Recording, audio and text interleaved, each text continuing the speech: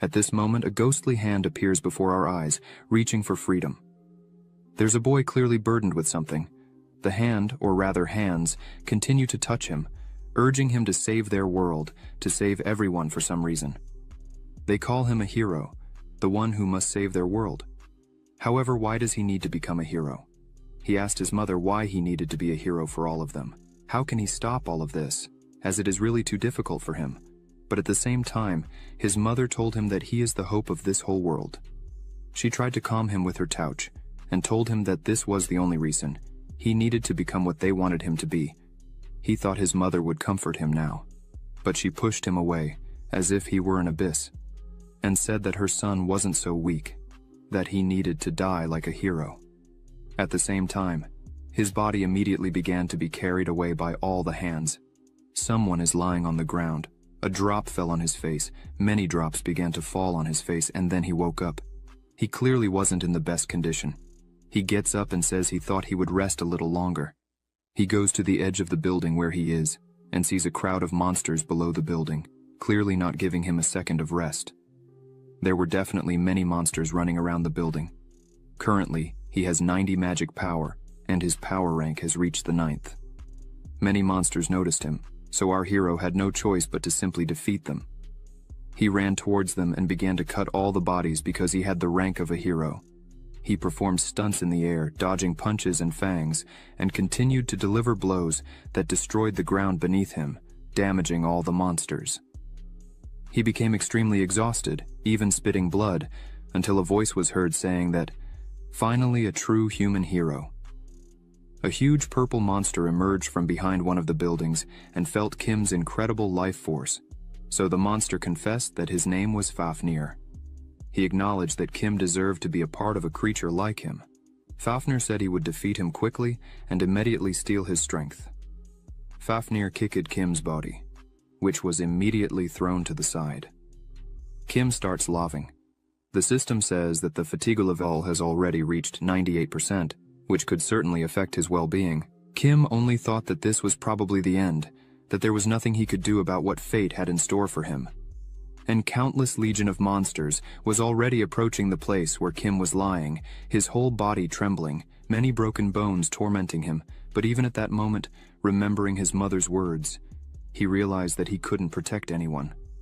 Fafnir immediately prepared to finish off his opponent, and all that was left for our hero to do was watch and understand that he was a simple entity that also couldn't protect anyone.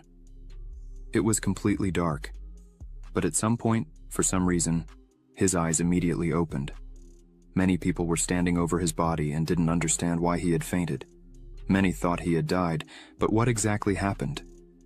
Kim immediately got up, which really scared everyone because he acted like a ghost. But Kim still didn't understand anything because he breathed, saw his hands, and observed a clear sky above him. Many people thought he had gone mad, but Kim just thought that a second ago, he saw Fafnir kill him. Of course, at the same time, we realized that the guys are not his friends. They are people who gathered to attack him. The man immediately tried to attack Kim, but his instincts kicked in, so the hand was immediately deflected to the side. The guys didn't understand what was happening, but it was too late, as Kim knocked one of them down and threw him to the side with just one punch. Everyone was shocked, but Kim, unaware, immediately began to apologize. People began to call him crazy and said he was strange for doing this, and then claimed he was dead. But one of them shouted that the police were arriving. They asked him not to return to school, but Kim didn't understand because he thought his name was Kim Soo-hyun and not Kim Sung. Kim immediately stood up and took the phone from his pocket. He found it very strange because it wasn't his phone. It seemed like 20 years had passed. However, as soon as he looked at the phone screen, he noticed his new face. At the same time, we realized that in the year 2042, the world came to an end after dungeons began to appear in different parts of the earth. Monsters emerged from the dungeons that hadn't been completed and started invading the real world. This event was called the Outbreak, and ruthlessly destroyed everything in this world. On the other hand, there were people born with the power to fight against this catastrophe. People worldwide started calling these individuals awakened, and Kim Sung was one of them. Even after all humans died, he was the last one standing, continuing to fight against the monsters. He became the last representative of humanity, and the strongest awakened. Returning to the present, he was at the police station talking to an officer. The officer asked for his name. Kim said his name was Kim Soo-yoon. At the same time, the officer asked for his date of birth and how old he was, but of course Kim couldn't answer any questions. Observing the calendar, he realized the year was 2022, so if his memory was correct, time had likely rolled back 20 years. The officer kept questioning Kim, so he had no choice but to say he was 19 years old because he actually looked that age and definitely was still in school. The officer asked him if he knew his residential address, again with no response. While the officer became very angry, Kim could only think that he was absolutely certain he had died because of Fafnir. Was he dreaming, or was it just Fafnir's magic? But it was clear that the sensation of the monster's fist touching his body was real. He was truly in the past, only in someone else's body. What would it take to return to his old body? There were many things he couldn't and would be unable to figure out yet. Of course, when none of the questions were answered, the officer said there was no reason to talk to his mother, so he simply stated that his mother would come to pick him up soon. The officer said that after he left, Kim shouldn't wander but just sit quietly at home. At that moment, he was being warned about some places, and then a certain woman's voice was heard shouting the name Kim Soo-hyun. She immediately ran to her son. It was clear that the mother was worried. Her face was full of fear and panic, but Kim couldn't understand what was happening because now, in reality, in front of him was the mother of the former owner of the body he was in now. It was night, and the sun was setting below the horizon, and the mother was asking if he had forgotten the home address. They had recently moved, but she definitely couldn't imagine it would be impossible to remember. Maybe it was all due to stress. She laughed because she would have never thought her son would address her so formally. Kim immediately broke into a cold sweat, realizing that in this new life, he would play the role of the former owner of the body, Kim Soo-hyun. But what should he say now, seeing his mother so distressed? Should he apologize? But the mother immediately handed him a handkerchief and said he only needed to wipe his face a bit. She said she heard that the kids who constantly bullied him did it again today. She asked when they would stop doing all this. She continued to wipe Kim's face and asked him to tell her about it next time. She held Kim's hand, which left Kim very confused. Of course, at that moment, Kim's mother couldn't understand what was happening. Why was it so quiet outside? Kim also noticed this, and it was at that moment that a wolf appeared, baring its teeth. The mother didn't notice anything, so she continued to walk carelessly. She said they should keep walking until Kim noticed something and started looking back, noticing the wolf. The wolf immediately lunged at him and tore a piece of his clothes, and many things fell from his backpack. It was evident that it was a werewolf, the threat the police had warned him about. He remembered that in 2022, outbreaks began to occur more frequently than before. The problem wasn't how to deal with the werewolf, but how to find the right weapons. Kim noticed an umbrella and grabbed it as a weapon. Of course, his mother was very scared at that moment, but Kim asked her to stay quiet and armed himself with the umbrella. The wolf immediately attacked, but the wolf was injured. As there were two wolves, the second attacked from behind. It became clear that the body Kim was in was incredibly weak to deal with such a monster. If only he were awakened. Another wolf approached, and Kim thought it would be the end for him. However, he realized how his mother threw herself against one of the wolves with her body. The wolf fell to the ground, but the mother was also injured. Why did she do that? It was so dangerous and reckless that such an outcome couldn't be imagined. However, the only thing his mother said was that only her son should leave there alive. These words brought no peace to Kim. The wolves were after him. A strange and ominous aura began to emanate from Kim. He turned around, looking directly into the wolves' eyes, asking if they wanted to die. The wolves sensed something and started to flee. Kim began to chase them with his umbrella in hand, but immediately fell. Kim looked at the sky and wondered if this body was so weak that he couldn't even run after them. He recovered and immediately went to his mother, putting her on his back, saying they were going home. But as soon as Kim picked her up, he felt the pain in his back, realizing it was probably from the same injury. And when he thought more, he realized he didn't know where his home was. Night fell, and Kim finally managed to find the address because it was in his wallet. Kim placed his mother on the sofa. was very out of breath, quite pleased with himself, but began to hear his mother say that her son should run away, that she would stay with the wolves. This was very strange to Kim. Why was she doing this after all? How could she put herself in danger trying to protect him? Then he looked at his hands and began to wonder why his body was so weak in the first place. Why was it so weak that he couldn't face some common monsters? Of course, he was very irritated to be reborn in such a pathetic body. Was it just to repeat all the mistakes he made in his previous life? However, he decided to calm down. It was important to stay calm in moments like this. But behind Kim, a strange glow appeared. The system asked for some permission and then began user confirmation. Once the user was confirmed, the hole in the wall said the portal was open. Of course, it was very similar to an abyss.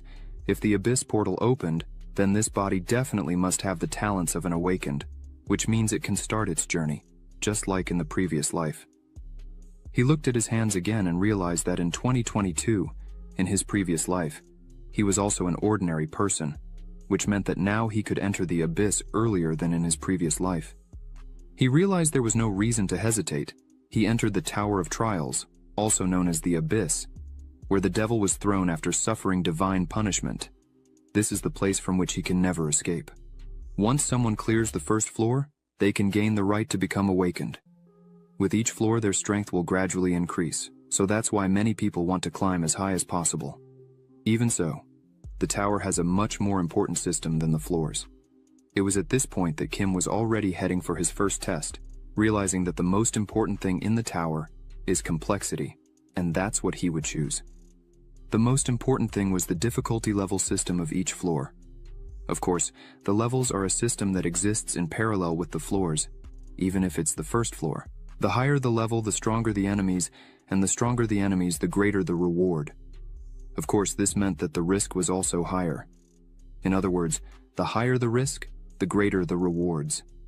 The tower began to transform into a new area, like the Colosseum. A 10th level test was created, but Kim couldn't understand if everything would be fine with him, as in the past, he managed to master only the 8th level at most. But if that's the case, he should at least try to change something so that he doesn't have to face that sad ending from the past. At this point, the system asked to choose a weapon, so as soon as the weapon was chosen, Kim knew he should advance while the crowd of monsters approached him. A few hours later on the street, one of the humans was surrounded by 2 werewolves, screaming for help, asking someone to save him. But it was at this moment that Kim appeared, saying that he had found the creatures that attacked his mother in the morning. Kim immediately delivered a few blows that shattered one of them. Kim reminded everyone that he had warned that he wouldn't let anyone escape like that. The wolf was scared, but Kim asked not to worry because he would join the other one. At this point, we could see that the awakened Kim had cleared the first floor with a difficulty level of 10, gaining incredible strength in the process. After all this, the TV broadcast reported that recently, the number of dungeons had increased compared to the number of dungeons that first appeared in 2019, which had now tripled. The sudden appearance of dungeons had a huge impact, generating many discussions. Of course, everyone needed to understand that the Tower of Trials and the dungeons were similar, but had different forms. On the phone, they began to study them. The Tower of Trials, the dungeons, and the system emerged more or less at the same time. No one knew what they were, and the whole world was interested in them. The attention and desire for the unknown began to grow day by day as people found more and more ways to use the energy of the resources they encountered. Ethereal stones, their price skyrocketed, and the rewards found in the dungeons were relevant not only for everyday life, but also for the global economy. The awakened, by themselves, received a material reward for capturing the dungeon, enchanted by the fame and the feeling of superiority that accompanied them. However, what people didn't understand was that in some places, a phenomenon called outbreak was discovered, where monsters could escape from Dungeon X. Even so, dungeons were considered to have too positive an impact on society. The outbreak was what shocked people in the future, because as dungeons became more powerful, stronger monsters made their way into the real world. In 2028, the situation will reach the limit, and this catastrophe will destroy the world as we know it. Until then, many people were looking at each other's rankings, knowing for the first time the name of Kim, who was ranked first in tower clearing. They thought he was a rising star.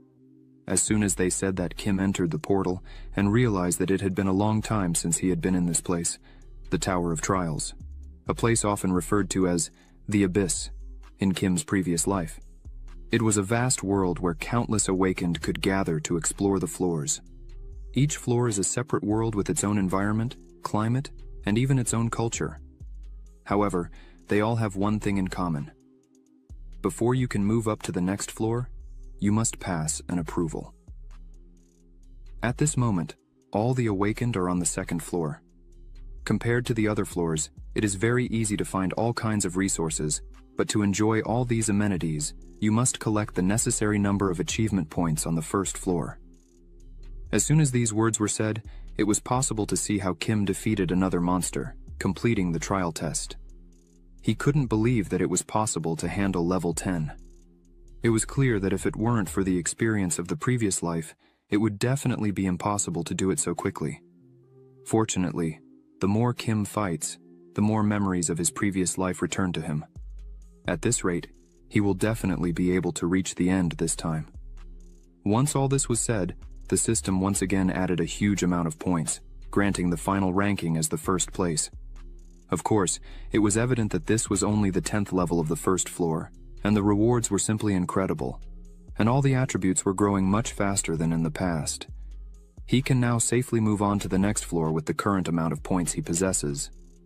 Kim was very happy with such a large number of points. First of all, it was worth going shopping. As soon as he arrived there, he was greeted by an attractive elf, who noticed that Kim had just ascended to that floor. So she asked him to tell her everything he wanted, and if there was something specific the elf could advise on. It was a dark elf veil. Only Kim understood that this girl was the same from his previous life, enticing men to always buy the same thing, but it wouldn't work on him. So he immediately said that he needed a transformation ability, a jumping ability. Veli couldn't believe that a young man had been so well advised, but he would have enough points for all this. After all, these abilities are worth many achievement points. But Kim just smiled and immediately placed 1,150 points on the table. She couldn't believe it and asked him how he had so many points and if he had cheated the system. Kim looked at her and said that he had paid the right amount to her. Veli said that no one had scored 1,000 points on the first floor before. Veli asked him if he really had just arrived on the second floor. Kim said that of course it was true that he had just ascended there. He was just an ordinary customer. As soon as Kim left the store, he decided to take a look around. He opened the spatial bag and saw that he had bought a sword, a spear, and everything else vital. He hadn't forgotten anything. It was at this moment that he picked up 2 books and activated the analysis. He understood that each ability had the required level to master it. The abilities you master will strengthen as you increase your skill in using them, but some of them have levels that only the ability alone is not enough to achieve. These abilities are called growth level abilities, and it is very difficult to reach them. There is only one growth level ability that can be acquired in the challenge towers, and that is the transformation, in addition to something as important as abilities, the use of a magic power catalyst. It is this catalyst that will increase the level of mana and be adjusted according to someone's abilities. It can also be acquired in the regular reward shop when someone's challenges end, like an item that will increase your magic power to the desired level without going up the tower or capturing dungeons. Kim even thought that it was quite easy not to notice this, but people often miss many useful things. This item in his hands is also incredibly useful. Kim didn't know how useful it was to have memories of his past life. However, the transformation and the magic catalyst were quite good decisions to start with. While Kim was thinking, someone approached wanting to talk. But who was this person? Why couldn't he feel his presence? The guy was standing there. He said he didn't want to scare, but Kim definitely recognized him. He remembered seeing him on top of the corpse mountain with a smile. He was Choi Hak-jun. Choi was the awakened genius of the Abyss who used to be praised, but he was the main culprit in the death of a major guild soon. At this moment, this man was in front of Kim, not understanding anything. Choi Hak asked why Kim was looking at him like that. but Kim said he was just a little surprised. Of course, he had known him in the past and remembered that the person he knew had a more bloodthirsty aura. Kim asked what he wanted to talk about. At this moment, Choi said he was just following him since the moment he was in the store. It seemed like he was buying many different items, and Choi thought Kim had a good eye for purchasing equipment. Kim couldn't believe it. Was he really being followed? At this moment, Choi said he had been waiting for so long, leaving Kim scared, but also asked the two to form a group, which was very surprising. He was like the kindest dog, which left Kim in a not very comfortable position.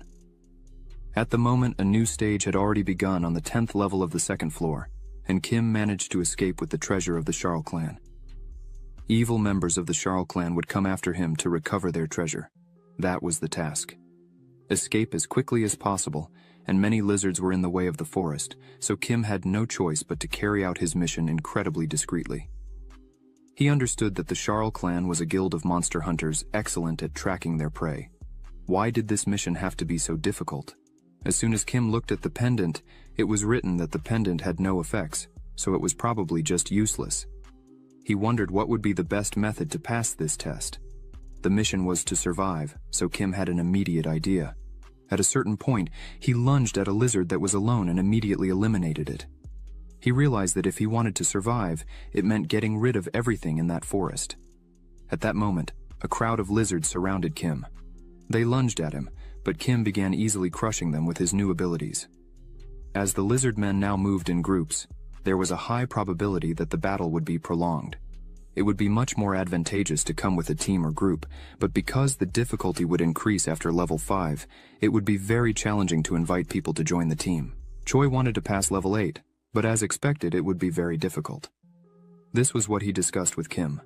He knew that level 8 was too low for his purpose and mission. Suddenly, the boss of this floor appeared in front of him. Kim had no choice but to use the jump and declare clearly that he would exterminate all members of his guild. A second later, the boss was defeated like a common enemy, and the system announced that the reward for the second floor of the challenge tower was the unique ability of the Charles clan's treasure. This pendant could now heal all the damage and illnesses that Kim had suffered. This ability could be used up to 5 times. Of course, no one would have ever believed that the reward would be so unique. But as Kim thought, the idea of destroying monsters instead of fleeing was a good one. Because of this test, all attributes grew several times faster than in the past, and with the transformation, he was able to understand how the boss would behave. The unique ability of the Charles clan leader was Berserk, an ability that increased someone's physical abilities in proportion to their fatigue and strength reserve. This could definitely help in the future, although it would be tiring. But Kim was able to extract many incredible things from this battle. If he continues to grow at this rate, then he will definitely be able to do something in the future. However, as soon as he thought about it, the system warned him about his fatigue, which was at 81, so Kim decided to think about it later. When he left the dungeon, he immediately went back home, where he saw that his mother had prepared an incredible amount of dishes. His mother said it was because her son had saved her, but Kim said his mother should be tired, and she should definitely rest. His mother said she regretted nothing for her beloved son. Kim lowered his gaze back to the table and immediately began to eat his food. Kim was incredibly grateful for this great opportunity. He knew that even if he couldn't become her real son, he would thank her today by eating everything on the table and definitely protect her from everything and everyone. At this moment, the news reported that the points leader, Kim, had moved on to the second floor of the tower. Everyone thought it was a lie and asked for proof, but Kim knew things were bad for him because now he would definitely have to hide. He leaned on his keyboard as he continued to read the comments. Many even thought that every guild would want to catch him, which would be quite problematic. At this point, someone from the Ares headquarters also began to talk about Kim. Choi was also there. Someone asked him about Kim, and Choi asked what was with him. A man said that Choi woke up with Kim at that moment. This man also asked if Choi knew anything about Kim. Choi thought for a moment and said it seemed that he hadn't known him before. At that moment, the man said it would be worth postponing this question because the tower was too big. He asked how the 3rd floor was going. The man knew that the 8th level was very difficult, but he couldn't waste much time on it, especially now that Kim appeared. Choi said he was looking for people to go with him, but due to level 8, it was very difficult to find them. Choi said that if he didn't find anyone, he would go alone. The man smiled and said that if Choi didn't have enough people, he would find them for him. So there was no need to think about anything else but climbing the tower. The man turned around with a threatening smile, saying that after that, he already knew what would happen.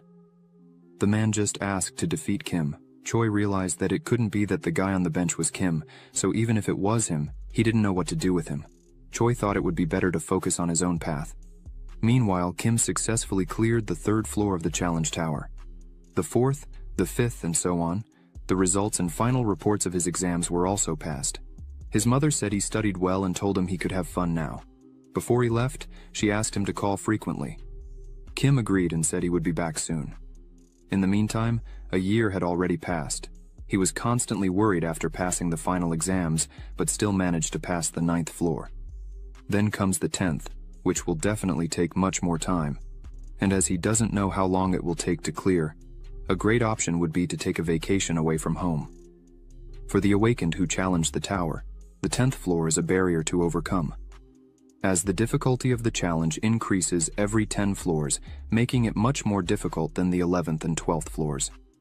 For this reason, most players usually choose a lower level than they are used to passing, but if you lower the level in this way, other floors will become more difficult. So, to overcome this test, you definitely need to get stronger. It is at this point that information is provided that the next major outbreak will be from a green dungeon, which will appear anywhere in a year. It will be the first time humanity is under threat, and after some time, an incident in Gyeonggi on New Year's. This is the future worth changing. At that moment the sun was shining, and Kim decided that this time he would definitely protect everyone. At the entrance to the 10th floor of the challenge tower, Kim was heading there and was greeted by an old man. The old man said he wasn't trying to stop anyone, but asked Kim for a coin before he continued. He was the guardian of the 10th floor.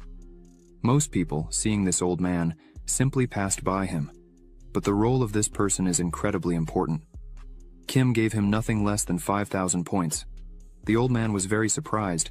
For some reason, many people simply ignored him and walked away, but he was generous. Kim said he was a rather important person, so he didn't regret it. The old man thanked him for the very kind words and asked what information he needed. Kim asked for information about the 10th floor. The old man initially thought all that information was quite valuable, but now he couldn't simply refuse after receiving so much change. So the old man told Kim to be careful with the boss. Kim asked if that was all and understood that if it was okay because one cannot doubt the words of the gatekeeper. He immediately entered the portal and was prompted to choose a difficulty, so Kim said he would choose a difficulty of 10. At this moment, he was standing on a mountain looking at the city. The system said that it would be necessary to find the target of this test and deal with it without dying.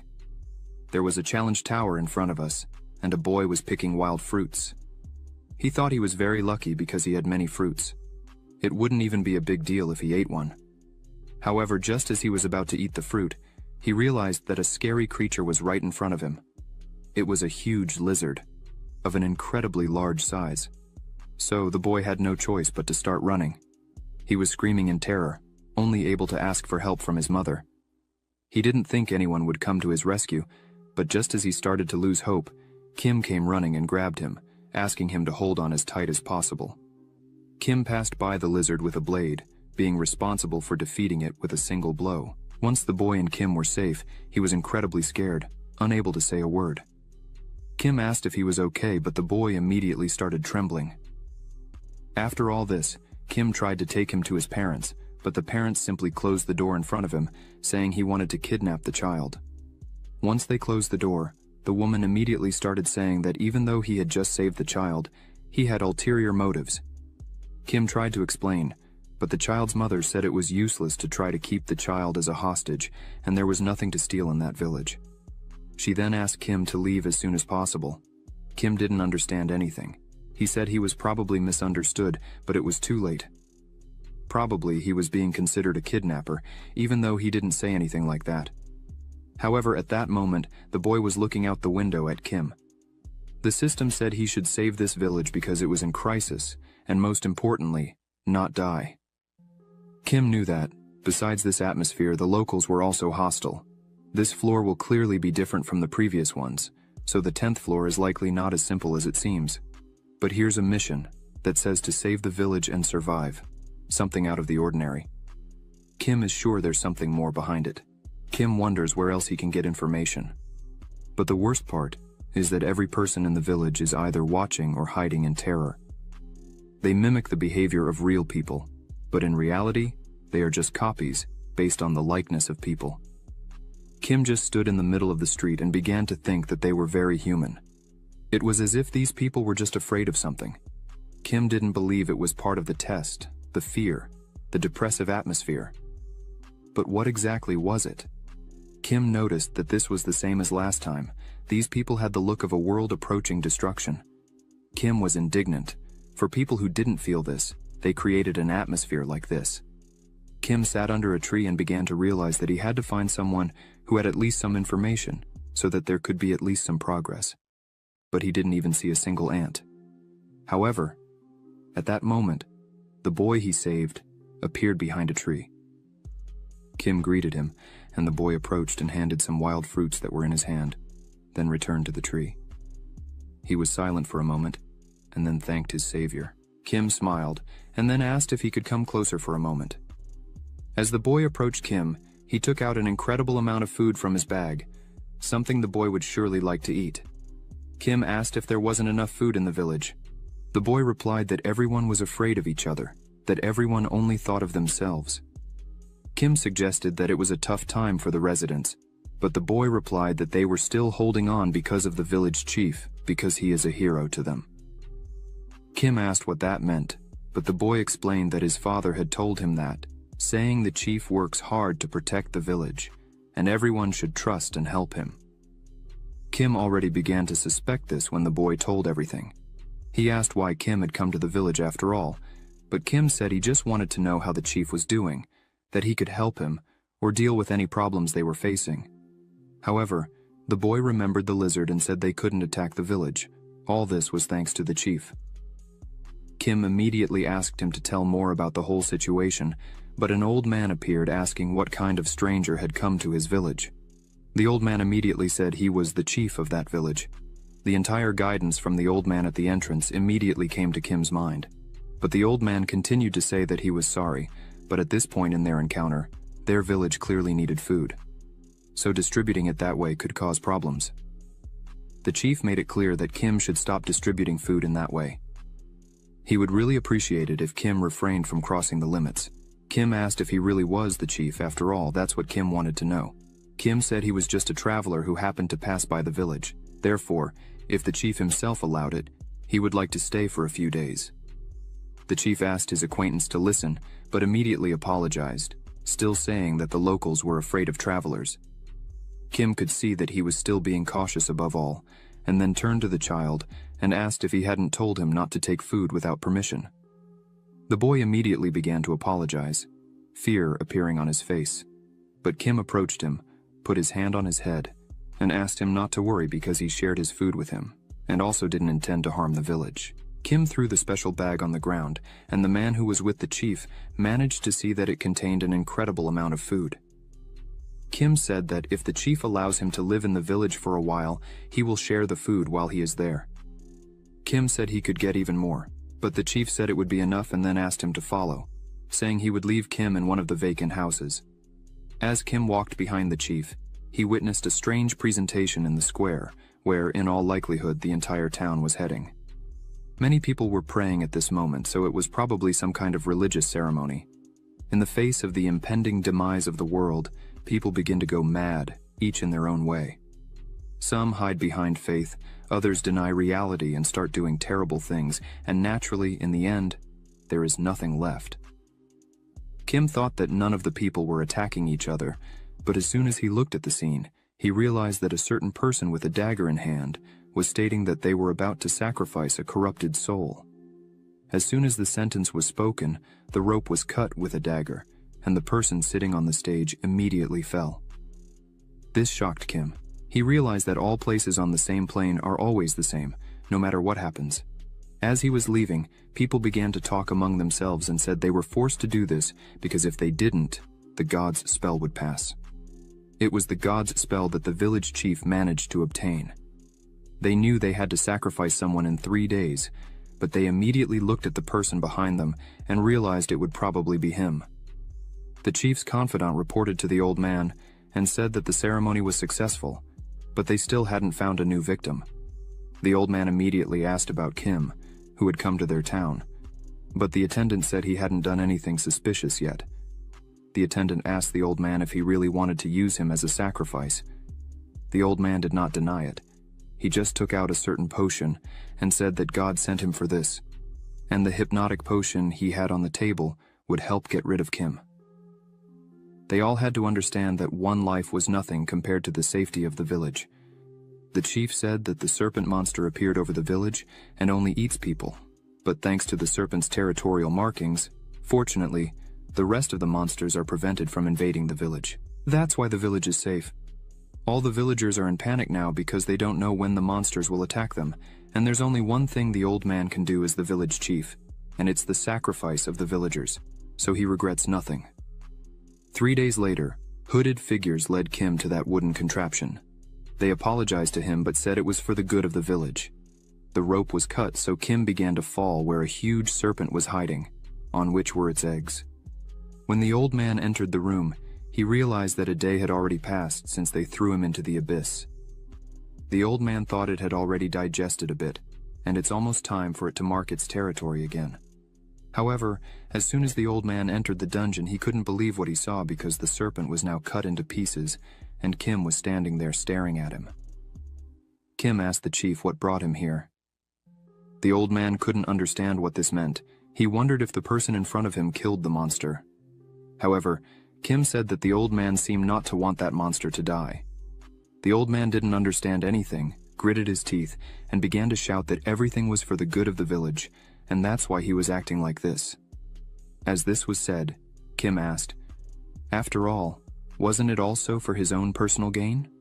The old man was shocked by this information, and then Kim started talking about the snake behind him. He said that this snake spends most of its time eating and sleeping like a sloth, building nests, and marking its territory until it ventures out, which means weaker monsters would never dare to enter the territory. But it also means that to save the nest, you need to feed it.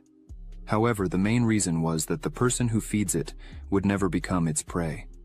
The old man was shocked, couldn't believe a single word, but Kim was already walking towards him and began to say that probably all his words were just assumptions, but it seemed that, knowing this information, he pretended to be a hero by feeding the serpent with local residents. But it was at this moment that his hypocrisy came to an end, and the serpent was defeated. Kim appeared in the square with the serpent's head, and told the residents about the whole situation. They couldn't believe that the chief was lying to them. Of course, everyone thought it was a religious ceremony, but they couldn't believe they were losing their loved ones because of it. Many were dissatisfied, but also upset because they thought that now the monsters would start attacking them. One of the men there asked, "What will Kim do next?" Kim said he would just help all of them. The residents didn't believe and didn't understand anything, so Kim said he would now show them something. He also showed serpent eggs. Many people were shocked, but Kim asked them to listen. Of course, he had already told everyone that this predatory serpent has a special characteristic that always leaves its food provider unharmed.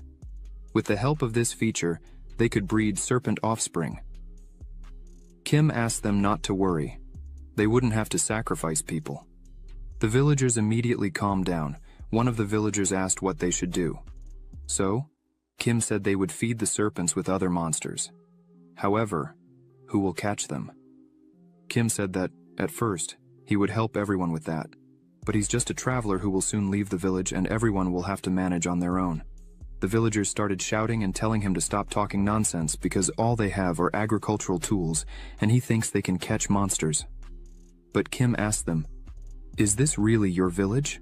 If so, then you must protect it, but if you have objections, you can simply give up or start sacrificing the locals again." It is the lack of will to protect oneself and the constant dependence on others that give rise to so-called heroes. But a weak hero formed by someone else's will cannot be a true hero. Kim wondered if all his words were too much now. He thought everything was lost, but suddenly a voice was heard, saying he would. It was the boy. He said that no matter how dangerous everything is, he wants to learn how to protect his loved ones. Kim told him that he was doing a great job, so if everyone joined together, they would definitely succeed. At this moment, the boy was radiant, and Kim turned to everyone and said that if even this child has courage, why don't they? At this point, a chain reaction started. One by one, they began to agree to the conditions. But the elder said that as long as the traveler is with them, everyone would like to learn how to deal with everything that will be necessary in the future. At this point, the system announced that the villagers had gained willpower, so the task progress increased to 60%, and Kim couldn't understand where to start.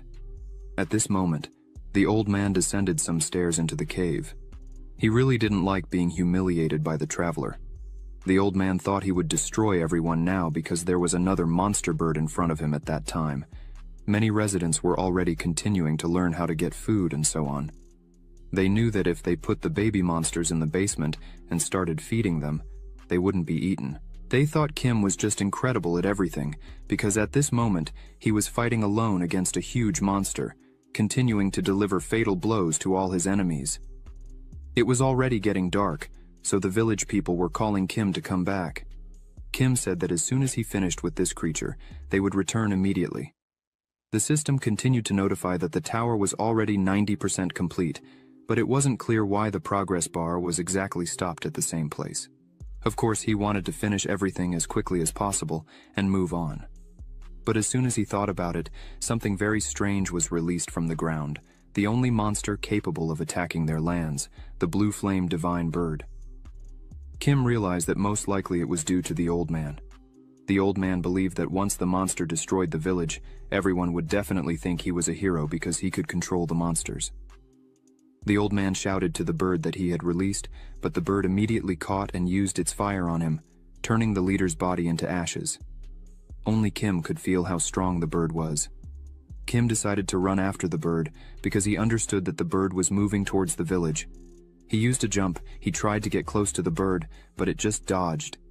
Kim couldn't hit it. The bird turned and struck Kim, throwing him away. Kim was very frustrated because he had just convinced the villagers, and this happened. Kim was in the air. Both noticed a huge monster. They were scared, screaming in fear. The bird was about to use its spell, but Kim appeared, throwing his sword at it while tying its beak. Kim realized that if he couldn't catch it, he should just try something easier. It was at this moment that the bird was restrained, and Kim stole its ability, being able to defeat it with fire. His mother is on the phone talking to someone. Nothing is happening there. Kim also mentioned that he wants to take a vacation after the final exam, so he is out of town. Now she isn't worried because she's sure he's fine, and it seems like he suddenly grew up a bit. Sometimes it feels like he became a completely different person. Meanwhile, we see Kim in a fight against the monster bird. After using the bird's abilities against itself, he noticed that there is a limit to the ability he can use through transformation, an enhanced level ability in which strength depends on the skill level. The transformation can copy the physical characteristics of a specific target. The number and difficulty level of the target will increase depending on the transformation level. This level wasn't sufficient to harm this bird in any way. Kim had an attack coming towards him, trying to contain it, but it was scorching. He didn't want to die here, and he was also instructed to save the village that is in danger and survive. The pendant would also be helpful to him, except he needs to protect it. Kim remembered this.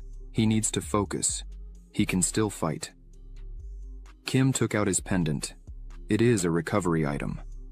All the wounds on his body were healed, and the remaining number of uses was 4 out of 5. The bird flew away, and Kim flew behind to attack. He drew his sword and thrust it into the back of the bird. Both he and the bird fell to the ground. The bird died, and Kim finally managed to defeat it. Then, we see someone shouting, and Kim wakes up startled and also screams. He was in the hospital, injured. As soon as he woke up, it was a relief for the people around. They are happy that he finally woke up.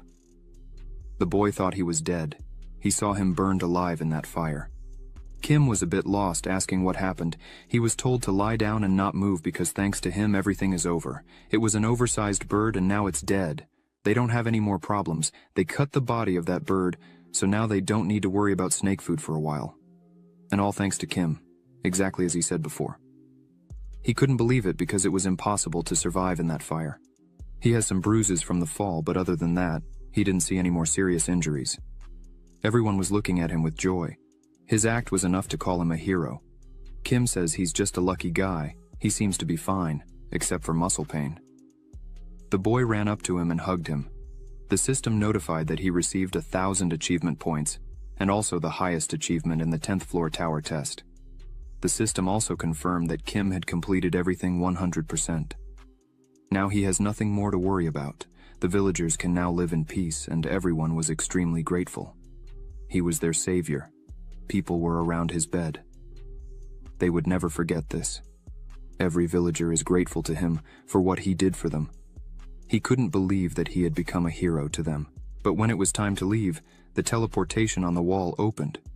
The boy ran up to him and asked why he was leaving at this moment. Why would he leave without saying anything? And what is behind him? The boy asked if he was leaving to save another village. Kim said yes, but the boy was very grateful and handed him a certain bag wishing him luck.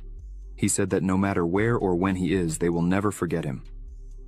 This bag contained some fruits she had picked, which he could eat whenever he wanted, and her name was Melly. He thanked Kim again and he bid farewell. Next we see a car driving on the road. Choi is sitting in it, looking out the window. A man was talking to him, but Choi didn't respond. Apparently he was worried. He turned his attention to the man and said, "No way," the man said. How could a guy like him, the best among the rookies, be worried, since he had already reached the 15th floor? Now he was at least in position B. He could even try to become the top ranked. The man says it seems like they are talking about different rookies, and that this Kim will have his rank evaluated soon too. Choi asked how the man knows that. The man replied that it's just intuition. After all, Kim recently cleared the 10th floor. It's time for an evaluation now. Choi thinks he even gets information about the floors he is guarding. This Kim, having caught the attention of Young Dong-young, makes Choi feel sorry for him, but the man just wants to say, just in case. No matter if it's in the tower or the examination room, if he finds that guy there, then he has to take him to their guild. In that case, if he enlists Kim, he can let the boy go. Choi in the car understands what will happen if Kim replaces him. He can be free. We can see the building. It's the certification commission for the awakened. Choi arrived there. He remembered the man saying that when he finishes, he would arrange everything for Choi to climb to the top of the abyss. He should hurry after finishing the exam. If he fails, he should remember that everyone will suffer for it. Choi smiled back at him and agreed. Now that he was in front of this building, he began to enter. There was a guy standing behind him. It was Kim, who had arrived just in time. It had been a long time since Kim confirmed his rank. The Certification Commission for the Awakened is a government commission where awakened individuals can find out their rank, whether a rookie or a foreigner. They take care of everyone. Many awakened people come to this place to enter the dungeon. You need to get a rank and enter them to earn money. Even if he came here just to enter the dungeon and not work, he still had to wait here. Those who confirmed their rank become active awakened. If they possess both good physical condition and unique abilities, they will be recognized as an awakened. So many often come from the guild to recruit others as promising individuals. They have a hawk's eye. The man who was accompanying Kim said that when everything was ready, they would call his name, then he would take him there. There was a guy cursing behind the counter. He asked them to stop playing around and just do the work normally. Let them take another look at him because he has the 3rd level of magic. It's certain that he should get a C ranking, so why is he only at D? The requirements for getting a rank suddenly changed, and those people couldn't do anything about it. He grabbed the shirt and started shouting even more. This is their problem, that the conditions changed, because he decided everything by himself and cut the man's rank. Income received from the dungeon depends on the rank, but you can't behave like this, even if you're dissatisfied with the rank received. There were security guards everywhere, and the fight was getting worse because the guy didn't agree with the verdict. Suddenly, Choi approached him, twisted his arm and brought him down to the ground. Choi wonders if there are still people like this in the world. Choi didn't understand what was happening, but he saw the guy's bracelet. It was an artifact that temporarily increased magical power. This is a rare item that is not available in normal stores. He doesn't know where this guy got such a bracelet. Although his rank is low, it seems like he still has money. The man was still angrier, but Choi didn't let go. Choi asks if he thinks there are stupid people working here? People who only look at skills. If that's the case, why didn't he take the test without this bracelet? Choi laughed and said, "It's true, he wouldn't even get the lowest rank, so that's ridiculous." The security arrived to ask him to leave. "He can go on his own. Let him go," he shouted. Choi says he lost his manners, as he's not in the best mood, so he's a bit agitated. Suddenly someone greeted him from behind, and he turned around and saw Kim, who asked if Choi remembered him. Choi saw him for the first time on the second floor. Choi then asked Kim, this will be his first test because he's so surprised. Basically, the test to get a rank is done a month after waking up. But Kim is a special case. Kim says he was busy, but in reality, he would like to avoid a situation where everyone is watching him. He can't let his mother suffer more. The examiner was shocked, maybe due to his rank. Although it's hard to tell, Kim asked Choi why he didn't take the test earlier. He would be able to receive all the dungeon rewards if he passed the test, and he is on the 15th floor, and still hasn't done it. Choi said with a strange look that it's because he was busy. Choi thought they didn't know each other's names, so he introduced himself, Choi Hak-jun. But at that moment, he was called and ran as fast as he could. Kim recalled the guild that Choi destroyed, Ares Guild. It seems that at this point, Choi had already come into contact with it. Watching Choi, Kim wonders why he did that. Choi was finally evaluated. His rank is 4, number 44. Assigned rank, B. The audience began to criticize how he got such a high rank. He's still so young, and everyone was indignant. Kim congratulated him, but noticed that he didn't seem very happy when Choi started to explain. They called the next one, Solitary Kim, come here. They called Kim, and everyone was surprised by his departure. This is the guy who suddenly took the first with a bunch of points. His achievements on the 10th floor were incredible, discussed by everyone. Choi was excited because he also wanted to see this guy. A friend of his stood up next to him and said he would be back soon. Choi was shocked. This means that if he finds Kim in the tower or the test hall, he needs to bring him to the guild. If he can do that, then he will be free. Choi wonders if this person is really this Kim. Later he left this building.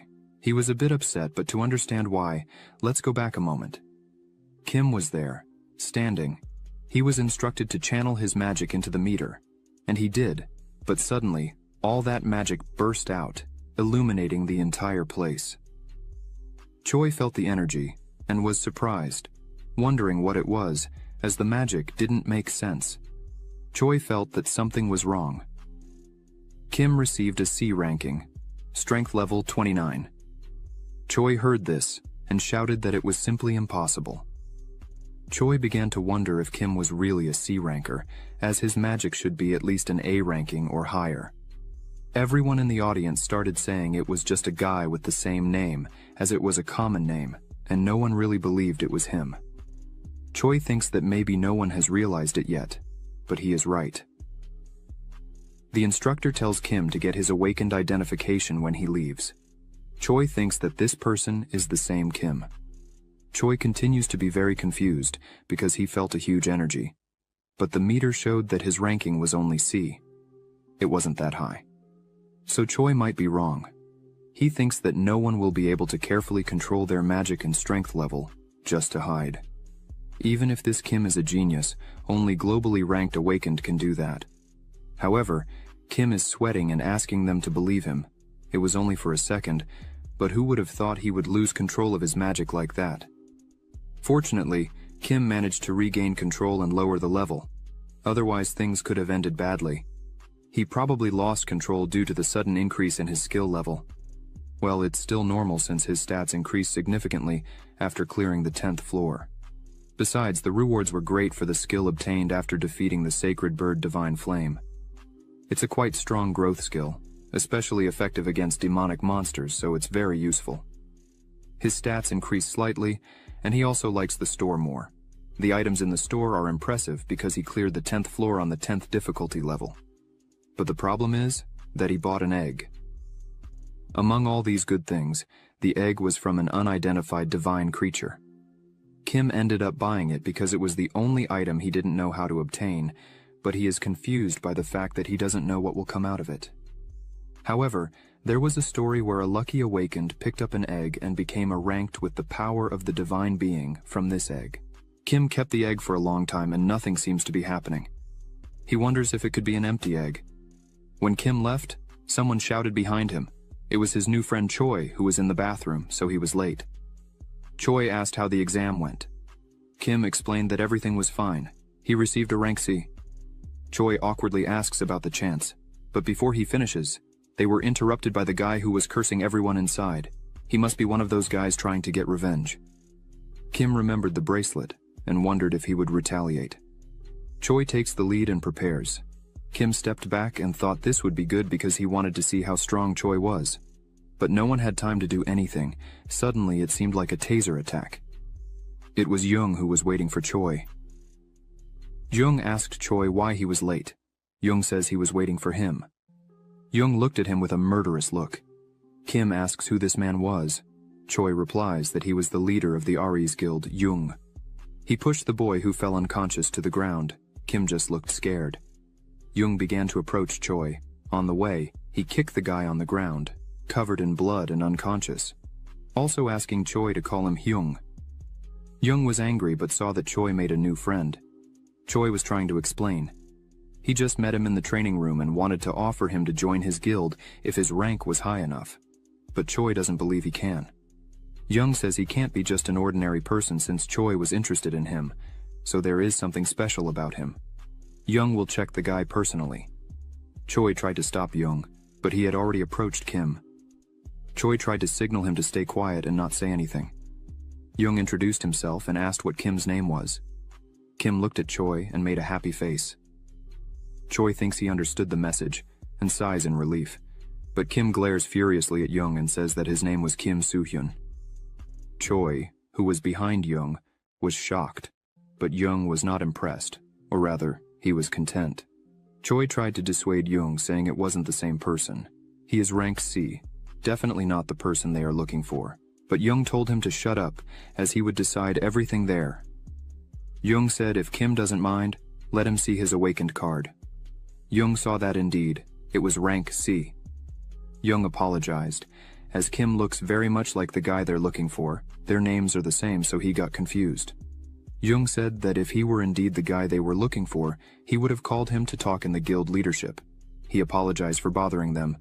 Well, if he is interested, he can come to their guild for the test. Kim said even if he were that rumored guy, he wouldn't join them for anything. Jung was surprised. Kim said that if he joined a guild where the leader didn't know the value of people's lives, what would happen to him? Jung said there was already a case like that. It happens to those who challenge members of his guild, right? Such people deserve to be punished. Kim said that this man was of a lower rank and asked if Jung didn't think it was excessive for self-defense. Jung thought about it and said that it seems they think differently. There is an unwritten rule that no one can get involved in a battle between awakened, even if one of them dies in the process. And the stronger the awakened is, the greater the chance he will go unpunished. A guild that has such a strong leader, a guild that won't receive any punishment even if they start a massacre, Jung said. Does everyone really want to join a guild like that? Kim replied that, as Jung said, they think differently. Jung gets irritated and says they have nothing more to talk about, so he calls Choi to follow. Choi apologized to Kim for this and went after Jung.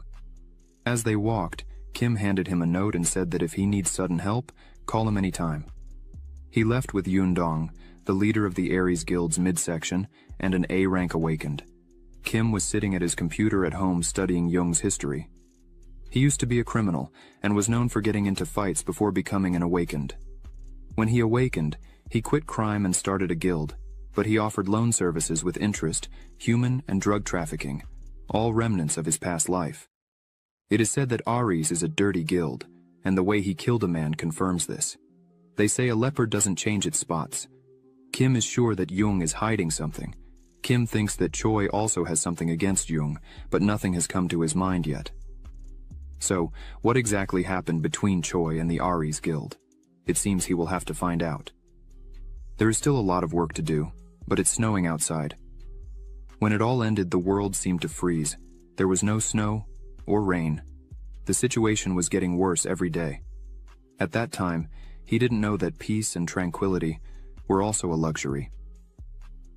New Year's Eve is coming soon. He almost forgot due to the meeting with Choi at the test. He has another reason to go to the tower. The reason he stopped climbing wasn't because of his rank, but because he needed to get an Awakened certificate from the Awakened Commission to participate in the raids, so he had to take the tests.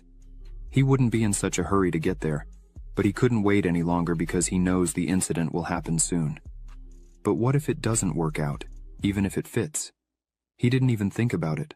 After all, he is the only one with rank C out there. According to the database, he doesn't even have experience in dungeons. Will they choose him for this? In the end, there was a group of people for a dungeon raid. The difficulty was orange, and the location was Yonggi-do in Gwangju. He didn't want to do it, but should he try to fool them? We see two people sitting in a cafe. An Min-suk, C-ranked hunter, Lee Yun-mi, C-ranked wizard, Kim Yoon, a C-ranked healer. It seems that nothing is special, but the girl thinks they work well together. The man at the table says these guys are just average. The girl says that's rude. She is also one of the candidates. She says that the fact that he is there shows that the other members matter. They need to calm down. Lee Juho, B ranked in front of her, was a man named Lee Juho. He says that even so, it wouldn't be enough. They needed at least one more participant. She explained to him that they would get less. Is Lee sure about this? She is already a high-ranked person. What is he afraid of? Lee explains by saying that security should come first. She knows how high the death statistics are in dungeons now. He stopped climbing the tower because he didn't want to waste his life. So what does he gain if he dies in the dungeon? She says it's just an orange dungeon. He doesn't need to worry. She said she would let him do whatever he wants. She has to obey the leader, so what can she do for him?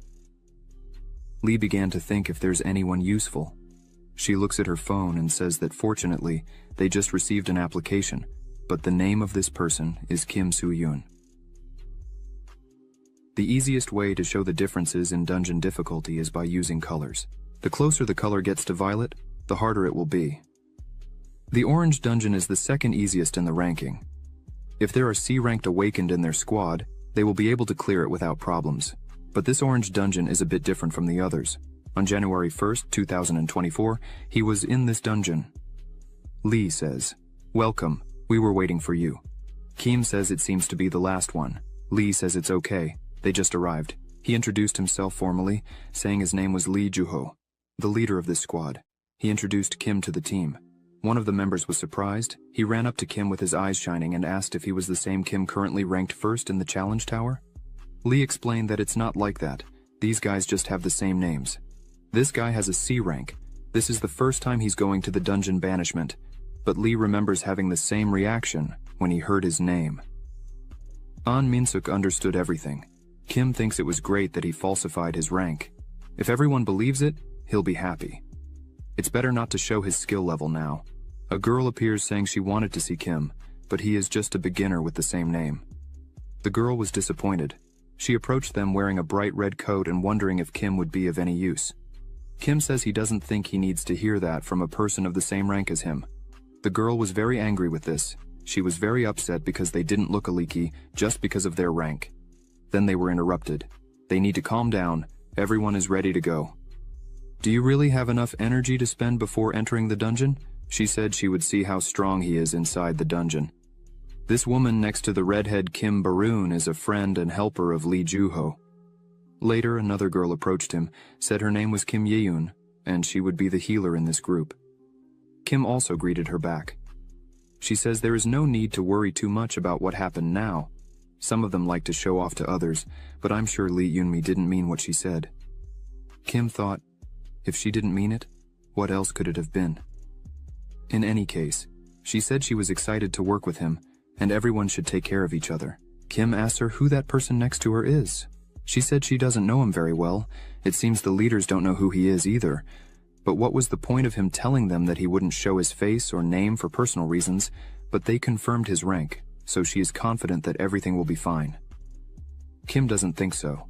Now they will enter the dungeon. There is a reason why Kim stopped climbing the tower and came to the orange dungeon. First, because everyone here will die soon. On January 1st, 2024, all squad members were killed in the dungeon, which attracted a lot of attention due to strange occurrences in a not very high-level dungeon. The reason it drew so much attention was the confirmed death of 5 people, but it was revealed that there were 6 people in the squad, which meant that the true killer was among them. And now, due to Kim's presence, there are 7 of them, but this only means that now the killer will have one more victim to get rid of. He must find the culprit among them and protect everyone. Well, what should he do? He thought as the rules were explained to them. Suddenly, Lee Joo-ho interrupted and asked if Kim had understood everything. He replied yes. Lee Joo-ho said, "Of course, don't worry so much. After all, this is just an orange dungeon. There won't be any monsters here, and even if there are, they will be animal types like wolves." Suddenly, turning around, he saw behind him a huge monster with one eye, which advanced toward them. It was a cyclops. Kim wondered why this was in the orange dungeon now. There was an explosion. No one believed it was an orange dungeon. They were thrown backward. Kim thought, Cyclops in the orange dungeon. Something strange is happening here. They only appear in yellow in higher dungeons, which means a growth level dungeon. It's like a transformation, a growth ability. There are also dungeons that gradually increase their level, so the reason for conquering this dungeon is due to an unexpected level increase. Kim thinks this may have led to the team's death. No, in no way does this reason explain much. Even if they were criminals, they cannot change the dungeon level. If they just wanted to kill everyone, this situation would be the way to go. But who is this man protecting his comrades? Among all the surprised faces, there was one truly happy man. Lee Eun-mi shouted and said they should run because of it. The reward of this dungeon is no more important than her life. How are they going to kill a monster like this? She is leaving. If she leaves now, what will happen to the others? So now is not the time for a fight. Meanwhile, the monster advanced on them. Lee Joo-ho was blocking the monster's blow. He did not lie about being a high-level awakened, however he still cannot withstand the Cyclops. Lee Joo-ho was thrown against the walls and was unconscious. Lee Eun-mi screamed, "You need to take care of the B-rank awakened." He was defeated in a single blow. The guys didn't know what to do, but suddenly everything lit up. What was that? It was Kim. He attacked the monster suddenly. Kim Baroon ran up to Lee Joo-ho to save him. Thank God the man didn't seem to be injured. Kim defended against the monster. He struck it and flew back while easily dodging the Cyclops' blow. Kim asks how long they are going to stay like this. The hooded man said they need to regroup. Even if they want to run, they can't just escape. There was no way out. The path was blocked.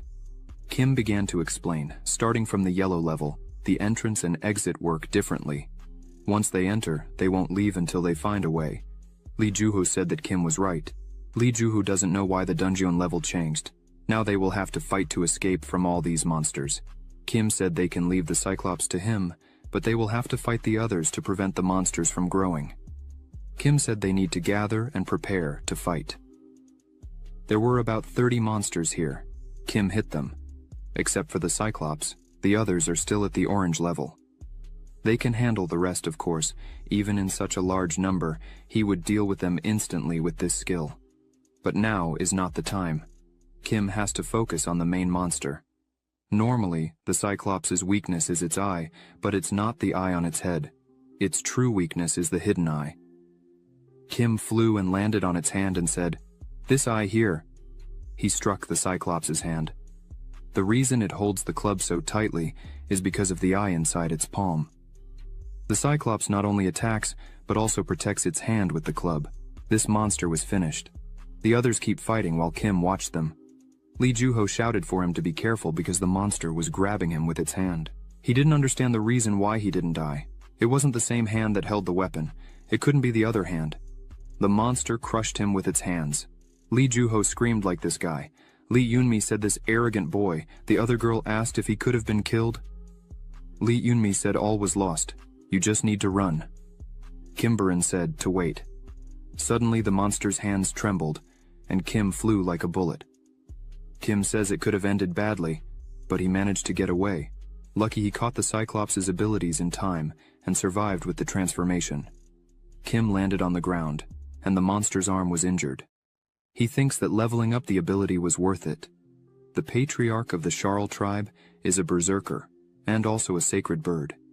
His ability is blue fire. Until now, he could only superficially copy the target's abilities. But now he can copy its entire power, much stronger than he thought.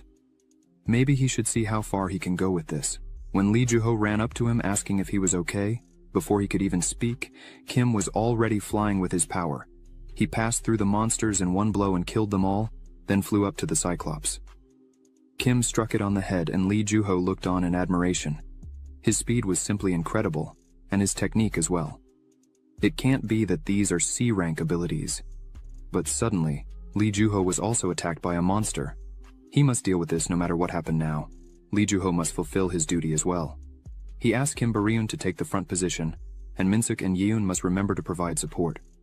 Kim Bareun asks if they heard. They have to stay behind him. Kim noticed how they started working together. That's right. Now it's time to finish everything. Kim hit the Cyclops on the arm and all over its body. The Cyclops died without leaving a trace. The rest of the team could barely handle all the monsters. Kim Bareun thought he was going to die. Lee Eunmi asks what they should do now. Even though they defeated these monsters, they still don't know where the exit is. If more of these monsters appear in the future, nothing will change. It's useless to ask for support from their superiors. Lee Juho responds that, to be honest, this is also his first time in such a situation, and he doesn't think there are recommendations for such situations. Now they are safe, and they can rest. Lee Juho asked if Kim was okay, and Kim replied that he was not injured at all. But Kim remembers that he is still ranked as C, and he thinks it was an emergency, but he exceeded himself a bit. However, he feels that his whole body is tingling. They can ask Kim Yeon to treat him, and he will discuss with Kim Bareun what they should do next. Kim Yeon ran up to him and asked if he was seriously injured. Kim said it was nothing serious. Kim Yeon started casting healing magic and said that, in any case, he fought very well. Think that he killed a Cyclops alone. Even a B-rank man can't handle that. Kim tries to downplay it and says that he was lucky. Kim Yeon realizes that he's not worried, so she asks him the reason. Kim asks if she's referring to the dungeon's difficulty. Kim Yeon says that's part of it. These people, Minsuk is afraid of dying and can't fight properly, while Lee Eunmi keeps complaining. And the hooded man, they don't know anything. Also, the two representatives on the Abyss Network talk badly about them. They don't distribute dungeon rewards correctly and come up with low-level excuses for their group. Even if they somehow finish, they won't be able to get the corresponding rewards. She also says that Kim is the one suffering the most. He tells Kim Yeon not to worry. He understands everything that's happening now. Lee Juho approached them and said he would like to talk to Kim. They need to step aside. The girl was worried and Kim agreed. Kim said that in fact, he would like to ask a question. They all passed through the cave. Fortunately, Yeon didn't see any more monsters around. Kim says they have dealt with all the monsters that were here before. They will be safe until the next zone. Baron goes up to Juho and asks how the conversation between Juho and Kim went. Baron asks about that plan that Kim wanted to ask about. Juho says the plan was cancelled, recalling the conversation. Bareun didn't understand because it seemed like there was more to come. They reached a huge door, and Kim thinks that soon they started to show their true intention. The enormous doors in front of them opened, and they entered an empty hall. It was gray and looked like they were in the middle of a dungeon. Maybe there was a way out. Eunmi noticed some golden doors in the middle of the dark room. She asks if that could be the exit. It seemed that they would finally get out of here. Juho tells her not to run out stupidly. When a scoreboard appeared in front of them, it was the dungeon system. It turned on and greeted those who had come this far. The dungeon test would start soon. It was the voice of the tower system. The team began to wonder what this voice was talking about. The exit was right in front of them. What was this? Starting from the yellow level. The raid does not end after killing monsters, just like in the tower tests. A raid can be completed when certain requirements are met. For example, you need to save the village and survive. They needed to choose a way to proceed. The first option was to kill the monsters. The door behind them would summon them for 30 minutes. The second option was the opposite door opening, and they would need to escape the monsters for 30 minutes. The summoned monsters would chase them. In 10 minutes, if they didn't open the door themselves, the path would be randomly chosen. Barun asks why this system does whatever it wants. Yuan was indignant, so they wouldn't leave until they finished with one of the options. The hooded guy says yes. Yunmi says it seems like they should choose the second option. The difficulty is too high, they won't be able to fight them. Minsuk asks if the reward is better if they fight. They did a great job before. Yunmi looks at him and says, "How can you say that, boy? He is completely useless." They started arguing and were interrupted by Barun. They should stop fighting, they don't have time for it. Juho turned without looking in Kim's eyes. Barun asked Juho what to do. They have less than 10 minutes, Juho was still thinking. The reason they were able to defeat the Cyclops and get here is because of Kim, so it's worth asking him. Yunmi says, what kind of C-rank raid leader will he be? Eunmi was indignant. Yuan says that he fought and everyone saw her success. Kim says that he thinks it's better to fight. Yunmi is surprised and asks what he thinks of himself after facing such monsters. He wants to get the best rewards. Kim begins to explain that they can run or fight. At first glance it seems easier to run, but if you think about it from the other side, they might be pursued by those same monsters they don't defeat. Besides, they don't know what might be behind the door. Occupying positions and fighting here, if you think about it, is probably the best option. Juho thought if no one opposed, they would agree to it. Everyone needed to align. They stood in a circle and defended each other's backs. They chose the first way to fight monsters, and in 30 seconds the battle began. The system wished good luck to the travelers, and the gate opened. All kinds of monsters came out and started attacking people. Juho warned everyone to be careful because these monsters are so strong. One of the monsters grabbed Juho by the neck and started squeezing. He couldn't even breathe, but Kim helped him with that lizard monster. It took only about a minute. The guys were fighting a lot. Soon, what would they do next? Show their true faces or wait to survive? While everyone was fighting, they suddenly noticed the door. What was that?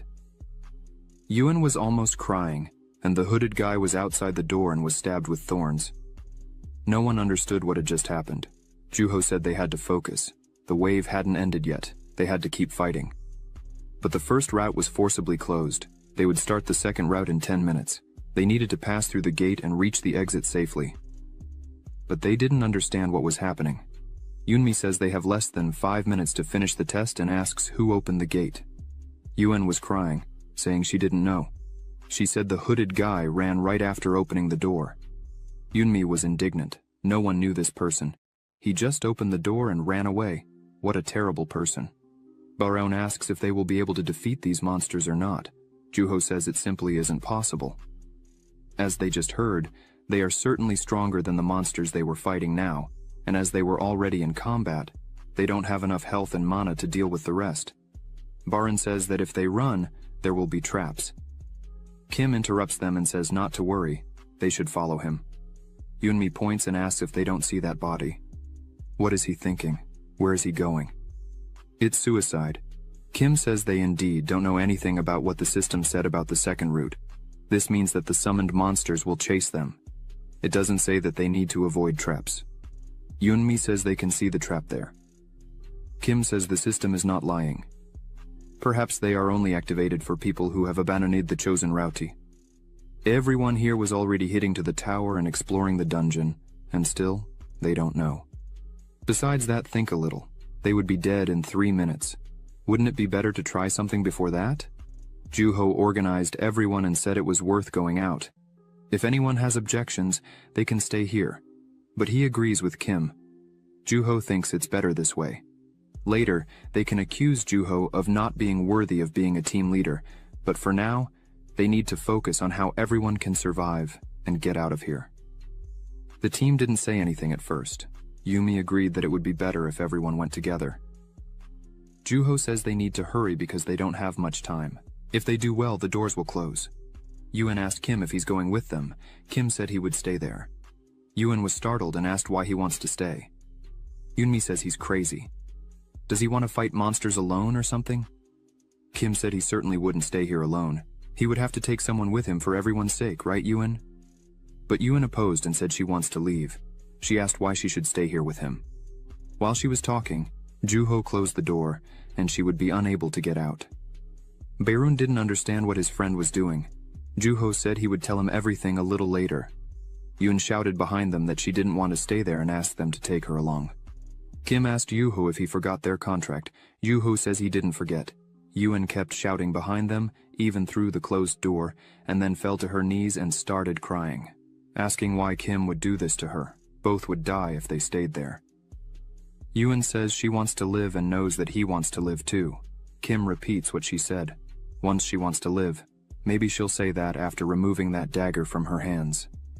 She thinks he didn't realize that she was one of the members of the Dump Guild. Kim cut her t-shirt and saw the symbol. The most terrible criminal guild, the Dump, is a nest of all kinds of crime, a crazy group of assassins. They will sow even more evil in the future. Now, the name of the Dump is not particularly known in society, but in a few years, they will become a group that threatens humanity at the level of outbreaks. Furthermore, their company became the culprit for accelerating the end of the world. If Kim wants to save the world, he must get rid of all of them as soon as possible. Ewan was about to kill the whole group to get an achievement corresponding to her guild. She was smart. Yunmi less sociable, however. She was very concerned about her life. She was constantly thinking about how to escape the battlefield. Minsuk wanted to clear the dungeon, but his skills were not enough to kill everyone.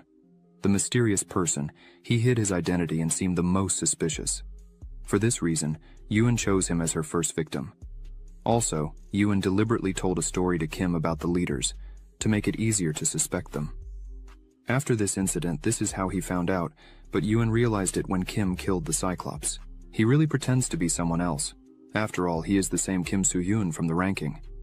So, what's the point of Kim dying in seconds when surrounded by monsters? When that happens, Ewan will open the door and run away. Ewan has the ability of invisibility from her class. Her skills are geared towards killing. She used her ability to hide from them and open the gate. The second route of the test opened. Ewan wished him good luck and disappeared. Kim wonders if this ability will be able to hide the smell of blood coming from his body. Ewan noticed that his whole arm was covered in blood. Ewan, seeing this, wonders when Kim managed to do that. The monsters sensed this smell and attacked her, ending Ewan. Kim looks at them and says that it remains to deal with them. Kim dealt with all of them cleverly. He apologized, but they didn't leave here alive. He pushed away one monster, then another, and a third, all with his ability. He was fighting against flying monsters. As expected, there were many of them. Endless. Kim smiles and thinks that maybe this is something good because this is the right time for the right technique. He will end everything in a single blow. Meanwhile, in the cave, the group continues to flee. They couldn't stop. The monsters would catch them immediately. Baran asked Juho if this Ewan had killed the guy with a trap. How could the man know that? This is information he received in advance. This information was told to him by Kim. He understood that Kim's level was higher. In fact, he was talking to Baryun. He is so strong that he managed to kill a Cyclops alone, and Juho thought he was the rumored guy. If that's the case, then Juho asks Kim to become the leader of the group due to this dangerous situation. Juho thinks Kim is more suitable for this role than he is. Juho asked again about Kim's level, and Kim said that this was how he was going to tell.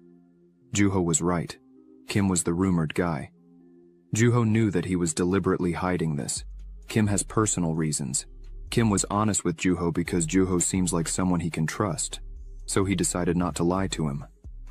Kim declines his request to be the leader of the expedition. He told Juho that he needs to continue being the leader. Kim was convinced of this after Juho tried to assign it to him. When everyone was in danger, he was able to control them and is willing to sacrifice himself for others. A man is a true leader. He is more suitable for this role than Kim himself. So Kim said he has a request for Juho. He said he had something to tell Juho. In summary, their group will open a murder case. The man was shocked by what Kim was saying. He will explain everything briefly, but Juho must promise to take everyone out, except him. He has to promise that Kim will stay behind because he came here to catch the criminal, the strongest newcomer in the abyss, Kim Soo-hyun. Perhaps he thought he could gain time with his strength if he stayed behind. Juho thought as he ran, well, even if he can gain time, will he defeat the countless monsters in the dungeon? But he had to finish it, even if he was worried, but he couldn't do anything. It would just get in the way. But suddenly Juho stops and says he can't do this. No matter how much he thinks about it, he just can't leave him and go away. Juho turned sharply and ran in the opposite direction. He apologized to Kim because he doesn't think he can bring the others out. He will go back to Kim and help when Juho opened the door and saw the dead monsters. He wondered what happened here. Everything was blue, and Kim was using the divine flame. Kim noticed a man in front of him and abruptly directed his power to the monsters and defeated them. Kim bravely asked Juho why he came back, but Juho couldn't leave Kim. Juho asked about Yuan. Kim replied that he took care of her, or rather the monsters killed her. Juho ran here like crazy, and Kim had already killed everyone, and he couldn't even do anything to help, but Kim said he can help because everything is just beginning. A yellow ring opened in front of them. A skeleton began to emerge from it. Kim says it's the final boss. He finally appeared. The final boss was a skeleton with a cape and a sword in its hands, as well as a yellow spot on its forehead. Juho had never seen anything like this before. Juho asked what the hell it was. Kim replied that, as he had said, this is the final boss of this dungeon. Juho asks if this bony monster was the final boss. The boss was indignant and said that calling him bony was offensive and asked him not to call him that rudely. Juho was surprised because this skeleton also speaks. The boss says he would have preferred to be addressed correctly instead of being called a derogatory term like a bony skeleton. Let them call him the Dark Priest Lich. That is his true name. Before he could finish, he was interrupted by Kim. Even if they try to look cool, he's just a half-baked lich, Juho asks in disbelief. He's only half-baked? Kim explains that this thing is not a lich. In fact, it is a creature that somehow became partially a lich. Kim added that the real lich is completely different in terms of level and concentration. The boss was indignant. He thinks that such a trivial provocation will work on an underdeveloped demigod. Kim started swearing at him, saying that he was a mistake and imitation. He only barks and doesn't bite. The scum of Garbagi, a hatchling's son. Juho was shocked at how Kim was calling names to this skeletal boss. The skeleton gets annoyed. He says he will tear off all their limbs and throw them to the monsters. He flew and summoned his army. They were the dead. Kim thought, even being a half-lich, he still has the ability to perform necromancy. Probably that's why the dungeon turned yellow. Juho asked why Kim was provoking him. He shouldn't do that, but Kim said he did it on purpose. This was the only way to make him focus on Kim first. So they took their positions with their swords. Kim held his weapon in a circle, and something blue appeared around them, similar to a ring. Kim doesn't want to tell Juho this, but at the moment he is not strong enough to fight these monsters. It will be difficult for Kim to fight simultaneously with the monsters and protect Juho. The monsters won't be able to cross this circle. Juho just needs to distract the monsters without crossing the circle.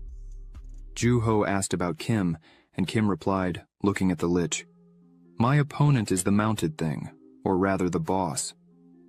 Kim leaped with a jump and headed toward the skeleton. The boss dodged Kim. The boss appeared sitting in the air, saying, "A very, very fast person," but still couldn't catch him. Kim thought it might be teleportation. Normally lichas don't have physical combat abilities. They use undead to avoid physical attacks, all to hide their fatal weakness. Their weakness is the vital crystal on the forehead, the single crystal that serves as their life force. Liches must keep a distance from the enemy to protect this crystal. Their teleportation ability was also developed because of this feature. Anyway, it also means that you just need to keep up with him to kill him. Kim tried to hit the monster, but he constantly dodged. He used the cape to create a blind spot for Kim. Kim defended against his attacks and used his own. He used a divine flame attack, but he wasn't sure if it hit. The boss said that the divine flame was an ability that could cause critical damage for sure, but it was useless until it hit. Kim thought he hit him, but it seems difficult to hit a moving opponent while he was hanging on the wall with his weapon. The boss said it was fun to see him hanging there, reasoning. The monster thinks it's good for him to be thinking about it. He should look at his sword first. The boss's magic can destroy anything it touches and will corrode Kim's sword in 5 minutes. Kim says it probably won't happen because it will all be over before 5 minutes. He drew his weapon and leaped straight at the monster. The guy landed with a huge thud, smoke rising. Juho was very worried about Kim. Juho thinks he didn't come here to be protected. If he tried to do something, he could hinder Kim. Juho couldn't figure out what to do. He would die before he could do anything if he left his circle. However, sitting still and doing nothing was not an option for him. Juho swung his weapon and attacked one monster, and then left the circle and attacked another.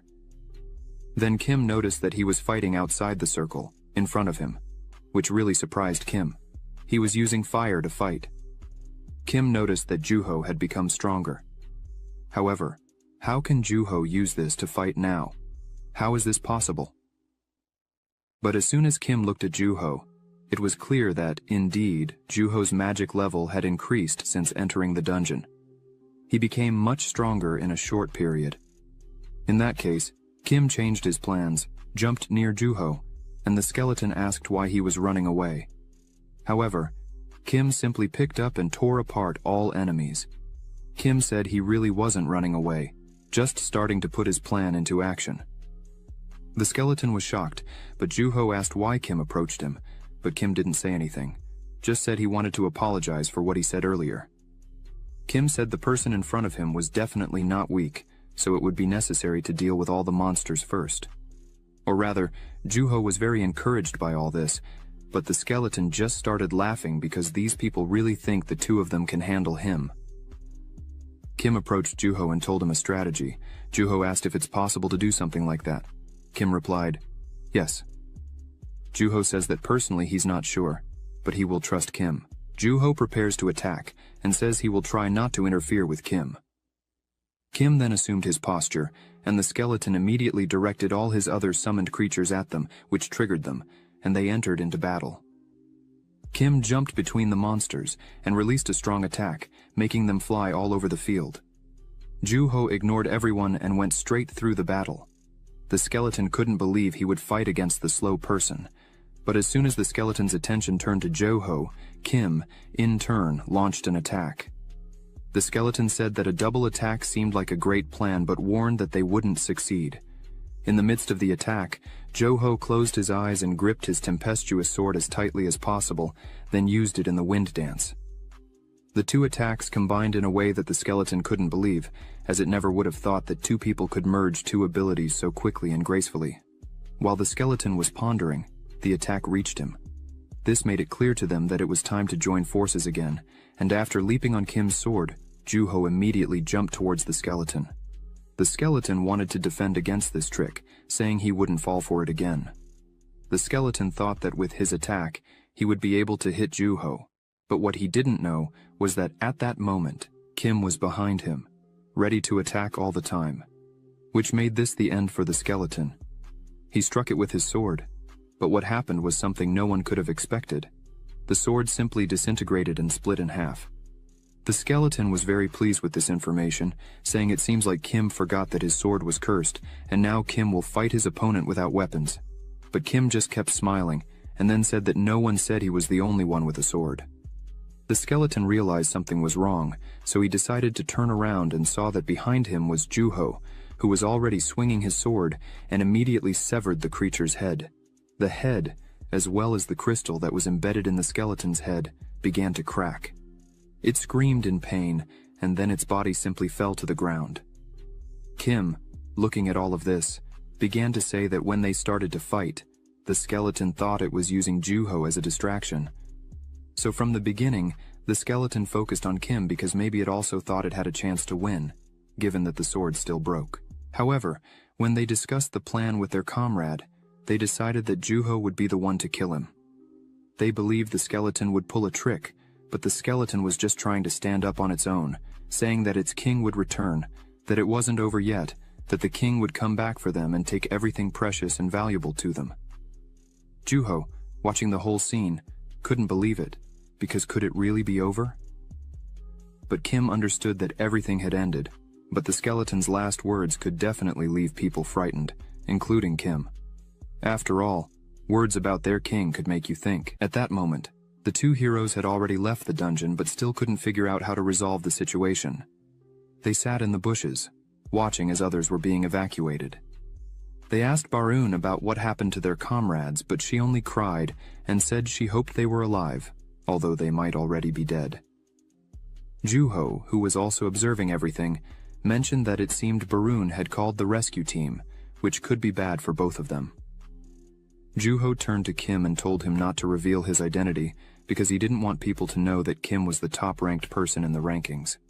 Kim was immediately worried, knowing that sooner or later people would find out, but he definitely didn't want to face the fame now. After these words, Juho stood up and said he would go alone. Kim was shocked and asked if he was sure about it. Juho replied yes, mentioning that he was good at handling such problems without making excuses. However, there was a condition.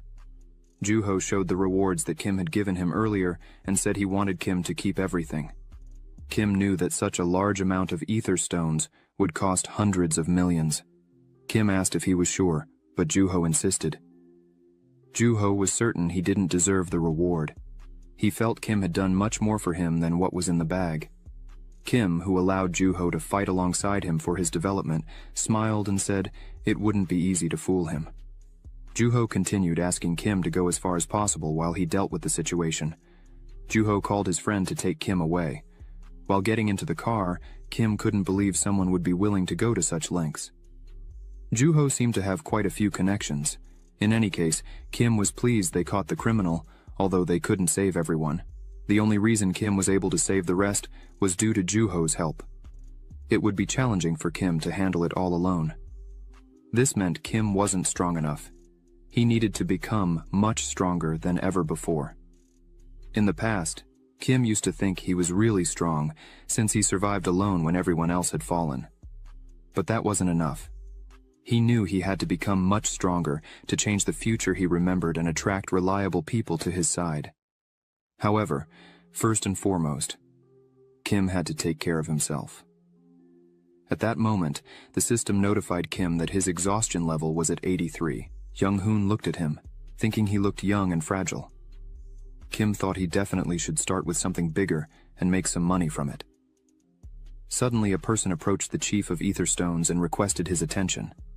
Kyung-jong turned to him and asked what the problem was. The man said someone wanted to sell Ether Stones. Lee Kyung-jong checked the profile and saw it was only a rank C. Kyung-jong asked his subordinate if he couldn't handle it alone.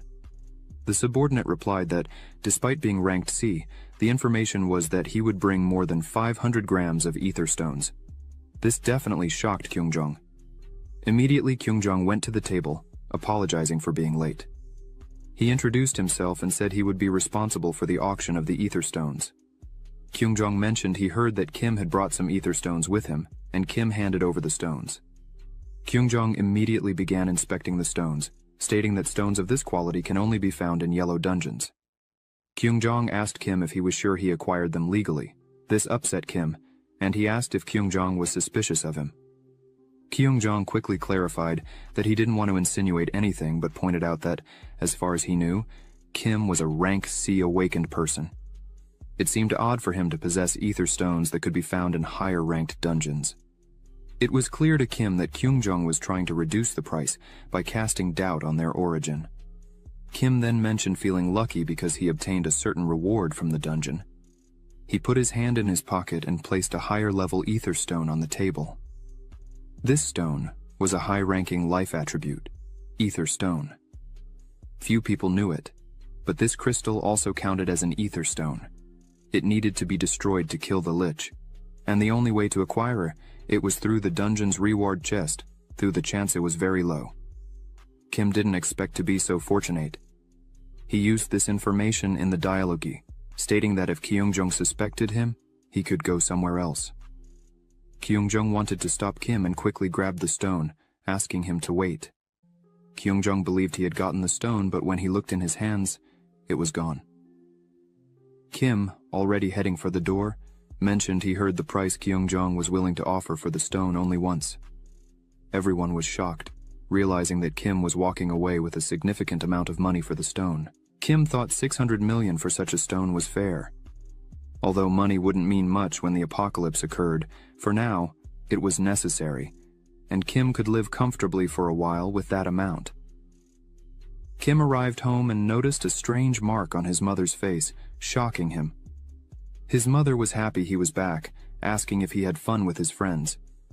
Seeing his mother's injured and thin face, Kim immediately asked why she was in such bad shape and where the wound on her face came from. His mother began to explain not to worry, mentioning a brawl at the restaurant where she worked. Kim lost his patience, questioning why she continued working there and putting herself in harm's way. His mother, on the other hand, didn't understand what he was talking about.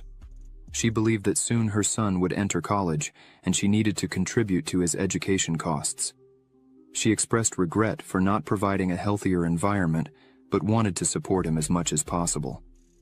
She looked deeply at Kim, saying he had always been and would always be her pride, wishing he could be proud of her too. Kim was shocked by his mother's words, as memories of being scolded by his old mother for not trying hard enough came back to him. Everyone had told him he had to be a hero, but as Kim snapped out of his thoughts, he saw his mother shouting in front of him, concerned because he wasn't responding. Kim lowered his gaze and said he needed to tell his mother something. They sat at the table, and Kim explained that he was awakened. His mother asked if he was like the people on TV. Kim confirmed and explained that he could earn good money and awakened individuals had a good reputation in society. He expressed his intention to work as an awakened person and not go to college. Kim apologized for not saying this sooner, but now wanted to be open about everything. His mother interrupted, asking if he really wanted to do this, not for the money or respect but for his own heart. Kim, recalling what the world expected from him, immediately replied that it was everything he wanted. His mother sighed and said she agreed with everything. Kim asked if she wasn't angry with him for hiding it for over a year, considering it was a dangerous job. He expected his mother to scold him, but she interrupted again, saying that of course she was worried. But knowing he kept it hidden for a whole year, she wouldn't change her thoughts just by scolding him. She admitted she didn't want to force a change in her son's lifestyle, and only wanted him to make decisions for himself and be happy. However, she asked Kim to share everything that bothered him so he wouldn't hide anything anymore. Kim smiled and said it would be like that, thanking his mother.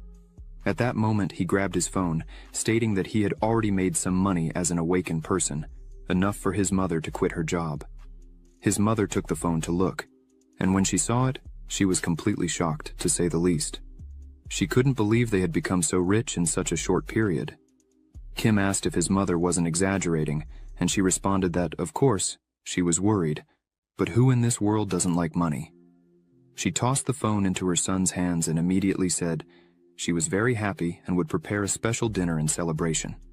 Kim, witnessing all of this, understood that this was exactly what he wanted throughout his life. He wanted at least moments as pleasant as this. Kim even thought about giving up everything and living a peaceful life with his mother, but he understood that he wasn't the true Kim meant to experience this love.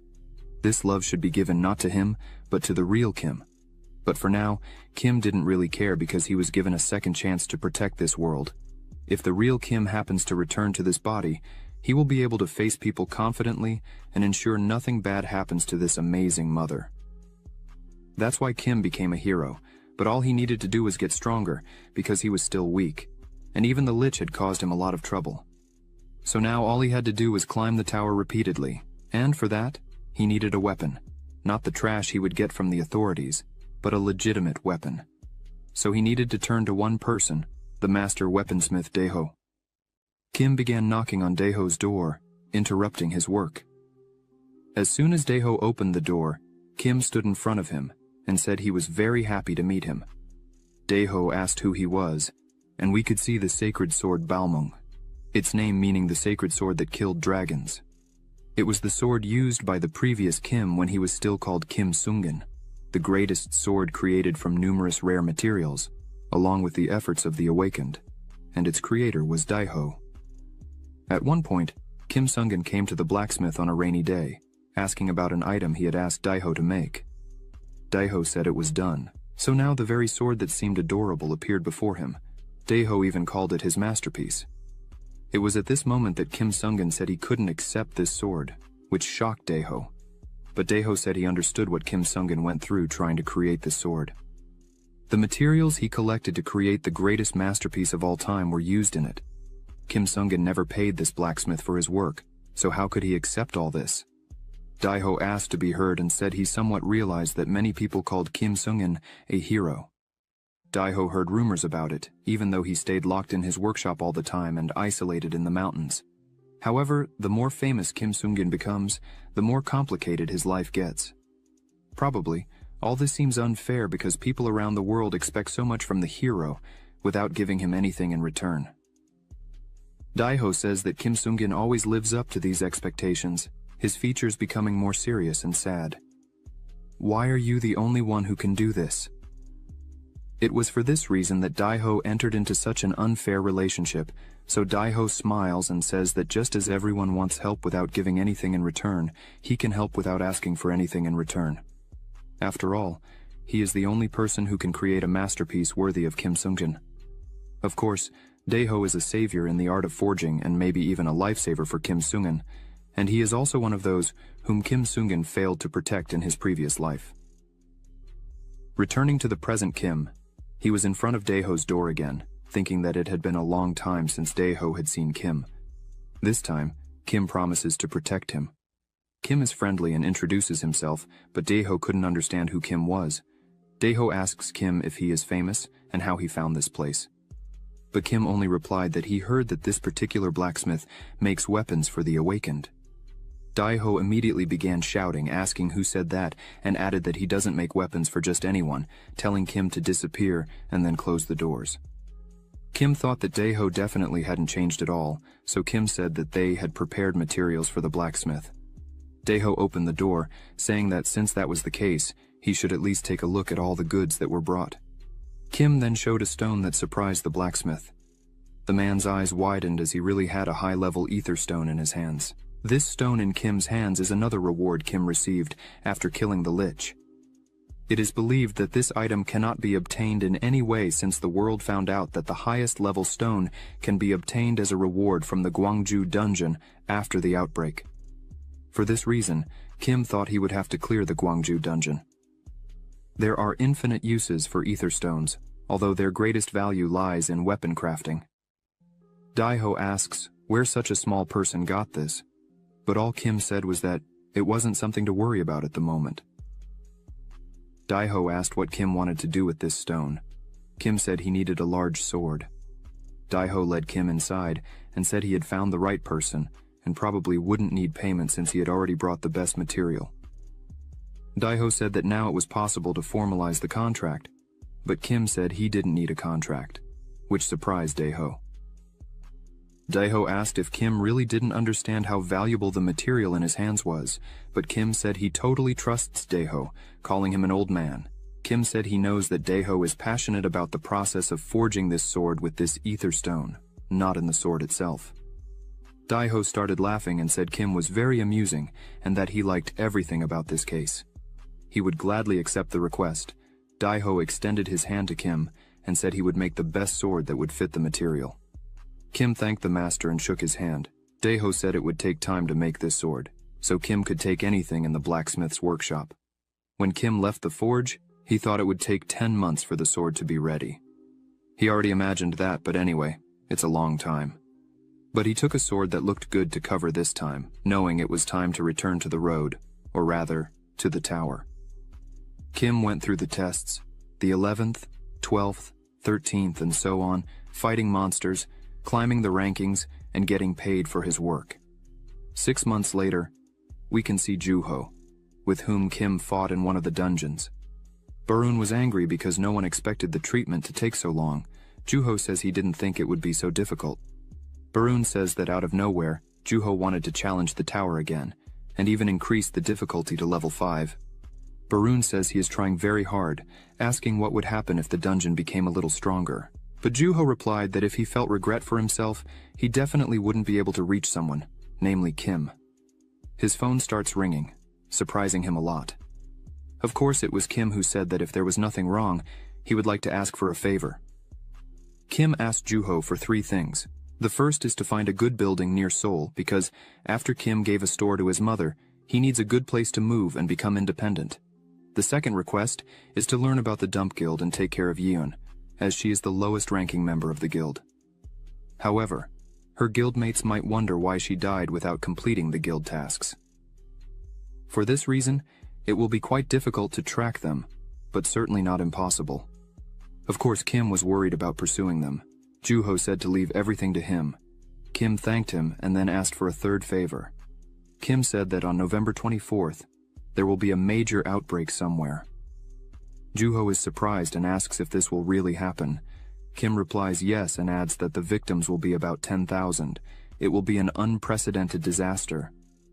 Juho couldn't understand how he knew this, but Kim just said he couldn't go into details.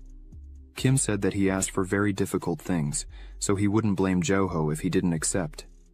Kim said that he told all this to Juho because he needed him to believe him. Juho and Kim smiled at that moment, making it clear to each other that they believed in each other. It was help in this outbreak that became the third request. In the months leading up to Christmas, Kim thinks he needs to get stronger before the Anyang incident. He will have enough time to get the weapon created by Daiho. Kim thinks that if he clears the 20th floor of the dungeon, he will definitely be able to prevent the outbreak. Of course, before that, he needs to perfectly clear the 19th floor. We can see that the entrance to the 19th floor was made in a huge desert, with many rodents near a giant skeleton. The task was to escape them and survive because there were many of them. As soon as Kim landed, he realized that these rats were gnawing on the body of one of the creatures that had been without flesh for a long time. Kim thinks the rats are hungry, so it is very likely that Kim will be their next target. As the rats moved forward, it was the trigger to start fighting them. These rats were small and quite sharp, trying in every way to invest with their bodies. One of the rats managed to bite Kim, and he felt a very strong pain. There were many of them, so only one spell would help against such a large number, the Divine Flame. Of course, Kim used it immediately, burning all the rats. However, upon closer inspection, he noticed that they were climbing the creature's skeleton and running straight towards him. There was no other option but to try to push them away with his own body. More and more of them were coming, but Kim noticed a crack in the ground, so he could do something to get rid of all of them at once. Kim threw the sword with the Divine Flame directly into the crack. He realized that it was necessary to remove the ground where these rats were running. As the earth gave way, Kim came to a place that looked like a temple. It is likely that the real test begins there. He watched one of the rats that survived, but didn't understand why it was trembling or what it was afraid of. However, as soon as the rat started running away, it accidentally stepped on a pressure plate and was immediately killed. It was at this point that Kim realized that his assumptions were correct, because there was a true guardian of this test. A huge snake appeared and began attacking Kim, who easily dodges. However, as soon as the first attack was directed at the snake, it became clear that it was not affected by common attacks, even with the sword made by Daiho, which had better properties than common swords. Kim tried to use magic, starting to cast the Divine Flame, but the snake felt nothing again. Kim realized that the snake was not so susceptible to magical damage, but still, it was possible to notice that it had resistance to magic and effects, and using the Divine Flame would not bring much benefit if you thought about it. While he was thinking about all this, the snake immediately started the battle again. She made a distraction with her tail, and then tried to bite Kim, but Kim managed to react by blocking the snake's mouth with his sword, yet the snake still landed a good blow. At first glance, someone would think that the snake had no weaknesses, but if this battle had happened a month ago, there would be no chance for Kim to win. However, now Kim had everything to win. The snake, of course, didn't like that. It opened its mouth and launched another attack. Kim understood that he only had half the mana he had after a battle against the rats, so before exhausting it completely, he at least had to mobilize the snake. Kim rose into the air and tried to stun the snake, then jumped away from it. When he jumped high, he noticed that there were vines all over the surface that he could grab and change his position repeatedly. Kim thought that, no matter how high the snake's magical resistance was, all he needed was to hit the right spot. At the moment of the strike, the snake began to scream in pain. It was clear that it still felt discomfort. So, the snake stood up and attacked again. Kim narrowly dodged. Kim tried to hit the snake's belly, the blow was delivered, and the snake began to scream. But it didn't have such a great effect. The snake immediately flew towards Kim with its own speed, but for some reason, Kim was smiling. In the moments before the collision, the snake felt that it had stopped. Kim was able to use the vines to simply tie the snake. This monster was strong, resistant to almost everything, with high regeneration. Kim looked at the monster and said it was the only monster he had fought so far that had all these high attributes. But it was possible to state with certainty that this snake could not defeat Kim because he believed he had more power than the snake itself. Kim immediately used the divine fire to summon a phoenix. It was an ability he had obtained not long ago on the 18th floor when the level of divine flame increased. It wasn't exactly a simple skill, but it could be used to summon a beast that one could give orders to and control. The downside is that it consumes much more mana than initially thought. However, even so, the result was worth it, as the destructive power of the phoenix is 10 times stronger than the divine flame itself. Kim immediately gave the order for the phoenix to fly, and then the phoenix pierced through the snake's body. The system appeared and notified that the 19th floor was finished. It was clear, and everyone remembered that the difficulty of the challenge tower increases exponentially every 10 floors. So, just like last time on the 10th floor, most likely, on the 20th floor, Kim will also have difficulties. In these last 6 months, he did everything he could to prepare for this. However, there was only one thing missing: the sword made by Daiho. Many people in the city started discussing Kim again. They couldn't believe he was even a person, how he achieved so much on his own, ignoring all attempts by the association to connect with him. There were rumors that he ignored all the major guilds. He is a complete mystery. Juho was waiting at the cafe, nervous that no one was coming. However, a few seconds later, a car stopped at the restaurant, from which Kim emerged. Juho went to the door to greet him. Kim greeted him and immediately apologized for the delay. Still, Juho kept asking if Kim liked the car he got for him. Kim knew it was too splendid, attracting many people, but Juho saw nothing wrong with that. A person like Kim should at least have such a car. Juho was shocked when he found out what kind of transportation Kim used before. Juho began talking about all the advantages of this car, but Kim immediately asked to go to the cafe and discuss everything there. As soon as the two entered the cafe, Juho asked if he was ready for the 20th floor. Kim said everything was okay, except for one thing that made him postpone all this time, but he would definitely be able to solve it today. Kim also expressed his gratitude because Juho managed to arrange the shop for Kim's mother and his new apartment. Their conversation went in the right direction. They began to talk about the cities and all possible outbreak scenarios. Juho even mentioned that he had a meeting scheduled with the director of an agency next month, and many people would help Kim if he revealed everything that would happen. Kim began to think and realized that if all this happened next month, there were about 2 months left until the next outbreak. Not a good scenario. However, his first question was about the dump. Juho said he had kept an eye on them, but there were no significant results. They seemed to be very good at hiding their identities. However, he found that the mortality rate and the number of missing awakened had increased due to the recent difficulty increase in the dungeon. There was nothing to be done with this information. However, he found some cases where awakened died right in the middle of the street after an investigation, discovering that they were poisoned. Kim asked him to tell more about it, and Juho agreed. The time for these conversations had already passed, and it was already night. Our hero went out to the street and started counting the days until that specific situation. He realized that Juho was doing his best, but so far nothing positive had happened. So it became clear that the best way to resolve things was to intervene personally and independently. At this moment, our character's car arrived at Daiho's shop. He was looking at all the items in the showcase while waiting for his product.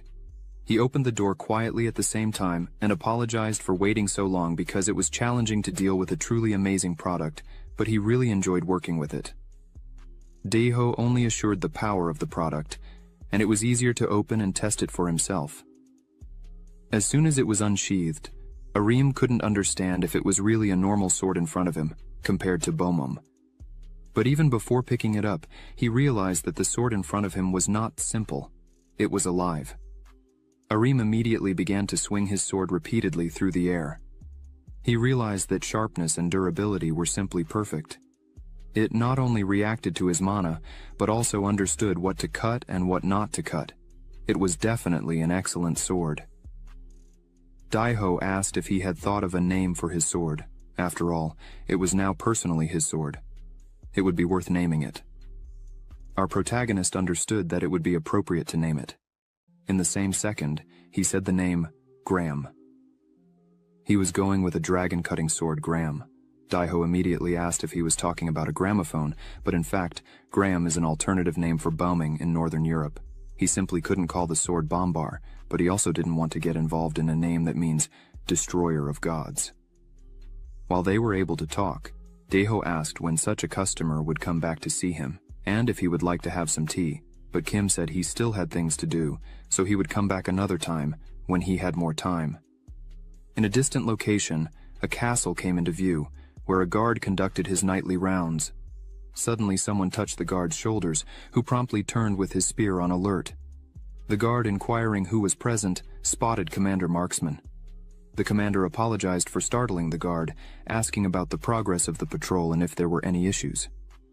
The guard assured that everything was in order. Marksman, aware of the guard's long patrols in recent days, asked him to persevere a bit longer, considering the possibility of a surprise attack from the Outram Kingdom, which would jeopardize the entire castle. The guard understood and promised to do his best. Returning to his patrol, Marksman remained there, reflecting on the passing of a month. The situation, both inside and outside the castle, was becoming increasingly complex, and the citizens would be the most affected if the trend persisted. Marksman sighed, wondering what he should do in this situation. Suddenly a voice interrupted him, asking if he was overwhelmed with thoughts. Marksman turned quickly, surprised, questioning the reason for the early visit. It was the retainer. Marksman questioned the retainer about the reason for his visit, since he should be with the Highness.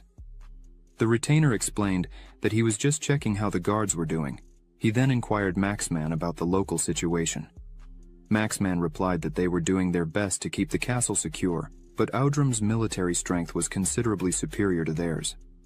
He expressed concern that, in the worst-case scenario, they might be forced to abandon the castle and move on to the next. At that moment, the retainer interrupted him, approaching and staring intensely into Marksman's eyes, asking what he meant by abandoning the castle. The retainer confirmed if Marksman had really said that, or if he had misunderstood.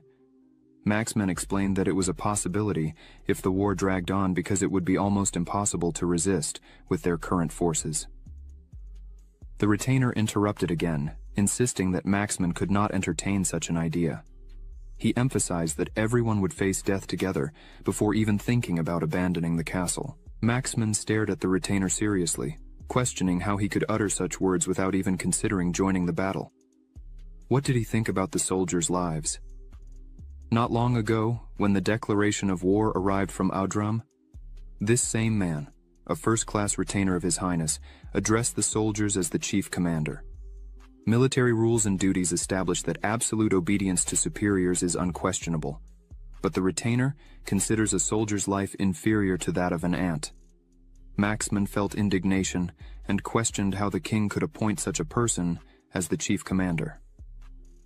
The retainer touched Marksman's shoulder, asking him to avoid unnecessary thoughts, and urged Marksman to endure for just one more month, only one more month. Concluding, the retainer stated that Marksman wouldn't be able to do much beyond that. As he left, he called Marksman the hero of the ancient kingdom. Marksman remained silent for a moment, clenching his fist tightly, wondering if it really would be just 1 month. Marksman asserted that nothing would change even if they resisted for this additional period. Suddenly they both hear a noise. Marksman gets startled and asks what is happening. The guard comes running towards Marksman, shouting his name. As soon as Marksman turns to the guard, he says they have a problem, and there has been an unexpected external attack just now. The castle gates are destroyed. At that moment, we see that Kim is amidst the debris, with his sword in hand. Going back a few hours, Kim is in front of the entrance to the 20th floor. The Guardian is lying on the ground. As Kim approaches the Guardian, he looks back to see who it is. The Guardian gets up, surprised to see Kim there. The gatekeeper said he had a vision about Kim these days and asked if Kim came to him for some advice. Kim responds affirmatively and asks if the gatekeeper could help him. The gatekeeper says that maybe he could help as soon as he heard a proposal from Kim that pleased him. Kim thinks that the gatekeepers get smarter with each passing floor. However, Kim already anticipated this, so Kim says 100,000. The gatekeeper is completely puzzled and asks what that is. Kim responds by saying that he would give the gatekeeper 100,000 points and asks if that was enough. The gatekeeper starts laughing. Then, he gets up and says that Kim was really different from the others because Kim was offering what most people would take 10 years to save. The gatekeeper asks where Kim was going. Kim responds that he was thinking of entering the 20th floor and challenging it at level 10. Kim takes the opportunity and asks if there is something he should be careful about. The gatekeeper smiles and tells Kim not to worry because he wouldn't die there. Other people would die before that happened. However, the gatekeeper emphasizes that Kim should avoid killing anyone at all costs. Additionally, Kim should be aware of what his true objective was at all times. Kim asks the gatekeeper if that was all. The gatekeeper says yes. Kim complains, saying that he gave him 100,000 points. However, the gatekeeper pushes Kim inside, saying that he has already said everything, so Kim should walk on.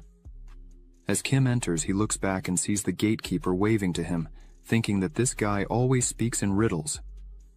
Kim knows that, in the end, his advice always helps. But what did he really mean by my objectives? While Kim walks and contemplates the matter, a hole opens beneath his feet, startling him. Suddenly, Kim begins to fall. As Kim falls, he turns and sees that he is descending towards some trees. Then, Kim hangs onto a branch and leaps from stone to stone until he reaches the ground. As soon as Kim reaches the ground, he notices that right in front of him is a castle. Kim stands up and walks to the edge of the cliff, wondering if this really was his objective. While Kim observes the castle from afar, the system appears to him, explaining his objective. The system starts to explain that a level 10 trial will begin. The system says that the castle is called Grandulum, an iron fortress protected by thousands of soldiers. Kim should overthrow the castle, and had exactly 1 month to do so.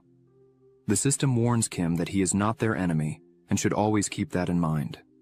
The system emphasizes that Kim may gain allies during the trial's suffering, and finally, the system notifies that Kim must uncover the secret within the castle and survive at all costs.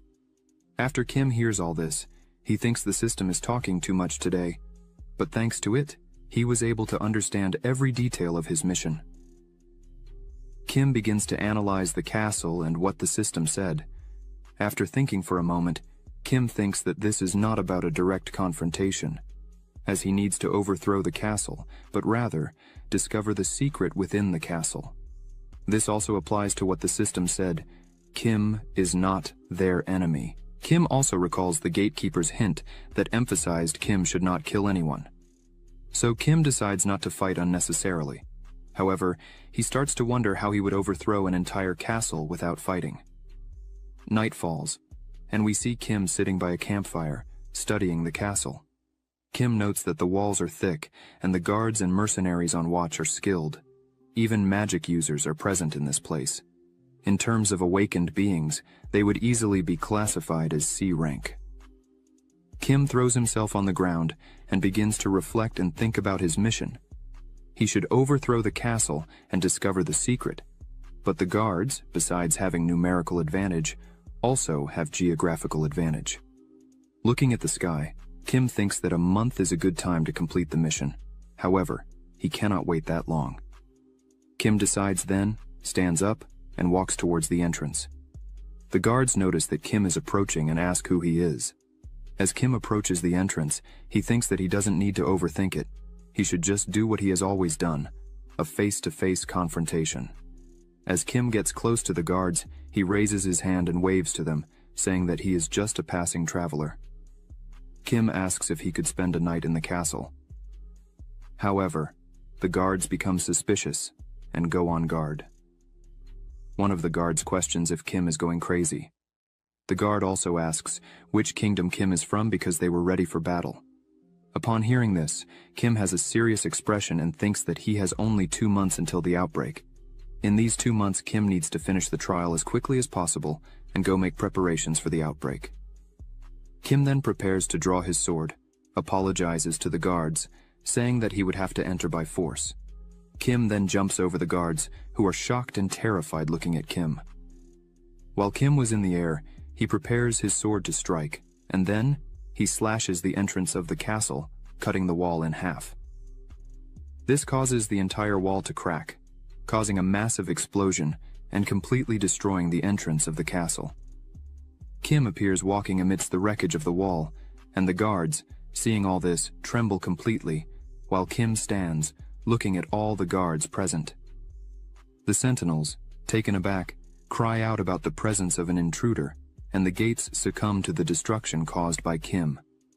They urge to detain the individual. Kim in turn stops, impressed with the power of his sword, reflecting on the sensation of its genuine handling. He recognizes the remarkable skill of the blade, forged to give Kim complete freedom in its use. Although the guards insist on his capture, Kim observes them seriously for a brief moment. Then, with unmatched skill, Kim cuts through the guards, annihilating them in an instant. Looking back, Kim contemplates the conviction that nothing in this world escapes the reach of his sword. However, at the same time, he acknowledges the choice not to inflict cuts if he so desires. The guards, previously struck by the blade, rise surprised to find no injuries on their bodies. At the top of the wall, the archers prepare to shoot their arrows towards Kim, but he perceives in time. The moment the soldiers fire, Kim skillfully cuts all the arrows in mid-air, leaving the soldiers astonished at his dexterity. Kim, looking up, notices a soldier's amazement when he is spotted by him. Agile, Kim jumps over the wall where the archers are, giving a subtle push to one of them, knocking him down. Kim watches him, aware that the fall was not fatal. Noticing noises from the opposite side, Kim turns, inquiring about the origin. Soldiers are holding Maxman, who urges his comrades to protect the walls as he intends to face Kim personally. The soldiers holding him argue that Maxman should not fight against Kim, as any harm to him would be the kingdom's downfall. One of the soldiers asks the commander to stay calm, while Kim watches the situation attentively. Gradually, Kim concludes that the soldiers prioritize protecting the commander over direct confrontation. 3 guards restrain Maxman, instructed to take him back inside the castle. Maxman, infuriated, calls for his release, while one of the soldiers suggests they stay together in a safe location within the castle. Kim, faced with this intriguing scenario, experiences a slight confusion. Despite Maxman's evident superiority over the soldiers, they persist in ignoring his orders, fervently dedicating themselves to protecting the commander. Kim's original plan was to advance incisively until obtaining answers. However, considering the peculiarity of the situation, he deems it more efficient to directly capture the commander. Thus, Kim prepares skillfully and rises above the soldiers, who, in sheer amazement, watch him cross the skis. Screams echo, warning to prevent Kim from approaching Maxman. An agile archer shoots an arrow that entangles Kim's leg. However, upon realizing the feat, Kim responds with a kick, causing the soldier holding the rope to be thrown in his direction. Kim skillfully keeps one of the soldiers in his hands, continuing his distant leap. The soldiers, noticing a comrade under Kim's control, urge to cease the attacks, fearing to harm the soldier in question. As Kim approaches Maxman, he releases the soldier. Maxman, realizing Kim's advance, pushes away the soldiers holding him and prepares for the clash.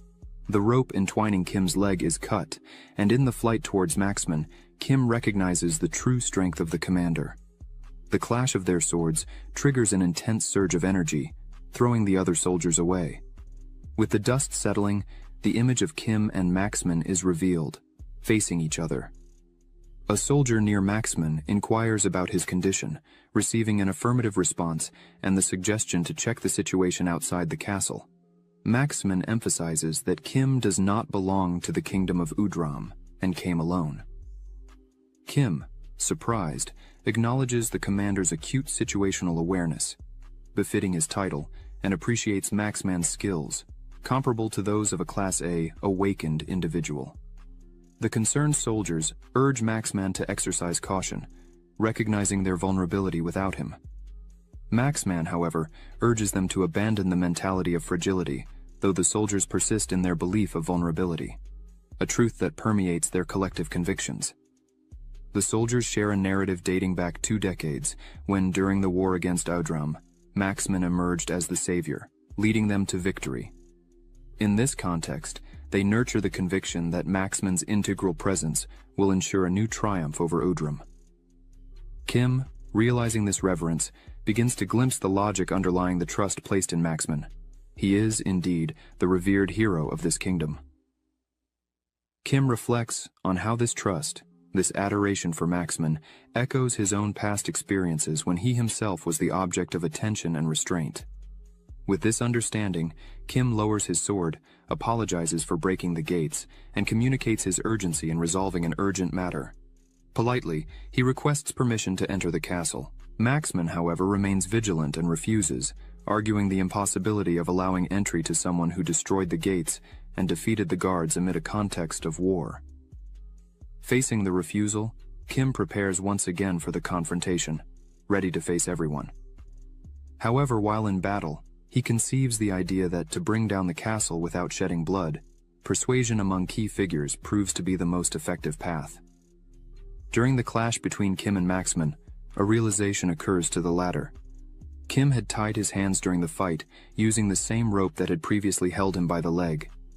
Kim finalizes the act of tying and employs a transformation called the Arm of Gigantomachia. Although it makes his arms slower, this metamorphosis grants Kim extraordinary strength. Unleashing this power, an imposing energy hand projects from his body, bewildering Maxman. Kim plans to use Maxman as a means to discover the secrets of the castle, efficiently completing the mission. Kim's additional objective is to free Maxman from the chains that keep him imprisoned, just as Kim had experienced in the past. A massive explosion occurs, throwing stones and raising a curtain of dust. The soldiers, anxious, inquire about the captain and his safety. As the dust settles, a sense of perplexity seizes them, as neither Maxman nor Kim are visible. Subsequently, the soldiers receive instructions to investigate the surrounding area. Another group of soldiers is tasked with protecting the castle against possible future attacks. Confusion persists as Commander Maxman has disappeared before their eyes. In a dungeon, something dark emerges from the wall. A hand reaches out, revealing to be Maxman, who, upon emerging, collapses to the ground. Kim follows shortly after, holding the rope in his hands. Maxman, still prostrate and with a trembling voice, questions Kim about what happened. Kim, looking back to where they emerged, reflects that it was not in vain to spend some points in the 15th floor store. The ability used by Kim, called Assimilation of Shadows, allows the user to move from one shadow to another. It is a shadowy skill often adopted by awakened assassins. The ability has some drawbacks, such as a prolonged casting time, high mana consumption, and difficulty in being effectively used at a distance. Nevertheless, it is an ideal skill for infiltration. Kim considers that the preparation of this ability aims at future needs for secret infiltration or staying off the radar during critical missions. It seems to have indeed been a shrewd choice. Kim, realizing something, turns around quickly. Gradually, he understands that he has effectively entered the castle, perceiving a peculiar aroma, the characteristic him aroma. Returning attention to Maxman, Kim concludes that only one task remains: unravel the secrets of this place. Kim sheaths his sword and, with concern, asks Maxman about his condition. He begins to remove the ropes that bound him, apologizing again for the situation created minutes before. He explains that it was the only way he found to have a private conversation with Maxman. Maxman, confused, questions if Kim was not, in fact, attacking the kingdom. Kim replies that his intent was not to harm the kingdom. Maxman, exasperated, interrogates Kim about why he destroyed the gates and defeated all the soldiers. Kim responds that there was no other option because they did not allow him to advance. He emphasizes the urgency of his situation, unable to afford wasting time. Maxman, still perplexed, inquires about Kim's haste. Kim replies that soon the castle will face a great threat. The revelation leaves Maxman stunned, speechless. He inquires of Kim about the nature of the threat, suggesting if it could be the attack from the Udrum kingdom. Kim asserts that he still doesn't exactly know what it is. He was there to investigate and gather information about the imminent problem. Kim emphasizes that if something really happens, it will transcend the simplicity of a war between two kingdoms. He questions Maxman about suspicious events that have occurred within the castle in recent days. Maxman recalls a moment when the retentor approached him, warning him to avoid such thoughts and to hold out for another month. As Maxman rises, he questions how he could truly believe and trust Kim, even in the face of these revelations. He suggests the possibility of Kim being a spy from another kingdom. Kim sighs, pondering that if he were a spy, he would have employed more discreet methods. He emphasizes that, if he wished, he could bring down the castle alone. This statement leaves Maxman thoughtful, especially after recalling his own fight with Kim, coming to the conclusion that there is no one in the kingdom capable of defeating him. Maxman stares at Kim and questions if he is insinuating that Maxman has no options, as even if he wanted to, he could not stop Kim. Kim retorts, asking if Maxman will reveal what is happening. Maxman, raising his sword, stands up and expresses persistent suspicions. However, he proposes a pact: Kim's loyalty in exchange for information. He highlights that Kim is more than welcome, while Kim responds with a smile. Armed with a torch, Maxman guides Kim through the depths of the dungeon. Kim inquires about the distance to the true destination, to which Maxman replies that they are almost there. Upon opening a gate, they come across a vast staircase. Maxman explains that this place, 100 years ago, served as a prison, possessing a dense aura of death from lives taken there. He emphasizes that few know this place because it was sealed long ago, replaced by a new prison in another location. Kim asks if there is any place in the castle where the light does not reach. Maxman, curious, questions the relation of this place to the problem mentioned by Kim earlier. Kim assures that Maxman will soon find out. Kim, sensing an unmistakable odor of death in the castle, leads Maxman to a cell. At that moment, a voice emerges from the darkness, inquiring who is there, causing Kim and Maxman to turn quickly to identify the source of the sound. As they turned, they come face to face with the retentor. The retentor advances toward them, asking what Commander Maxman is doing there. In times of war, claims the retentor, a commander should never abandon his post. He also questions Kim's presence, labeling him as an invader. Kim takes the lead, surprising Maxman, and interrogates the retentor about his presence there. He points out that the prison was locked until Maxman opened it, and questions how the retentor got there and knew of its location. The retentor claims to be just passing by, and having sensed a presence there, justifying his check during a war where prudence is imperative. Kim, suspicious, does not accept the answer and implies that the timing was too convenient. Suspecting that the retentor was following them, he questions his intentions. The retentor rejects the idea as absurd, asking Captain Maxman to compose himself. He then interrogates Maxman, questioning why he, an intruder, is acting this way. Is Maxman being controlled? While the retentor expresses his doubts, Kim, in an instant, passes through the retentor, beheading him imperceptibly. The gesture leaves Maxman completely stunned, asking what Kim was thinking killing the retentor, a royal commander. Disturbed, Maxman questions if Kim is truly an enemy spy. Kim, looking back, reveals that the king's retentor was, in fact, a very clever disguise, a lich. Turning around, Maxman is confronted with the frightening presence of a lich beside him. Unable to believe the revelation, Maxman questions Kim if, all this time, he wasn't a man, but a monster. Still indignant, Maxman seeks to understand what is happening. Kim, silent for a moment, reflects that the smell of death and the darkness in a castle, not even at war, were enough indications to realize that a lich was hiding in the castle's shadows. Kim recalls his past encounter with a lich, which granted him the ability to detect the presence of the current lich more quickly than anyone else. However, Kim observes a clear discrepancy between this lich and its predecessor. This is genuinely a legitimate lich. Kim realizes that this lich is on a higher level than the lich he faced in the previous dungeon. Maxman, still indignant at the situation, expresses his mistrust from the beginning, as the lich did not appear to be what it really was. Maxman then asks about the origin of the lich. Kim interrupts Maxman, stating that the origin of the lich is irrelevant. It might have come from a different world. The lich finally initiates verbal communication and states that its origin no longer matters. The plan has been altered. Maxman inquires about what this plan would be. The Lich, wielding magic on its finger, responds that this is inconsequential, and unfortunately, both of them would have to perish there and now. The Lich unleashed his magic towards Kim and Maxman.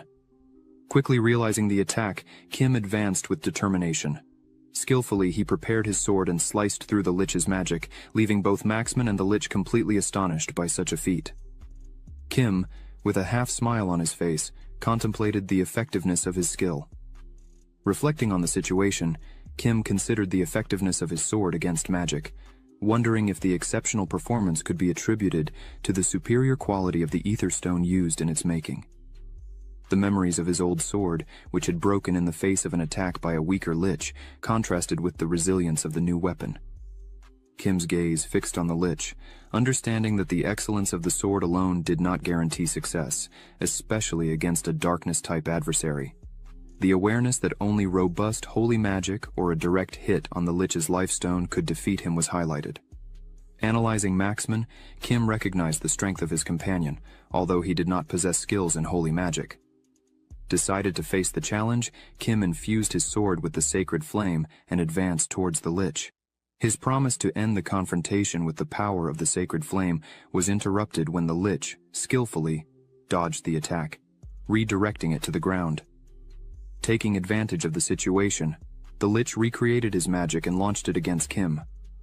In response, Kim unleashed his divine flame, resulting in a spectacular collision of energies and a small explosion. However, as the glare dissipated, surprise took over Kim as he realized that the Lich remained unharmed. Faced with the realization that his sacred flame had not been able to penetrate the Lich's aura of death, Kim recognized the magnitude of the challenge he faced. The Lich, now revealing himself to be much more powerful than his predecessor, led Kim to reflect on the strategy to be adopted. After considering his options, Kim understood that prolonging the confrontation using his divine flame was risky, as his mana reserve was depleting. He concluded then that it was imperative to end the battle as quickly as possible. Determined, Kim identified the Lich's weak point, the lifestone on his forehead. Jumping again towards the Lich, Kim sought to strike this vital point. However, the Lich, with a skillful movement, dodged the attack, leaving Kim re-evaluating his strategy in the face of the adversary's cunning. Kim, without hesitation, directs his gaze towards the Lich and instinctively bounces off the opposite wall, launching his divine flame. The Lich, with notable dexterity, dodges again and conjures his dark magic, which advances relentlessly towards Kim. The impact of the magic causes an explosion, raising dust and launching fragments of the wall in all directions. While the Lich remains distracted, absorbed by the explosion, Kim emerges silently behind him, delivering a precise kick to his head, projecting the Lich backwards. Even before the Lich hits the ground, Kim, agile and determined, positions himself for the next strike. The Lich, turning his attention to Kim, perceives the fury with which he advances, wielding the sword for the final blow. Aware that the Lich needed to react or face his imminent defeat, Kim is surprised when dark magic emerges from the Lich's back, forcing him to abruptly retreat. The Lich's cunning surprises Kim, who did not expect such a maneuver. Without delay, the Lich, determined, restarts his magical attack against Kim. Demonstrating mastery, Kim uses his sword to skillfully cut through all the spells directed at him. The Lich, now back on the ground, rises before Kim, creating a moment of tension. At that moment, Maxman, until then a silent spectator of the battle, questions Kim about his state. Kim, while ensuring he is fine, begins to notice the peculiarity of the situation. The imposing aura of the Lich contrasts with the apparent lack of effort in his attacks. Suspicious, Kim conjectures that the Lich must have an underlying plan, since he has not fully unveiled his power. The Lich, catching Kim's unease, turns his gaze to the cell, enveloped in a heavy aura. Announcing that the preparations are finally complete, the Lich reveals a small smile, indicating the end of the charade. Maxman, still silent, witnesses the plot twist. Suddenly, a dark magic emanates vigorously from the cell towards Maxman, who realizes the imminent threat. Immobilized, he finds himself unable to dodge the attack. However, Kim, in a heroic gesture, steps in to defend Maxman, striking the magic with his sword. Maxman is astounded to witness Kim's bravery. Kim, turning his gaze towards the cell, finally understands the truth behind the events.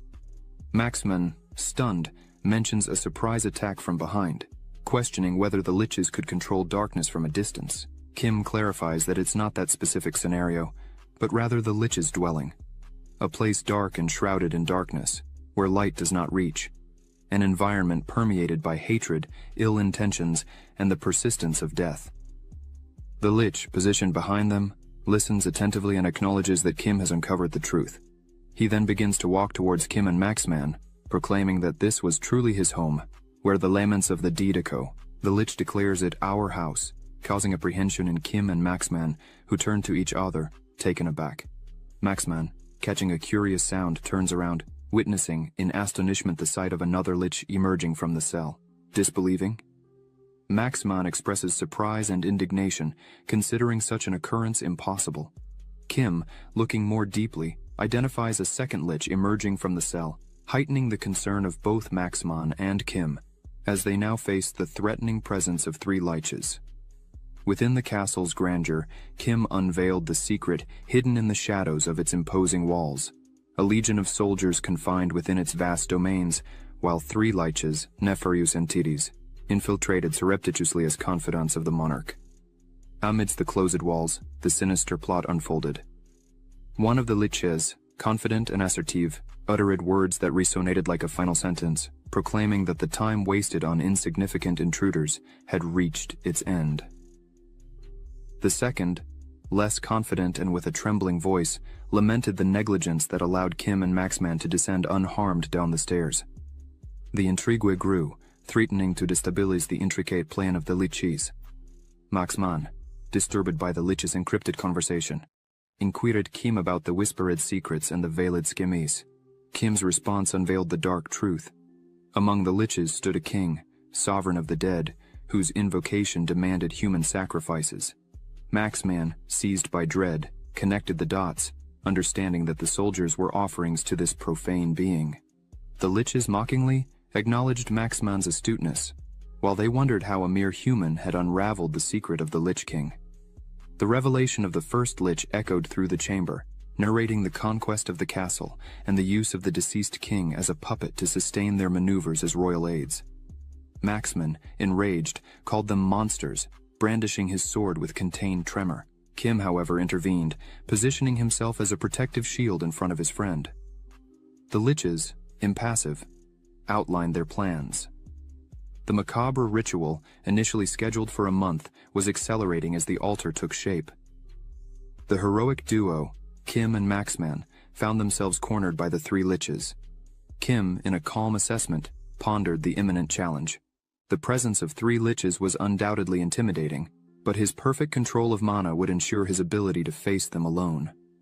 One of the liches unleashes their magical arts, and beams of mystical energy materialize near Kim, sculpting a magical prison that encloses them. Kim, insightful, identifies the spell as the feared guidance of darkness, a skill feared among liches, capable of enveloping space in summoned darkness. However, its complexity reveals itself beyond the capability of an ordinary lich. These three nefarious beings prove to be apostles of more powerful liches. One of the liches, in a sardonic manner, bids farewell to the captives and closes his hand, plunging the environment into impenetrable darkness. Kim, aware that even his divine flame would be powerless against such ability, watches helplessly as the liches retreat while darkness engulfs them. In a surprising moment, a glow bursts from the magic box, shattering it. The liches, perplexed, turn to the scene in disbelief.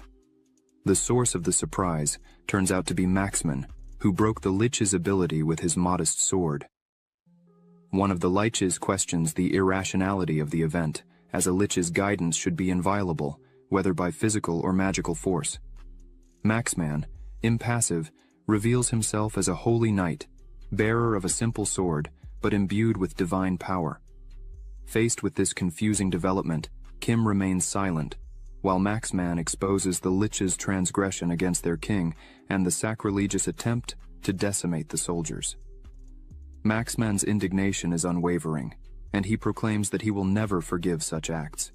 In a burst of determination, Maxman advances towards the leeches, claiming that their sinister plans would be annihilated right there. The leeches, momentarily underestimating the power of the Holy Knight, comment on the nuisance of dealing with such a figure, but highlight his human nature. One of them orders to crush Maxman to death without wasting time, while they are about to conclude their main intent. Another lich instructs the youngest among them to exterminate the humans outside the castle, bringing all the dead and preventing any escape. The third lich sets off in despair to execute the task, but Maxman, running towards them, shouts that he will not allow such an outcome. However, one of the three liches suddenly appears over Maxman, surprising him. Inquiring about Maxman's intended fate, the lich, without hesitation, unleashes his magic, instigating imminent death. Witnessing the imminent danger, Kim focuses, accumulating his divine flames, evoking the majestic form of a phoenix. In a determined gesture, Kim positions himself in front of Maxman, launching the phoenix against the lich's magic. The fierce firebird shatters the conjuration with remarkable ease, leaving the lich stunned before the supernatural spectacle. The phoenix, misunderstood by the liches, turns to the other vile being who watches in astonishment. In panic, the lich flees, claiming innocence. Amidst this chaos, Maxman questions Kim's true identity. Serenely, Kim reveals himself to Captain Maxman, sharing the understanding of the pain caused by the king's death and the attempt to sacrifice the soldiers. Despite the justified fury, Kim warns Maxman not to be consumed by anger. In a moment of despair, Maxman, tearful, consults Kim on the course to follow. Kim, with a compassionate look, declares that Maxman is the commander of this battle. Brought down by the circumstances, Maxman lowers his head, resigned. Kim extends his hand and suggests, gently, that Maxman trust, just this once, in his leadership. The silence endures while Maxman, stunned, contemplates Kim's words, whose gaze remains fixed and assured. As Kim and Maxman exchange words, the phoenix continues its attack on the liches. Despite one of the liches attempting to contain the majestic creature with their magical arts, their efforts prove to be ineffective as the phoenix continues its relentless onslaught. Observing attentively, Kim asks Maxman about his readiness. In a brief moment of silence, Maxman, holding his sword firmly, expresses his doubts about the right decision. Hesitant to let Kim face the threat alone, Maxman ponders the situation. He highlights the constant support provided by Kim to everyone there, suggesting that at least he should join the battle alongside him. However, before Maxman could conclude his reasoning, Kim interrupts him, alerting about the urgency of the situation. Maxman was faced with an imminent choice. In an attempt to guide Maxman, Kim questioned what was more valuable to him: the fortress or the lives of the soldiers. This question left Maxman perplexed, lowering his head in apprehension before deciding to flee. Kim, discerning Maxman's right choice, smiled. Focusing, Kim recalled the words of the gatekeeper about being aware of his ongoing objective. Convinced that there is a specific task he must carry out separately, Kim remembered the system's instructions. You are not their enemy. You can gain allies during the approval agony. With determination, Kim delivered a blow, not against the liches. One of them, perplexed, inquired about the reason for this unusual action. Kim, standing up, sheathed his sword, and a fissure opened in the castle wall. A monumental explosion erupted, disintegrating everything around. The liches could hardly believe what Kim had just done. The castle walls began to crack from the outside, while the soldiers watched in amazement, questioning what was happening. The castle was crumbling, and amid the chaos, a dark magic manifested in the debris. One of the liches scolded Kim, claiming they would have to deal with the consequences of this chaos. The other lich, addressing the lesser companion, warned him to summon the deed, emphasizing that refusal would result in his own death before they faced Kim. Astonished, the lesser lich agreed to obey the orders. Meanwhile, the first lich orders the red lich to check the altar, warning about the need for its total integrity for the ritual. Before the red lich can rise, the phoenix advances towards him, charging at him with precision. The attack hits exactly where he was, enveloping the whole scene in a smoke curtain. By a hair's breadth, the Red Lich escapes, only to find Kim already waiting for him, ready for the confrontation. Interrogating the Lich about his fate, Kim, with sharp skill, splits the being in half in front of the first Lich, who, enraged, threatens retaliation. Casting a spell towards Kim, the first Lich watches in fury as Kim defends with agility, dodging with his sword. On the ground, the Lich prepares another spell, trapping Kim inside a magical barrier while still hovering in the air. Discontent with the situation, Kim sees darkness take over the confined space. Persisting, Kim summons his phoenix, which, at lightning speed, attacks the magical barrier, generating an explosion that shatters it, freeing Kim. Even reflecting on the intensity of his gesture, Kim hears the Lich warn him about the depletion of his mana by the phoenix. The Lich offers a surrender, promising a painless death, to which Kim responds by standing up and ordering the return of the phoenix. Wielding his sword, Kim challenges the Lich, questioning the source of the idea that he would be useless without mana, raising the tension. At that moment, Maxman returns, interrupting the exchange of words and asking Kim to calm down, offering help. Maxman is surprised by Kim's response, who states that he has already done enough. Demonstrating a transformation ability, Kim assumes the image of Maxman, receiving the sacred blade and all divine attributes. A smile plays on Kim's lips as he announces that it is time for them to truly play. Meanwhile, on the outskirts of the castle, the soldiers gathered to try to protect their fortress and identify the enemy. As they recovered, a new explosion echoed and something was launched from the castle walls. The Lich hovered in the air, outside the imposing walls. Witnessing this scene, the soldiers wondered what was before them. The Lich expressed his dissatisfaction regarding his companion, whose quick irritation frightened him. He felt the urgency to fulfill the request made to him as quickly as possible. With his fingers, the Lich began to release red threads, announcing the resurrection of the dead. Countless creatures began to rise from the ground, generating panic among the present soldiers. Faced with the imminent threat controlled by the flying Lich, the soldiers decided to attack him. The Lich, realizing the soldiers' intention, laughed. However, upon directly facing the being, they were momentarily scared, questioning the true nature of the creature. Suddenly, a voice called one of the soldiers, revealing to be Captain Maxman. The soldier expressed his joy at seeing Maxman unharmed, sharing his concern for the destruction of the castle gates and the sudden appearance of the Lich in the sky. Maxman interrupted, assuring that everything was under control and explaining that he had ordered the evacuation of the region, avoiding fatalities. He inquired about the state of the castle gates, receiving the answer that they were not yet fully repaired.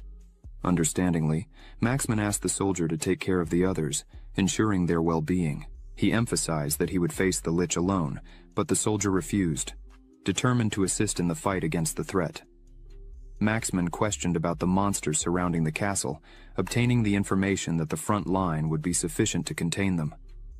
The soldier reiterated his determination not to let the captain fight alone again. Maxman, looking at him for a moment, agreed with a smile, instructing his soldiers to form a solid defense. Recalling his commitment to Kim, Maxman understood that his role there did not consist of an intensive battle against the Lich. His true mission was to protect all the soldiers, while the rest was up to Kim. Meanwhile, the fight between Kim and the main Lich continued fiercely. The two danced a fast choreography, the fight unfolding in every corner. Kim seeks to hit the Lich, who skillfully dodges his attack once more. However, Kim waited for this moment, and as soon as the Lich dodges, a new blow is delivered, surprising the creature and hitting it squarely. The Lich falls, emitting screams of pain, while Kim returns to the ground, facing the kneeling enemy, proclaiming the impossibility of what happened. As the Lich raises its head, it becomes visible that its form is disintegrating. In an internal monologue, the Lich considers such an outcome unacceptable, as he had been strengthening himself daily for a century. His current power labels him as the most formidable disciple among all the Liches. Kim, with his sword ready and a radiant energy, leaps towards the Lich to consummate his victory. Meanwhile, the Lich internally questions why he, a powerful entity, cannot subjugate a human like Kim. At the height of this reflection, Kim splits the lich in half, annihilating its vital stone. The creature kneels, admitting that it should not perish in that place and that its plans are crumbling. Kim coldly observes, pondering the uniqueness of the lich, whose existence persists even with the vital stone split in half. Kim suggests to the lich to relax, stating that his plan has completely crumbled. The lich, incredulous, asks if Kim really told him to relax. Contrarily, the lich argues that it is Kim himself who should not relax. He reveals that the invocation of the king is not a unique plan, as many lich disciples are working tirelessly to bring the king back. Even if there were 10 others like Kim, the lich assures that they would not be able to stop them. He emphasizes the inevitability of the king's return, threatening to plunge the world into darkness. Upon hearing these words, Kim lets out a sigh and advises the lich to relax again. Approaching the fallen lich, Kim states, "The lich king will die by my hands anyway." The lich is left speechless, tries to articulate something, but before he can, Kim plunges his sword into the middle of the vital stone, causing the lich's immediate disintegration. Upon ending the life of the lich, Kim states that his words have come true. At that moment, Kim revives memories of his past life during the outbreak, when the Lich King invaded the reality of the world, and Kim, at that time, was responsible for his death. However, Kim carries with him a concern stemming from his previous experience. The déjà vu manifests. A lich of similar quality now roams freely, awakening Kim's apprehension. The possibility that this event may unfold more rapidly than before does not go unnoticed. After a brief reflection, Kim realizes that, indeed, events are unfolding more quickly than in his past life. Nonetheless, he composes himself and decides to deal with the present events, leaving the future to its own time. There is still one lich remaining. Kim's thoughts return to Captain Maxman, who had questioned him about his performance. Maxman attempted to hit the lich, but it skillfully dodged his blows, displaying a mocking smile. Maxman, aware of the difficulty posed by the lich's mobility, recognizes that his limited aerial skills are not an impediment. His intention is not to defeat the lich. He merely seeks to keep the enemy's attention on himself, preventing others from suffering attacks and maintaining the safety of the soldiers. Maxman trusts in Kim's prompt return and decides to endure for a while longer. At that moment, the last lich perceives something, and with a trembling voice announces the death of his friend. Maxman, perplexed, tries to understand what is unfolding before his eyes. The lich, losing control, repeats the news of the friend's death incessantly, plunging into questioning. Maxman, realizing that Kim has triumphed over the leader of the liches, witnesses the last lich fall into despair. It casts a spell that envelops the entire castle, depriving everyone present of air and preventing breathing. Maxman, concerned about the situation of the ordinary soldiers, decides to use his last resource to stop the lich. However, before he can act, Kim bursts in like lightning, leaving Maxman paralyzed with his speed. Kim flies towards the last lich, delivering a precise blow to its face, breaking its teeth and throwing it to the side. The punch Kim delivered to the face of the last lich was so strong that it threw the lich away, hitting one of the castle's towers. Kim returns to the ground, while Maxman watches all this in disbelief. Maxman asks if Kim was there to defeat the lich. Kim replies yes, but as soon as he sees the soldiers on the ground, he thinks things are not looking good. If Kim had been slightly later, something bad could have happened. Maxman says it's a relief that the lich's damage did not go beyond. The soldiers just got a bit out of breath. The power the lich used is called the Great Death Drain. This power drains the life force of all living creatures in the area where the lich is. This energy is used to strengthen the undead that the lich brings with it. Kim thinks that the tips given to him, try not to kill anyone, are clearly for this reason. If more people died, the lich's spell would be infinitely stronger. Kim looks at the lich, who is rising surrounded by the energy of death, and thinks that the lich is just an apostle of the Lich King, and yet is extremely strong. The last lich acts as if it were a subordinate of the lich that Kim just defeated, but this last lich is as strong as the other. The lich begins to say several times that it would not forgive Kim, The lich loses control and starts screaming that it would never forgive. It opens its mouth, and from within it comes a staff and a lot of blood. Kim just watches closely, while Maxman is completely scared by all this. The lich grabs the staff in its hand, and a lot of energy begins to emanate from it, creating a gigantic protective barrier. Maxman becomes increasingly amazed at the lich's strength. Kim thinks that if it continues this way, the Great Drain will activate again. So, Kim jumps towards the lich to kill it before the worst happens. But, as soon as Kim attacks the lich, his sword hits the protective barrier that the lich created and can't reach the lich. The lich looks into Kim's eyes and laughs, saying that never would such a fool be able to break a barrier like this. The lich says that this barrier was made with its own life force. Then, the lich emphasizes to Kim that to break this spell, he will need to kill the lich. Kim moves away from the barrier created by the lich. Kim becomes worried and starts thinking about what he could do, as if the spell lasts a little longer, something very bad could happen. While Kim was worried, he hears a voice telling Kim not to worry. As soon as Kim turns around, he sees Maxman conjuring his energy. Maxman tells Kim that Kim's job is to defeat the lich. Then, Maxman lifts his sword with all his strength and says, his job is to take care of the soldiers. He hits his sword on the ground, creating a strong glow. This glow begins to rise, creating a huge protective barrier that envelops the entire castle and all the soldiers there. The soldiers, seeing this, are completely amazed at what Maxman can do. The soldiers begin to feel better, saying that the aura oppressing them was going away. The soldiers couldn't understand how this was happening. Kim looks at all this and says this is the Holy Sanctuary shield. Maxman says this is his last ability and the strongest as a holy knight. Maxman says his ability increases the powers of all allies within range and weakens the effects of darkness, but it has a downside. This ability consumes years of the user's life. Maxman shouts that it doesn't matter at the moment. Even if this ability takes his life, he will protect all his soldiers. No matter what, but everyone will come out fine. Maxman shouts that he'll leave the rest to Kim, as he trusts him. Kim moves away from the lich's shield to get distance from up high. Kim can see that everyone is giving their all to win this battle. Every soldier is risking everything, even their life. While Kim was thinking about this, the lich takes advantage and tries to catch Kim off guard, but Kim quickly turns around and protects himself with his sword. The lich says it can't understand how a mere human killed his friend and opposed the lich without knowing his place.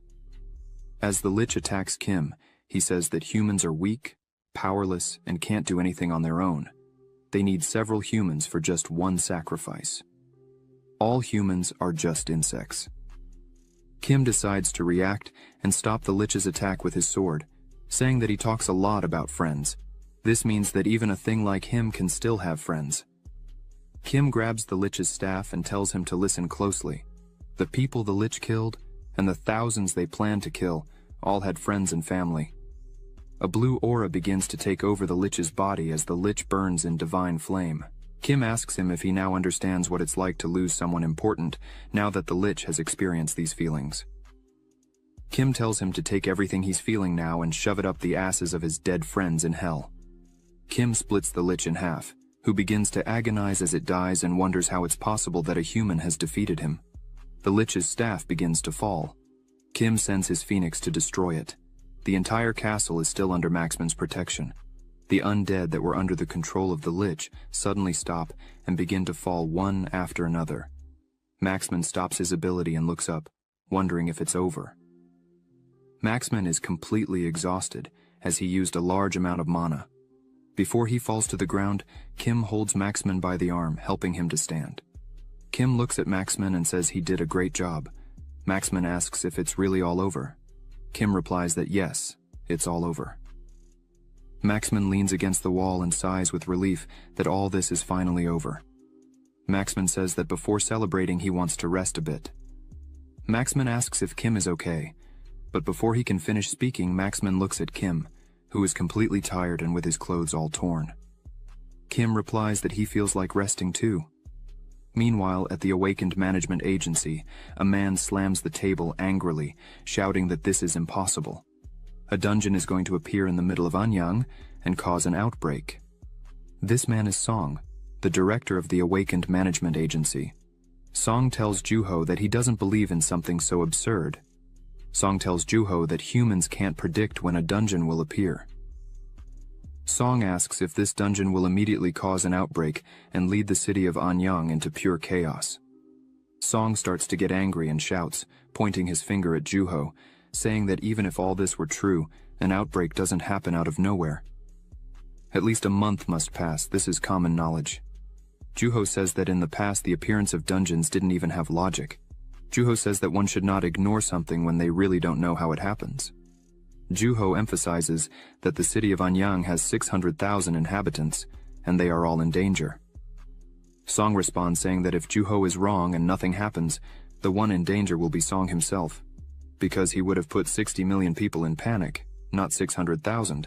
A man arrives at the scene telling the two to stop this argument, saying that they will never get anywhere if they continue like this. This man is Kim Doi, an A-rank awakened agent. Song asks Doi if he sees any sense in this. Doi replies that this has never happened before, but Juho has a point. The only problem there is where Juho got this information and how reliable this person is. Doi questions Juho, asking who gave him this information. Juho says that the source of this information is a rumor. Probably the two have already heard his name before. Juho says that this information was given to him by Kim Soo-hyun himself. Both Doi and Song are shocked by this. The two ask if Juho is talking about the same one who is climbing the ranks in the abyss and causing a commotion. That mysterious super rookie. Song asks if Juho knows Kim. Doi says that a few months ago there was someone named Kim Soo-hyun who entered the Gwangju dungeon, the same one Juho was in. Doi emphasizes that this Kim was rank C. Doi says that he could be the right person and asks if Song changes his mind with this. Song lowers his head and says he does not change his mind. Juho is surprised by this and asks why. Song says there's not enough proof showing that the Kim who was with Juho is indeed the right person. Song states he can't trust someone like that. Juho is frustrated with the whole situation. Song looks at Juho and says, if they send everyone out of the city and nothing happens, the responsibility for everything will be the director's, meaning Song himself. However, Song asks Juho to pay attention and emphasizes that dungeons are like natural disasters, so if some people die because of them, it wouldn't be his responsibility. Juho is annoyed and thinks that Song doesn't want to do anything just because he's afraid of taking responsibility. Song interrupts Juho, saying that he decides everything there and takes all the responsibility for it. Song says he will pretend that none of this happened today. Switching back to Kim, the system notifies him that he received approval from the 20th floor as a reward. Kim received 100,000 points. Kim's attributes increased: strength by 1, agility by 2, vitality by 2, mana, efficiency by 2. Kim sighs, apparently very tired from this. Kim sits at the edge of the castle and thinks that this was extremely difficult, as he wouldn't have imagined that there were 3 apostle-level liches there. Even though the floor was a multiple of 10, it was still just the 20th floor. Kim looks at the system screen and thinks that at least he got good results with his attributes. Kim's mana efficiency points went to 70, and his mana rank went to the 7th. This is high even for an S rank, which was his goal in his past life. Suddenly, the system shows a new window, saying it was calculating the level of rewards. This surprises Kim, as he thought he had already finished receiving all his rewards. Suddenly, numerous system screens inform Kim that he didn't receive help from various people. This shocks Kim, asking what that meant. After reading more carefully, Kim understands that he could have received help from many people. Then, Kim remembers what the gatekeeper told him. You might be able to gain allies during the ordeal of approval. Kim closes his eyes and sighs again, saying this might be because he always had to solve everything alone. Kim looks down and sees all the soldiers and marksmen cleaning up the castle. Kim, looking at marksmen helping the soldiers and leading them, cracks a small smile and thinks that maybe this time he didn't do everything alone. Marksman tells the soldiers that the biggest problem has been resolved, but there's still a war against the Udram kingdom. So, the soldiers should prioritize the castle walls and gates, and then the interior. Kim approaches Marksman and says, He seems very busy now. Maxman turns to Kim and says he's been looking for him everywhere. Maxman thought Kim had left without taking care of his wounds first. Kim says he just went for a walk to unwind a bit. Maxman says he wanted to thank Kim in front of everyone. Kim says he went for a walk precisely because of that. Kim, a bit embarrassed, says it's a bit uncomfortable for him to be praised or to receive expectations from someone. Maxman just looks silently while Kim talks.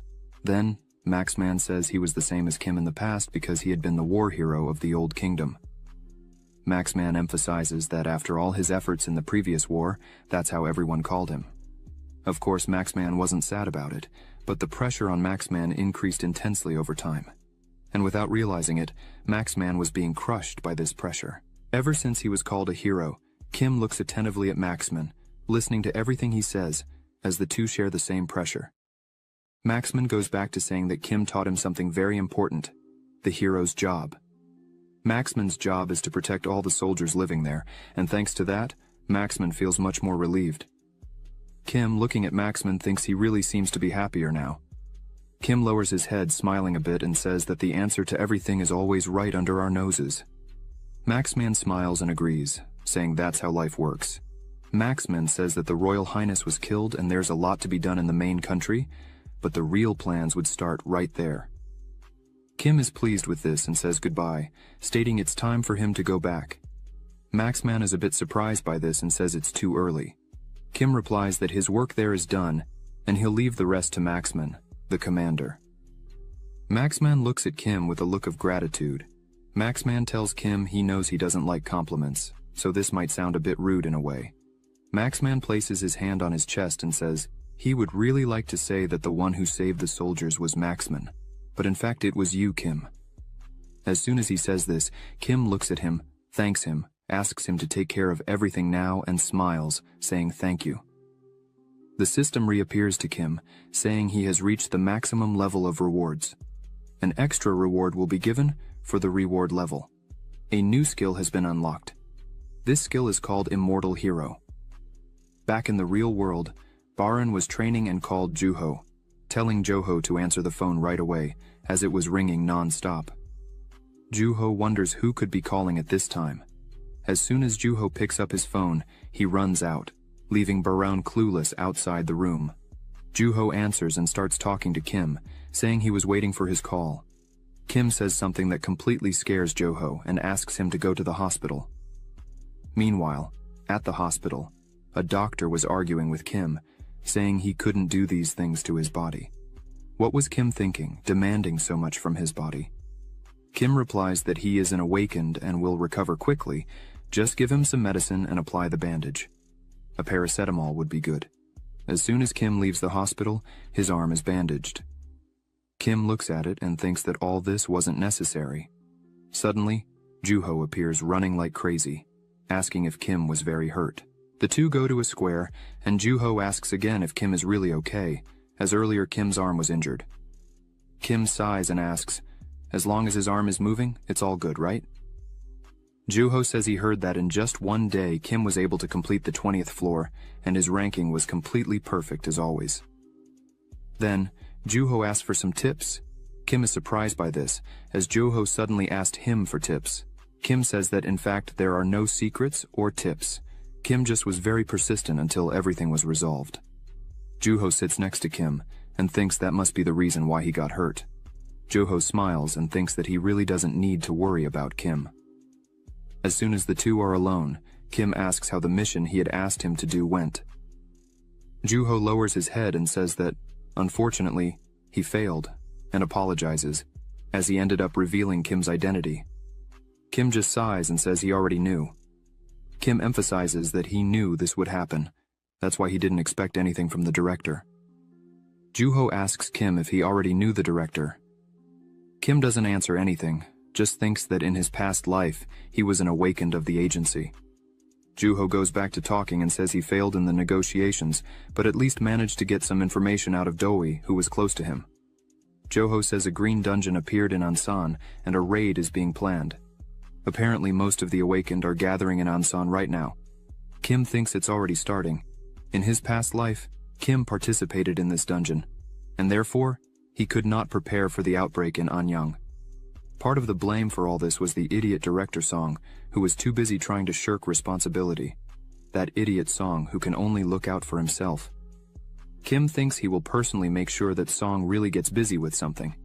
As he thinks this, Kim is completely nervous, his face is closed and red, his facial veins were pulsing strongly. Joo-ho, seeing this, thinks Kim was right. The dungeons are appearing exactly as he said. Joo-ho asks Kim how he knew all of this. Kim, still with a stern face, says it's just intuition.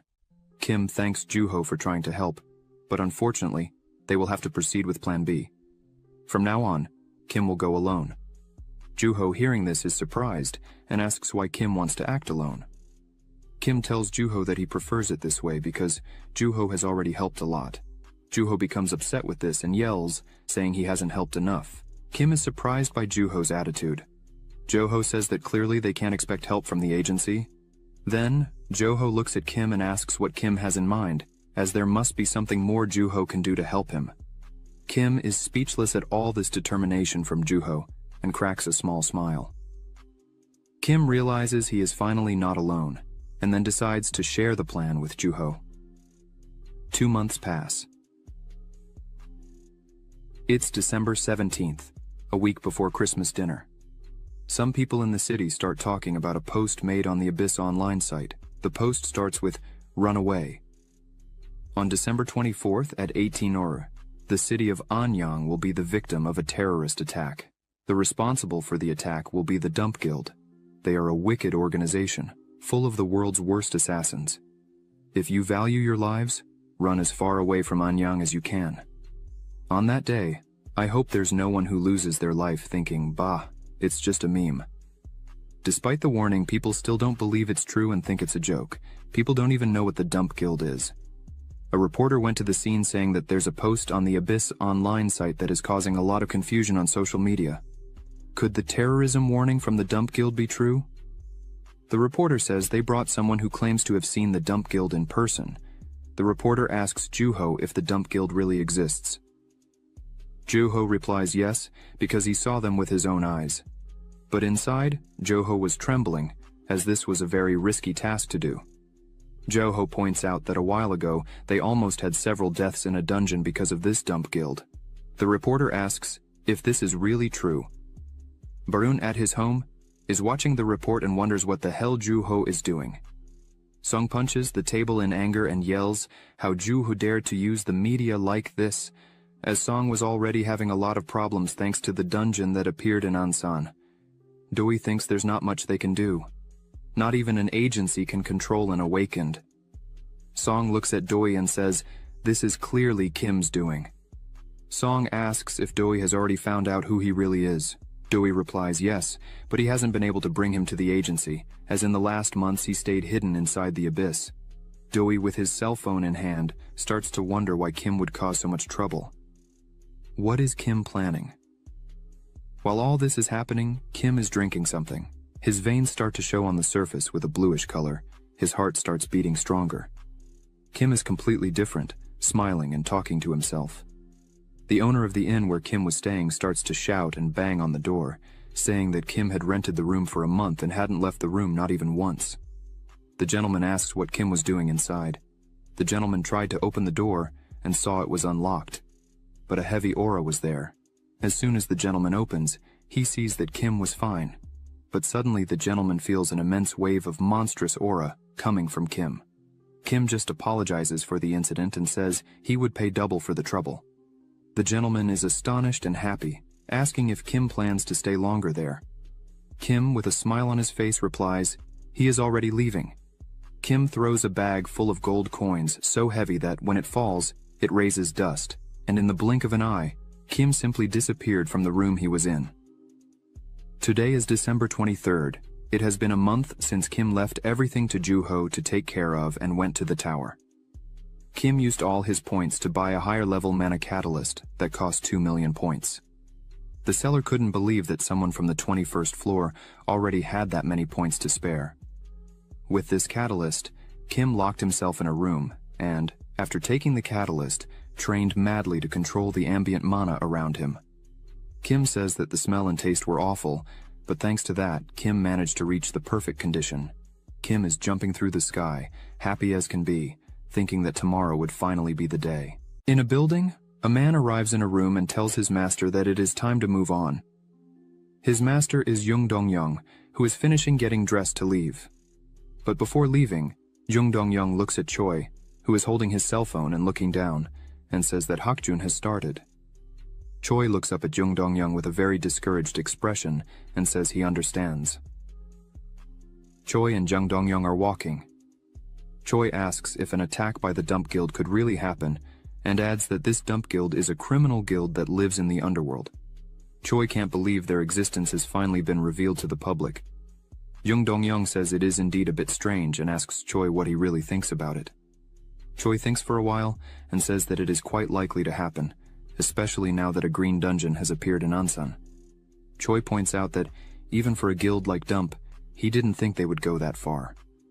Jung Dong-young interrupts Choi's speech, saying that he didn't want to know about that, but who made the post? Choi is a bit confused by this. Then, Jung Dong-young starts explaining that he stopped to think for a bit, and it's very strange that a person who exposed a guild known only to a small group of awakened people. Jung Dong-young says he did some investigations on the matter and found out that the name of the person who did this is Kim Soo-yoon. As soon as Choi hears this name, he is completely shocked. Jung Dong-young says his plan is to continue the investigations and find out why Kim is so obsessed with the Dump Guild. Thus, Jung Dong-young's car finally arrives, and, as he gets into the car, Choi just looks on with a dissatisfied expression before getting into the car. Choi takes another good look at Jung Dong-young and thinks something is really strange, as Jung Dong-young doesn't care about anyone else but himself, and now, out of nowhere, he is giving so much importance to this guild. Choi starts to get into the car and begins to question what the Dump Guild has to do with this situation. Choi, already inside the car looking at Jung Dong-young, starts to think that there might be some connections between the Aries Guild and the Dump Guild somehow. Choi, a bit confused, sighs and thinks about Kim. What is he doing in this? Choi begins to remember the day of the exam, the immense energy coming from a person. Choi remembers that this person's name is Kim Soo-yoon, but he was just a C rank. Choi thinks it's almost impossible for someone who is C rank to be the real Kim from the rumors. However, Choi remembers that Kim had given him a paper in case he ever needed help. Choi, still a bit confused, thinks there is something very wrong in the whole story. Meanwhile, in the city of Ansan, some guys were in an alley. These people were upset because even on Christmas, there was not a person passing by for them to rob. One of them said that everyone had left because of the post. He advises that it would be better for them to leave as well, but their leader says that post was a complete lie. A dozen idlers went crazy posting that because it was a complete lie. But, as he was speaking, a person with a mask appeared behind them, saying that it was not a lie. The four look at this person and start to offend him, calling him bizarre and telling him to get lost. The leader points at the masked person and says that they could finally have some fun, and says he would beat up this masked guy, as he clearly had just come out of the asylum. As soon as the leader finishes speaking, the masked person grabs him by the shirt and lifts him up. The others are a bit scared by this.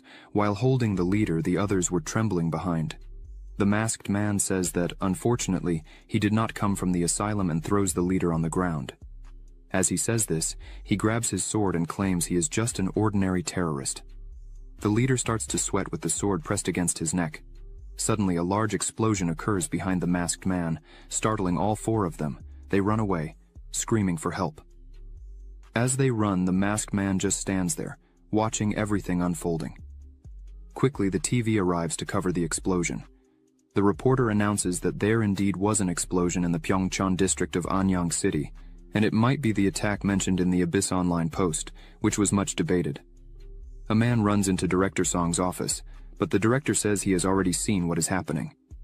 Director Song puts his hand on his head and says he thought Juho was just bluffing when he asked them to issue a warning to evacuate the city. The director's assistant says that, according to witnesses, the attack was carried out by just one person. This makes Director Song a bit stressed, as just one person was able to do such a thing. Director Song remembers that Juho had said the source of this news is Kim. The director tells his assistant, Doi, to take care of everything, and to gather as many awakened as possible to capture Kim, as everything indicates that Kim is the real terrorist. Meanwhile, the masked man is on top of one of the buildings, wondering if this is enough to get their attention. By now, the whole city had caught fire. Meanwhile, the masked man is still around, assessing the situation. The man concludes that it is enough, as it already looks very much like a scene of terrorism. The man thinks that, despite everything seeming to be burning, it is nothing but a lie, as he had enhanced his sacred flames and learned to control the flames in a way that only appears as though things are burning, without actually burning. Thanks to this ability, this whole scene can be created. There were a total of 0 deaths in this attack. At this point, the people must have already evacuated the city, but it is not over yet. Kim needs to head to the city center still. Kim thinks it must be about time for them to arrive. As soon as Kim thinks this, he hears a voice telling him not to move any further, and this startles Kim because the timing was perfect. These people are the awakened who came for Kim under Doi's command. Then, without delay, Doi starts saying that they all came on behalf of the awakened agency, so Kim should stop all his attacks now. Doi introduces himself, saying he is the state-hired awakened and associate director of the Awakened Management Agency. Doi emphasizes that Kim should surrender and come quietly. Kim just looks at this without saying a word. As soon as the people behind hear the name, they are a bit scared because it is Kim from the rumors. Doi tries to calm the situation, saying they had information that Kim and Joho were working together and were the cause of this incident, so if Kim surrendered, they could talk more properly. But before Doi could finish speaking, Kim interrupts him, saying he talks too much. Kim raises his sword, saying he doesn't want to waste much time, so they all could come at once. It would make no difference. The people hearing this are surprised by Kim's sheer arrogance. The awakened begin to rush at Kim, saying it doesn't matter who he is, this does not give Kim the right to act so arrogantly. The first one tries to hit Kim directly, but Kim easily blocks the attack with his sword. As one of the awakened attacks, Kim says he finally met the prodigy, and all this time, Kim was hiding from the dump guild. Kim realizes that this awakened was of B rank, but Kim easily defended against all their attacks. Another awakened, standing further back and conjuring his magic, says that it's not enough to just attack recklessly. They should try to create an opening in Kim's defense. Then, he fires his magic towards Kim, who dodges as if it were nothing. And with just that attack, Kim can see that this other awakened was of a low B rank. One of the awakened, who was still standing there, asks the others if they were attacking just because Kim called them out for a fight, saying that this was not the way they should act in such a situation. He questions Doi why he isn't doing anything, as Doi was by far the strongest among them. Doi thinks for a moment and replies that, no matter how he looks at it, something strange is happening there. This leaves the last awakened a bit confused. Meanwhile, the awakened continued to charge at Kim with all their strength, but Kim kept easily defending against all the attacks directed at him. With just one kick, Kim stops one of them, and when Kim was about to cut his arm off, another awakened stops Kim's attack, making him retreat a little. Kim thinks that most of the people there are in the B rank, and that this would not be enough. Doi begins to concentrate a bit, and starts noticing some things about Kim that the others can't see.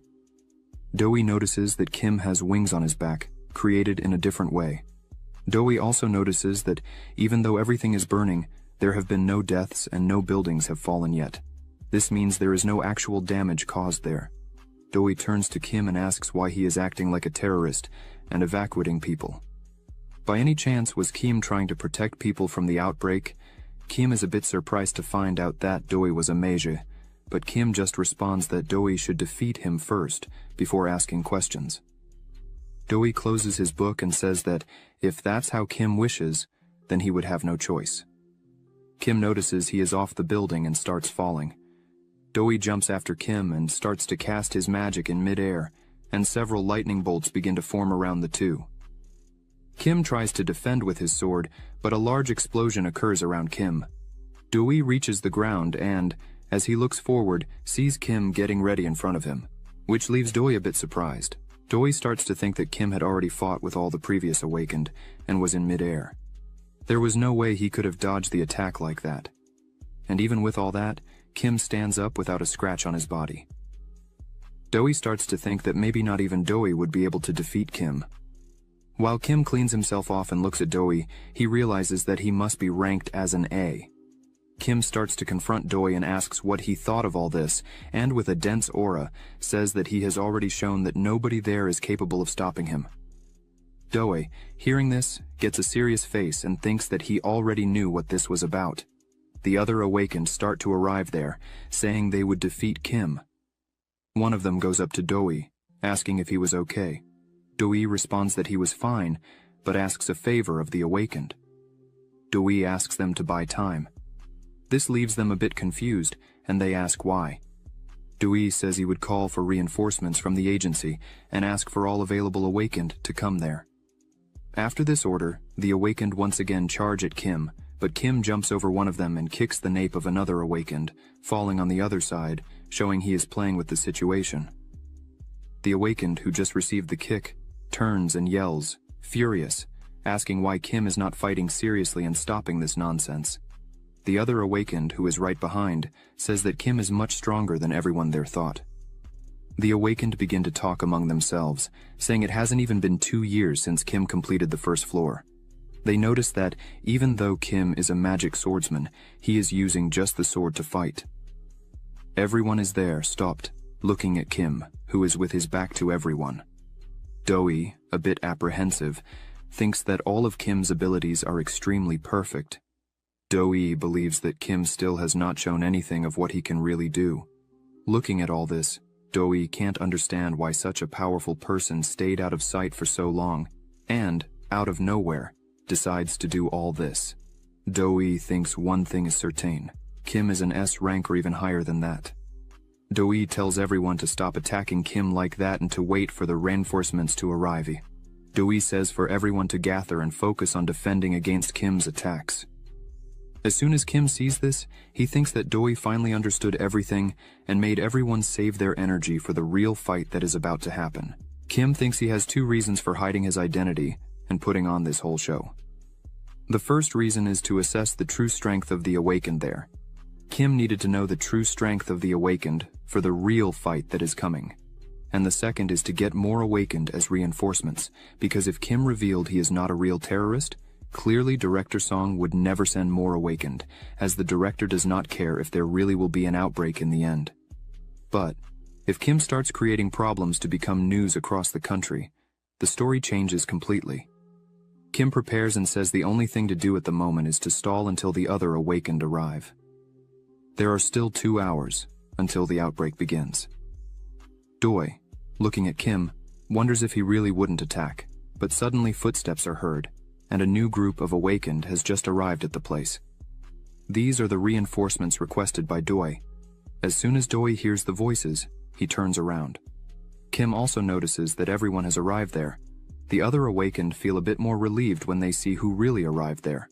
Doi, as soon as he sees who they are, thinks that Director Song is really angry for sending this group of awakened.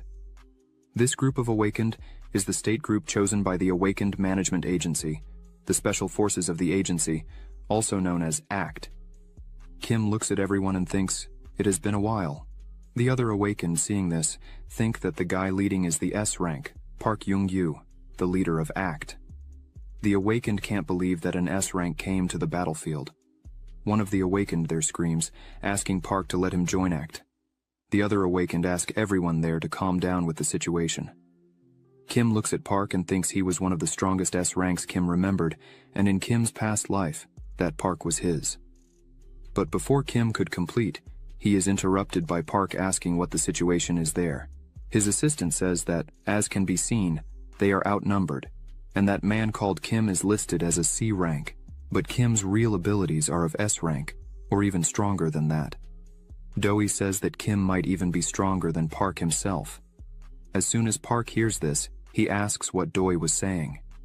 Another ACT member, the second in command named Kang Sungchil, classified as an A rank, says that Doi was just scared, as he hadn't been on a battlefield for a while. Kang Sungchil was mocking Kim, saying he was just a fool, but at that moment, Park tells them not to underestimate Kim. Park tells Doi that he has no idea of Kim's strength, but intends to do nothing for now. First, Park's entire team would fight. and only then would he join the battle. Kang Seung-chul, while descending from the building, asks his master if all they need to do is simply capture Kim. Meanwhile, Kim just looks at all this without saying anything. Doi says that even though Kang Seung-chul is Park's student, he is still an A rank. Doi points out that Kang Seung-chul will not be enough to defeat Kim, but Park descends from the building and says it's okay, because the ACT organization is different from other awakened. Park and Kim face each other. Kim thinks that Park hasn't changed at all. He is the same as Kim remembered. He then remembers the teachings he had received from Park. Kim closes his eyes and says he wants to see if Park's teachings were still good. Kim prepares for the battle as the 5 members of the ACT surrounded him. Kim says he will now see with his own eyes everything his master taught. Kang Seung-chul is all excited about this situation and charges at Kim without thinking twice. Kim just stares at him. The entire ACT team stands in front of Kim. Then Kim prepares, and they all attack him together. They pass by Kim without attacking him. This leaves the other awakened a bit apprehensive, not understanding what is happening, but all of them start running quickly around Kim. The other awakened find all this movement a bit unnecessary, but Doi warns everyone, saying that at first glance, it seems like they are simply running around Kim.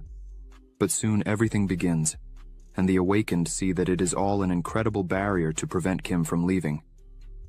Doi says this keeps Kim trapped there, and all attacks are directed to a single point at an incredible pace. It is not only strong but also something extremely difficult to defend against all the attacks. A systematic attack that combines support, restrictions, and strong blows. This technique is used to defeat strong people or bosses. Park says this is the perfect coordinated attack, the hallmark of ACT, the best among their coordinated attacks. Kang Seung-chul taunts Kim again, telling him to stop running away like a coward and fight for real. Kim just listens to this and quickly dodges Kang Seung-chul's attack. This surprises everyone there, but Kang Seung-chul, with a cold look, thinks that wasn't what happened. As soon as Kim sets his feet back on the ground, he will lose his balance. Quickly, chains start to run through Kim's body, and all together manage to hold Kim, who apparently is completely immobilized. Even around his neck there are chains. The awakened who were watching celebrate as they finally caught Kim. Kang Seung-chul prepares to deliver the final blow, and an explosion occurs, covering Kim. The ACT team can't see exactly what's happening there. Everyone was anxious to see if they really succeeded. People, thinking that Kang Seung-chul had done the job perfectly, say he should have gone easier, as now the chains were broken. But as the dust starts to settle, a person walks out from there, and everyone is completely shocked by what they were seeing there, as Kang Seung-chul was completely tied up in his sword, screaming how Kim had done all this. The ACT team asks if their strike didn't work or if they did something wrong, but Kang Seung-chul screams that it was none of that, and says that Kim knew everything they were going to do from the beginning. They couldn't understand how Kim knew this. Kang Seung-chul thinks that when he went to strike Kim, in seconds, Kim managed to turn his body along with the sword so that the blow would only cut the chains, and after that, Kim used the rest of the chains to easily bind Kang Seung-chul. Doi can't understand how Kim managed to do all this in a short period of time, so, even with good reflexes, it is still almost impossible. Kim thinks that, obviously, he knew everything that was happening because, in his past life, he was part of the ACT, and because of that, he trained so much in these combat skills that he got sick of all of them. Park picks up his sword and says that, apparently, he was wrong, as it should have been Park himself who should have gone to fight against Kim. After Kim and Park face each other, Park says that youth is doing Kim very well, and that, under other circumstances, Park would certainly be tempted to call Kim to join the ACT. Park raises his sword and says that all this is to ensure that Kim's forces are not used for the wrong purposes. One of the men there goes up to Park and says that the awakened are gathering, so they should be careful not to mess with the S ranks. Everyone moves away from the place of the fight, leaving only Park and Kim there. Choi was nearby and starts to see something. Kim, seeing this, thinks that they finally started to gather. Kim says that he has been waiting for a long time for this moment to fight Park one-on-one, but unfortunately, this is not the right time for that. Then, Kim drops his sword and raises his hands, saying he was surrendering, which surprises everyone. Park asks what this means. The other awakened there, not understanding, wonder why Kim had given up after calling everyone there. Park, still without an answer, asks once more what Kim was intending with all this. Kim responds that they don't need to waste their energy on a futile battle, as the real battle was about to start now. Suddenly, an earthquake begins and everyone is startled by it. Doi realizes it's not just a simple earthquake. Looking up, Doi sees that a dungeon has opened, and it's green. Kang Sung-chul, seeing this, says it's not over yet. The dungeon that opened started to behave strangely, showing that a real outbreak was happening while everyone there watched. Kim says that, as they can see for themselves, the appearances of dungeons and the speed of outbreaks are going to become increasingly difficult to predict. Kim starts to withdraw his divine flame from all over the place, sucking it into his hand, which surprises everyone. Doi, seeing this, thinks he was right. All this fire was Kim's doing. While Kim was sucking up all the fire, he begins to say that he is sure this whole situation is, at the very least, confusing. Kim believes that everyone there is certainly angry with him for not telling the truth from the beginning. Even so, Kim shouts and says that he asks all the awakened there. Suddenly the fire becomes a divine flame again, spreading throughout Kim's body and revealing his true face. Kim clenches his hand tight and says that he needs everyone to fight alongside him at this moment.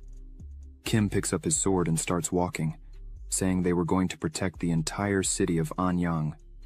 Choi, seeing this, cracks a small smile, saying he knew that guy was Kim Soo-hyun.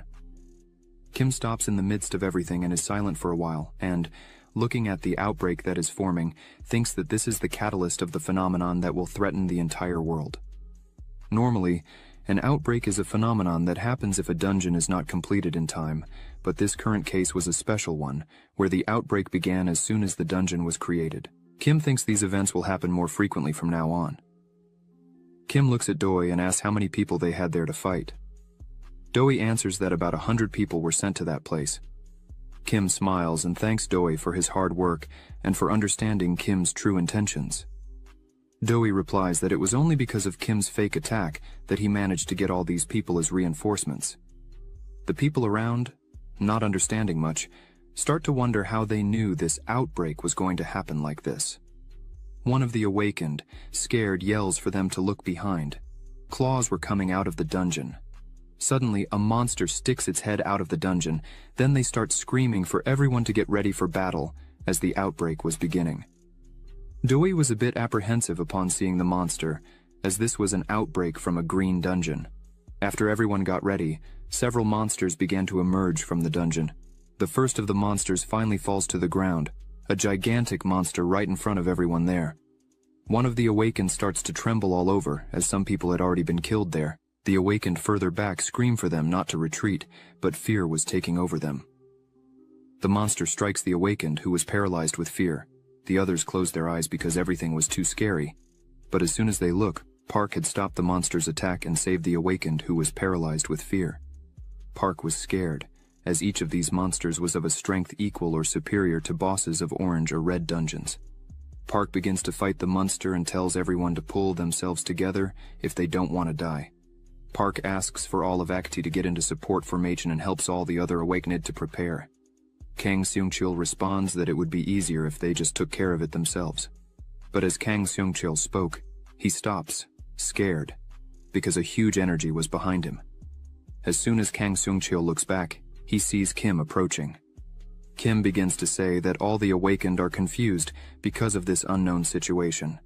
Just as Kang Seung-chul didn't look behind him, Kim emphasizes that the priority now is to calm everyone down. As Kim jumps close to Kang Seung-chul, he asks if this is something the ACT can handle.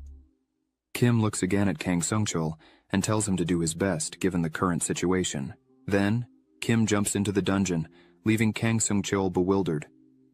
Kang Seung-chul is annoyed because Kim keeps saying the same things as his master, Park. When Kim was close to the dungeon, he grips his sword tightly and uses his divine flame, attacking several monsters at once, defeating many with just one strike. Kim lands on a building and thinks that, with the help of Park and the entire ACT here, they would likely easily contain the advance of the monsters. Then, the evacuation of civilians would occur without problems.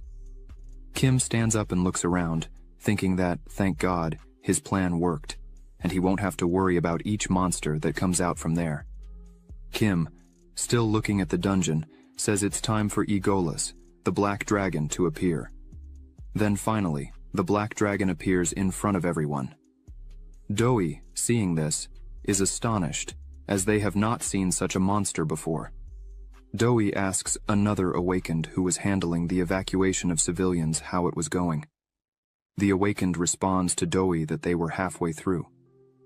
Doi thinks that, fortunately, there have been no deaths so far, thanks to the evacuation started by Kim. However, the monsters are coming quickly. If they don't do something fast to contain this advance of monsters, the damage could be greater. The black dragon emits a fierce roar, and this shows that if they don't act soon, the whole country will be in complete danger. Monsters continue everywhere and spreading quickly. Some awakened were fighting and told everyone to work hard and not let any monsters out of the city of Anyang, while other awakened were calming the people living there. Doi fights fiercely against a huge monster in front of him, using his magics to try to contain the damage. While fighting, Doi looks at one of the buildings and sees Kim standing on top of one of the buildings.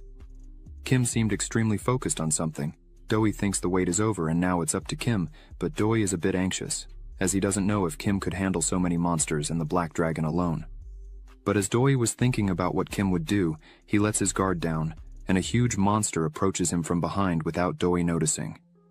As soon as Doi turns and sees the monster, he thinks it's all over. But suddenly, a person appears sitting on the head of the monster and thus the monster falls face down. Park appears sitting on top of the monster, with his sword in the monster's head, telling Doi to focus more, as he was losing his concentration easily. This surprises Doi. Park, still sitting on the monster, says he will explain quickly, because they don't have time to waste there.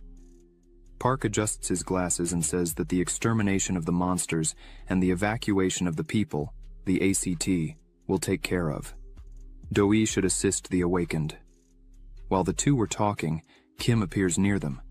Park, noticing, just looks back and asks if he could leave the black dragon to Kim. As soon as Kim hears this, he responds promptly that, yes. Park, after passing the battle strategies, prepares himself. Kim also prepares and says he understood everything. Kim raises his hand, and his divine flame phoenix begins to take him to the sky, directly towards the black dragon. Kim leans on the walls of a building and starts running towards the dragon. The dragon tries to strike Kim, but he quickly dodges and jumps to counterattack. The dragon looks directly at Kim, a glow starts between them, but Kim doesn't stop his attack. While holding firmly his sword, Kim advances and lands a strike on the black dragon. The skin of the dragon is very resistant. The sword was trembling and wasn't cutting the dragon, but Kim couldn't lose now after everything he had done for several days.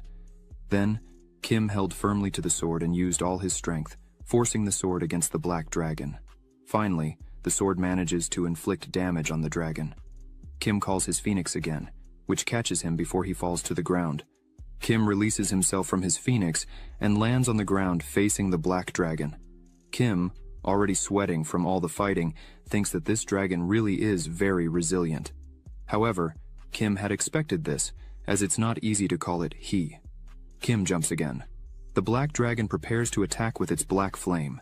Then, the dragon launches its black flame towards Kim, and for a moment, everything goes silent. But suddenly, Kim appears on a huge phoenix of divine flame, flying towards the dragon.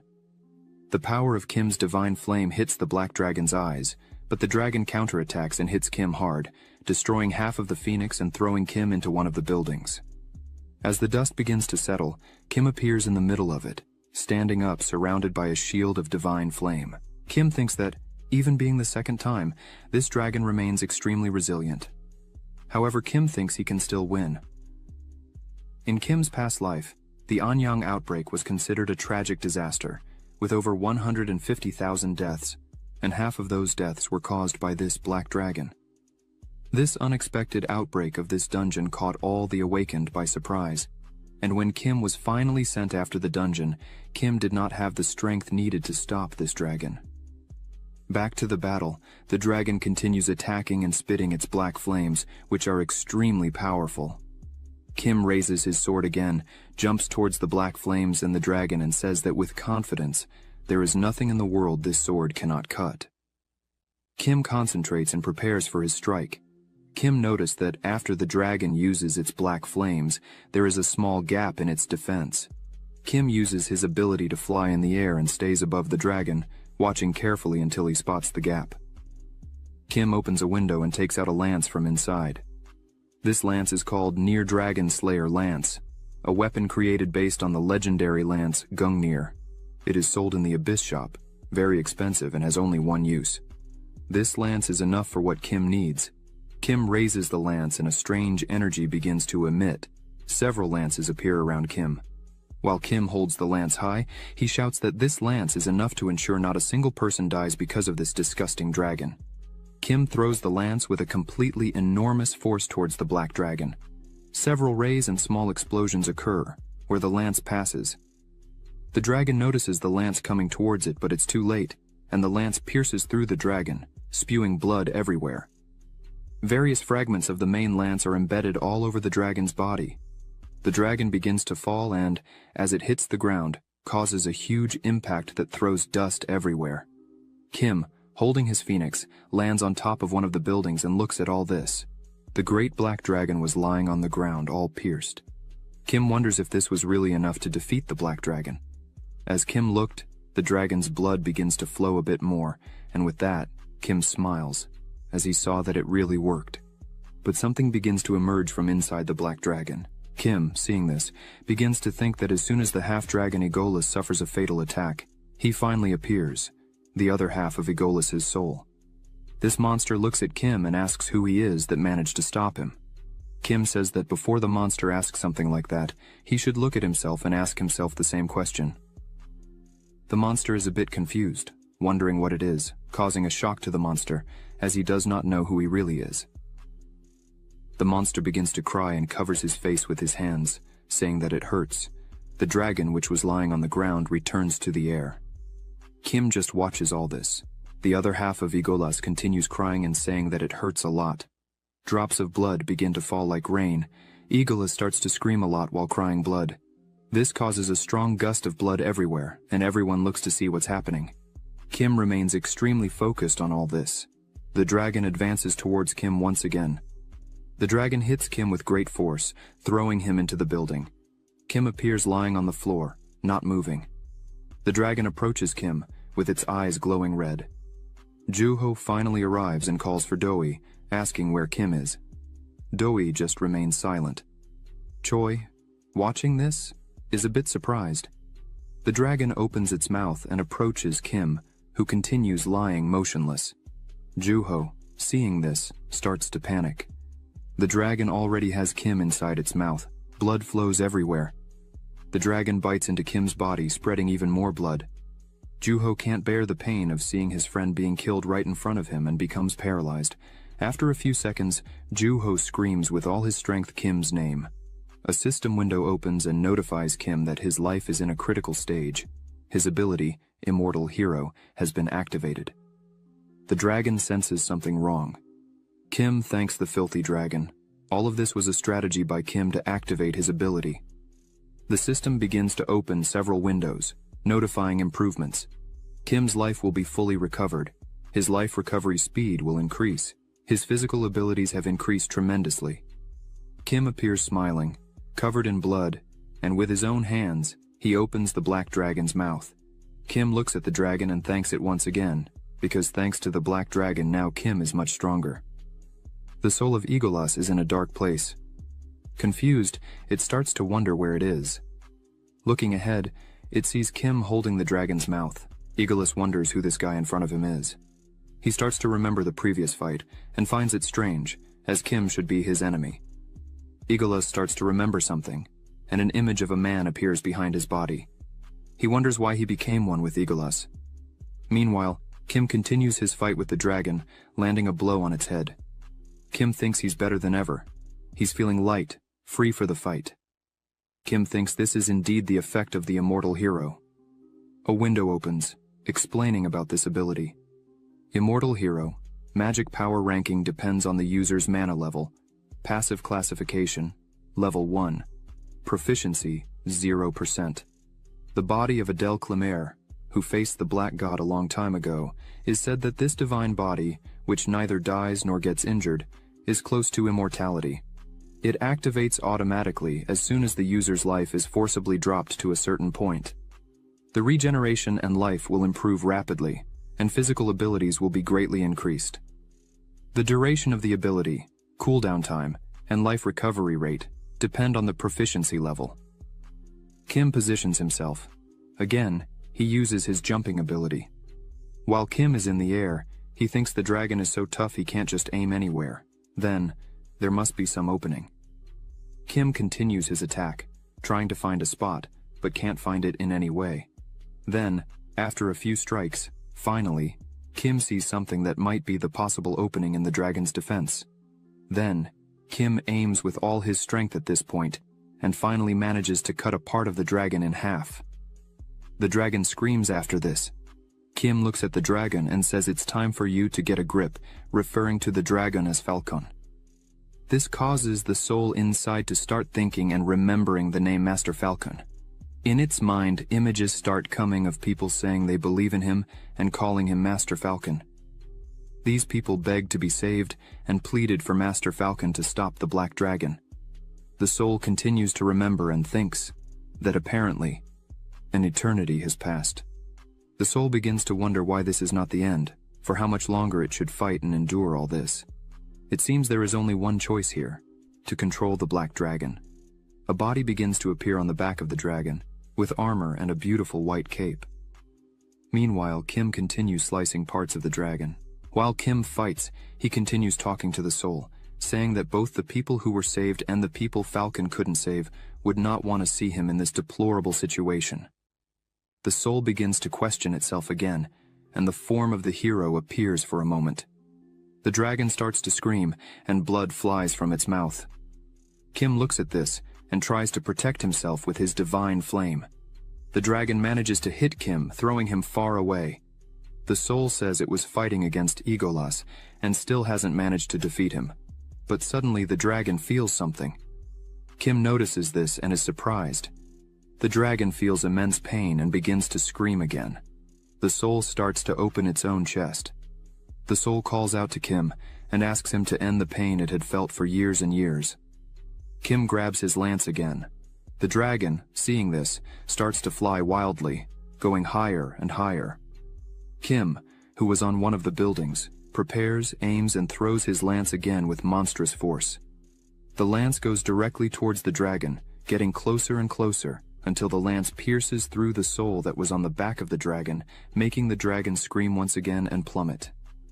Everyone looks at this, astonished. The dragon falls again in the city. The dragon is completely destroyed on the ground, with blood everywhere.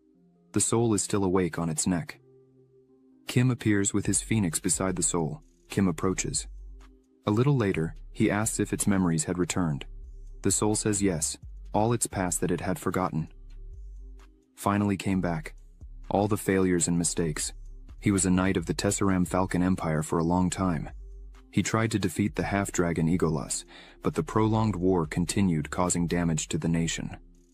In the end, he used magic to bind himself to the dragon in another dimension, but because of the never-ending battle, both Egolas and the warriors sunk deeper and deeper. Even after freeing themselves from the dimension, there were still constant fights to defeat each other in a single body, but every time this happened, in the end, innocent people always died. Falcon was in tears, recounting his memories. Kim turns and says, "It's been a long time to suffer over these things."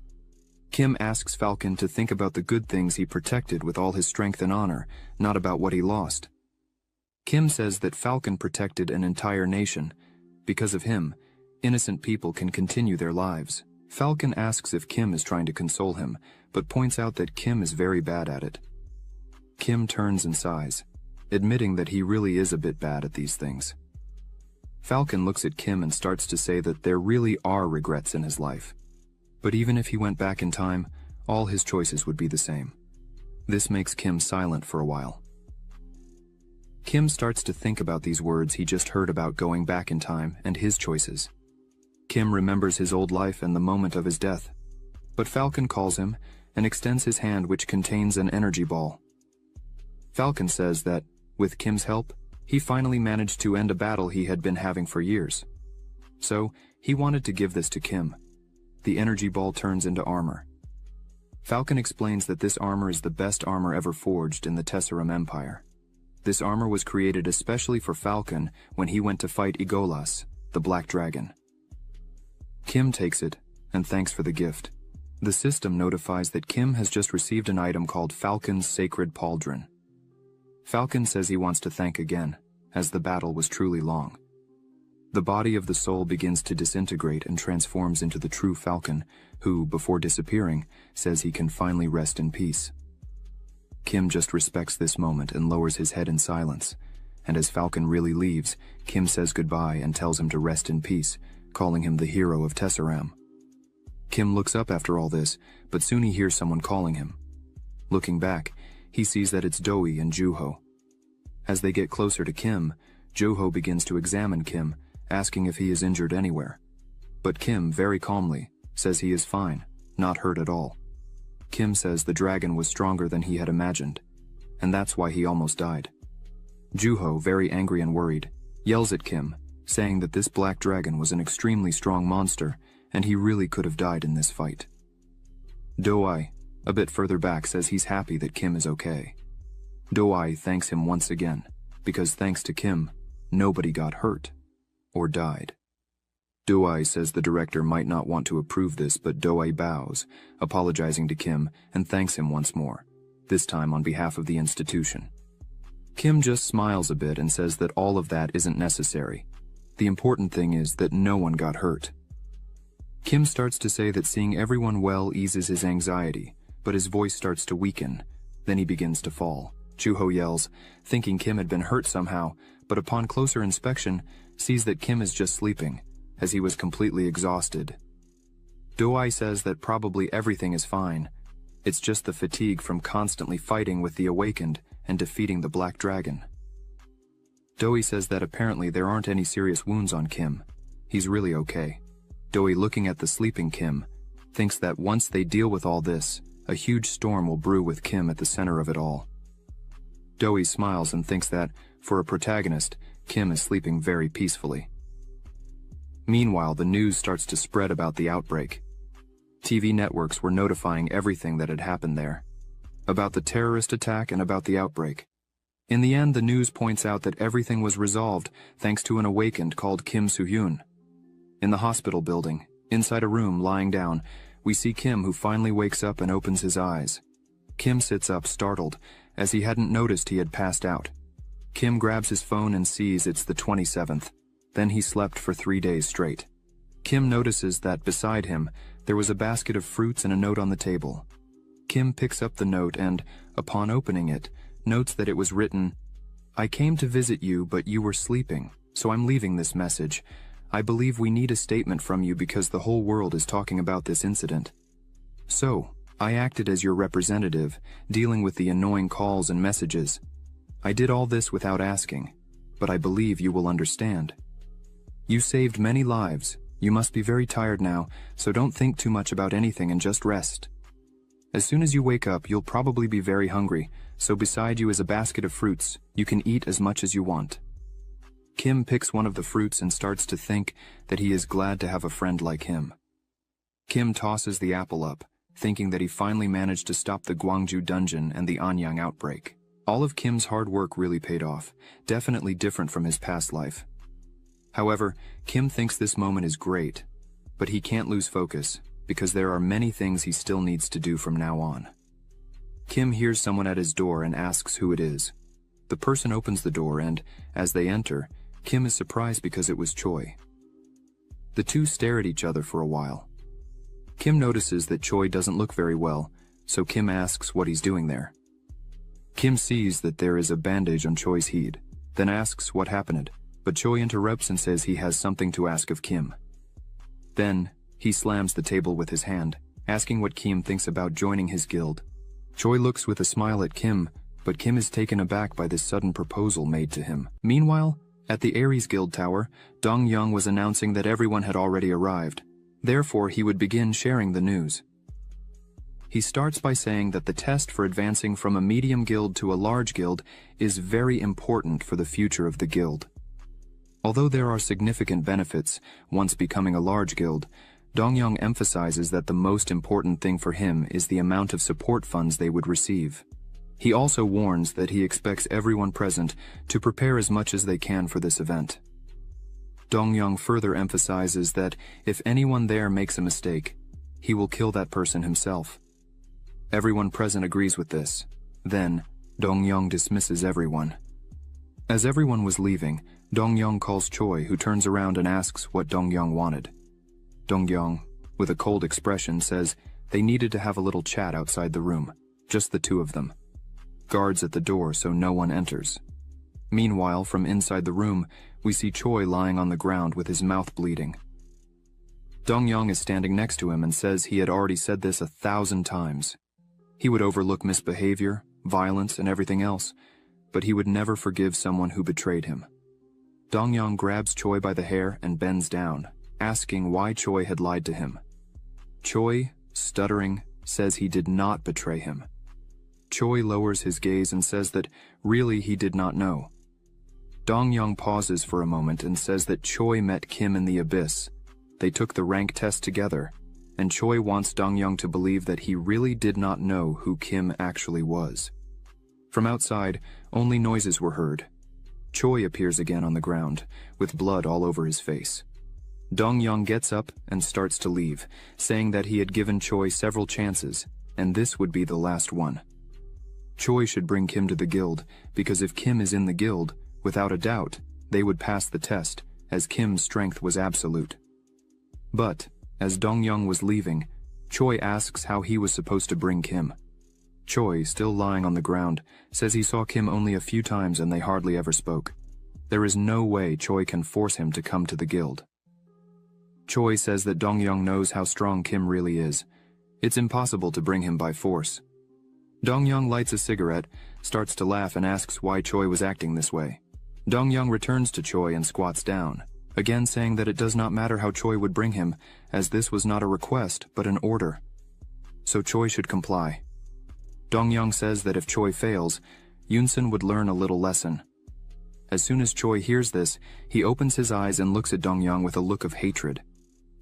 Then, Dong-young says that this would be the last time he would say this before the test began.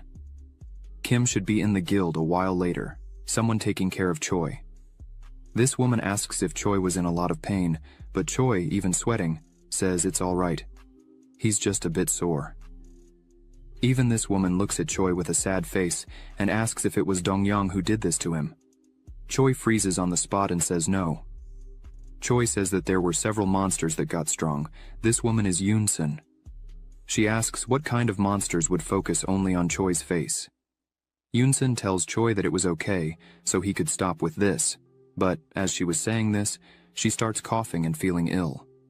Choi holds her in his arms, worried, and asks where her medicine is. As soon as Choi gets it, he asks her to take it quickly. Yoon-sun takes the medicine from Choi's hand and takes it. Choi, seeing this, is clearly saddened and outraged by the situation he finds himself in at the moment. Choi remembers Dong-young saying that Choi's beloved's illness is very painful and cannot be cured, not even by modern medicine. However, Dong-young manages to get medicines that work, so Choi should be grateful to him for that and obey him. Dong-young pushes the medicine across the floor, leaving it near Choi, who was still on the ground. Dong-young says he hopes that Choi will fulfill his part of the agreement, as he would hate to see Yoon-sun suffering. Choi is clearly full of hatred for all of this. Returning to the present, Choi holds Yoon-sun by the shoulder, saying that she is not well. Then, the two embrace. Choi says that when Yoon-sun is not well, he also can't be well. Then, Choi hugs her tightly and holds her for a while and crying. Choi says that until she recovers from this disease, he will never give up. No matter how much pain he has to endure, everything will be fine if it's for you, Yoon-sun. Then, Choi would do anything in the world. Back at the hospital, Choi is talking to Kim, asking Kim to think about the proposal, as it wouldn't be a bad idea. Choi says that after this incident, Kim would obviously receive calls from all existing guilds and organizations, and if he joined the Aries Guild, they would make sure that nothing annoyed Kim. Choi asks again and says that all Kim has to do is join their guild. But Kim interrupts him and says that the whole situation there is very strange, and Choi also knows that it really is strange. Kim says that before Choi continues trying to make him join his guild, it would be more than fair for Choi to tell what is really happening there. Choi sweats hearing this. Kim says he already knows that something wrong is happening there. Choi goes back to remembering the day when Kim handed him the paper with his number. Then, Choi asks if that's really all Kim needs, if it's just to know what's really happening. Choi takes his sword and points it at Kim, who is surprised by this. Choi asks Kim to fight with him. If Kim wins the fight, Choi promises he will tell everything that is happening, but if Kim loses, he should join the guild. While Choi was saying this, he sweated out of fear of Kim because he had seen Kim's strength in the past fight against Egolas.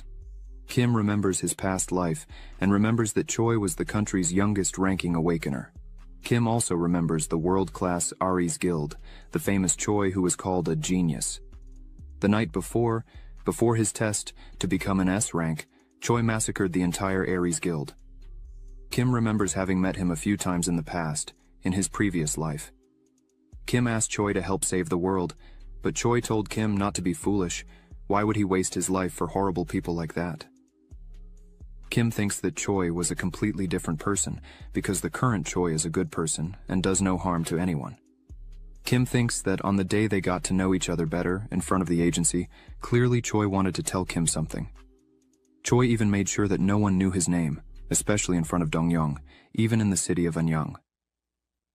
Kim saw that Choi was struggling to save people he didn't even know. Kim can't understand why this is all happening, but while Kim was thinking, Choi attacks him. Kim quickly jumps and dodges Choi's attack. As soon as Kim dodges, Choi says that since there was no response, he would consider that Kim had accepted the proposal to fight him. Kim thinks something is wrong because Choi is forcing him to fight, even knowing that Kim was injured. And this is not something that Choi would normally do. Kim remembers Choi calling him to climb the tower together and thinks that clearly, someone is forcing him to do such a thing. Kim says that no matter what happens there, he himself will find out what's going on. With the noise made by Choi's strike, people in the hospital begin to wonder where it was coming from. A woman thinks it could be an earthquake, but another woman comes running. A woman says they are in big trouble. The woman screams that there are awakeners fighting on the floor above. Choi attacks Kim again, who quickly dodges. Kim prepares and kicks Choi's arm, standing on his arm. Kim thinks that if he prolongs this fight, probably the hospital will be in pieces. So, Kim should end this situation quickly. Kim jumps on the bed and starts looking for his sword, until he sees it thrown in the corner of the room. But Choi takes advantage of Kim looking away and jumps again to attack him. Kim turns his gaze back to Choi and grabs the blanket that was on the bed, throwing it at Choi, who is confused. However, with that, Choi couldn't see where Kim was. Kim starts running to get his sword. Choi apologizes and, as he prepares to attack again, says that unfortunately, this fight needs to be underhanded. Choi says he would not allow Kim to grab his sword, as Choi knew that if Kim got his sword, Choi would have no chance of winning, since Choi knew he was much weaker than Kim. Choi uses his attack, and a wave of air comes out, hitting the wall. Kim, who was running, notices this and turns to see what was happening. The explosion caused by Choi breaks the hospital wall, making stones fly everywhere, and along with these stones, Kim had been thrown out of the building by the explosion. Kim thinks that, although he dodged the attack, it was still a tremendous pressure. Kim thinks that Choi is really strong. Kim notices that a knife was flying by his side, so Kim quickly grabs it. Kim thinks about the people in the street, so this fight could cause problems. Kim decides to draw Choi's attention to the rooftop, where the damage would be less. Kim starts to conjure his holy flame and summons his phoenix, so it can take him to the rooftop of the building. Choi goes to the wall he had just destroyed and looks up, seeing Kim rising quickly to the top of the building. Kim reaches the rooftop. Kim pauses and thinks that, even without any weapon, Choi would not be able to defeat him, but that is if Kim was at 100%. Unfortunately, Kim had not yet fully recovered. Quickly, Choi appears and charges at Kim again, who is only holding a knife in his hands. Seeing this, Choi asks Kim if he really thinks a simple kitchen knife could help him. Kim, looking directly at Choi, says, yes. The fight continues, and Kim manages to defend himself with just a kitchen knife. However, Kim thinks that this knife is not suitable for this type of fight. So, he would not be able to hold this off for long, not to mention that the kitchen knife has no kind of magic infused in it. Choi prepares another blow and strongly attacks Kim with his sword, and Kim easily defends with the knife, as Kim says he is confident in his magical control and begins to emit magic from his body and pass it to the knife in his hands. Kim counterattacks quickly and hits Choi, who feels an immense pain with the cut made by Kim. Choi starts to scream in anger and raises his sword, using a technique called full moon explosion. Kim is slightly startled by this. Choi attacks Kim, and a great explosion happens again at the top of the building. With all this commotion happening, the police arrive at the place and quickly isolate the perimeter where this fight on the rooftop of the building was happening. The ground was all damaged, and a trail of destruction came from the feet of Choi, who was leaving, but Kim had a serious expression. Kim, holding just a kitchen knife, puts more of his magic into it. Choi starts to say that he already knew that. Choi admits that he is not capable of defeating Kim. As soon as we see Kim, we realize that Choi's attack had no effect on Kim. He had defended the entire power of the attack with just a kitchen knife. Kim lowers his guard and says that they have reached the end of the fight. Then, he asks Choi to tell what is really happening. Choi starts to tell that there was a person named Yoonsun. She was the only person Choi would really give his life to protect her from everything and everyone. Choi says he wanted to see her happy for the rest of her life. They had met when they were children and grew up together. Choi says she was always his closest friend. Then the day finally came when Choi gathered courage and asked her out, and thus they started a life together. After Yoonsun graduated from high school, she inherited the family flower shop. Choi says that Yoonsun helped him a lot while he had not yet found a job. In all of Choi's life, no matter when or where, Yoonsun was always there, encouraging him in all his choices. They were happy times, where there was no worry or misfortune in our lives, just two young people living happily their life. Then, as soon as Choi became an awakener, he was extremely happy and ran to tell Yoonsun, as they could finally have a better life. But the day came, and it came quickly, like a punishment from God in our lives. One day, Choi went to the flower shop, but everything was dark. Choi rushes in, shouting the name of his beloved. As soon as he sees Yoonsun collapsed, he is completely devastated. Choi runs to help Yoonsun and asks what was happening there and who had done this to her. But Yoonsun was bleeding and coughing a lot, so she was having trouble speaking. Choi is desperate seeing this, but suddenly Choi hears a voice saying that they wanted to buy some flowers, but the shop seemed to be having problems. This man was Dong-young. Choi turns around and asks if he was an awakener. Dong-young starts to approach and says that apparently Yoonsun had been infected by a powerful poison, but luckily Dong-young was an expert in this matter and says that today was Choi's lucky day. Then, Dong-young asks Choi if he really wanted his help. Kim, after hearing this, says he had understood everything. Choi needed the medicine for his girlfriend and, because of this, Dong-young made him a slave, controlling the medication. Choi says yes, and emphasizes that Dong-young is the only person who can make this medicine, so he has no other choice. Choi starts to stand up and picks up his sword. Choi asks if Kim remembers what Kim had said before, when they had met in front of the certification building. Choi says that Kim promised he would help him. Choi stands up and smiles, saying he wished those words were true. Choi stops smiling and, with a sad face, asks for Kim's help. Choi starts to think that he wanted Kim's help to escape the chains that bound him to Dong-young. He wanted to be free, along with his beloved Yoonsun, and that's why he was asking for help. But Choi starts walking and says that if Kim helps him, he will never believe in himself again, just as he was deceived by Dong-young all this time. Choi emphasizes that if he cannot grow and has to continue depending on others, the same things that haunt him now would come back to happen in the future. So, he has no other choice. Choi says he would put an end to all this. Choi turns around, smiling at Kim, and says he is very grateful for everything. Elsewhere, Juho was reading a paper and asks if this is really serious. The man, behind a pile of papers, says his livelihood depends on the information he sells.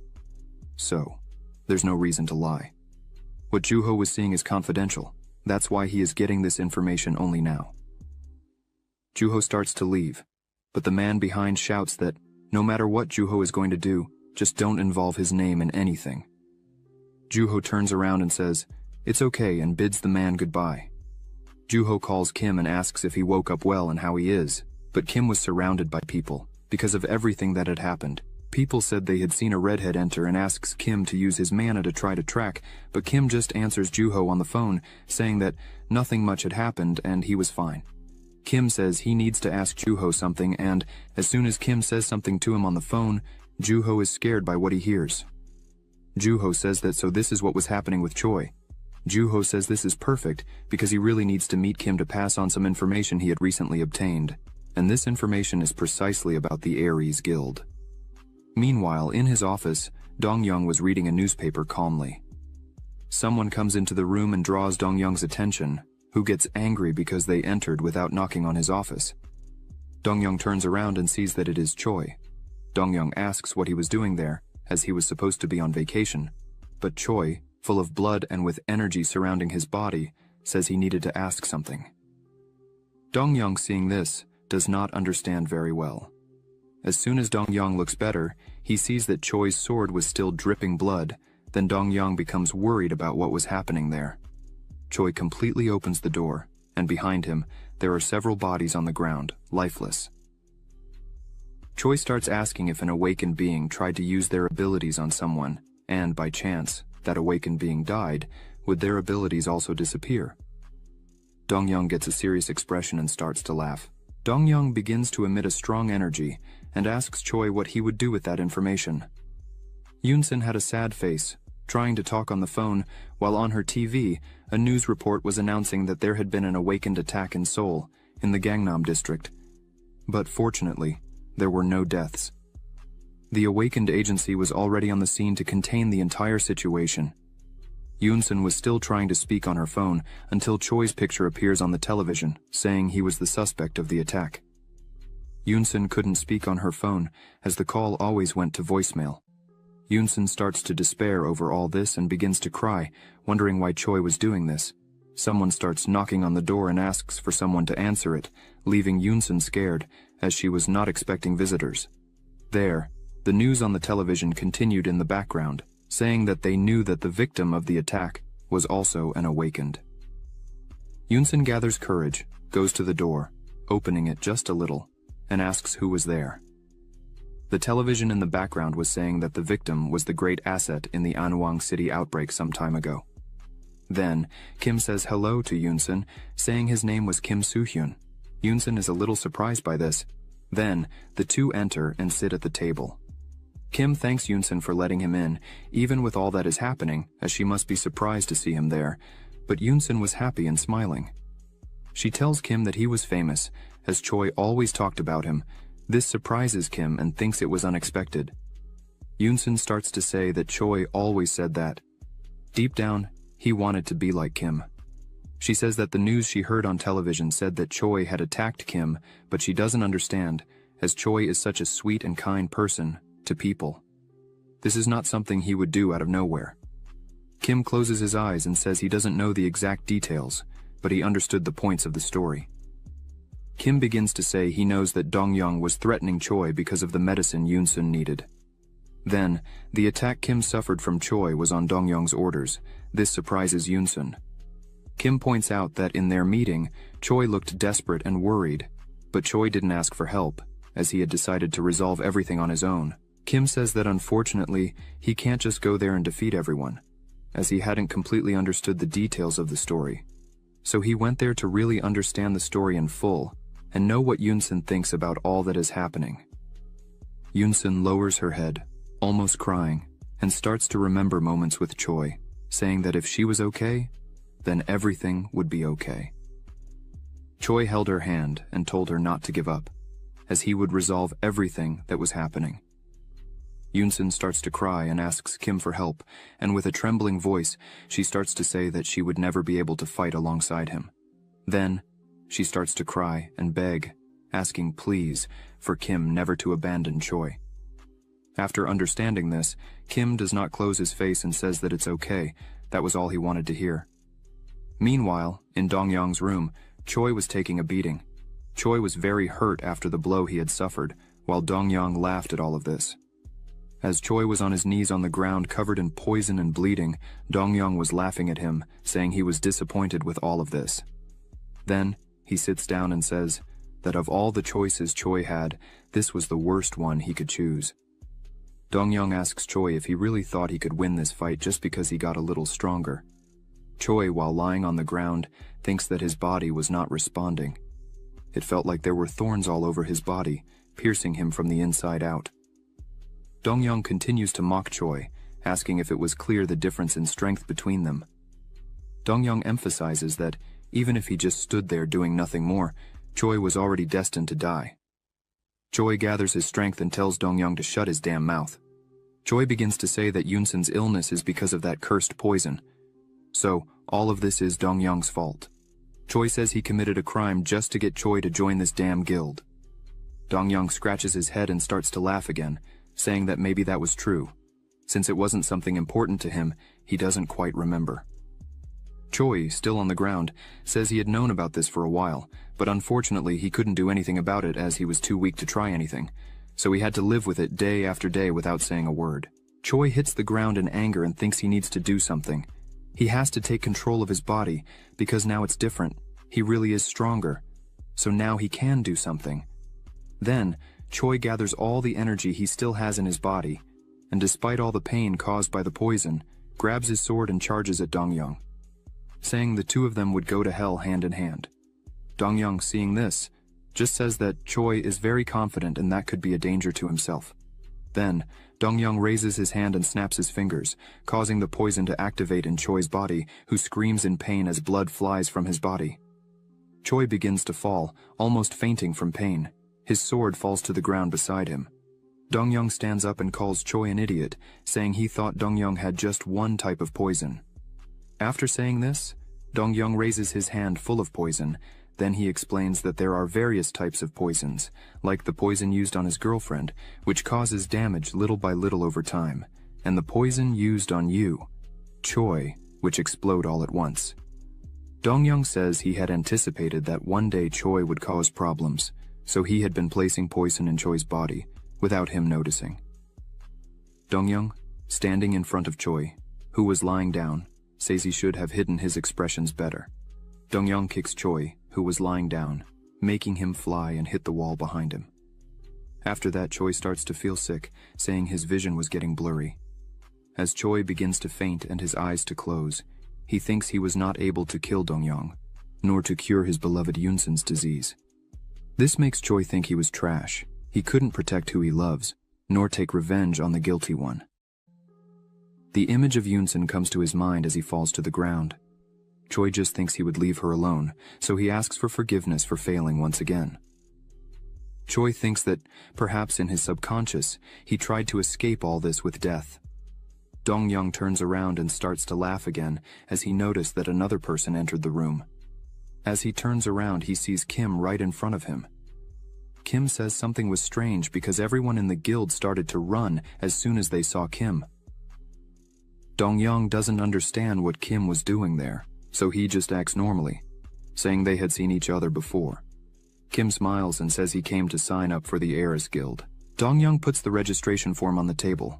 The two sit down, and Dong-young begins to say he is really surprised, as he was convinced that Kim was against joining any guild, and, out of nowhere, he appears there of his own will.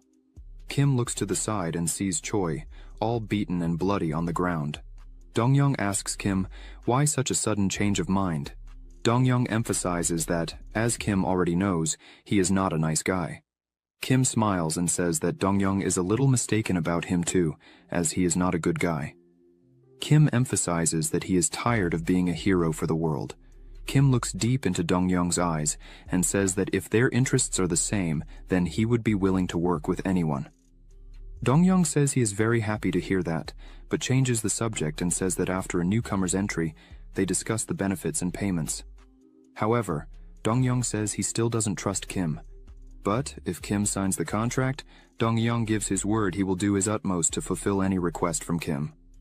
Then, Kim picks up the pen and says that sounds like a great idea. After Kim signs the document, he says that it was really very easy. Dong-young is pleased with this and says that it's finally time to start the business. Then he asks if there is anything that Kim wishes. Kim responds that, as an official member of the Aries Guild, his first request is for Dongyong to give the antidote to Choi. This leaves Dongyong a bit confused. Kim says that Dongyong just called the guild a business, and letting a member as strong as Choi in this state is not good for business. Kim stares at Dongyong with a serious face and says that, as reported in the news, there is a pending debt with Choi that Kim would like to settle. Dongyong crosses his arms and says, Kim wants to save Choi so that Choi owes him one, and Kim can charge it in the future, using Choi as a puppet. But Dongyong emphasizes that even if Choi takes the antidote, it wouldn't do much good, as the poison would still remain in his body. Kim says he doesn't care about that, as Choi is worth more than 100 C-ranked awakened. Dongyong says that if that's the case, then all right. He stands up, goes to Choi, and grabs him by the throat very hard. Choi starts to scream, but suddenly the poison that was spread across Choi's face begins to recede and go back into Dongyong's hand as the last drop of poison is removed. Dongyong throws Choi back on the floor, saying it's done. Kim goes to Choi and kneels near his body. Dongyong turns and starts walking, saying now they could discuss the dividends, payments, and other guild matters. Kim touches Choi's shoulder and whispers that he had met with Yunsun. Choi, nearly dead, opens his eyes and asks why. Kim just asks him to be quiet. Kim starts to stand up, while Dongyong says that Kim's payments would be 70% of the dungeons and the position of vice leader of the guild. Dongyong emphasizes that this deal is a beauty. Kim turns to Dongyong and says the deal seems good, but starts walking towards Dongyong and says that, as he said before, Dongyong does not seem to be a good negotiator. This makes Dongyong a bit surprised. Kim approaches him and says that if this is really all about business, then Kim refuses to participate in a business where he comes out losing. Dongyong turns to Kim and asks what terms Kim was thinking. Kim smiles and says he wants 100% of the profits and the position of leader. Kim places his hand on the leader's chair of the guild and turns, saying he wants the entire guild. Dongyong starts to laugh and says he was really expecting something like that. Dongyong, with a cold look, says that must be a joke. Kim, without showing any expression, asks why Dongyong was laughing and what was so funny about it. Kim says this guild was created using people weaker than Dongyong, blackmailed and took advantage of. That's how this shitty guild grew. Kim, with a murderous face, says that if this is the way business works, then he would use the same strategy and take this guild for himself, as clearly he was stronger than Dongyong. But Dongyong says Kim is no saint and he didn't take advantage of anyone. He just used them for his own benefit. Dongyong says a predator never feels sorry for its prey. These people he used were nothing but weak worms that wouldn't make a difference in the world. These worms were destined to be devoured by the cycle of life. Dongyong says that, thanks to him, these people had a bit of usefulness to society. Dongyong emphasizes that weakness, compassion, and stupidity are a crime in this world, where the strongest always win. This is the world of the awakened. Kim smiles and says that, in one thing, Dongyong is right. The strongest always win. But Kim says Dongyong overlooked one thing. Even prey, in a moment of desperation, can attack the predator to defend itself. At that moment, Choi appears behind Dongyong with his sword in hand. Dongyong tries to turn, but Choi is already close enough. Kim, seeing this, says, "This is the desperation of the weak." Choi cuts Dongyong with his sword, making him scream in pain as his blood sprays everywhere. Dongyong begins to fall. Choi finally fulfilled what he promised to Yunsun. Kim just watches the whole situation, without saying a word. Finally, Dongyong is down, while Kim and Choi look on. Choi places his sword beside Dongyong's body and, still sweating, removes his bandages. With his hand trembling, he says it's finally over. Choi asks Kim what happened there, as Choi was sure he was nearly dead because of Dongyong's poison. Choi says that even if he had been detoxified, his body was completely wrecked. It wasn't supposed to recover so quickly like this. Choi couldn't feel anything, and was almost blind. But as soon as Kim touched his body, it was as if he felt well again. Choi says that Kim clearly did something, but Choi doesn't understand why. Kim has been doing all this since they met. Kim has been helping Choi whenever he could. Choi asks again why Kim is helping him so much. Kim says it's a shame, but unfortunately, this conversation would have to wait for another time, as it wasn't really over yet. Dong-young begins to rise. As he stands up, poison leaves his body, and Dong-young starts to laugh loudly. As soon as he stands up, he says that a surprise attack like that was really good. That's what he expected from Choi.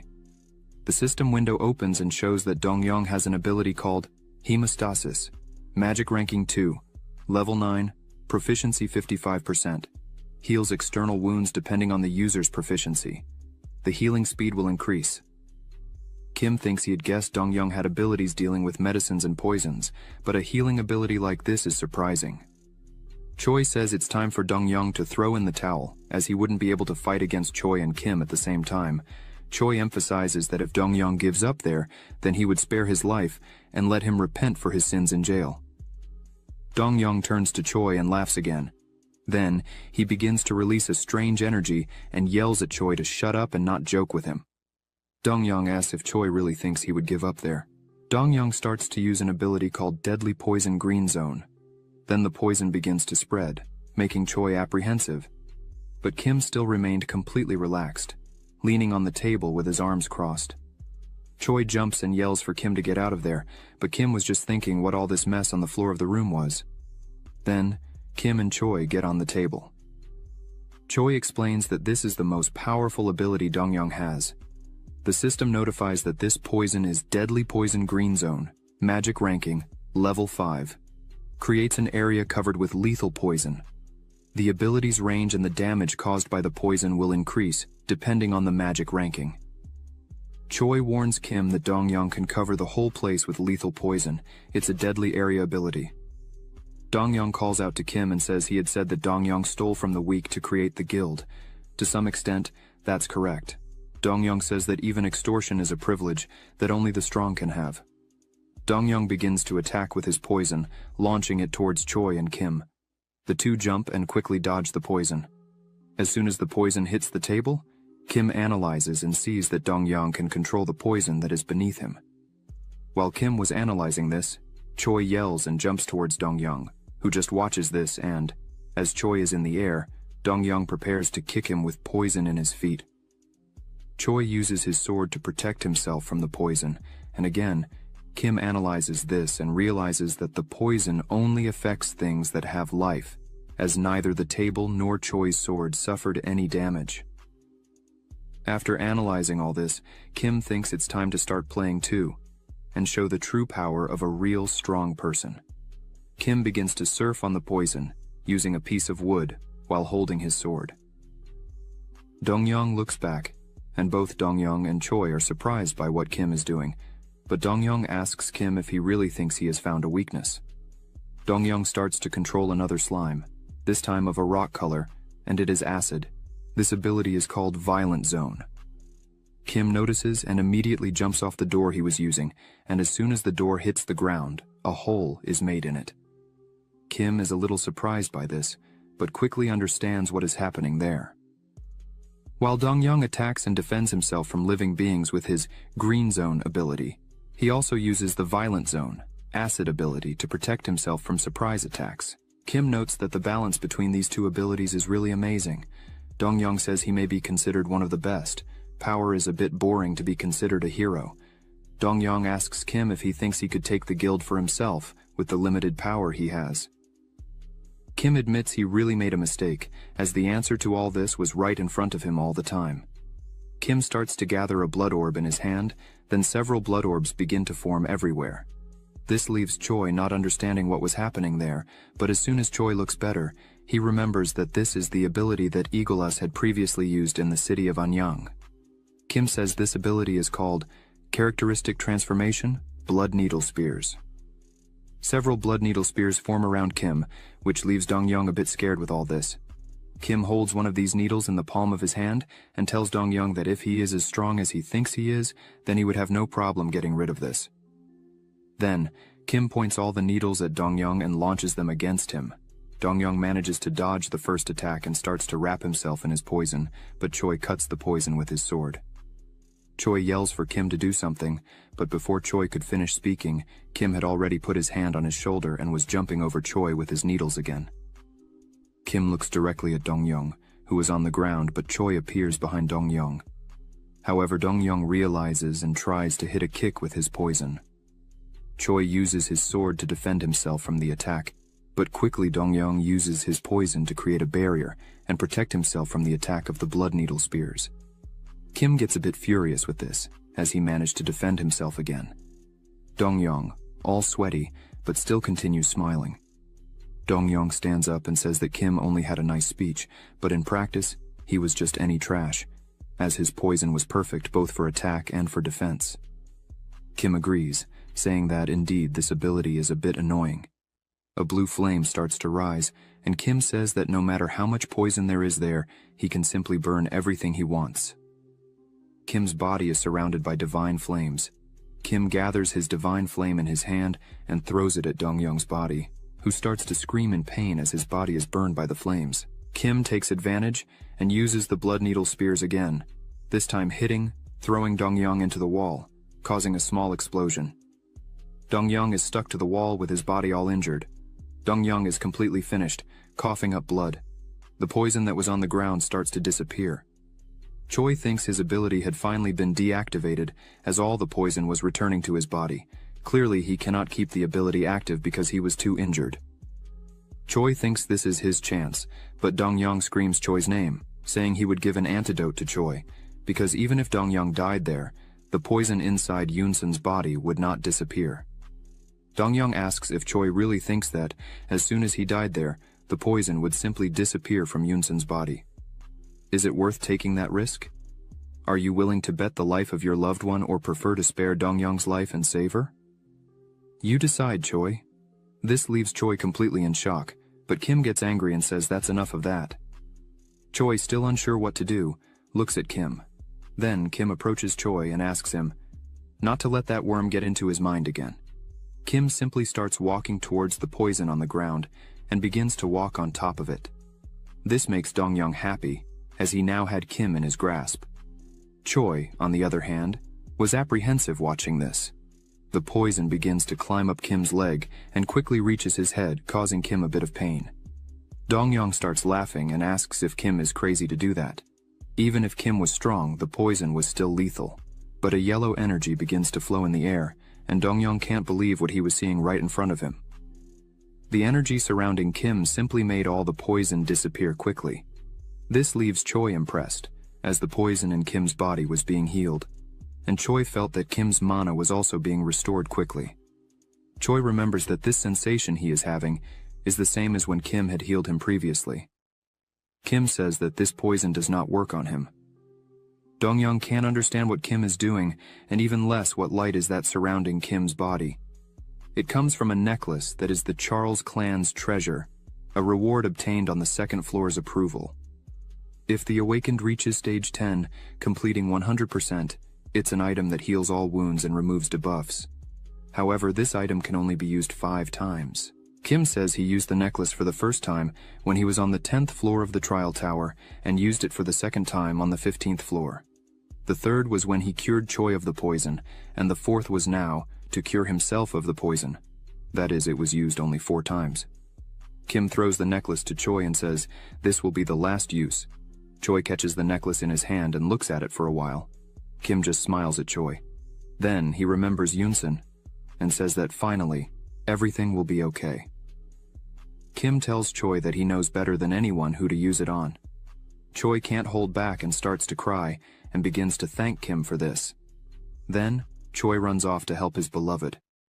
Dong-young, still stuck to the wall, screams Choi's name, calling them damned.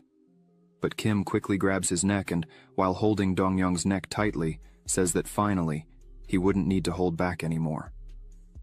Dong-young asks Kim if he intends to kill him. Dong-young emphasizes that he is the owner of one of the largest guilds in the country.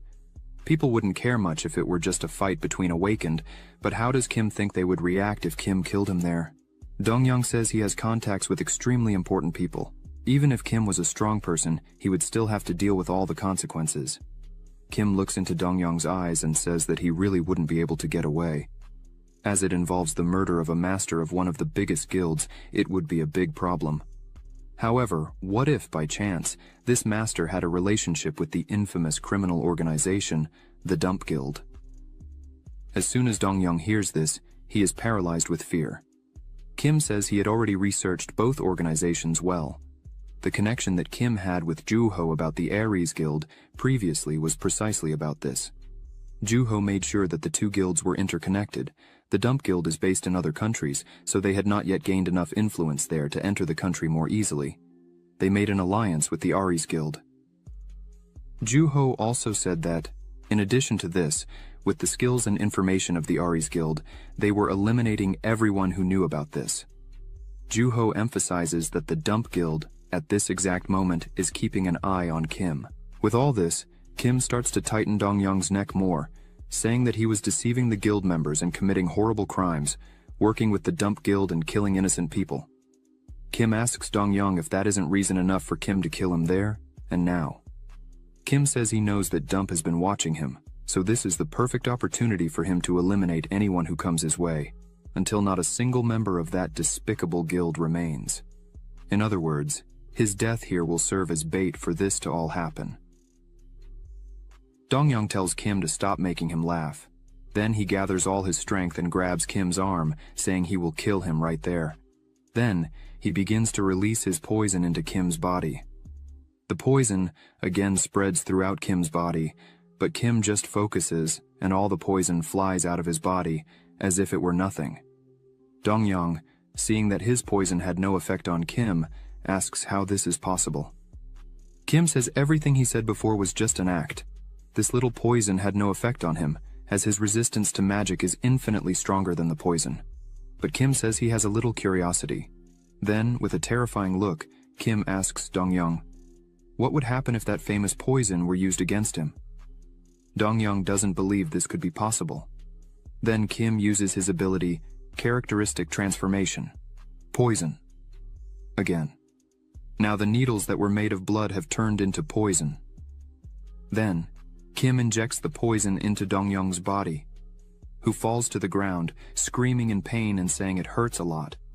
However, he remembers that he still has an antidote with him. While Dong-young grabs the bottle with the antidote, Kim looks at him and starts to take his sword again. Then, with a quick and precise strike, Kim cuts Dong-young's hand in half, telling him not to try anything, as he had deceived and extorted many people with this poison. So, it is more than fair for him to feel the same pain they felt. Dong-young is on the ground, screaming in pain, begging Kim to kill him at once, as this pain was unbearable. Dong-young runs out and jumps off the building. Kim goes to the window and, looking down, thinks that Dong-young was such a disgusting guy that he decided to kill himself, as the pain was so great that he couldn't bear it, and yet, he used it on people without caring for anything. Kim starts to conjure his divine flames again, saying that now, it is over. Then, his phoenix appears again. Kim launches it into the air. Kim, watching the phoenix rise higher and higher, says that everything this man achieved through his rotten methods will disappear from this world. Then, the phoenix returns and falls directly onto the building, causing a huge explosion. At Choi's house, Yoon-sun already has the necklace around her neck, and energy is swirling around her body. Choi watches all this, apprehensive. The energy begins to subside. Then, Yoon-sun opens her eyes and starts to cry. Choi screams happy and runs to embrace her. Choi begins to pour his heart out and says he couldn't have done it without help, not just Yoon-sun's help, but also the help of others, and that's why he will stop regretting his past. And just as he received help from others, now he will start helping others. Yoon-sun looks at Choi and tells him to remember one thing: never try to do everything alone. Yoon-sun says she can't fight alongside Choi, but she will always be there to support him. Meanwhile, Joo-ho is again on his phone, saying he hadn't noticed anything strange so far. Joo-ho reports that Choi arrived safely, and Yoon-sun was perfectly fine. Kim asks if Joo-ho has anything else to report, but Joo-ho just says that finally, the good life for Choi and Yoon-sun will begin, as they were very happy. Meanwhile, at the Aries Guild building, there were several police officers and firefighters everywhere. The news spread very fast. The news said that last night, Around 9 o'clock, they received reports that the buildings of the Aries Guild headquarters, located in Gangnam, Seoul, had collapsed. Although it has been confirmed that there were no casualties as a result of the incident, the body of the guild master, the awakened Dong-yong, was found at the base of the building. The police are currently investigating. Investigators say he died from the impact of the fall, but there are strange signs of a battle. Director Song turns off the TV and asks Kim to explain exactly what happened. Kim, very calm, says he has already reported the entire story to Doi. However, Kim states he did what he thought was necessary. Director Song gets angry and asks if it was really just necessary, as Kim had invaded the guild's headquarters, killed the guildmaster, and then destroyed the entire building. The director emphasizes that Kim committed a crime that many would consider a terrorist attack. Kim turns around and says that Dong-yong used his strength to blackmail and extort many people. Kim points out that he is sure the director was well aware of this, but did nothing, just silently watched it all happen. The director listened silently. Kim concludes, saying that what he did was a favor to the association, as they were a mess that needed cleaning up. Doi just looks on. The director gets irritated and says that he had noticed this in the Anyang incident. Song says that Kim is very good at making excuses, but this time he went too far. The director leans forward and says enough small talk. Then, he asks Kim if he has any concrete proof that his claims about the Dump Guild are true. Because even if the Aries Guild had committed so many illegal acts, what right did Kim have to judge them like that? This clearly irritated Kim. Director Song continued talking and told Kim that he was deluding himself, thinking he is the real hero of the people, just because they had supported him during the Anyang incident. Doi tries to interrupt the director, asking what he was doing, saying these things. Kim starts saying that being a hero was never the goal. Kim being a hero. But it seems that some things would never change. It seems to be cool but also repetitive. Doi, already trembling in fear of what could happen there, tries to calm Kim down. However, Kim continues speaking, saying there is one thing people do not know about him. In reality, Kim is as far from being considered a hero as possible. Risking his life to save the world and help people? Kim asks why they thought he did this just for philanthropy. The more Kim thought about it, the more he realized that was not the case. He did all this because no one else was capable of doing it. Everything Kim did until now was by instinct. Then, Kim begins to stand up. Kim goes to Director Song's desk, bangs on the table, and says that's exactly why Director Song and Doi should be very careful when speaking like that. Kim looks directly at the director and says he will do whatever he wants, even if it means killing both of them right there. The director froze in fear and began to stutter, but the director starts laughing and asks Kim to calm down. There's no need to get so angry, as it was just a joke that Director Song had made. The director says that the title of hero is something good. It's not as if it were an offense. The director says it will be hard to let this pass. However, he can use the association to help Kim, as long as Kim accepted one condition. Kim thinks for a moment and asks if the condition would be him being an awakened with a contract signed with the association. The director asks how he knew that. Kim says it was obvious. Kim turns around and says the director's intention is to use this incident to his advantage and use Kim for whatever he wants. Then, Kim turns around and says he refuses. The director stands up and asks Kim to wait. The director shouts, saying this is not something simple to resolve. This would not change the fact that Kim committed a serious crime there. While the director was saying that no matter how strong Kim was, without the help of the association or another awakened, Kim plays an audio on his phone and interrupts the director. In the audio, it was saying, "So, what you're saying is regarding the safety of civilians. The city of Anyang has 600,000 citizens, and they are in danger. Dungeons are like natural disasters, right? Even if some citizens die because of it, it wouldn't be my responsibility." As he listened to this, the director was completely speechless, as this was the conversation he had had with Juho earlier. Kim asks if the director still remembers this terrible attitude he had during the Anyang incident. The director gets angry and asks what Kim wants. Kim asks the director who he thinks the public would hate more, an awakened who killed the guild master of a major criminal syndicate, or a director of the association who couldn't care less about public safety. Kim says there isn't much he needs from the association's director, who can't even do his own job.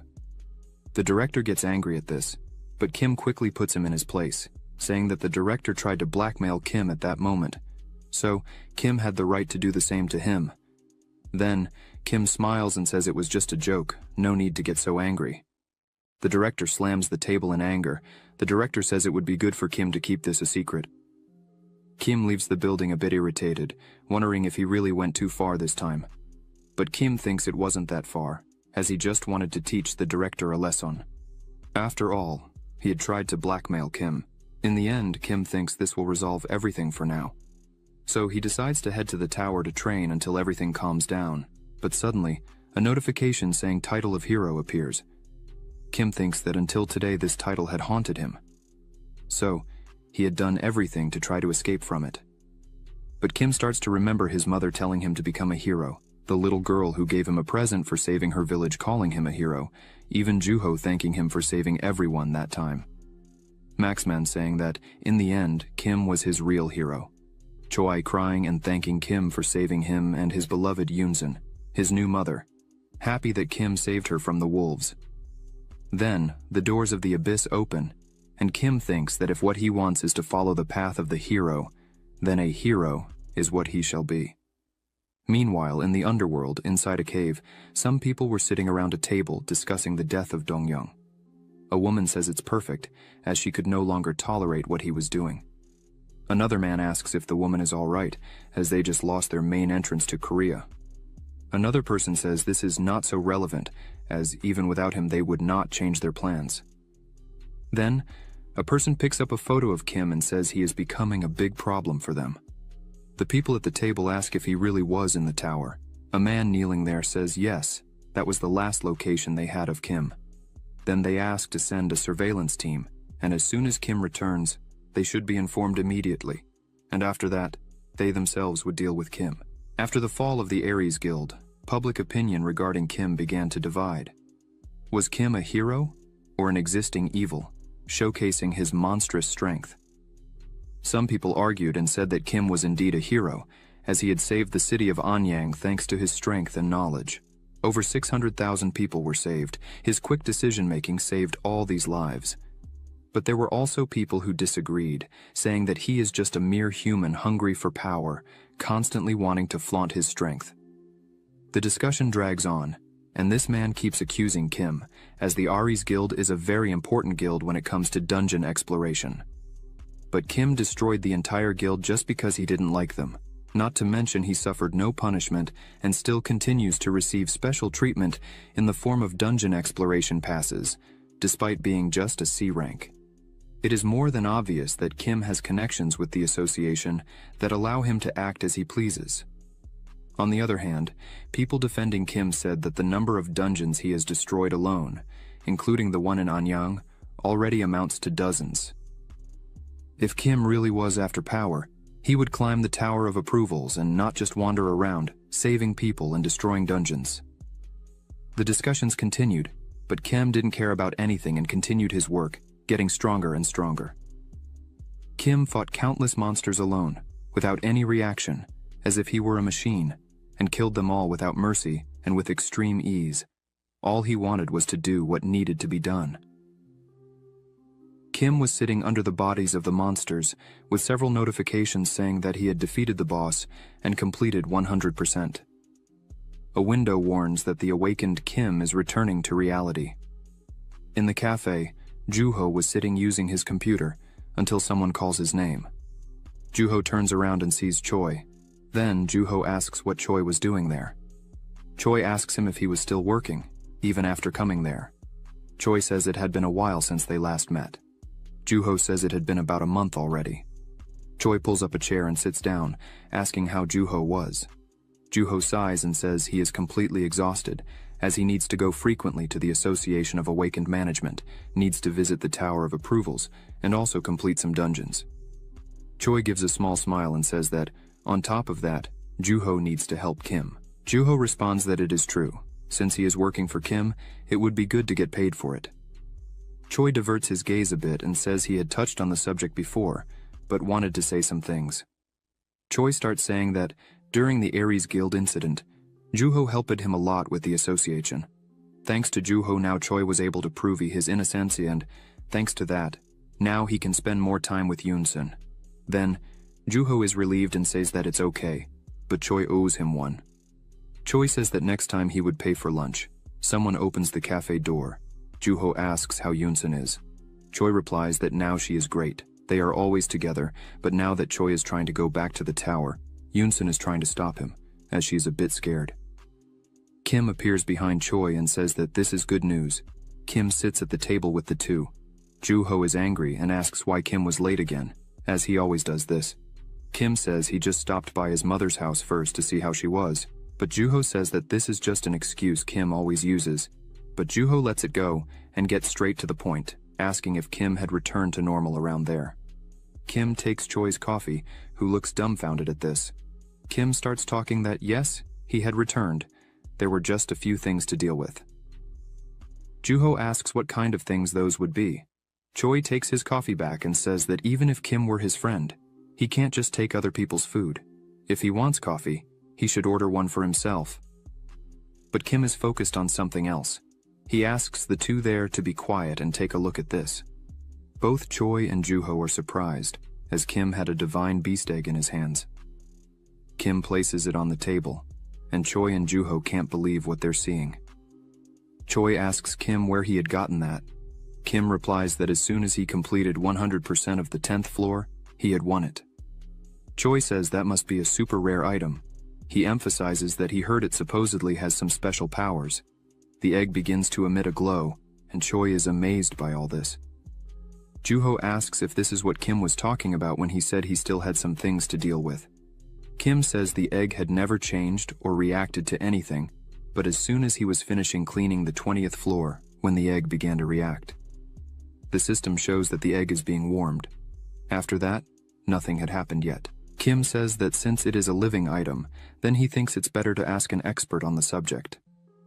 There is a person named Song Hyun-ki. He is an S rank awakened. They say there is no one in the world who knows more about divine beasts than him. Juho says that is indeed true, but he asks Kim if Hyun-ki would really help him, as Hyun-ki is known not to accept offers from anyone, since he is in a top 3 generation conglomerate. Choi highlights that Hyun-ki is an S rank and is not affiliated with any guild or association, so it is extremely difficult to meet with him to ask for help. Choi asks if Kim has any plan in mind. Kim begins to stand up and asks the two to stay calm, as Hyun-ki is a great enthusiast of divine beasts. Kim had entered a site and sent a message to Hyun-ki, saying he had a divine beast egg and asked Hyun-ki to contact him. Kim says that to receive his help, they just need to be patient, as Hyun-ki will come to them on his own terms. Elsewhere, a person holds a tablet. This person is Hyun-ki, who has just read Kim's message. Beside him, there is a divine beast. Someone knocks on the door, saying they had a report. The dragon gets a bit annoyed by the noise, but Hyun-ki touches the dragon and says, "It's okay, he could calm down." Hyun-ki says the person could come in. The man goes to the room and says he had investigated the individual named Kim. Hyun-ki asks him to tell everything he knows. The man begins to say that Kim is a magic-based awakened, well-versed in swordsmanship and magic. They say he is a C rank. Hyun-ki turns around annoyed, asking how Kim dared to use the community chat to contact him, being just a C rank. The man again says that's what's in the system. However, Kim is currently ranked as number 1 in all the floors of the Tower of Approvals up to floor 29. Not to mention that Kim was known to be the number 1 reason for the completion of the outbreak in Anyang. Clearly it is correct to say that Kim's true rank is something close to S rank, or even something beyond that. Hyun-ki, after hearing all this, thinks for a bit and places his tablet on the table, saying that exaggerated stories always hide the truth. Kim is the same.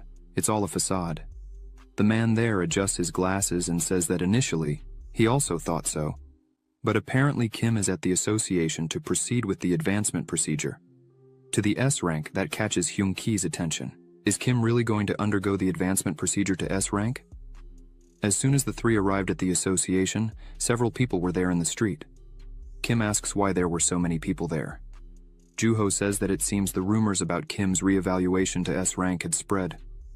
Juho says he tried to keep it a secret, but apparently it was in vain. Choi calls Kim and asks if he was really going to enter there with the divine egg in hand. Kim smiles and says he had already said he would make Hyunki come after the divine egg. People there finally notice Kim and start taking pictures, filming, and asking various things like what he had to say to the public, since he had been chosen as a promising newcomer. Is there a reason why you will be reassessed as S rank after all this time? And is there any guild that Kim is thinking of joining? They also wanted to know how Kim knew about the outbreak in Anyang. Juho and Choi were trying to make way so they could pass, as there were many people surrounding them. One of the reporters notices that Kim was holding an egg in his hand, so he asks what egg it was. Another reporter yells out, frightened, saying that this egg was the egg from the rumors. Kim says that's right, that egg was from a divine beast. All cameras turn to the egg Kim was holding in his hand. Kim takes advantage of the cameras and smiles, saying he intends to learn a lot about this matter. So if there is any professional in the field, please contact him. The reporters go crazy, asking how Kim got this, and if it was with Hyunki. Kim turns and calls Choi and Juho to get out of there. Juho notices that this was Kim's plan, to attract all the television attention to reach Hyunki. As Kim leaves, he thinks this should be enough, since now everyone saw that he really has the egg of a divine beast. Hyunki would not take long to appear, but someone yells, and Kim notices this. The same reporter before yells and asks for Kim to answer this simple question. It's about the terrorist incident in the Aries Guild. This makes Kim stop walking. The reporter says there are sources saying that Kim is the terrorist who finished off the guild. What does Kim have to say about this? And this makes Kim angry. Then, Kim starts to turn around and says that apparently people are getting a bit more courageous. This leaves the reporters silent. Kim turns with a terrifying expression and asks, if he really were a terrorist, what could they do? Everyone there froze in fear and didn't say another word. Then, everyone moves away from Kim. Choi said that was quite tense. Juho says Kim needs to relax a bit, as his image is really bad, but Kim doesn't care about that, and says that if he starts worrying about things like this, he wouldn't be able to do anything. Juho says it's impressive and asks if Kim got what he wanted. Kim replies that yes, now that he's thrown the bait, he just needs to wait. Kim hopes to catch a big fish with this. Then, Kim begins to climb the stairs. There are 3 people waiting for him. One of them greets Kim. He says that, before entering the assessment room, Kim should allow an audience to conduct the S ranking evaluation. Then, he asks what Kim would like to do. Kim responds that only Choi and Juho could enter. Kim asks for everyone else to step back. Then, the man yells and asks for everyone there to leave. The reporters start to comment among themselves, thinking what they would say to their bosses and how they would proceed with the articles. But right behind them, there was a man leaning against the car speaking on his phone. He was saying that Kim had asked everyone to leave except his 2 friends. Someone asks him something on the phone, and he smiles and says he would continue to watch. This man is the deputy leader of the Reaper Guild, and his name is Seokjin. Inside the building, the examiner begins to explain the terms and conditions that Kim must accept if he passes the S ranking evaluation. Firstly, Awakened of S ranking will receive a salary on the first day of every month.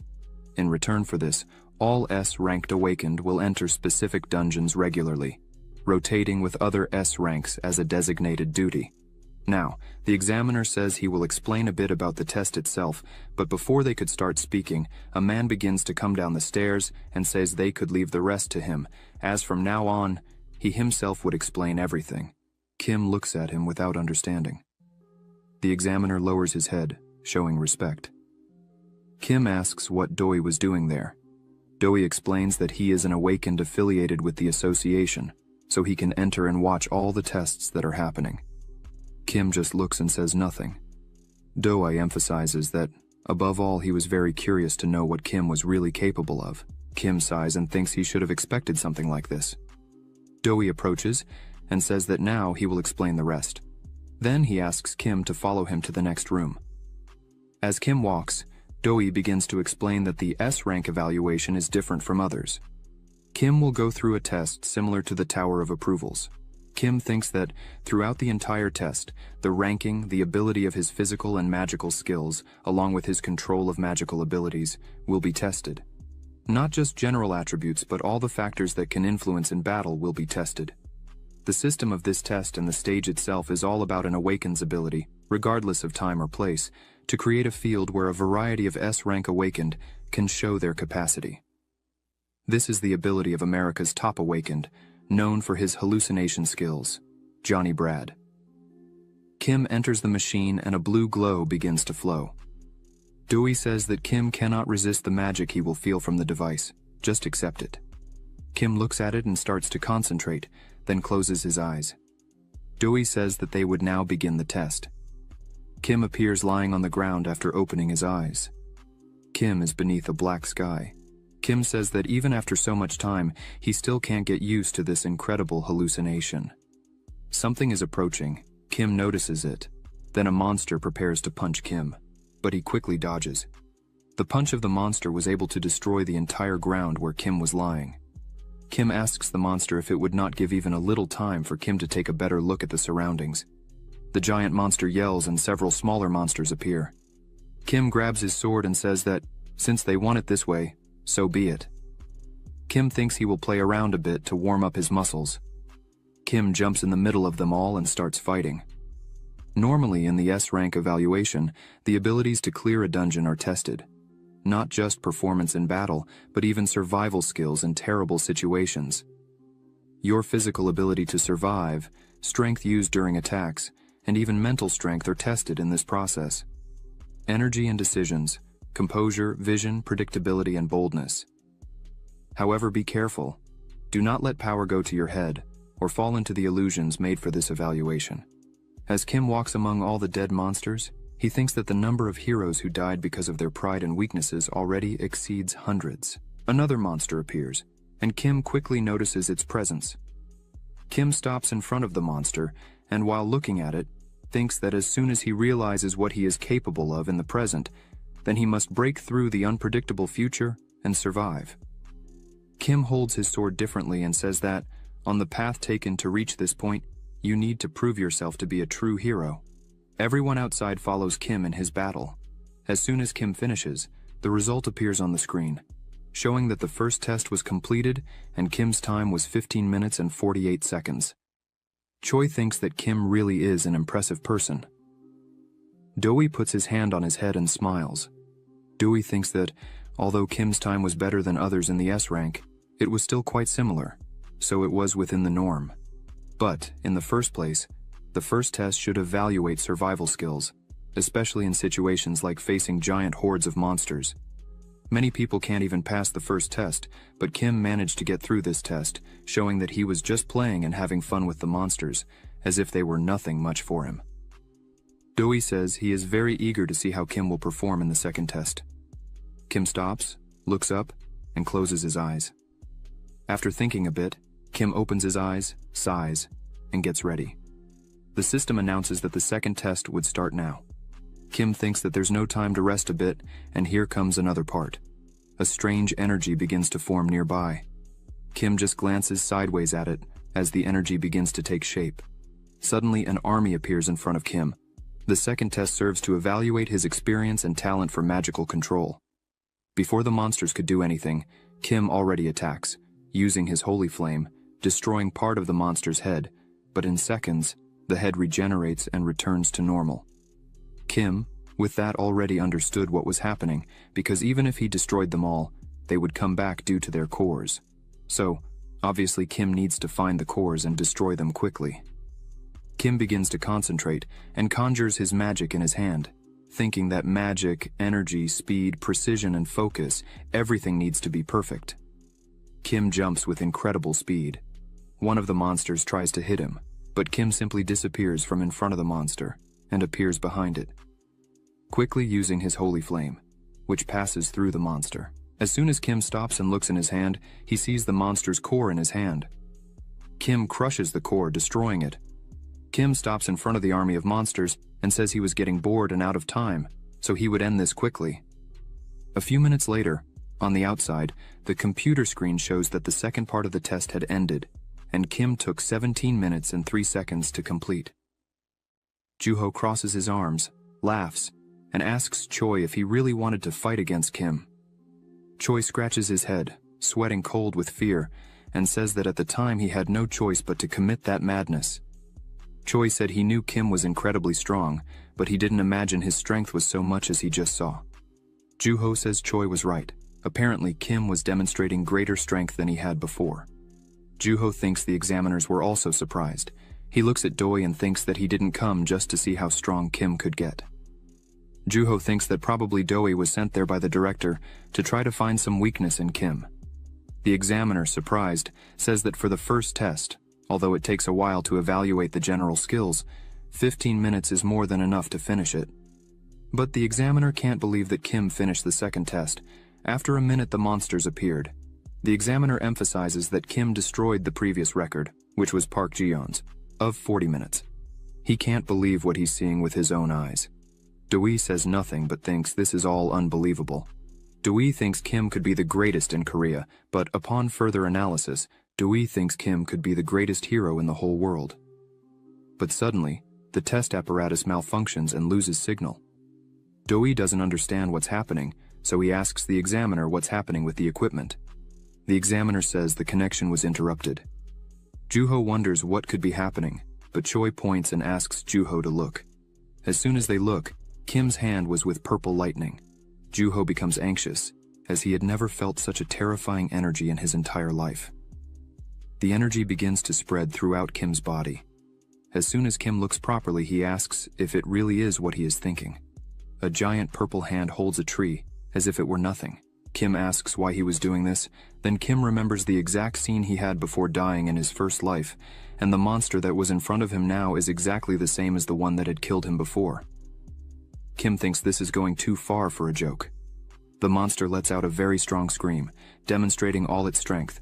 The scream is so strong that it causes a wind, which pushes Kim back. Kim thinks something wrong is happening there. Doi yells to call everyone there urgently, and the technology department as well. Doi asks the examiner if they could get Johnny Brad on the phone line to try to resolve this situation. The examiner says he is trying to contact the awakened institution in the United States now, but it was taking a long time. Doi thinks there really is something wrong there, as this is not something common to happen. Doi looks at Kim, who is immobile inside the device with strong energy surrounding him, and thinks that no matter which ability was activated, Johnny Brad's ability is still there. Even though it's hard to endure such an ability, Kim's consciousness should have returned by now.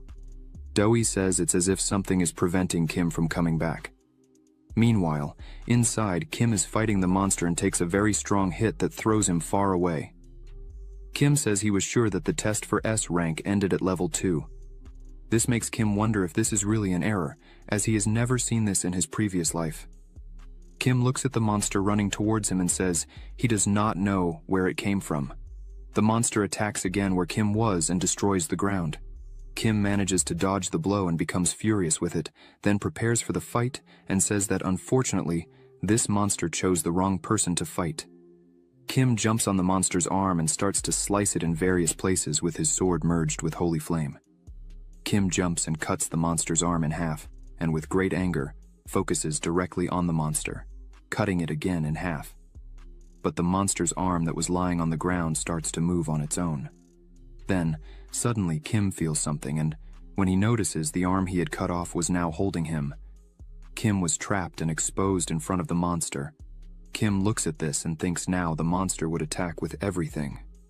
The monster starts to create energy around itself, but Kim was prepared and grabs a crystal. This crystal is an item that allows someone to concentrate mana outside the body for a moment, above their normal capacity.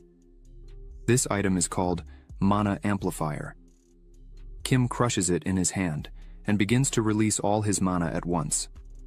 A blue energy begins to take over the place. Kim concentrates his mana in his sword, then he launches his mana towards the monster, which also launches its power at Kim.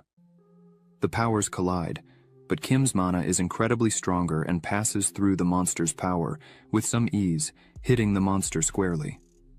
The hand holding Kim begins to disintegrate, and Kim falls back to the ground. Kim looks up and asks if it had ended already. Kim closes his eyes and concentrates. After a few seconds, he opens his eyes and sees Juho and Choi banging on the glass of the machine, completely worried, asking if he was okay. Juho yells and orders someone to open the machine.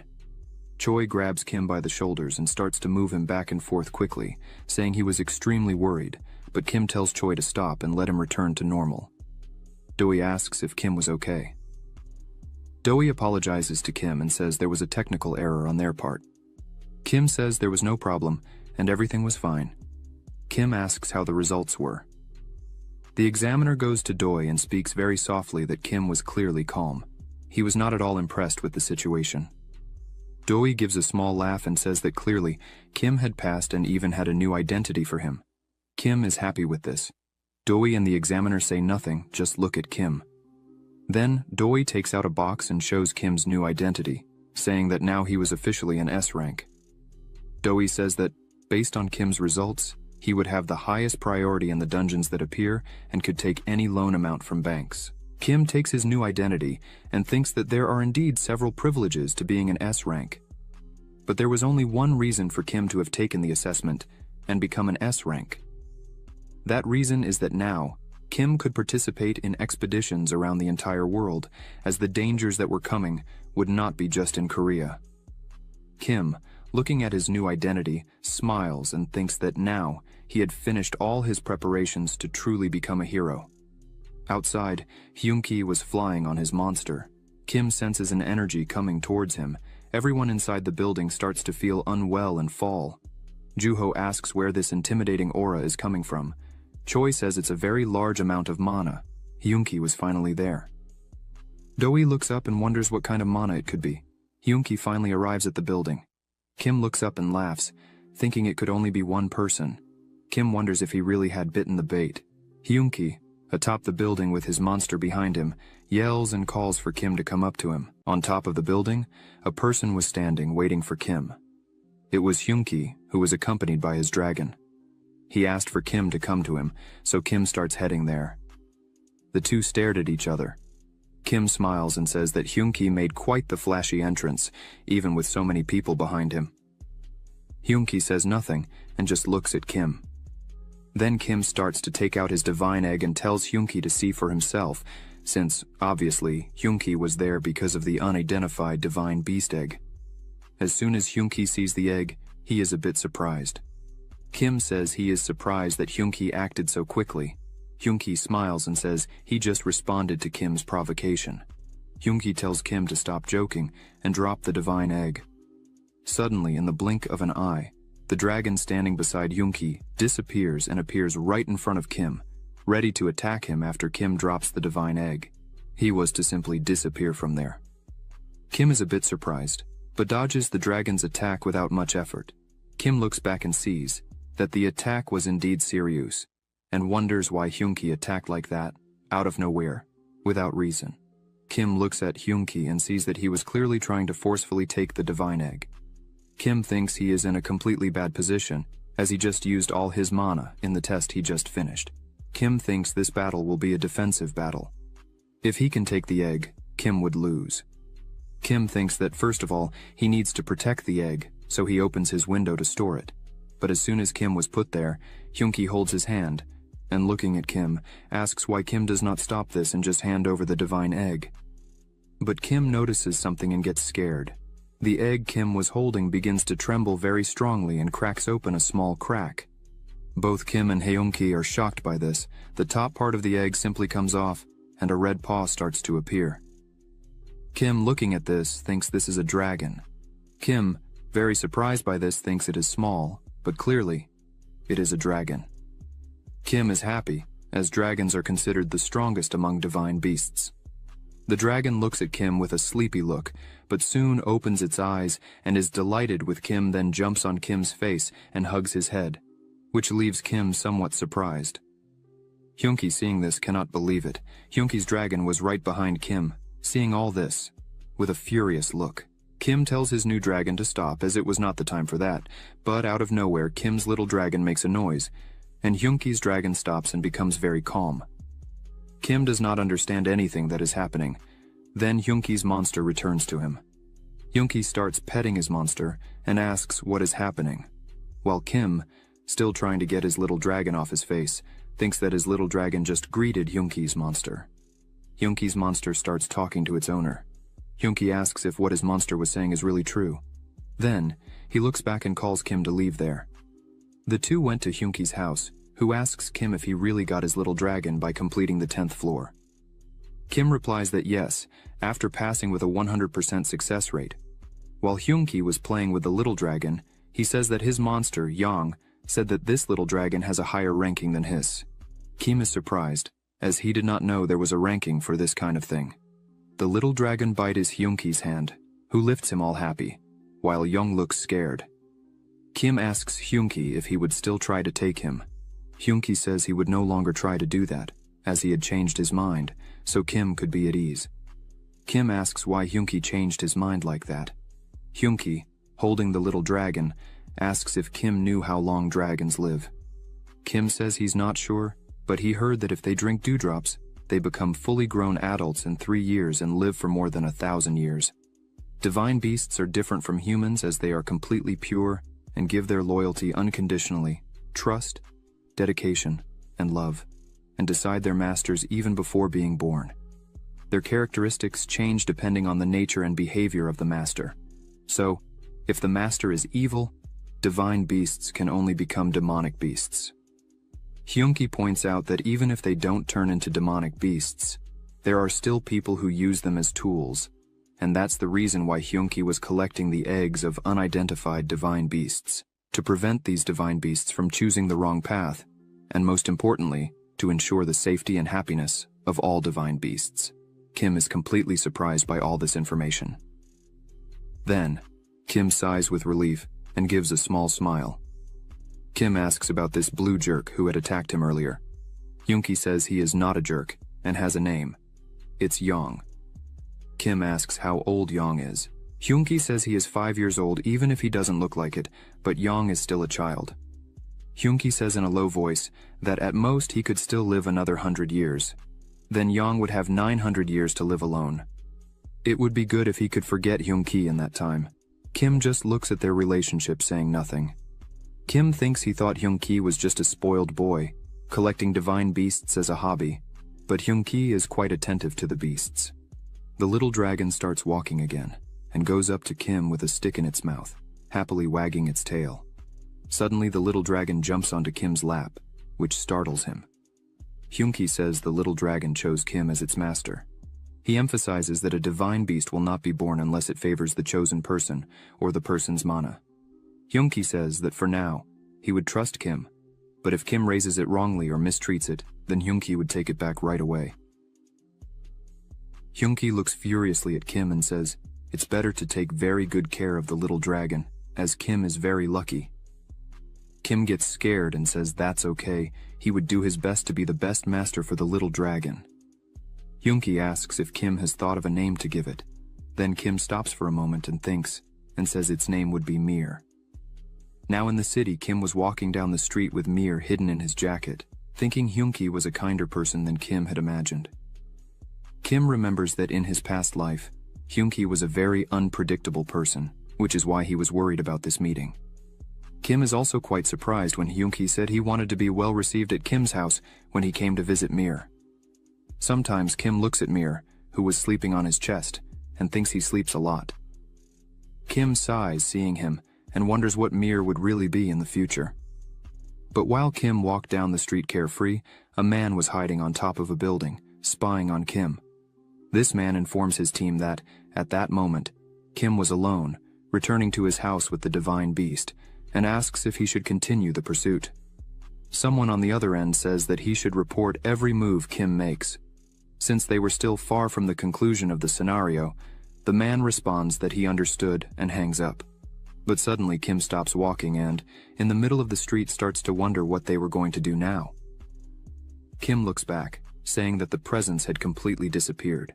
Could they have gone away? Kim reaches his house and thinks he just hopes they don't try to break into his house.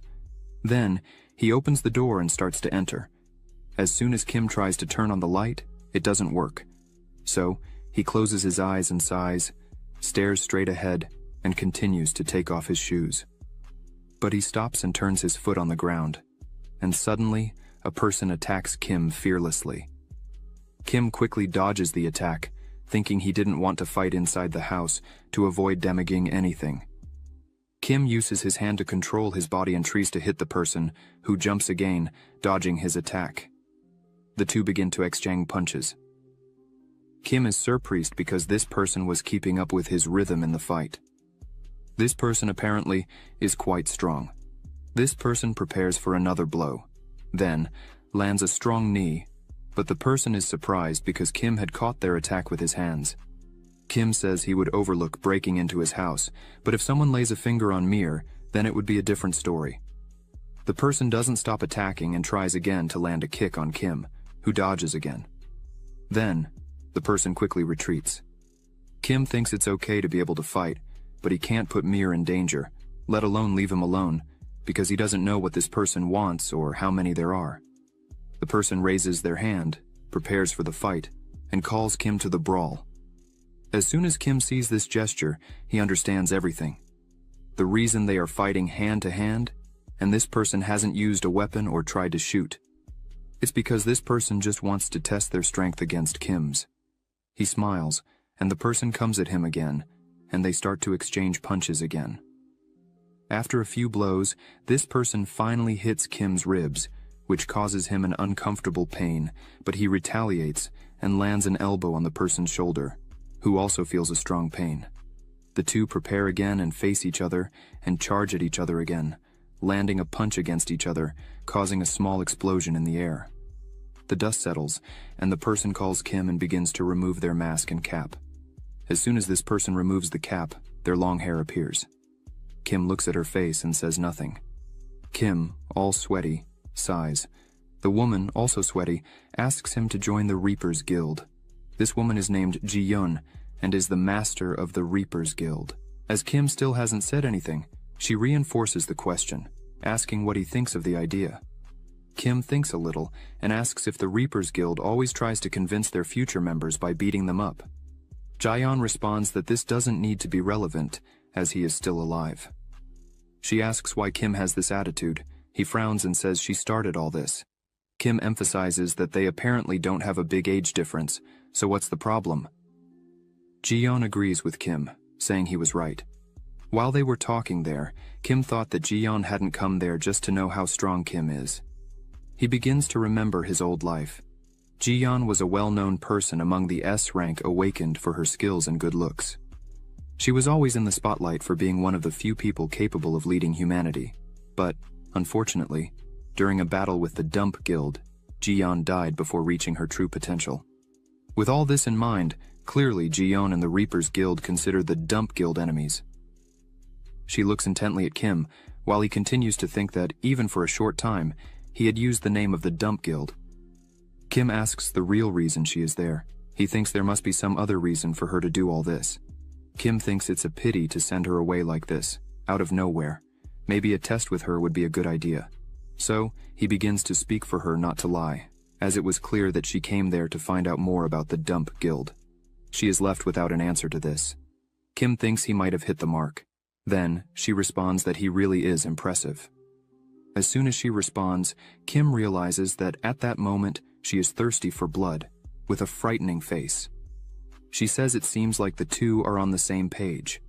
She sits on the couch, and Kim grabs a stool and sits in front of her. Ji-yeon begins to speak and asks if the real reason Kim used the name Dump was to draw their entire attention to him. Kim responds that was exactly it. He explains that this was the only way to get to them since they act in the shadows. It's almost impossible to find them. Above all, they are made up of individual teams. So, if they simply cut ties with any of these teams, it becomes impossible to track them again. Ji-yeon says that, from Kim's words, he knows the Dump Guild very well.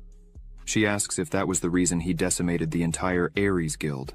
Kim responds that was just one of the reasons. Then he remembers Choi and says there was a person he needed to help, and that was the main reason. Ji-yeon smiles and says that really went beyond what she expected. She says that's right. She will kill them all. Her goal is the annihilation of the Dump Guild, to kill everything and everyone related to them. Kim realizes that the bloodthirst from before returned as soon as Ji-yeon began to talk more about Dump. When it comes to this topic, Ji-yeon gets out of control. Kim notices something different and wonders if she can suppress those out-of-control feelings and convert them into magic, as her attitude and magic are impressive, but her talent is on another level. Ji-yeon goes back to saying and emphasizes that, as Kim already imagines, she has been all this time searching for each of them all over Korea. Ji-yeon says that each one she managed to find was just the tail, so she couldn't get much information about the body or head of the organization.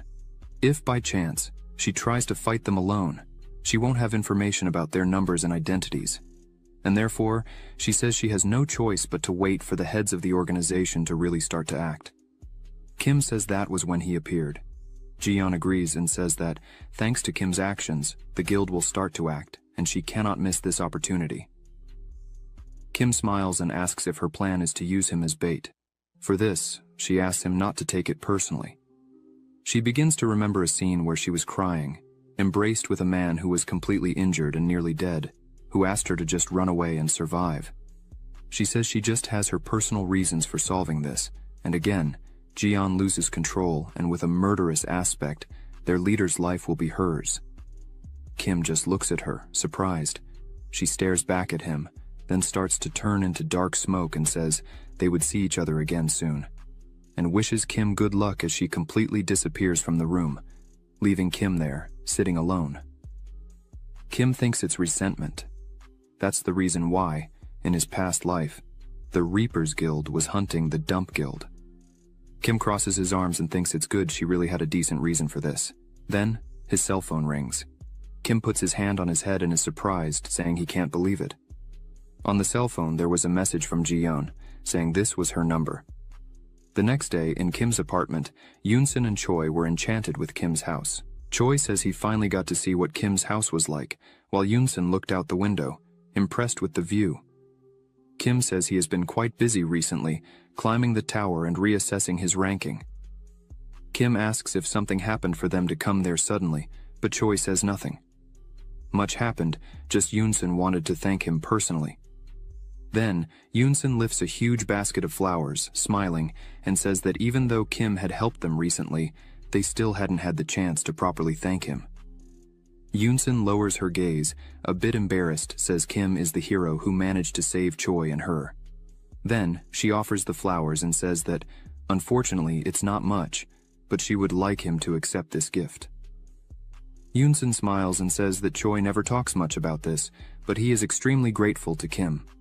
Choi puts his hand on his head and tells Yoonsun to stop making him embarrassed, but Choi says it's true.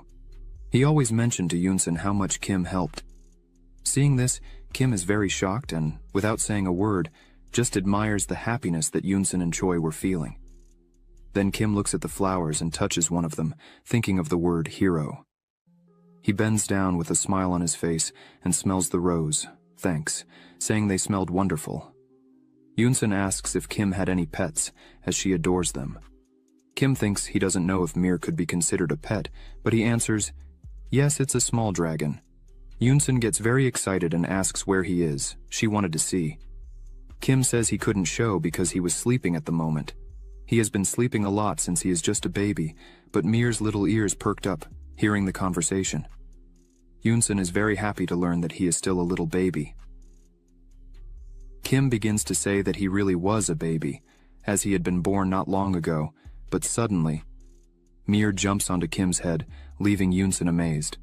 Mir yawns and Choi says, it seems he had just woken up. Yoonsun is completely in love and asks Mir if he is the how cute Mir they were talking about. Choi asks Mir if he remembers that he had carried Mir when he was just an egg. Mir, half asleep, notices Yoonsun in front of him, then begins to fly towards her, leaving her and Choi not understanding what he was doing. Then, he lands on her shoulder and stays quiet. This leaves Choi with his mouth open, while Yoonsun says he is really very cute and pets his head. Kim is also quite shocked, and says he had never seen him do that with anyone other than himself. Apparently, Mir had taken a liking to Yoonsun. Suddenly, Kim's cell phone rings, and it's Ji-yeon calling him, which leaves him a bit surprised. Choi asks if she is that famous S-rank. Kim says yes, and then he gets up and says he needs to take this call. As soon as Kim leaves, Yoonsun asks about this Ji-yeon, as she had heard she is quite important. Choi responds that yes, she is very important. People like her are like superheroes who appear in movies. Choi says he will get there soon, but Yeonsun pinches his cheek and tells him to be very careful and not to get hurt. Kim, going upstairs, answers the phone and asks what's happening. She says that a green dungeon would open in Busan. This leaves Kim a bit surprised. She emphasizes that she had never seen green dungeons open at such short intervals, and that's why the association is having difficulty in predicting its difficulty. Kim thinks that in his other life, this type of event didn't exist. Of course, there were some exceptions, but they shouldn't happen by now. Kim thinks that he should wait for this even in the middle of the S-rank evaluation. Probably, this is happening because the future is changing. Kim asks who was chosen as the leader of the exploration team. Ji-yeon answers that it was Hyun-ki, but he refused. And thanks to that, Ji-yeon can now choose who will be the leader, and she asks if Kim would be interested. Kim sighs deeply and thinks that he needs to see this with his own eyes, and answers that he would accept. He can take care of the leadership. Kim says he already knows that Ja-yeon would ask something in return. She says they would get along well. Apparently the scoundrels from Dump would really see on the day he mentioned. She emphasizes that the problem of the Dump Guild being in Korea could be left to her, that she herself would solve it. All this started when the first blue dungeon appeared in the United States. While completing the dungeon, they murdered several S-rank awakens and, after that, they couldn't on their own complete the dungeon. Then, there was an outbreak and, as expected, from this numerous people died. Returning to Kim, he thinks this is perfect. He would leave the Dump Guild in Korea with Ja-yeon and start investigating the events there better. Kim then tells Ja-yeon that he agrees with everything and counts on her. Kim warns that she should be very careful, as just one mistake could cost her life. Ji-yeon says he doesn't need to worry about that, but for now that's it. She would send a message with more details. Then Ji-yeon hangs up and sends the message. She says he doesn't need to worry so much. Around Ji-yeon there were numerous dead bodies on the ground. She says she would already be dead if it were to be so easily like that.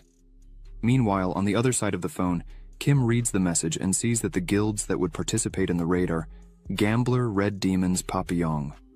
Kim sighs and wonders if these people are really going to obey him. Elsewhere, a person questions the association for having placed Kim as the leader, even though he is a newcomer.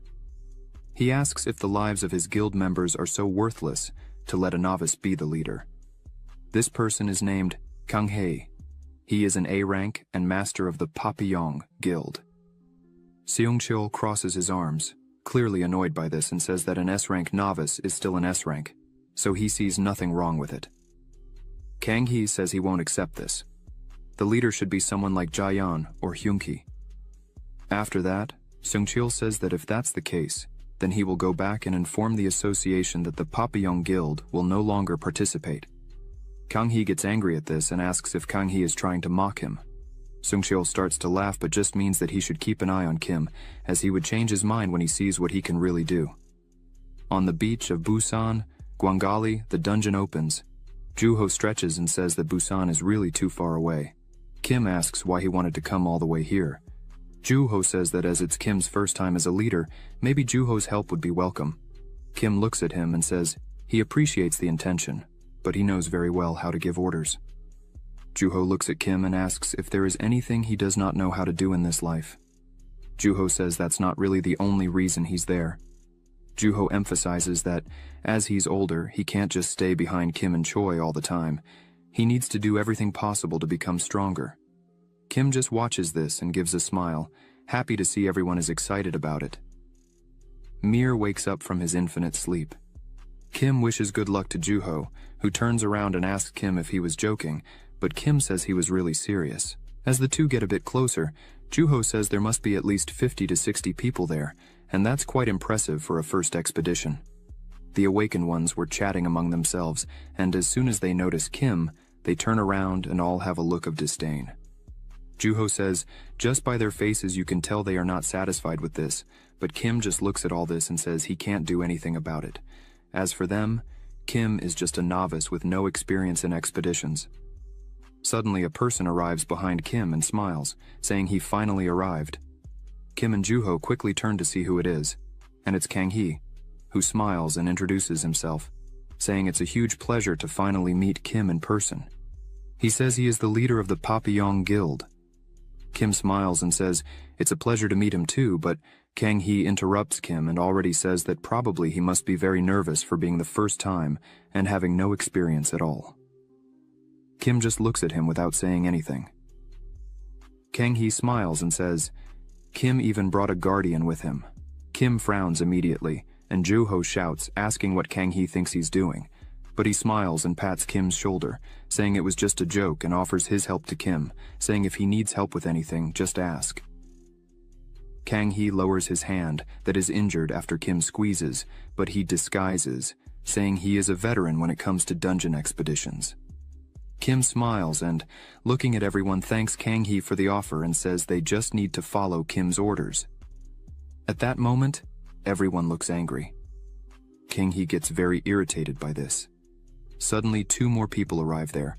One of them steps forward and holds Kim's hand, saying he is the master of the Red Demon Guild, and his name is Taekyun. He smiles and wishes good luck to everyone there. Kang Hee walks away annoyed, and Taekyun says that apparently Kim is already getting along with them. Taekyun emphasizes that Kang Hee is very proud of his guild, so it's complicated to deal with him, and asks Kim to be patient. Taekyun introduces a woman named Moyoung. She goes up to Kim and introduces herself, saying she is the master of the Gamblers Guild, and it's a pleasure to meet him.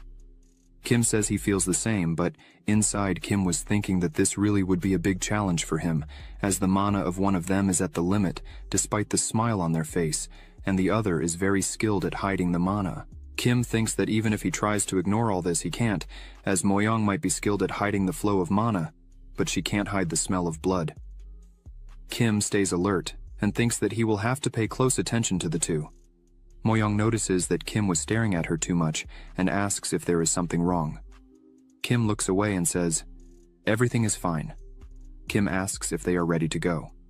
Taekyun says yes, they are just waiting for Kim and Joo-ho to finish. Kim says then they would depart, as they didn't need to prepare anymore. Already inside the dungeon, it was intense. Everyone together fighting against various monsters that were appearing. After finishing clearing the first wave of monsters, Taekyun says they were not doing badly.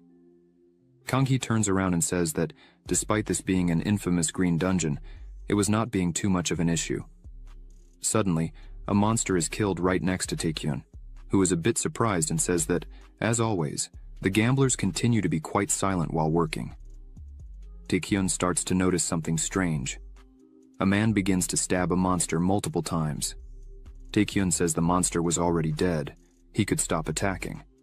Then the man stops and turns around, saying that then everything was okay and just disappears, leaving Taekyun not understanding anything of what happened there. Kim kneels down and touches the ground for a moment. Mir starts to get annoyed, and Kim says there really is something there. Joo-ho approaches and asks if it's a trap. Kim says yes, apparently there is something further ahead from where they are. Joo-ho turns to the others and warns that there might be traps, so they should not lower their guard. Kang Hee turns around and asks if he was serious and smiles mockingly. Then he asks if Joo-ho had recently become an A rank. Joo-ho asks what that has to do with anything. Kang Hee asks if he is not happy to have an S rank working with him. Kang Hee continues not understanding where Kang Hee is going with this. Kim, who was still analyzing the ground, calls Kang Hee, who starts to say it was just a joke. But suddenly Kim pulls him hard, saving his life. Kim shouts for everyone to get out of there quickly. Then, several traps begin to activate. A drop of water falls to the ground and, suddenly, everyone becomes completely frightened by what they are seeing, as a huge amount of water starts to fall from there, surrounding all the awakened. And in the blink of an eye, the water takes over the place, leaving everyone not understanding where they were, as they were apparently thrown into a submerged city. The people still didn't understand the reason why everyone was underwater. Kang Hee looks around and thinks it's like Atlantis, and wonders why this dungeon is so beautiful. Joo-ho moves his hand and says that all this is very strange, as, even under the water, they move and breathe normally. Not even bubbles come out when they breathe. Kim says that all this is because of the dungeon. Taekyun stops for a moment and looks around, thinking that everything is very still, unlike the Atlantis of the legends he had heard about. He thinks that this place gives him a certain fear, because it looks like a ghost town. Suddenly Moyoung is startled by something, and asks everyone to look. As soon as they look, they see something really in the water, and upon closer inspection, realize it is a boat that was right in front of them. A completely destroyed and seemingly abandoned ship. A true ghost ship. Mir feels something strange on the boat and starts to behave with a certain anger. A girl goes up to her master Taekyun and says she was shaking with fear of something. Taekyun says he was also feeling something strange. He looks ahead again and thinks that really something is wrong. Then, he calls Kim, and before he can speak, an overwhelming presence leaves Taekyun and Kang-hee completely scared with such force. The force was so great that even Kim is a bit shocked by it. Kang-hee turns to the awakened ones there, and shouts for everyone to get ready for battle. As they were coming, the boat starts to move quickly towards them. Several monsters with red eyes start to appear on the boat, looking at the awakened. One of them starts to move and begins to laugh a lot and shouts for everyone to wake up, as it was time to hunt. The boat was already practically on top of the awakened, who still didn't quite understand what was happening. The ship's captain shouts that it's time to start the party and orders his subordinates to attack. Kim starts to use a purple energy around him with a very serious face. With just one blow, 3 of the skeletons are destroyed without any problem. Kim looks at this and realizes that the monsters are weak at the beginning, as they were undead. He thought he would need to use his holy flame to defeat them, but based on the last attack, just common magic was enough. Kang-hee, seeing this, thinks that magic really works. Then he shouts to his members that they don't need to be afraid, as magic is effective against them. Kang-hee emphasizes that they only had numbers. They don't need to get nervous, and whoever runs away, he himself would kill. Kim looks at all this and sighs, thinking that at least they work well even in this situation. Although Kim could not expect organized tactics like from Axe-T. At that moment, everyone was fighting, and Kim just looked at them, thinking that for the moment, he would analyze and trust the guild masters to lead their members. Kim looks at Juho and thinks that he could leave things there with them. Then, he calls Juho and says that he would leave everything for him to resolve. Kim summons his phoenix and flies away with it. Juho says that he knew he would do something like that. Kim goes straight to the ghost ship. Kim notices something strange and looks down. A weapon is pointed at him and starts shooting, but Kim quickly releases from the phoenix and falls on the ship. Kim gets up and looks ahead, and right in front of him is a captain with a gun in hand, pointing directly at him. He thinks that clearly this man is the boss. The captain starts shooting, but Kim runs to the side and dodges the shots quickly. Kim begins his attack. Mir can hardly hold on to Kim. With just a single blow, Kim cuts off the captain's head using his sword and his holy flame, but the head turns into a soul and suddenly he opens his mouth and starts eating one of the skeletons that was there. Kim, seeing this, wonders if the captain absorbed their souls. With that, a laugh starts to come from the captain's body, along with an energy. Suddenly a great energy begins to emanate from his body, and his head is now enveloped with an energy and souls. The captain screams that he needs more souls. Kim, looking at the captain, now realizes that he has the ability to absorb souls to heal and strengthen himself, and at that moment there are at least 100 souls fighting there. This could easily become a larger war of attrition. But out of nowhere, Kim notices something. He hears several voices screaming for help and asking to get out of there. The souls that the captain was absorbing were asking for help, screaming to get out of this painful hell. At that moment, Kim started to remember the dreams he had in his past life, which tormented him every time he tried to sleep. Numerous souls begging for help, because they couldn't take it anymore. They were tired and wanted to rest in peace. Kim lowers his head and calls out to the captain. Then he opens his eyes again, which shine. His face clearly shows that he is furious. Kim tells the captain that he is really angry now. The two stare at each other for a moment. The captain grabs his sword and tries to hit Kim, but Kim manages to dodge all the attacks and becomes increasingly agitated. Kim grabs his sword and cuts off one of the captain's arms, but unexpectedly he recovers quickly and lands a punch on Kim, throwing him away, making him hit the ship's mast. But as soon as the captain looks, Kim's sword was stuck in the ship's sails, and Kim on top of it, tearing the entire sail while descending. Kim stops for a moment and thinks about what he should do, as the captain is not strong, but his absurd regeneration is making things a bit complicated. Just cutting him wouldn't work. Kim thinks that prolonging this fight will be a waste of time, and a focused attack would also not work very well. If this continues, big problems may arise. The captain also assesses the situation and sees that things are bad for him, as Kim continues using his holy flame without hesitating once, not to mention that the captain's attacks have no effect on Kim. However, the captain is sure that Kim would run out of mana first. Then, he laughs and thinks that this would be the last time Kim could laugh. The captain raises his hand, and all the skeletons that were fighting with the awakened begin to transform into souls and come directly to the captain, who starts to laugh a lot. Now, several souls surround his head with great energy. The captain asks if Kim was getting scared and tells him to give up soon and let the captain absorb him too. Kim, seeing all this, is really surprised, as a great energy was surrounding the entire ship. The captain's body had changed completely. Now there were eyes all over his body, a mouth on his belly, several souls on his head emitting a great amount of energy everywhere. The captain spreads his arms and laughs loudly, saying he feels his body overflowing with souls. Kim, without hesitating, conjures his holy flame in his hand and attacks the captain again, but this time it has no effect. Kim stops and thinks he might be in trouble, as his mana was reaching its limit. The captain continues laughing at all this and says the divine flames are not as hot as before. The captain advances towards Kim, who doesn't move. Kim tries to defend just using his hands for it. The captain's attack hits right where Kim was, causing a small explosion that destroyed the ship's mast. Smoke covers parts of the ship, but the captain does not stop attacking and strikes the ship's floor again, creating a new explosion. From afar, Juho notices the energy surrounding the ship and the noises caused by the intense fight. Juho wonders if Kim was really okay with all this, but Kim was defending from the attacks with just his arms. Mir was starting to get irritated with the whole situation. His eyes shine. A very strong light begins to emanate from Mir, who leaves Kim. The captain also stops and doesn't understand what's happening. Suddenly, a huge amount of energy hits the captain's face. The captain notices that he started to catch fire on his forehead, and suddenly the fire spreads throughout his head. The captain screams, saying it was very hot. Kim starts to stand up, not understanding very well what was happening, but as he begins to analyze, he realizes that his mana had returned. His entire body was surrounded by energy. In addition, his physical abilities were also amplified.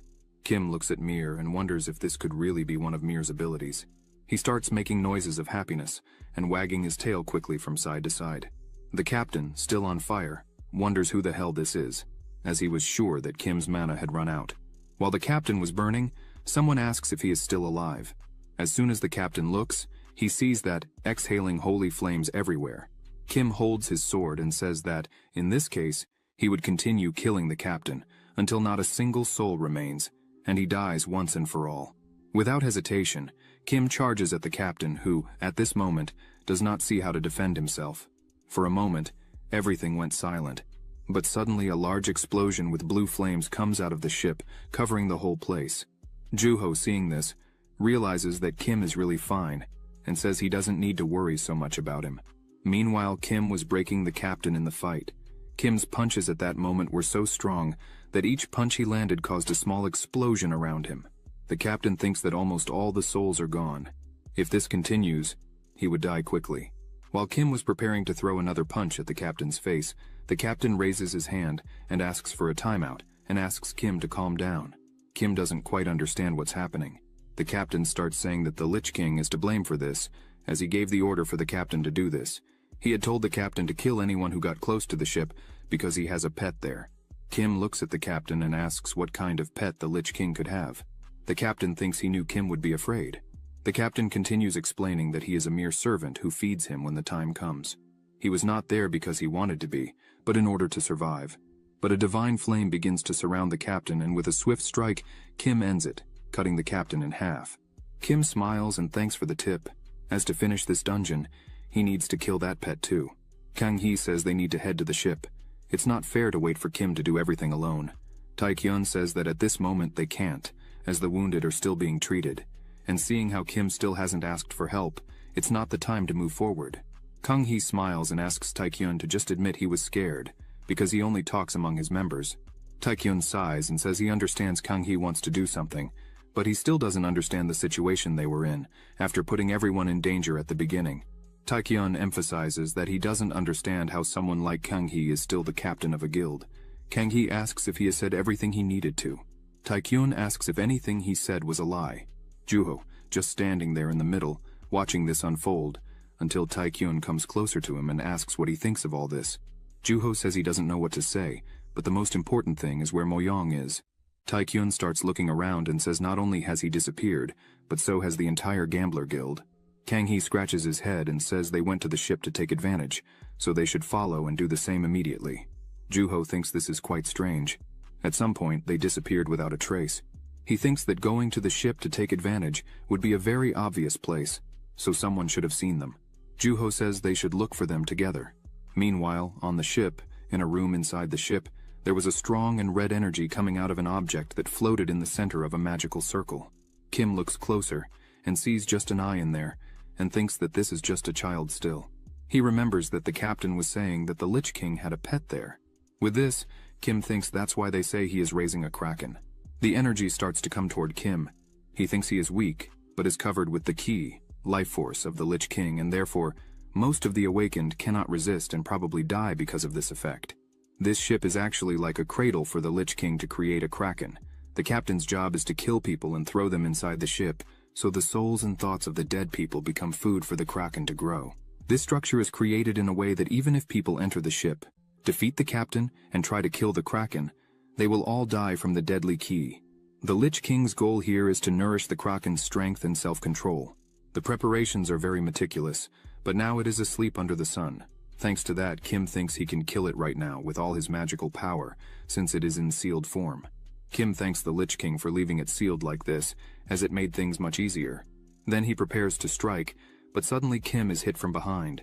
Two people attacked him from the back, but the faces of both were surprised. As soon as they look, Kim had armor on his back. Kim quickly turns around in anger and kicks them away, but suddenly two more appear again. That armor of Kim's was a turtle he had received on the 21st floor. Kim turns around and asks them to stop the show and just get out of there. Someone starts coming out of the shadows, laughing, saying they already figured Kim would know this. This person is Moyong. Kim says he reeks of blood. From a distance, it's clear. Kim asks if this means the Dump Guild was around.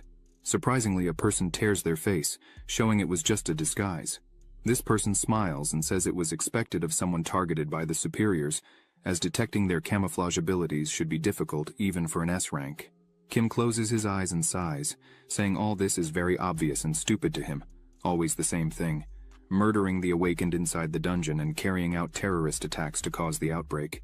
Aren't you tired of the same thing? Kim looks directly at him and says that this time he was planning to kill Kim, disguise himself, and after that, they would cause an outbreak in the blue dungeon that would appear in the United States, thus throwing all the blame on Kim. This leaves the man completely shocked, wondering how Kim knew all these details, as information about the plans in the United States is restricted, so few know about it. The man starts to laugh and says that's right and adds, saying that finally, the day they would appear to the whole world had come. There would be a bloodbath, through an outbreak in each country. Countless lives would be lost in this. The man says that the cause of this global tragedy would be, but Kim interrupts him and says that this plan would only work if they could kill him. Kim looks at him again with a smile on his face and asks if he could manage to do that. The man gets very angry with this and says Kim could say whatever he wants, because today would be his last day on Earth. They all charge at Kim at the same time. Kim uses his divine flame on his sword and prepares. Meanwhile, he thinks for sure they were not the only ones who entered Korea. Clearly the executives were there too. Kim thinks and says he would leave the rest to Jeon and charges at them all. Outside the dungeon, a man arrives at a place. This man was on the phone, notifying that he had arrived at the location. He says the advance group was already inside the dungeon and, even if Kim came out alive from there, he himself could kill him outside. The person on the other end of the phone says it could be so.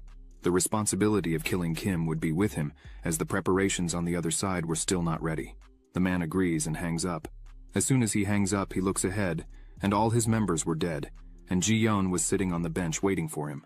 Then he asks who she was. Ji-yeon doesn't answer anything, just says that he finally arrived. She looks at all the dead there and thinks that, unlike that bunch of trash on the ground, this man seemed quite strong. Ji-yeon's thirst for blood was clear at that moment. The man asks if she had done all that.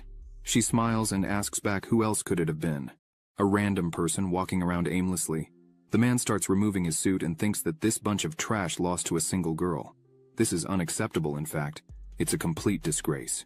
Ji-yeon begins to stand up while saying that one by one, each of these men on the ground said the same thing, without knowing what was really waiting for them. The man takes off his glasses and says that it seems there are more annoying bugs in Korea besides Kim. The man shows immense confidence and says that unfortunately, he would have to kill this damn girl first. Ji-yeon leaps without hesitation to attack. The man braces himself to take the hit. Kim was still fighting with the help of Mir, who was increasingly strengthening Kim's abilities. Kim hits one of the men directly in the chest, causing blood to spray. Another two try to hit him from behind, but again Kim's shield protects him without difficulty.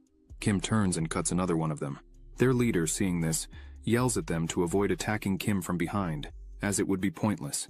They need to attack and hide quickly. Everyone starts using their abilities and hiding.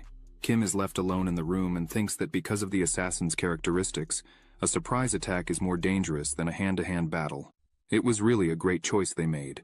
Kim looks at Mir and thinks he was quite confident in detecting a certain level of danger, so he had used an ability that would be good against an ambush. But because of the Lich King's murderous ki, it is impossible to detect even the smallest of traces, as the chi was covering all the smells. Kim thinks his only chance is to fully trust Mir. Kim picks him up and places him on his head and asks if Mir can really smell them. Mir responds that he can, so Kim says that's great, and as soon as Mir feels that Kim will be attacked, he should warn him. Kim closes his eyes and concentrates deeply. Mir keeps an eye on every corner until he feels something and alerts Kim, pointing out the side. Kim, with his eyes closed, attacks and wounds one of them with his sword.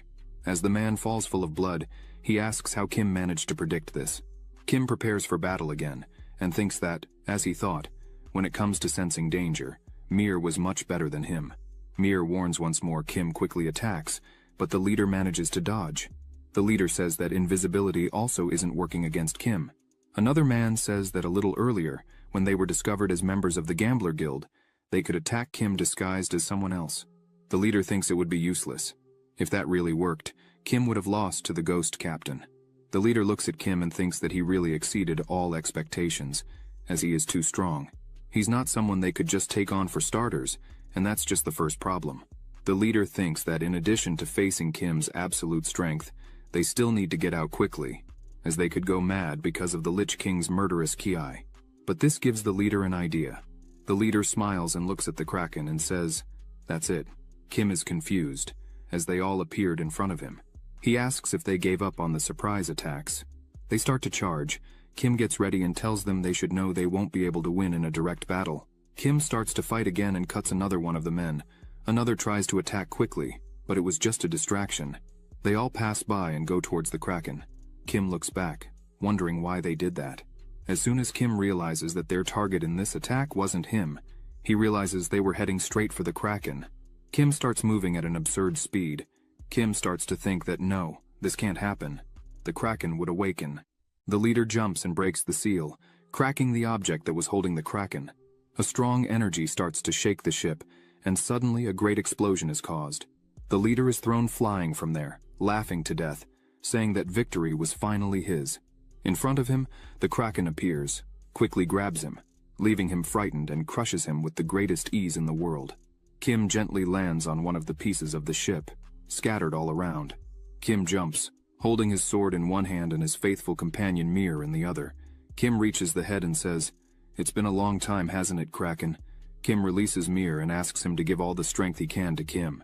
He jumps and goes towards the Kraken's eye with his sword, and slashes the Kraken's eye with a stroke. Kim thinks that with this stroke, the Kraken will lose its senses for a short time. He needs to be quick and get rid of it. But suddenly Kim looks at his sword and realizes that the buff Mir had given was fading. Kim looks at Mir, sees that he is exhausted, and thinks it makes sense, as Mir's abilities would bloom any day. But for now, it's normal for them to be unstable. There was no way Kim could use a stolen ability like this without any limit. Kim takes Mir in his arms and thinks this is a big problem, as he had to use almost all his magic to protect himself when the Kraken's seal broke. Kim starts to fall, thinking he had no more strength left. The only choice Kim had was to use his hero ability, Immortality, to try to fight. Just as the Kraken was about to hit him, Juho comes running, saying that Kim only brings trouble. He jumps and says that he keeps worrying about Kim. He catches Kim and dodges the Kraken's attack. Kim looks surprised. Juho asks if Kim still hasn't understood how precious his life is. Kim is confused. Juho yells at him, telling him to stop trying to solve everything alone. Kim asks Juho how he had arrived there. Juho says that the Gamblers Guild simply disappeared, so he had no other choice but to follow to the ship, since there was nothing more down there. But as soon as the ship exploded suddenly, they ran to a safer place and he went there, worried about Kim.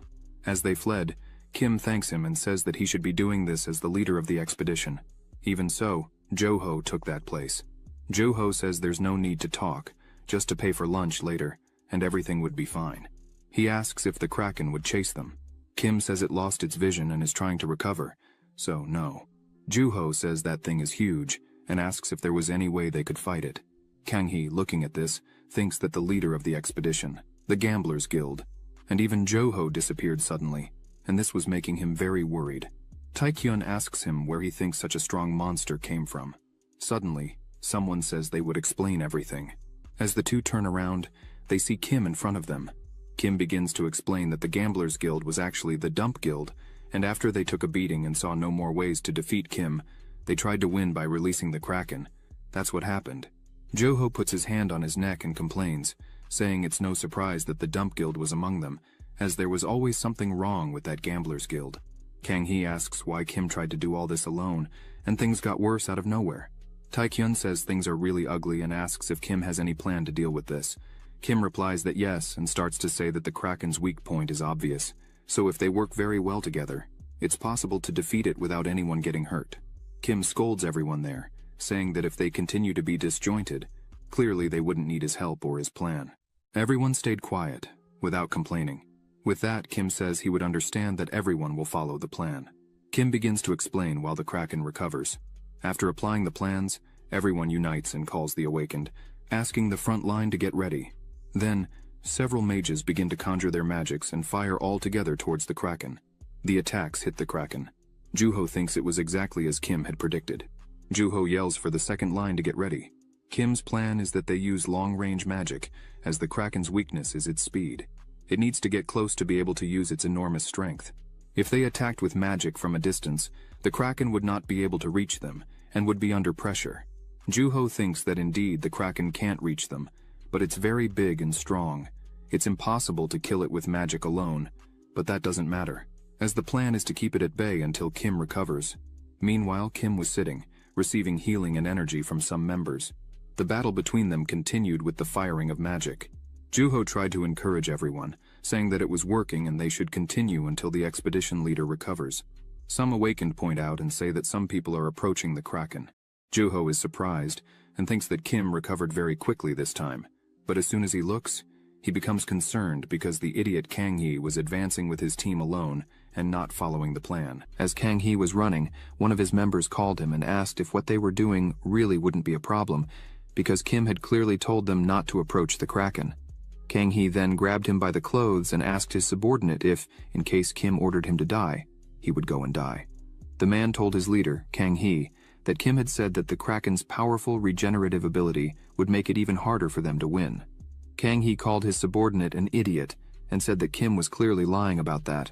He asked if his subordinate couldn't see the Kraken dying right now as soon as he pointed to the Kraken, which was being hit by several spells and therefore was slow and standing still. Kang-hee continued saying that Kim had said this to keep all the loot for himself. Kang-hee let go of the man and turned to continue what he was doing, and told his subordinate that if he didn't want to lose his livelihood, it was better to do what Kang-hee ordered and follow him immediately. After saying this, he took the lead and said that the Papillon Guild would kill the Kraken. A few seconds later, they were already fighting directly against the Kraken. However, their attacks were not causing much damage. Kang-hee screamed at his companions not to give up. They should attack non-stop, so they wouldn't give time for the Kraken to counterattack. On the other side, the Red Demon Guild arrives, and its leader, Taekyun, asks what they would do, because if they continued attacking from afar with magic, they would end up hitting the Papillon Guild. With this, Taekyun gets annoyed with Kang-hee's stupid attitude and yells for everyone to stop attacking and just watch while the Papillon Guild continued attacking the Kraken. Kang-hee says that that brat Kim is arrogant just because he is a bit stronger, and that in the end, it will be him with his guild that will kill the Kraken. Suddenly, Kang-hee notices something strange that catches his attention. As soon as he looks at the part of the Kraken's body that was attacking, he sees that it had only a few scratches. This leaves Kang-hee confused, as he swore he had cut that part with his blows. The Kraken looks at him with its body completely restored and now able to move freely, as it was no longer suffering from the attacks of the spells from the Red Demon Guild. The Kraken opens its mouth, releasing a very strong roar, scaring everyone in front of it. The entire Papillon Guild begins to feel strange. They ask what kind of roar this is, while some begin to say they were feeling nauseous. Kang Hee also wasn't feeling well. He starts to sweat and feels a strange pain in his head. With a trembling voice, he asks what this was. Finally, Kang Hee begins to understand what was happening. This roar was enough to start destabilizing their mana. Kang Hee realizes they are in danger and screams for everyone to retreat quickly. But before he could take a step, he looks up and realizes that the Kraken was already attacking. He falls sitting on the ground without being able to do anything and just watches death arrive. However, several beams of light appeared from nowhere, cutting the Kraken's tentacle into several pieces, leaving Kang Hee amazed at this strength and speed. Behind him, Kim stops with his sword. Kang Hee smiles and looks back. Still with his trembling voice, he says that Kim came very fast. Kang Hee asks if he has already recovered, but Kim was no longer patient with this. He looks bloodthirsty at Kang Hee and asks if he really wants to die. Kang Hee trembles with fear and screams, asking Kim to wait, saying that it wasn't the time for this. Before Kang Hee could even finish speaking, Kim smashes his face with a punch, throwing him several meters back, leaving his entire guild completely frightened by this punch. Taekyun, who was looking from afar, is amazed by all this. The rest of the Papillon Guild, frightened, ask Kim what they should do. Kim, with a serious expression, tells them to go to the location of the expedition squad. He begins to conjure his holy flame magic and says he won't take the blame if someone dies for disobeying orders, like a certain idiot who thinks he's a leader. Kim summons his phoenix and orders it to cover the Kraken's mouth. The phoenix quickly advances towards the Kraken, which starts to look at it. The Kraken tries to do something, but the phoenix is too fast and easily fulfills Kim's order. As soon as the phoenix does its part, the Kraken looks up and sees Kim jumping right towards its eye. Without hesitation, Kim raises his sword and attacks, but he misses. Kim thinks he really had aimed at the Kraken's eye, but didn't hit his target. He wonders if the Kraken instinctively dodged his attack. The Kraken gets angry with this attack and tries to hit Kim with its tentacle. Kim jumps and dodges. While he's in the air, he thinks that his previous attack clearly annoyed the Kraken. The Kraken continues trying to hit Kim, but he easily dodges everything, and even keeps up with the Kraken's movements, though he thinks that with all this commotion from the Kraken, it will be nearly impossible to make a surprise attack. The Kraken raises its tentacle again in front of Kim, who stops for a moment and looks at it. Kim carefully assesses the situation and thinks that he really has no other choice. Kim dodges again and starts using his holy flame, cutting off one of the Kraken's tentacles with absurd ease. He thinks that, unfortunately, he'll have to cut all the Kraken's tentacles one by one. The people of the Papillon Guild are shocked by this, saying it was impossible what Kim was doing, as they, with several men attacking at once, only managed to cause a few scratches on the Kraken, but Kim was cutting the Kraken like butter. Juho asks Taekyun if he was okay, as those earlier roars left many people dizzy and confused. Juho points out that they should leave the Kraken to Kim and regroup. Taekyun wasn't even paying attention to what Juho was saying, as he was completely impressed with the skill, strength, and speed with which Kim was fighting such a monster. He asks if they can't see that. Kim fought tirelessly, and without taking a single hit, his movements extremely precise, he was slicing the Kraken without any problems. Taekyun says they were not in a position to join him in this fight. Clearly, Kim will kill the Kraken alone, and the dungeon will be completed. Taekyun says that, to be honest, before he met Kim, he was quite confident in his own strength. In his head, he thought that in a year for sure he would become an S rank. However, after seeing Kim fight this way with the Kraken, Taekyun admits he feels pathetic. He turns to Juho and says it would be good if he thought about that too. Juho looks a bit lost and asks Taekyun what he meant by that. They return to watching Kim's fight. Taekyun starts saying that it's possible Juho doesn't feel it now, but Kim is someone capable of becoming the greatest awakener in the whole world. And if Juho continued to follow him, at some point on this journey, Juho could get hurt. Juho hears this and has a somewhat serious expression, saying nothing. Taekyun continues saying that, unfortunately, a light that is too bright can end up burning those around it. Taekyun, still with his head down, tells Juho that if he wanted, he could join their guild after all. Among the common ones like the two of them, Juho clearly stands out. This leaves Juho a bit confused. Juho continues to watch all this without saying anything, until he looks at the Kraken, all in pieces, and Kim attacking faster and stronger.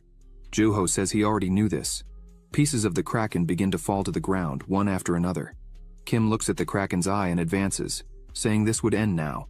The kraken opens its mouth again and lets out another roar. Kim doesn't stop for anything and enters the mouth of the kraken. Not even the kraken believed this, being a bit suspicious of the situation. Suddenly, a very strong beam of light comes out from inside the kraken's body, passing through the middle of its entire body. Then, there is an explosion with the holy flame, blowing up half of the kraken's body. Kim looks at it and sighs. He steps on a part of the kraken's body and wipes the blood that had splattered on his face, commenting that the kraken's blood stinks as usual. Everyone participating in the dungeon falls silent and astounded. They look at the kraken completely destroyed and in pieces on the ground. They say that Kim really defeated the kraken and begin to shout with happiness and celebrate the victory. Juho looks at all this and just sighs. Juho was a bit angry because Kim always had this way of wanting to solve everything absolutely alone and takes too many risks because of it. Suddenly Kim comes up to him and asks what is so absurd. Juho almost dies of fright. He turns around yelling at Kim not to scare him like that, and that he should always announce his approach. Kim looks at him with a mocking expression and asks why he was acting as if this was the first time this had happened. Kim smells his t-shirt, which was stained with blood, and repeats his question to Juho about what was so absurd. Juho says nothing, just looking at Kim, and suddenly, Juho smiles and starts to rub Kim's head, saying that the absurd is something he doesn't know. While the two were there talking and joking with each other, Kim looks ahead and sees that Taekyun was completely disappointed with something. Kim asks Juho what it could be, but Juho just shakes his head, leaving Kim a bit confused. Juho tries to deflect, turning his head to the side, saying that, finally, the dungeon had ended, and therefore the raid was over. They should go home. Juho points out that Kim did a great job as a leader in fighting the kraken, but Kim still remains a bit suspicious of all this. However, Kim changes the subject and says he almost forgot.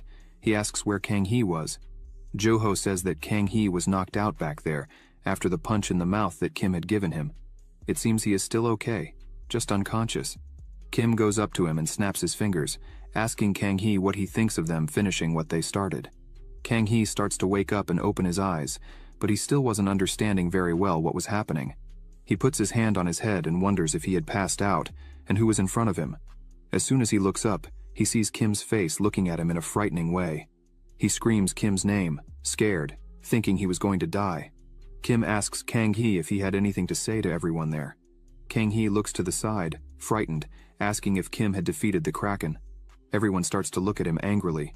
Kang-hee gives a small smile and says that apparently Kim really did kill the kraken. He continues saying that in that case, they should calculate the numbers. He stands up and says that, as everyone knows, the Papillon Guild caused more damage to the kraken compared to the Red Demon Guild. They are outraged and ask Kang-hee if he was really serious about that. Kang-hee looks surprised and says that the dungeon was over, so obviously they had to distribute the loot first. Kim begins to say that he would explain it another way. Running out of patience, Kim asks Kang-hee if he really had nothing else to say to the others there.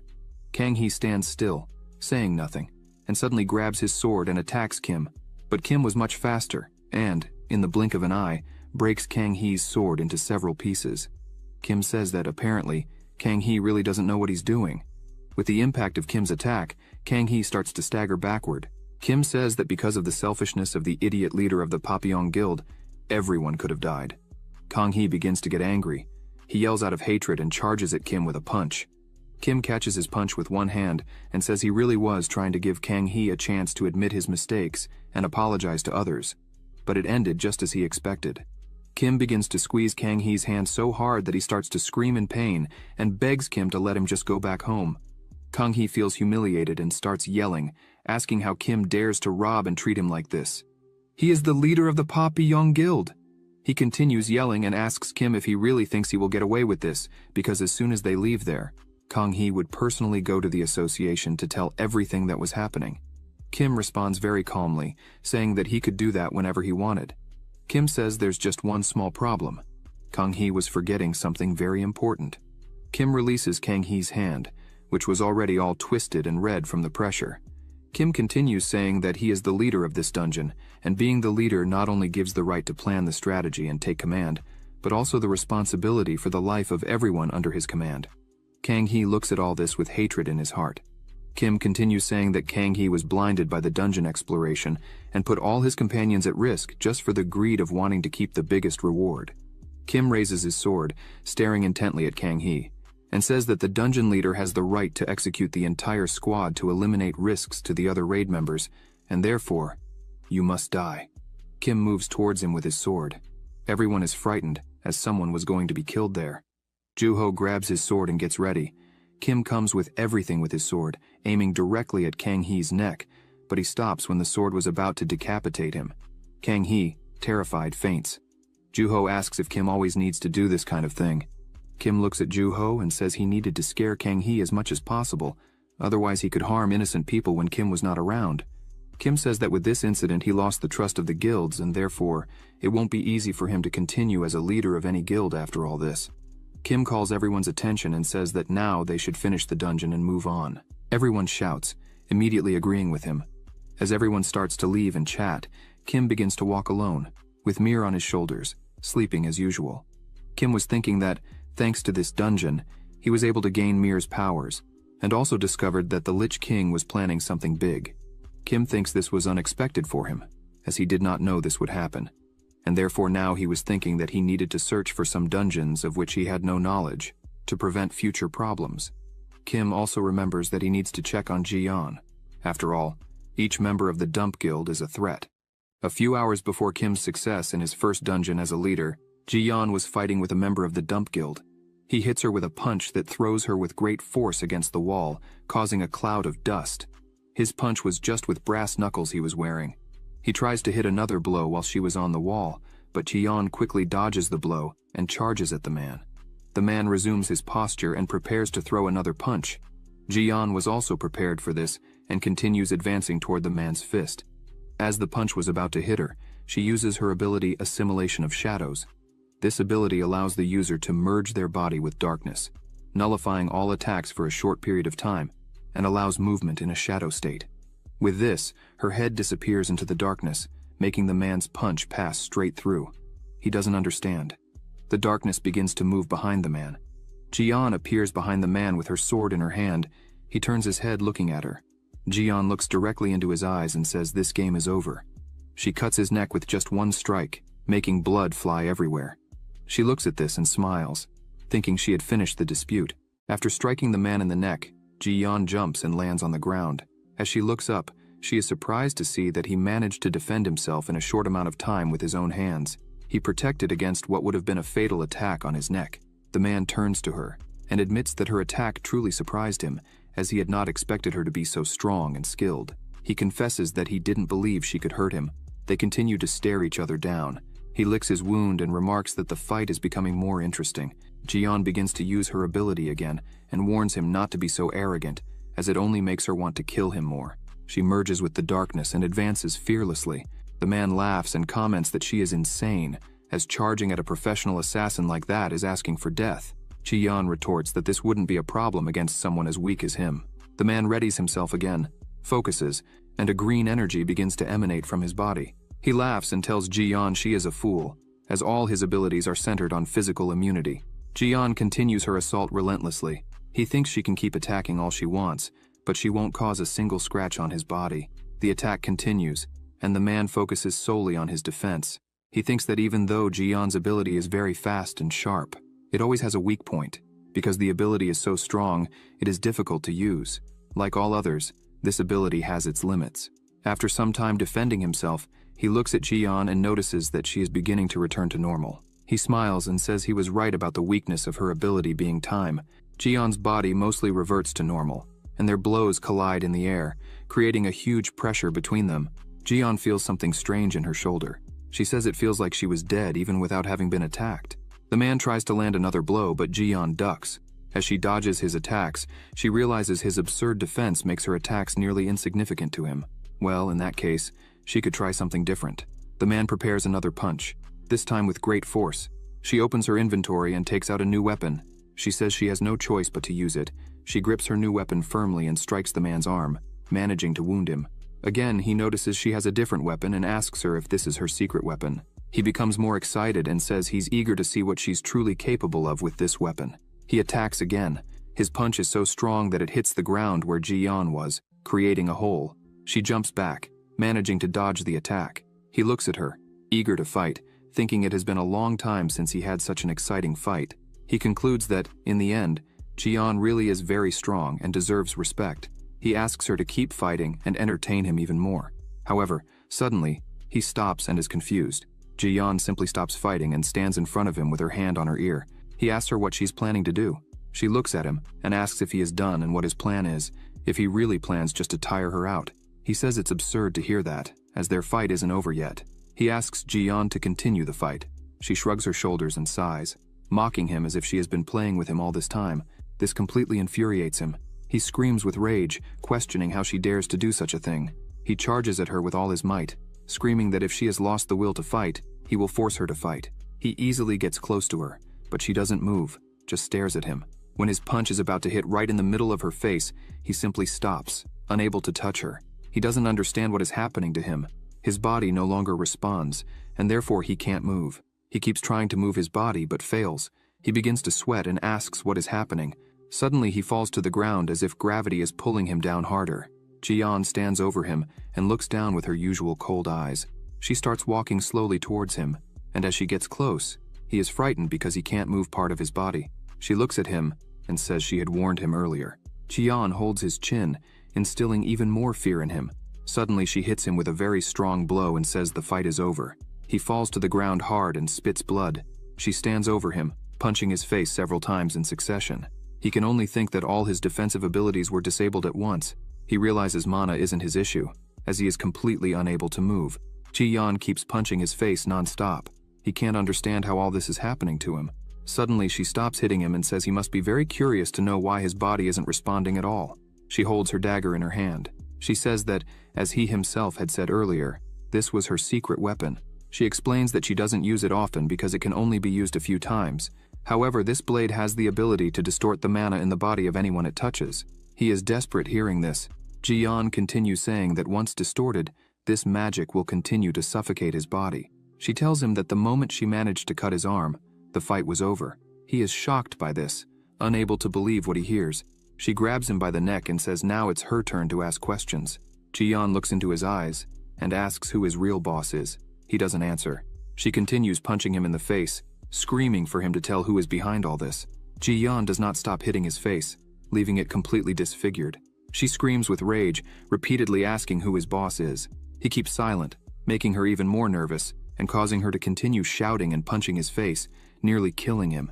He gives a faint smile, and she stops hitting him. He says he doesn't know who the boss is. Instead, he asks why she doesn't join the dump guild as well. She looks at him and asks what he just said. He says she is really strong, not to mention her unparalleled fighting skills.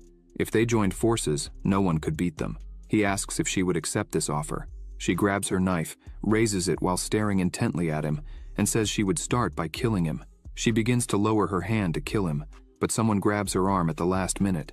A man with glasses appears, asking her to maintain control. She asks him to let her go, and let her finish the job. The man with glasses says he understands perfectly how she feels. Even though she is the guildmaster, he needs her to control herself, because this guy is a higher level in the dump guild, meaning he has valuable information, and if she kills him there, they wouldn't be able to achieve their real goal. That's why he asks her to calm down a bit.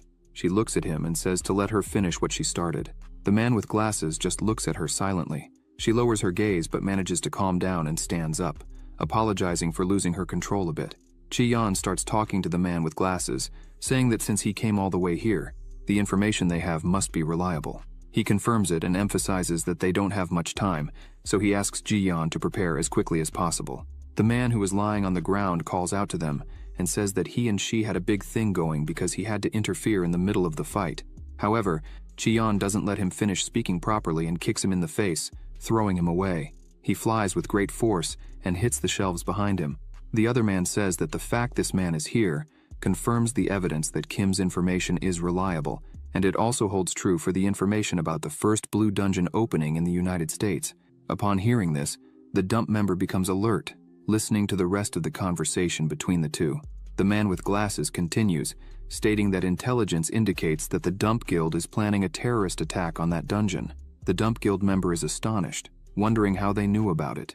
Ji-yeon continues talking with her partner and says she has understood everything. She asks how things are going with Kim. Her partner reports that the dungeon where Kim was has been cleared. The raid has just finished. The dump member is in disbelief, wondering if all the men they sent were really defeated by Kim. However, he thinks this is not the most important thing. The most important issue is that Kim knows about their plan. As the two of them talk, he imagines that all of this is very bad for them. He tries to move again, but still can't move a finger. In his current state, it would be impossible for him to inform the dump guild about this. He thinks that if this continues, his boss's plan will quickly fall apart, so he needs to buy time by any means. He watches their conversation and suddenly, Ji-yeon wonders where Kim gets so much information. At that moment, he has a great idea. He thinks this is his chance. Surely he would be able to buy some time with this. He catches their attention and starts laughing loudly in front of them. Ji-yeon asks if he has gone mad after she beat him so much. Perhaps she hit his head too hard. He keeps laughing in front of them. He lifts his head and asks if all this isn't funny. He says that joining hands with the dump guild to crush the same guild leaves both Ji-yeon and her partner puzzled, not quite understanding. She asks what is going on. Her partner asks what he is really trying to say with this. He laughs again and says that if they think a little, they would be able to piece it together and understand what he was laughing about. He starts to explain that only a small minority within the guild knew about this plan in the United States, yet Kim knew everything in detail. He asks if they don't find this extremely strange. The man thinks that these two in front of him are like flies to the dump guild. They aren't a real problem. However, the man named Kim is a real danger. He could easily take down anyone he wants, and that's why he needs to pit them against each other, no matter how. With this, he could create a small opening, and maybe inform the dump guild of everything that was happening. After planting this idea in their heads, he looks at them and asks them to make a deal with him, because if things keep going the way they are, both the Reapers Guild and the Dump Guild would be decimated by Kim's power. He suggests that they should join forces and get rid of Kim first, as he is the real threat there. Ji-yeon remains serious.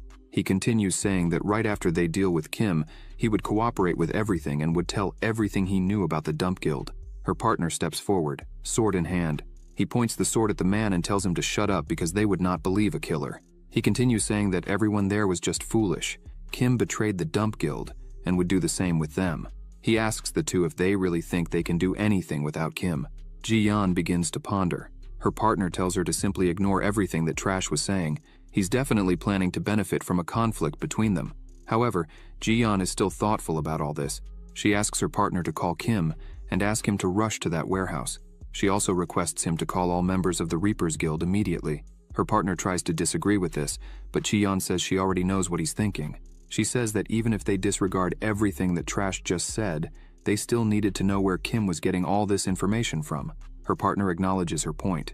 The dump member starts laughing loudly and shouts, saying he loved seeing how incredible Ji-yeon was. He says that if she kills Kim, he would become her spy.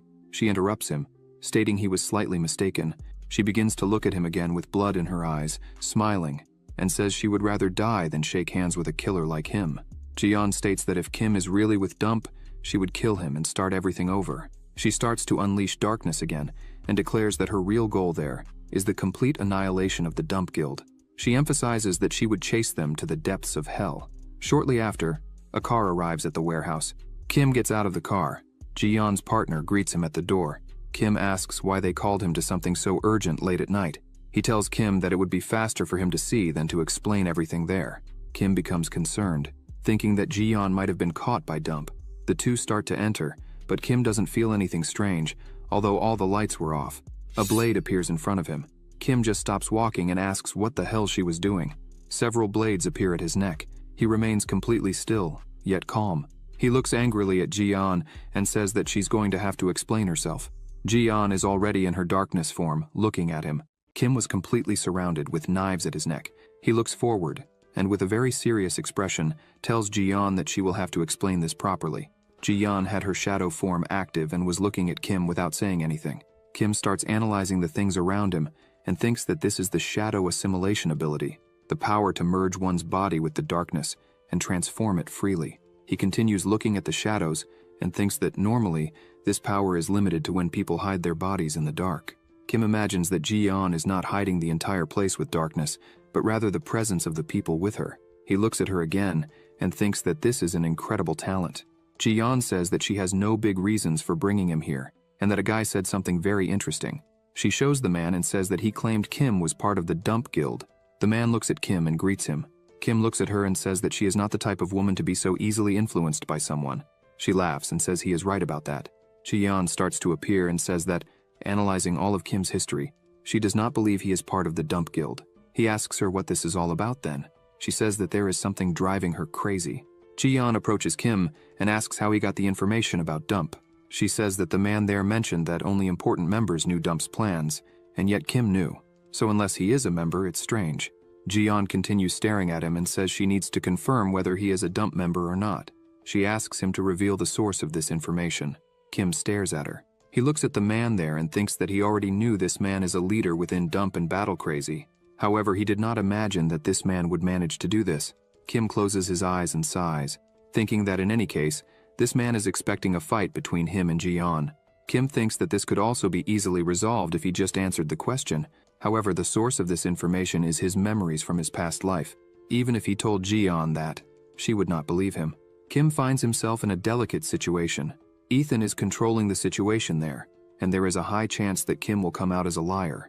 He thinks that, even if he simply leaves, this matter would come up again, and if that happens, everything will go according to Ethan's plan, not to mention that there is a high chance of Kim's plan being ruined. Ji-yeon asks Kim to stop stalling and answer. He thinks that, first of all, he needs to take control of the situation. He says that he has never worked with Dump and will prove it. Kim emphasizes that, regarding his source of information, he will not reveal anything. Ji-yeon asks why he wants to hide that. Kim says that their relationship is temporary, since they want the same thing, and he has no duty to tell her everything. Moreover, the focus here is whether he is a Dump member or not. Kim looks at her and says she should return with him to his house, and he will prove the truth. However, only she can do this. One of Ji-yeon's men presses the knife against his neck a bit more. Her partner says they will never accept this. Kim asks if this choice is not the leaders of their guild. The other members ask her not to do this alone, as it is a plan designed to capture her. They stare at each other for a while until Ji-yeon raises her hand and says she will go with him. Another woman shouts, saying this is a trap. Ji-yeon asks her partners not to worry about her, because if he is lying, she will risk everything but end his life. She asks him to show what he wants to prove that he is not a Dump member. As soon as they arrive at Kim's mother's house, she comes out all happy, saying that it has been a while since they last saw each other, which leaves Ji-yeon stunned. His mother smiles and asks Kim if he knew how much she missed him. He apologizes to her and says that work has been very heavy, so he couldn't see her properly. His mother asks who this girl is. He tries to explain that she is also an awakened, but his mother interrupts him. All happy, she asks if she is his girlfriend. His mother takes Ji-yeon's hand, making her blush. She asks Kim why he is introducing her only now. Ji-yeon tries to speak but is so embarrassed that she ends up speechless. She becomes completely frozen, unable to say or do anything. Kim's mother prepares some food for them and asks everyone to come and eat. Kim asks why she made so much food. His mother says that since they had guests, she had to make a lot of food. She apologizes to Ji-yeon, saying that she is the first girl Kim has brought to eat at their house, which made her very happy. Ji-yeon says it's fine, it's all good. His mother serves her food and says that unfortunately it's not much, but it was made with a lot of love. Ji-yeon continues to be in shock with everything she's witnessing. She keeps looking at Kim's mother. His mother smiles back, showing the happiness she feels in seeing her son and his friend there. Ji-yeon starts to think about all of this. She lowers her head and thanks her for the food. They start eating, and Ji-yeon can't stop looking at them while she eats. Kim and his mother are talking and smiling happily, like a real family. She observes Kim and realizes that he has no malice. He is simply happy, enjoying time with his mother. Ji-yeon says nothing, reflecting on what she's experiencing there. She lowers her head, smiles a little, and sighs with relief. After the meal, the two go to Kim's room. He asks her what she thought of the food. Ji-yeon replies that it was delicious. He says he is glad. She asks him if he is close to his mother. Kim responds that he is. He then asks Ji-yeon if she still thinks he is part of Dump.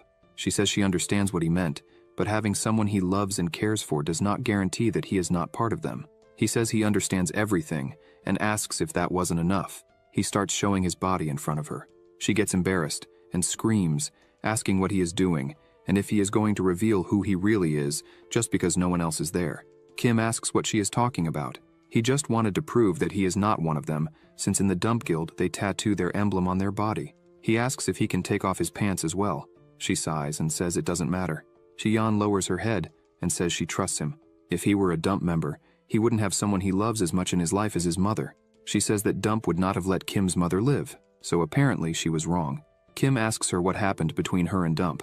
Ji-yeon looks at him and sarcastically says They have a working relationship, so she shouldn't tell him everything. He says that he thinks if they got a little closer, they could have a relationship of complete trust. She smiles and asks what that has to do with anything, but suddenly, she becomes serious.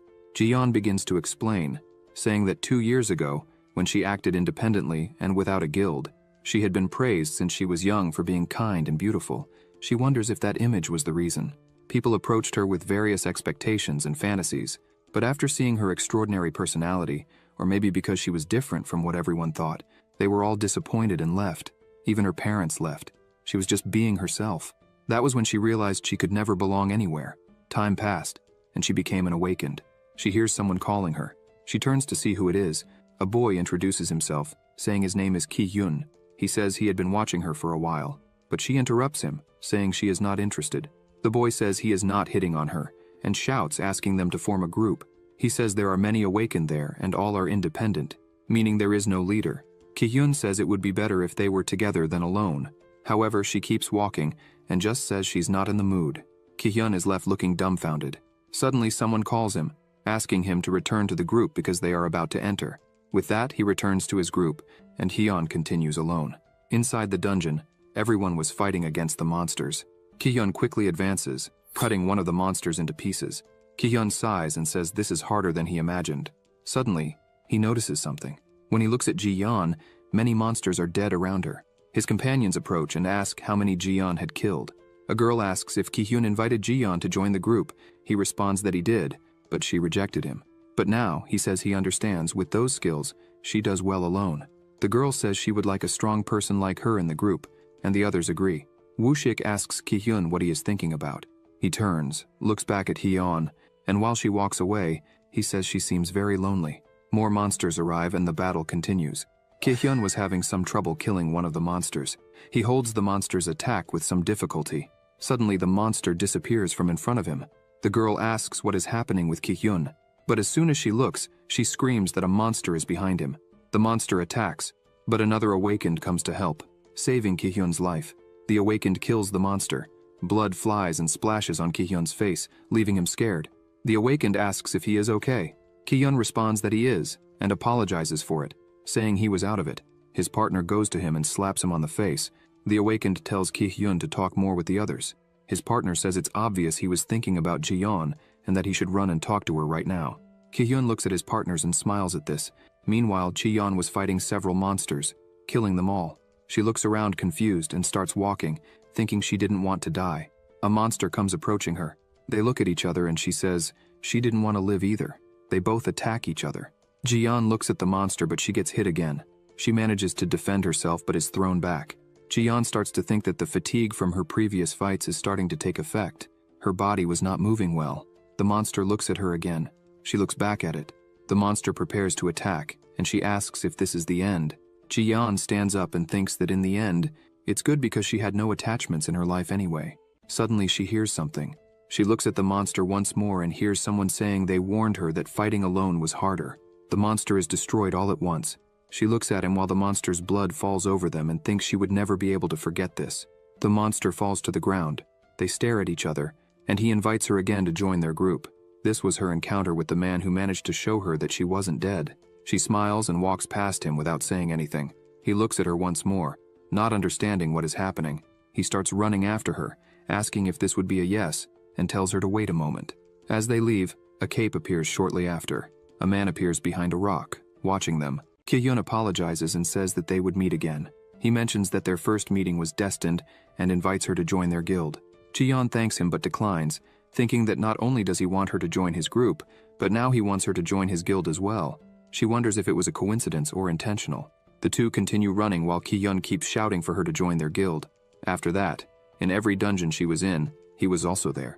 Ki-hyun keeps asking her to join his guild so often that it becomes something she gets used to hearing.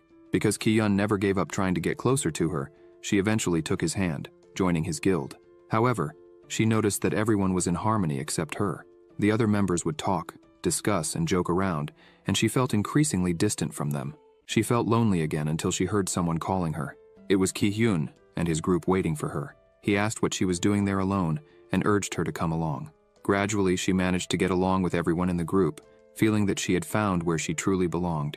In the stone dungeon, Everything was going well. The two together managed to defeat the monster. Ki-hyun touched her head, and she felt a special connection forming, heading in a different direction. They started spending time together outside of dungeons. Ji-yeon mentioned it was very cold, but Ki-hyun still wanted to eat ice cream, saying it was because it was good. Ki-hyun checked his phone for news about new dungeons, while Ji-yeon lowered her head in boredom. However, something caught her attention. A news report stating that recently, the number of awakened individuals disappearing in dungeons had increased significantly. The two continued sitting side by side, and she realized her heart was pounding. Ji-yeon thought that just being near Ki-hyun made her nervous. She put her hand on her head, thinking she might be going crazy, wondering why her heart raced so much when she was with him.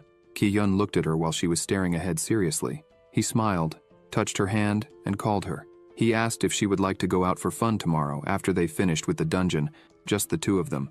She blushed and said yes. She did not imagine that moment would be the last moment of happiness she would have. A news report stated that the deaths in the dungeons were being caused by humans and not monsters. The next day, they were all in the dungeon. Ki-hyun celebrated that they had finished everything and could now go home. Ji-yeon started getting nervous, thinking that the time for their date had finally come.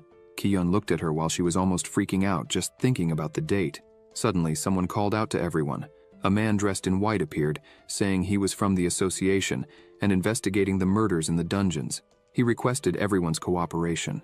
Ki-hyun remembered the news and asked if he was investigating inside the dungeons. The man said yes, and mentioned they were also conducting field investigations. Ji-yeon felt a bit annoyed, thinking why this man had to come now when she wanted to leave for her date. Ki-hyun asked how they could help. The man in white said they didn't need to do much. He attacked Ki-hyun, but Ji-yeon quickly arrived to save him. The man in white was surprised by her speed. A bright light shone in the place, and when everything returned to normal, Ji-yeon was holding the man's hand with her dagger. He said her move was impressive. She asked who he was. He replied that no one knew. The man threw her dagger away and said she could call him a sudden misfortune. Ki-hyun shouted for Ji-yeon to be careful. The man tried to hit her with some strikes, but Ji-yeon managed to defend herself. He said she was quite entertaining. The rest of the group was impressed by how good and fast Ji-yeon was. Ki-hyun thought it wasn't exactly that. Outside, it seems that the fight is balanced, but the mysterious man is one step ahead in every aspect. Ji-yeon realizes that the man is indeed stronger than her, and if this continues, she will end up dead. The man's attack breaks her dagger, and his next strike heads towards Ji-yeon's face. However, he stops the attack and says that he has changed his plan. He smiles and says that he wants her in his guild. Ji-yeon asks what he means by her joining them. The man says he wants to do some things, but it would be impossible alone, so he is going to form a guild. He has even chosen the name Dump. He says it will consist of the craziest people in the world. He says Ji-yeon seems interesting, so she qualifies to join. He asks what she thinks about growing this guild with him. She asks what will happen if she says no. The man looks at her for a moment and says that if that's the case, she will have to die. Ki-hyun hears this and jumps towards the man without thinking twice. The man ducks and dodges the attack. The rest of the group starts attacking him too. The man begins defending everything but gets irritated. Ki-hyun steps in front of Ji-yeon, asking if she is okay. She says she is fine, but this man is very strong. She says she will buy time while he and the rest of the group should flee. Ki-hyun says he won't abandon her because they are friends. He shouts for the rest of the group to keep attacking to prevent the man from using any abilities. The man continues defending everything effortlessly. Ki-hyun realizes that this alone won't be enough, so he decides to attack as well. Ki-hyun tries to hit the man, but he defends again. Ki-hyun asks why he is killing people. The man asks if he really needs a reason to kill those people. He says Ki-hyun is annoying him. The man lands a punch that hits Ki-hyun. Ki-hyun starts bleeding from his mouth, but he grabs the man's arm and holds the rest of his body with his feet, saying he created an opening. He shouts that this is their only chance. Ji-yeon comes at him with her ability active. She says she had hidden this until now, looking for a good opportunity. Darkness engulfs the place for a moment. Ji-yeon lands back on the ground. Everyone looks at the man. She thinks it wasn't deep enough. The man realizes his neck is hurting. He touches it and asks if that is his blood. Ji-yeon looks at all this and asks Ki-hyun what will happen if she can't finish him. He tells her not to worry because they still have Woo-shik on their side. Woo-shik leaps furiously to attack the man. A large explosion occurs. The smoke starts to clear. When the man reappears, he is holding Woo-shik's attack with just one finger. Woo-shik feels a bit nervous about this. The man gets irritated and says that he is trash. He says enough is enough and asks Woo-shik for his last words. Suddenly, Ji-yeon starts to feel lost. Everything goes dark. She thinks she was fighting but realizes she had been hit on the back of the head by the man and passed out. She starts to wake up and wonders if the other guild members are safe. As soon as she looks ahead, she is horrified. Ki-hyun is in front of her, falling nearly dead. She screams his name. Ki-hyun looks at her and says she is awake. He starts to lose strength while saying he is happy because she is safe. She asks what happened because his wounds are too severe. He stops responding and she asks the others for help. But when she looks to the side, she sees everyone fallen and covered in blood. They are all dead. She holds Ki-hyun once more and tries to ask him what this is. Suddenly she hears someone saying, "Wow, what a display of friendship." She turns with her heart full of hatred. She sees the man in white in front of her. She starts crying and asks if it was him who did this. She says she will never forgive him. She starts screaming with intense rage that she will kill him. Ji-yeon starts walking towards the man in white, but feels someone holding her hand. Ki-hyun, with his last strength, asks her not to confront him and to try to escape. He hands her a necklace and says that if she goes alone, she can escape. He starts to get up, trembling and weak. Ki-hyun passes by her, completely wrecked, and says he will hold that man off so she can save herself. She starts crying, saying that he will die. Ki-hyun interrupts her with a shout, telling her to leave now. She looks at him. He charges towards the man in white as she runs to save herself.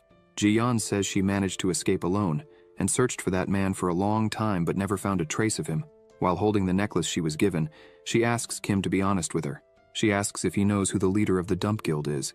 She asks him to tell her. The protagonist begins to remember the same thing, a destroyed city and a woman in his arms. He says he will tell her everything. He advances towards the leader of the dump guild and starts fighting him. Kim says he is a first-generation awakened. This man used to be a celebrity. Many people surrounded him taking photos and asking for autographs. A reporter says he heard that he was donating all the money he was earning from the movie and asks if that is true. He was a Chinese Hollywood actor. His name is Hwang. As soon as Chi-yeon hears this, she is shocked. She lowers her head. She remembers all her dead friends and says she now knows who the leader of the dump guild is. She remembers Ki-hyun's smile and says she can now take revenge. She says he is the only one who killed what was most precious to her. Kim sees that she is full of hatred and asks her to wait a little. He asks if she plans to take revenge without a plan. She replies that he doesn't need to worry, because if he hasn't killed the leader yet, even knowing who he is, there must be a reason for it.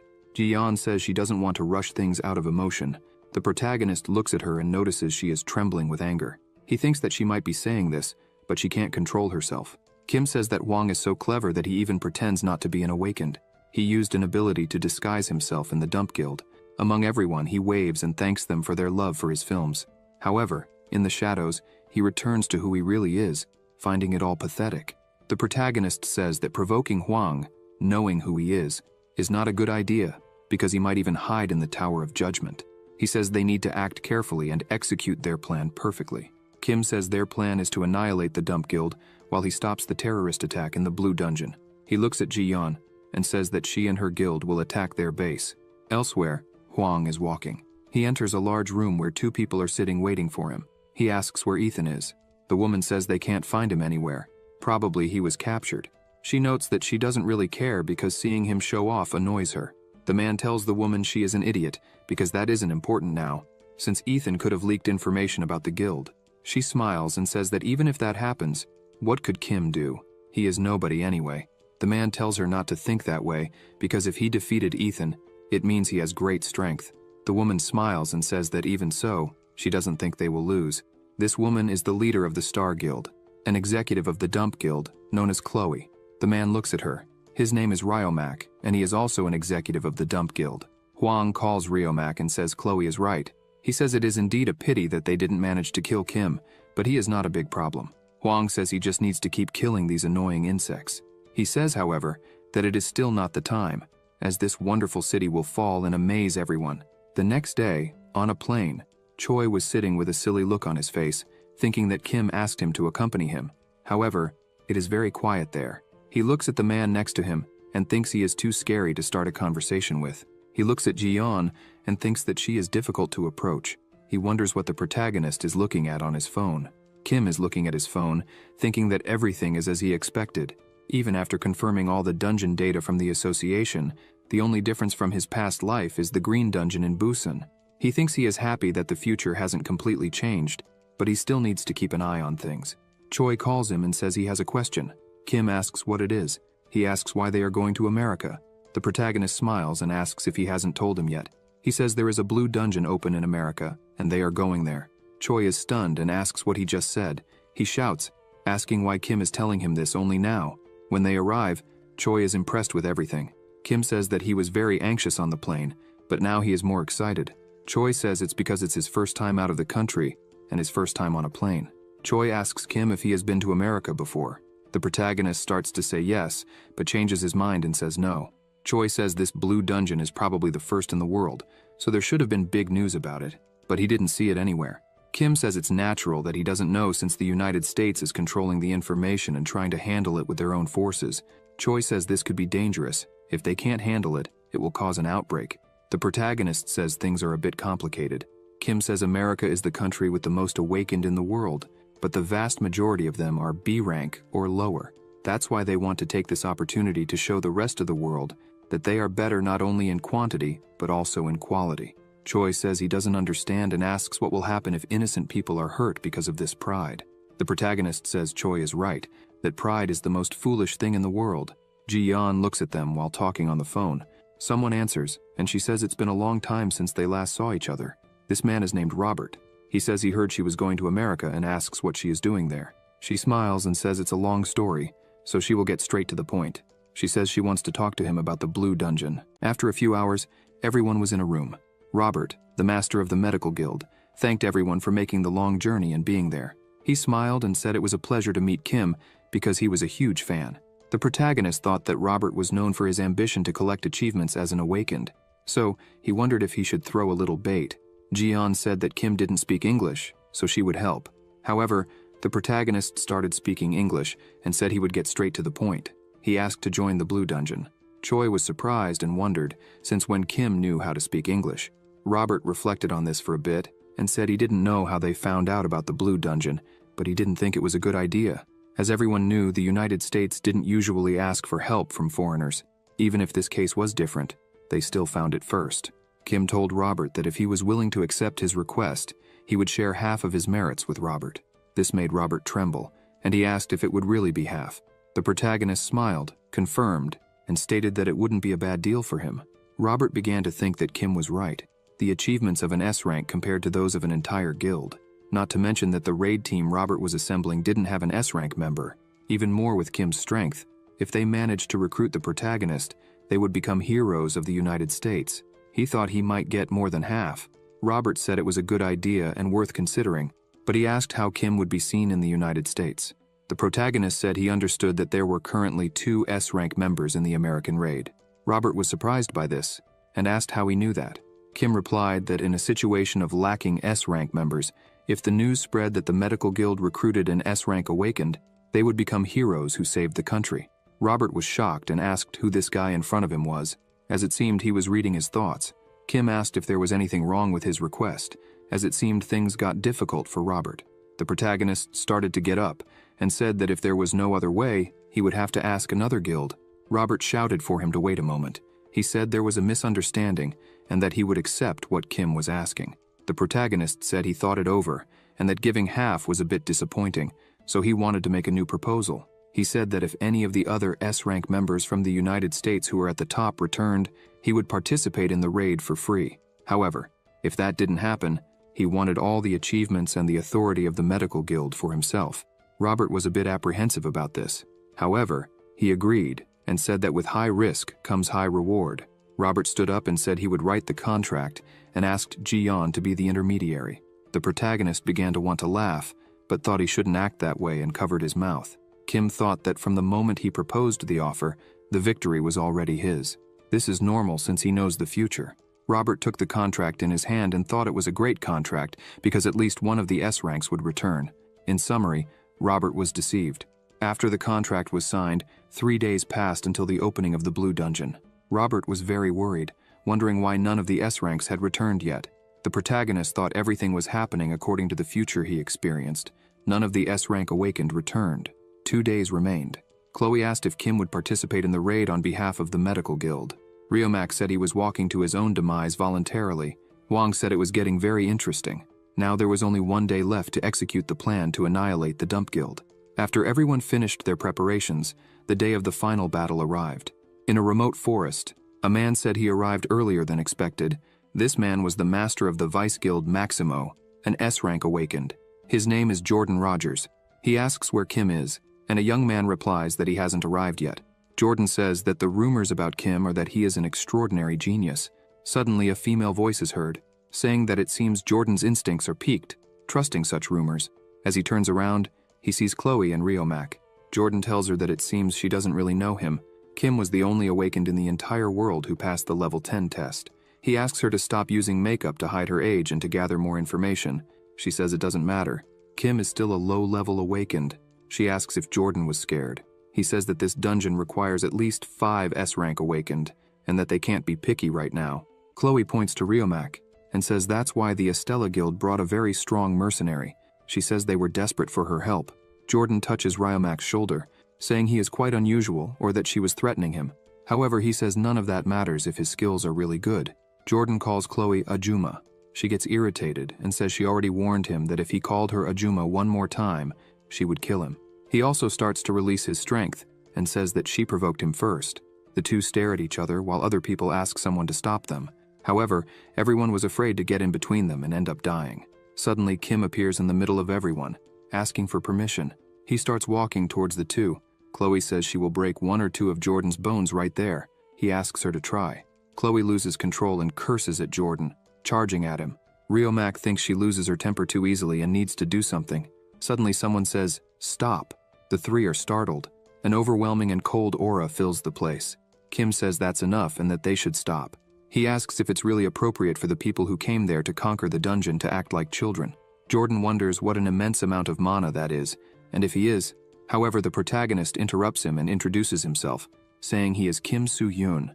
With a serious tone, Kim says that if they continue with this attitude, he will also join the fight.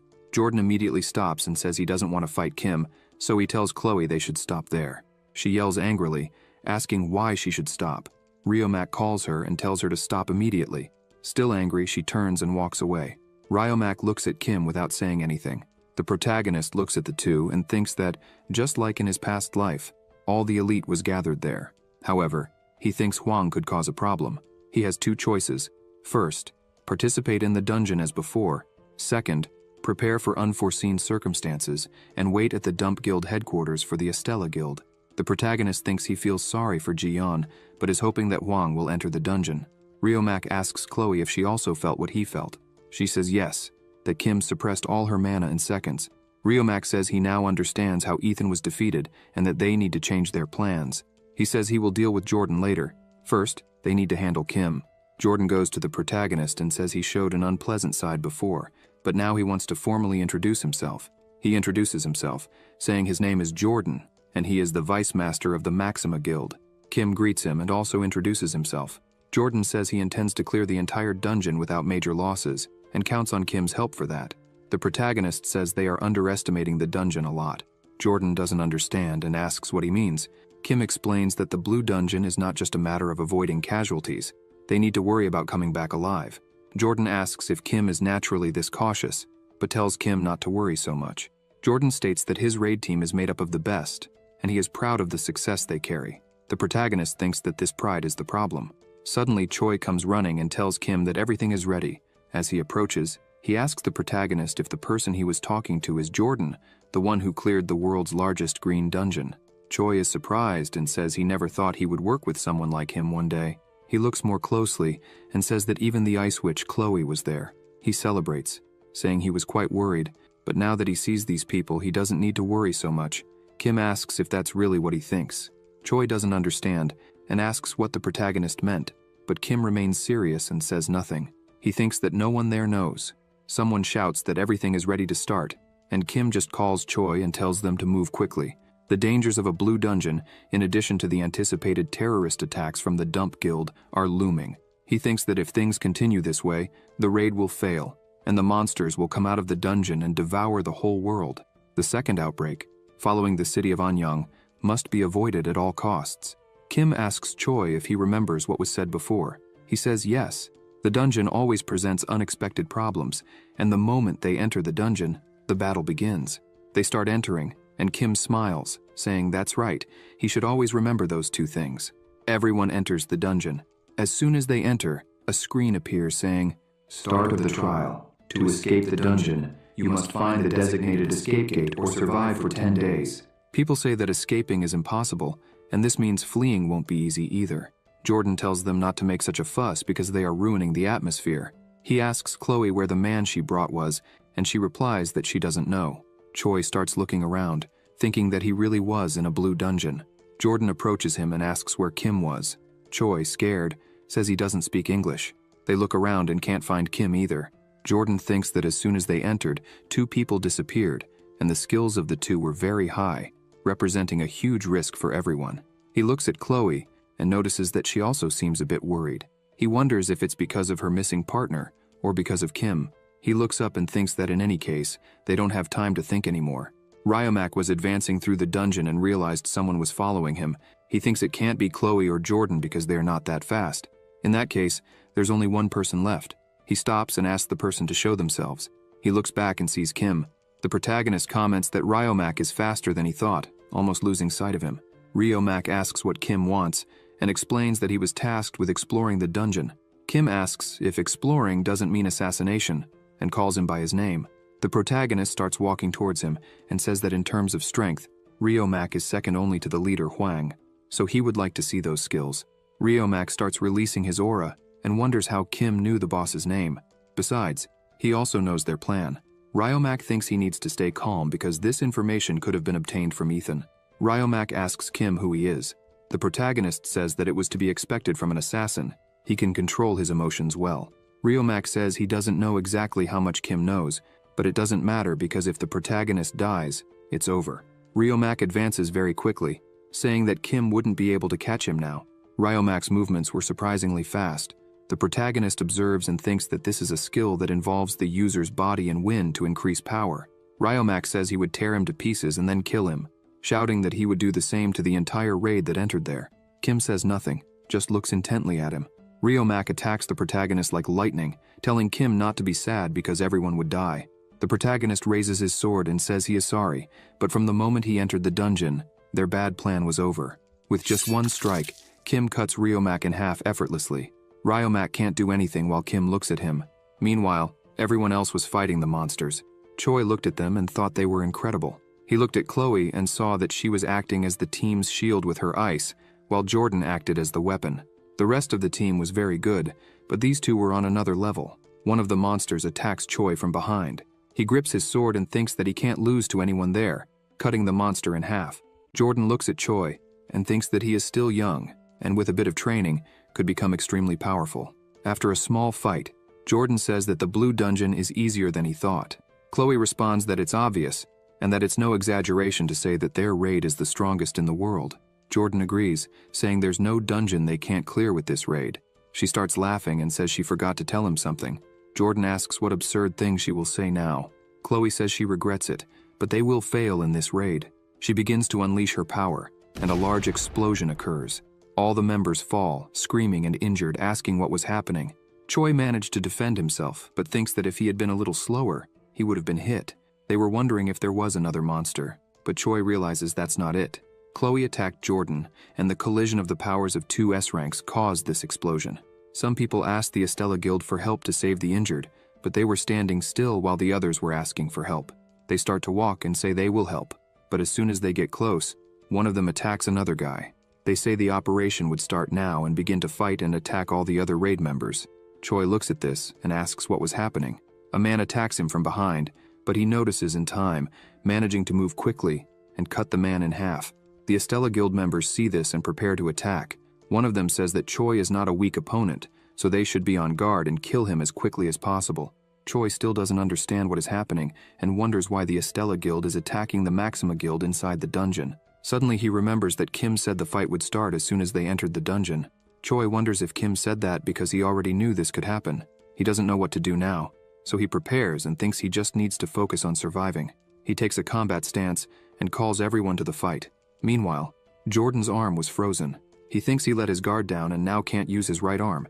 He looks at Chloe and thinks that she might hate him, but she wasn't stupid enough to do something this risky. She probably planned this from the beginning. Jordan tells her that she wouldn't do this because of personal feelings and asks what she wants. She responds by asking if there are personal feelings, as he wouldn't know. She screams and attacks, saying she wants to kill him. He tries to defend himself, thinking he won't be able to hold out for long. Chloe begins to unleash even more power, screaming and cursing at Jordan, asking if he really thought he could block her attack with just one arm. He thinks she's right. After the injuries he suffered from her trap, a long fight would not be favorable for him. However, he thinks that when it comes to the superiority of their powers, he had the advantage, but he only had one chance. He starts to advance, and decides to use all his remaining power on her. Several ice walls rise in front of him, but he shouts that blocking is useless, as her attack is pathetic. He breaks through all the barriers and shouts that he will burn everything, landing a punch on her. A hole is made in her chest. However, he notices something is wrong. Her body starts to disintegrate into ice.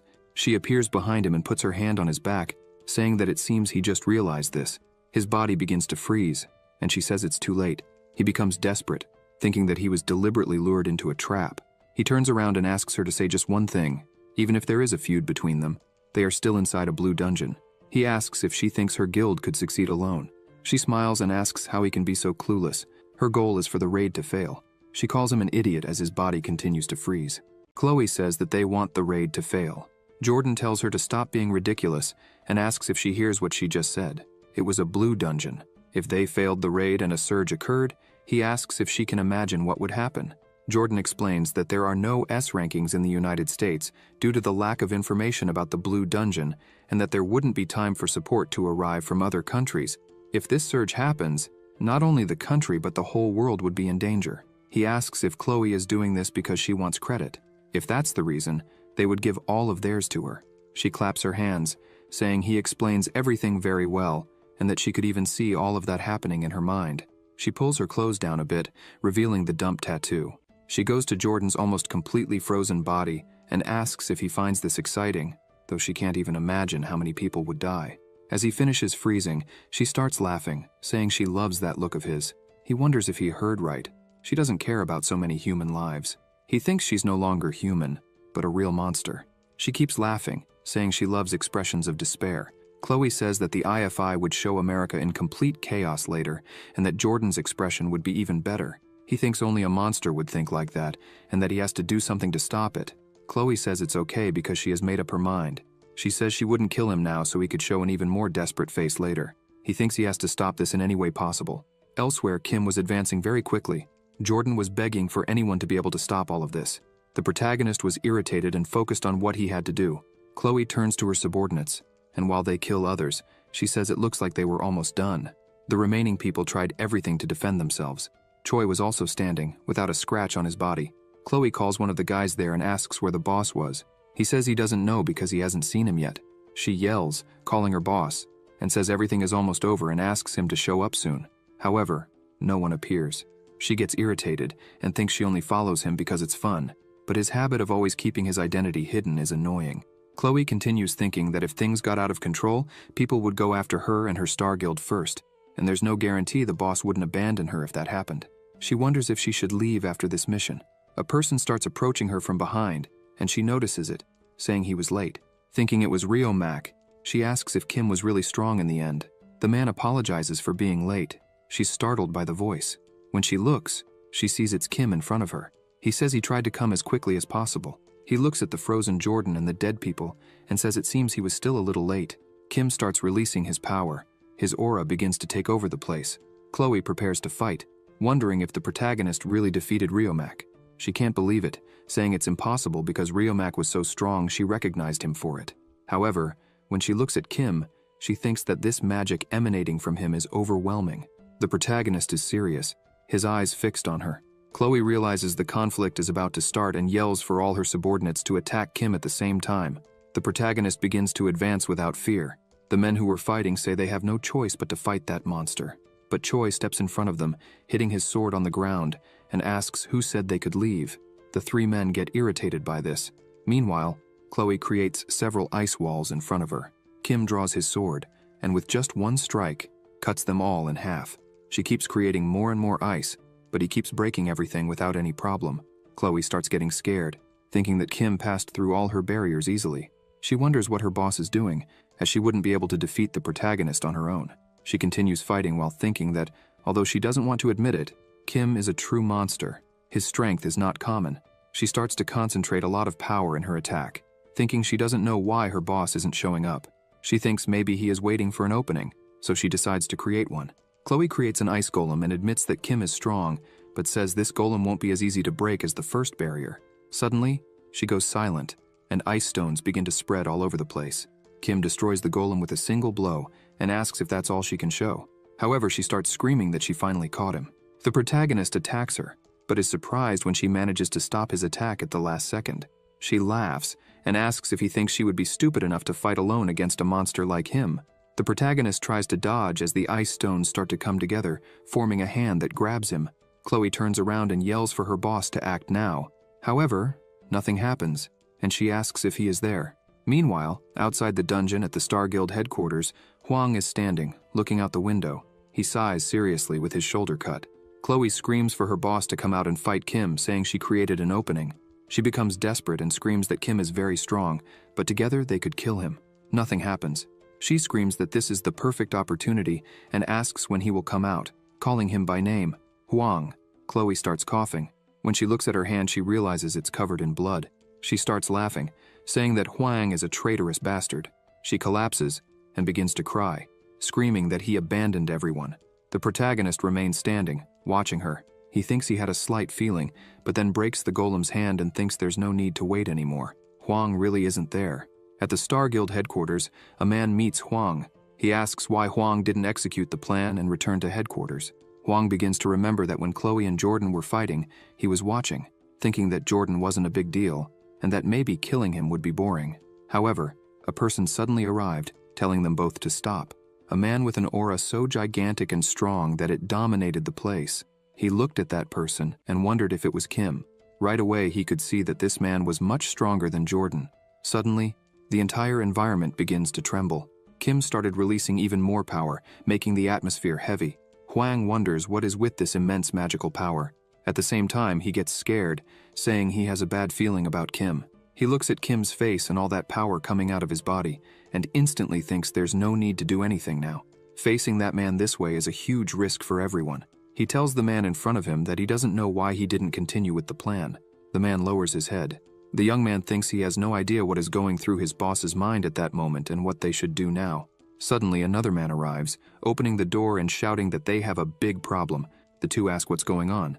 The man at the door says it's about the terrorist attacks planned against countries beyond the United States. The associations of those countries have already caught the terrorists. Huang looks irritated at the young man. The man on the couch yells, asking what nonsense he is saying. He asks if he's trying to say that the associations knew about their plans. Huang starts laughing uncontrollably and says he understands now. They know everything.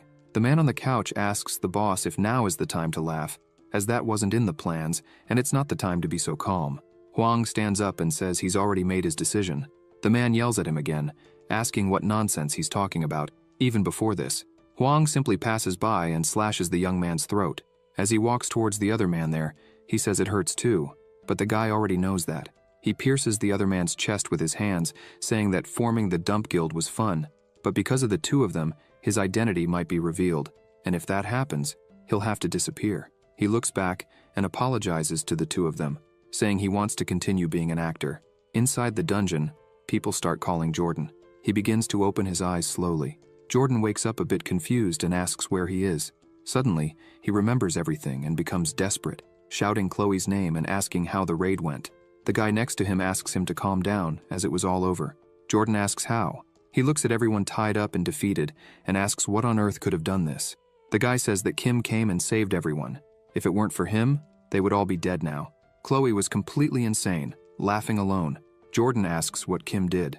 Meanwhile, the protagonist was trying to apologize to Choi, saying that as soon as they entered the dungeon, a suspicious person disappeared, and if he had stopped to explain everything, the man could have escaped.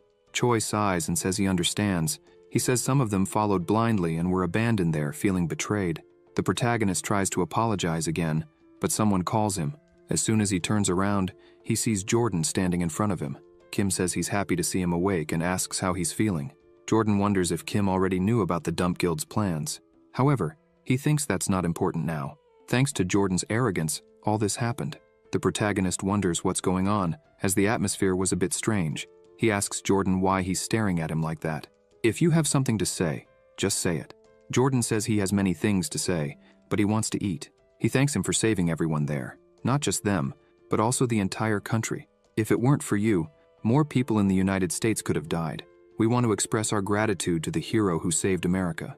Jordan extends his hand and thanks Kim for saving everyone there and especially America. The protagonist is speechless, thinking that Jordan has a very high position and authority. It must not be easy to set aside his pride. This man is truly incredible. The protagonist thanks everyone but says he feels a bit embarrassed being in the spotlight.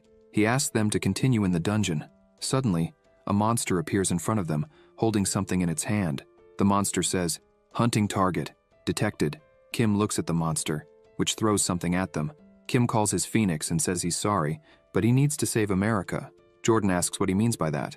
The protagonist says that, to be more honest, he is saving them now. He sends his phoenix to meet the thrown object, and a large amount of energy is released.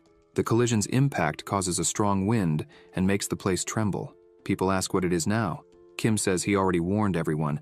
They have to worry about getting back alive. He says these words also apply to the Dump Guild. Several eyes begin to appear in the darkness, and Kim says the main issue here is the blue dungeon. The monsters start attacking together.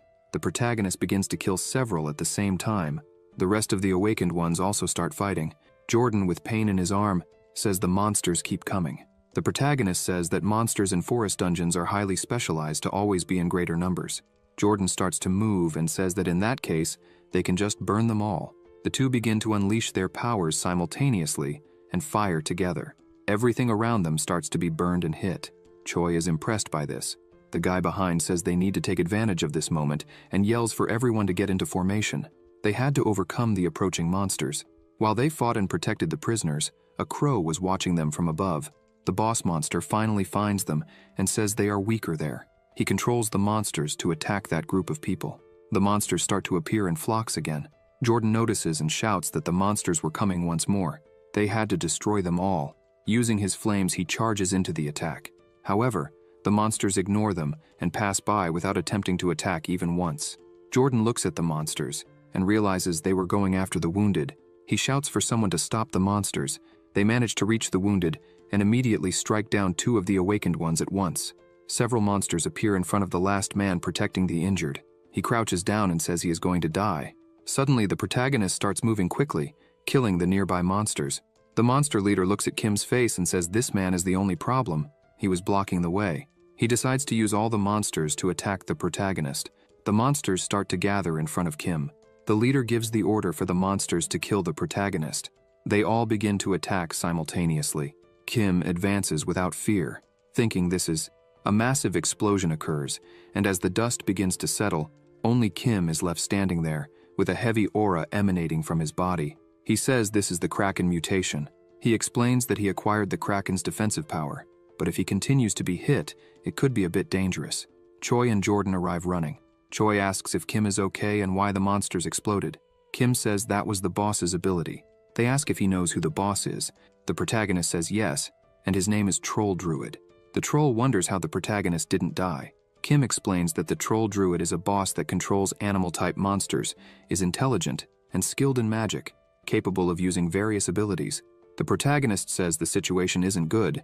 They need to protect the wounded and the Dump Guild members to hand them over to the association while fighting off the relentless monster attacks. Kim starts to walk and says he will take care of the boss.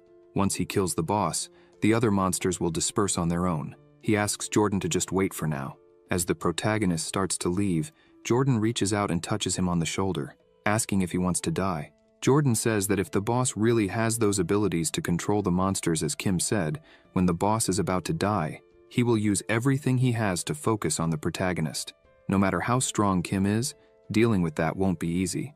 The protagonist turns and asks Jordan if he called Kim a hero earlier. The protagonist says he has always hated that word. That title of hero is like an extremely heavy burden he has to carry. However, when Jordan called him that, along with everyone else, he felt happy for a moment. The protagonist smiles and says that this time he will try to become a true hero. Jordan says there's nothing he can do about that, but emphasizes that he won't last long. Kim says goodbye and tells him he will meet him soon. Jordan smiles and thinks he feels a bit embarrassed because he thought he was America's hero, but the real hero is someone else, named Kim Soo-hyun. In front of several monsters, the protagonist begins to attack without fear. He opens his magic bag and says now is the time for him to appear, calling Mir. Mir appears, very happy. The system opens several windows saying, "You have received the blessing of the divine dragon. Your movement speed has increased, your strength has increased slightly, your magic resistance has increased." The protagonist focuses and concentrates on his sword. In seconds, he cuts down all the nearby monsters. The troll observes and says that from this point, everything begins. He starts using his ability, which spreads throughout the area.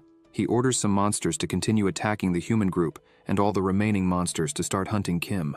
This guy needs to be killed. He advances, killing the monsters in his path. He stops by a tree, exhausted, while Mir enjoys the situation. Kim wonders if they are already halfway there.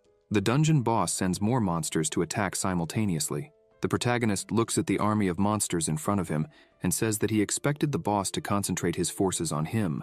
However, there were about 200 to 300 monsters gathered there. He comments that dealing with all of them would be exhausting. Kim suggests to Mir that they try to divide the monster's attention. Suddenly, Kim begins to multiply, revealing that he's glad he bought this ability from the shop. After using the shadow multi-clones, he advances along with his copies. The boss is confused, wondering why there is more than one Kim now. Mir, seeing that there are 4 clones of the protagonist, imagines that he would receive more affection and is pleased with the idea. The boss observes the clones, trying to discern which one is the real one, but after a few minutes of thinking, concludes that he won't be able to figure it out, and therefore will have to defeat them all. Some monstrous monkeys begin to surround the protagonist, and he thinks that he didn't manage to distance himself enough from them. Kim positions himself and shouts for Mir to act. Mir concentrates his energy and announces that it's his turn now. Then, he unleashes a powerful burst of flames that directly hits the monsters, exterminating them. The protagonist praises Mir's performance, who beams with pride at the recognition. The boss, irritated, sends the remaining monsters after the protagonist. Suddenly, a beam of energy heads toward the boss, who, noticing the threat in time, raises several tree roots to protect himself. Kim looks at the boss and thinks that this was expected. Defeating a monster like that wouldn't be easy. The other monsters begin to attack the protagonist, but he and Mir join forces in the battle, defeating all the enemies that approached. The battle drags on, and the protagonist begins to feel the fatigue accumulating. More monsters leap at him, resulting in a massive explosion. When the dust finally settles, the two emerge unscathed. All the surrounding monsters had been defeated, but Mir was exhausted.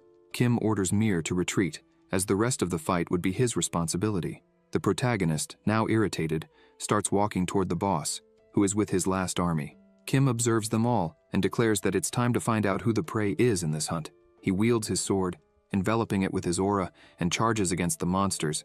While thinking that the difficulty level of the blue dungeon ranges from 5 to 7, the larger the dungeon, the greater the difficulty, and the one they were in was among the hardest of the blue dungeons. He remembers that in his past life, an outbreak occurred due to a blue dungeon, whose raid had failed. Kim advances without hesitation, cutting everything in his path, reflecting on how high-level awakeners around the world joined forces to successfully subdue that dungeon. However, as he gets distracted for a second, one of the monsters manages to bite his neck. Kim, concerned, looks at the boss, realizing that he was accumulating a large amount of energy, and wonders what that could mean. A massive explosion occurs there. Nearly everything is destroyed. Lying on the ground, Kim thinks that the chances of clearing that dungeon alone are close to 0. The boss approaches his fallen body, and Kim notices that his vision starts to darken, thinking that he can't pass out yet. Suddenly, he begins to have a vision, and wonders what it is. He sees himself looking at a completely destroyed city, and realizes that he is reliving his past life. He begins to understand what's happening, and as he observes all the destruction, he reflects that even with a second chance, he hasn't managed to protect anything at all. He looks at himself, thinking that even after the blue dungeon outbreak in his past life, he still hasn't managed to protect anyone. This leads him to question why he was called a hero if he couldn't protect anyone but himself. Kim begins to see his hands again, but this time they were falling apart into pieces. He thinks that, at some point, even the screams of strangers and the moments when people died before his eyes stopped affecting him. Only the duty to save the world remained within him. Kim concludes that Kim Sung could not become a hero. He recalls the people he formed bonds with in his new life, and says that Kim Sung could not become a hero because the true hero is Kim Soo-hyun. He opens his eyes, with a strong and dense aura emanating from them. The aura begins to envelop his entire body. As he rises, he proclaims that the immortal hero, he will become a hero at any cost. A system screen appears stating, "Your health is being restored." The boss watches the protagonist, noting that he is healing very quickly. Another system screen appears informing, "Your regeneration speed has increased." Kim looks at the boss and says that until recently the boss was calling him prey. The protagonist asks if it isn't too late to give up. Angry at everything, the protagonist charges at the boss. The system says, "Your physical capacity has increased dramatically." The punch is so strong that it causes a thunderous noise and pressure around them. Kim looks at the boss and says, "If you're a hunter, then be prepared to become the hunted." The boss lies on the ground, and the protagonist, looking at him, says that now it's his turn to hunt. The boss's mask begins to crack, and he emits a call throughout the dungeon, summoning all the remaining monsters to protect him. A few seconds later, nothing happens. The boss wonders why no monsters appeared, but all the monsters were dead because Jordan and his entire team had cleared the rest of them. Jordan then tells the boss not to underestimate them. Kim starts walking and comments that, due to the delay and the boss's reaction, he no longer has any minions to protect him. Desperate, the boss conjures his magic, saying that he doesn't want to die. In the blink of an eye, the boss's hands begin to bleed, as with a single strike, the protagonist cut off both of his arms, making him even more desperate as he realizes the difference in strength between him and Kim. The protagonist grabs his sword and says that he is sure the people the boss killed also felt the same way he is feeling now. He pierces the boss with his sword, thinking that this was his chance to correct the mistakes of the past. Both his mind and sword are lighter than ever before. Kim grips his sword more firmly and slices the monster in half. With a serious face, he thinks that it was thanks to Kim Soo-hyun that he was able to redeem himself. On the brink of death, the boss begins to disintegrate and scream loudly. Holding his blood-covered sword, Kim says that the chance Kim Soo-hyun gave him will never be forgotten. Meanwhile, elsewhere, a group of people is in a building.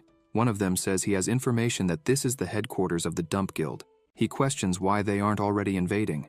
The others agree and say they can't just stand there and keep waiting, especially since their enemies are right there. Ji-yeon remains silent and just observes, despite all the pressure from her companions. She recalls that before all of this, Kim had made a request to her. He said that she already knew the plan. While he entered the Blue Dungeon, she would be invading the Stellar Guild. With that, Hwang would only have to face one of them, which is why he asked her to delay the attack until he got out. Annoyed, she grabbed Kim by the shirt and asked if he was really making that kind of request, even after hearing her story. Furious, she demanded that he listen carefully, emphasizing that Hwang should die by her hand and that she wouldn't allow anyone to get in the way, not even him. She let go of him, and the protagonist said that he knew the strength and capability she had, but she wouldn't be able to kill Hwang alone. Kim emphasized that Hwang was a first-generation awakener who had been building his strength for a long time. He stated that if Hwang appeared while she was invading the Stellar Guild, she and her entire team would likely be defeated. Looking directly into her eyes, he said that he didn't want her to suffer anymore, losing people she loved, just for the sake of revenge. Returning to the present, she sighs and thinks that her pathetic life is not important, but as Kim said, she wants everyone there to survive. The people ask why their leader is acting so differently from usual. One of the members yells at Seok, telling him that he should say something, but Seok tells the man to shut up and says he's sure their leader has her reasons for acting this way. Suddenly, a large explosion occurs in the building, leaving everyone stunned. Ji-yeon looks startled and asks if it could be an attack. She wonders if there was someone else who knew where the Stellar Guild was hiding. Amidst the rubble, a man was lying down, begging to be spared. However, Hwang looks at him and begins to smile. The man swears that he will never reveal Hwang's identity. From a distance, Ji-yeon sees this and thinks that the man standing there is Hwang. He crouches down, smiling, and asks how the man expects Hwang to trust him. Hwang asks if it wouldn't be unfair for everyone there to be dead, and only that man to remain alive. Suddenly, Hwang punches the man, taking his life without hesitation. Hwang says it's a shame, but the trash has been cleaned up from today onward. He turns, looking at all the bodies on the ground, and asks if anyone has any complaints. Suddenly he hears a scream and turns around, curious. As soon as he looks, a blade is almost about to strike him, but he manages to defend himself with his own hand. He kicks her and asks who she is. Ji-yeon is thrown against the wall with great force. Angry, she says she has waited her whole life for this day. Hwang is confused about what she is talking about. She begins to lose control, consumed by hatred, and says that Hwang will definitely die by her hand. She shouts his name, but Hwang remains calm, looking at her without any reaction. He asks again who she is. Meanwhile, inside the dungeon, next to the dead boss on the ground, The protagonist was holding Mir and a diamond. He looks at the huge diamond in his hand and says he never imagined that the boss would be hiding something like that. The protagonist comments that Daeho would love to receive it, while Mir, with his eyes fixed on the diamond, finds it beautiful. Suddenly, Mir jumps into the protagonist's hand and puts the diamond in his mouth, leaving him in disbelief at what he was seeing. Kim yells at him, saying that he can't eat that. Everyone starts arriving at the place where the protagonist is, and they are shocked by what they see. Kim was fighting with Mir to make him return the diamond. They wonder if this is really the man who defeated all the monsters by himself. Around the protagonist, there were several monster corpses scattered everywhere. Choi approaches and says that they finished. Kim responds that they did a great job. Jordan smiles and comments that the protagonist also did an excellent job because he didn't believe he could defeat all those monsters and the boss alone. Kim mentions that he heard that Jordan was an American hero, so he felt obliged to accomplish that feat. He says they need to find the exit to complete the mission. Choi informs that they have already found the exit. Jordan confirms, saying that while they were following the monsters that suddenly dispersed, they managed to locate the exit, and that's why it took them a bit longer to get there. Kim says they need to get out of there quickly, because they still need to hand over the captured prisoners to the association. Jordan agrees, commenting that it would have been quite simple to kill all those prisoners there, but that's precisely why they protected them from the monsters in the first place. Kim asks Jordan to pay the medical team's share today. Jordan starts laughing and says that the protagonist really is a funny guy. In the medical guild's office, Robert was irritated, yelling about losing his credit. Kim sighs, saying that he didn't plan to do that, but he didn't like the way Robert was acting about something good. Jordan pats the protagonist on the shoulder and says that he will also give his credit to Kim because it wouldn't be a lie to say that the protagonist cleared that dungeon alone. Kim asks if he can request a favor instead of taking all the credit. Jordan asks what favor that would be, and the protagonist responds that there is still one more person they need to help. While they are talking in the dungeon, the battle was raging outside. Ji-yeon, with blood in her eyes, charges at Hwang with all her might. She screams and attacks, but Hwang dodges all her strikes, asking what kind of assassin can't hide their own emotions.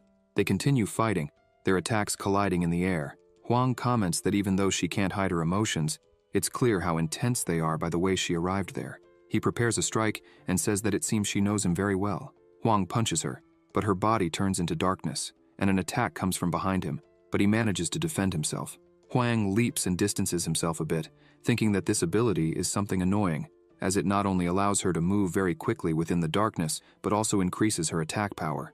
As he pulls back, she charges forward with the darkness, delivering a powerful blow to the ground where Hwang was standing, but he dodges once again. He thinks that in this situation, the only relief he has is the agitated state she's in. Hwang wonders if he should play with her a little. Smiling, he tells her to calm down a bit, but she continues attacking. Hwang dodges and comments that it seems she has a deep grudge against him. He asks if it wouldn't be fair for him to know who she is. Ji-yeon yells at him to shut up and die. Hwang covers his eyes and starts smiling, telling her not to be like that, as maybe he will remember her reaction. As soon as he removes his hand, his face had changed, and he asks if that's the face she had seen before.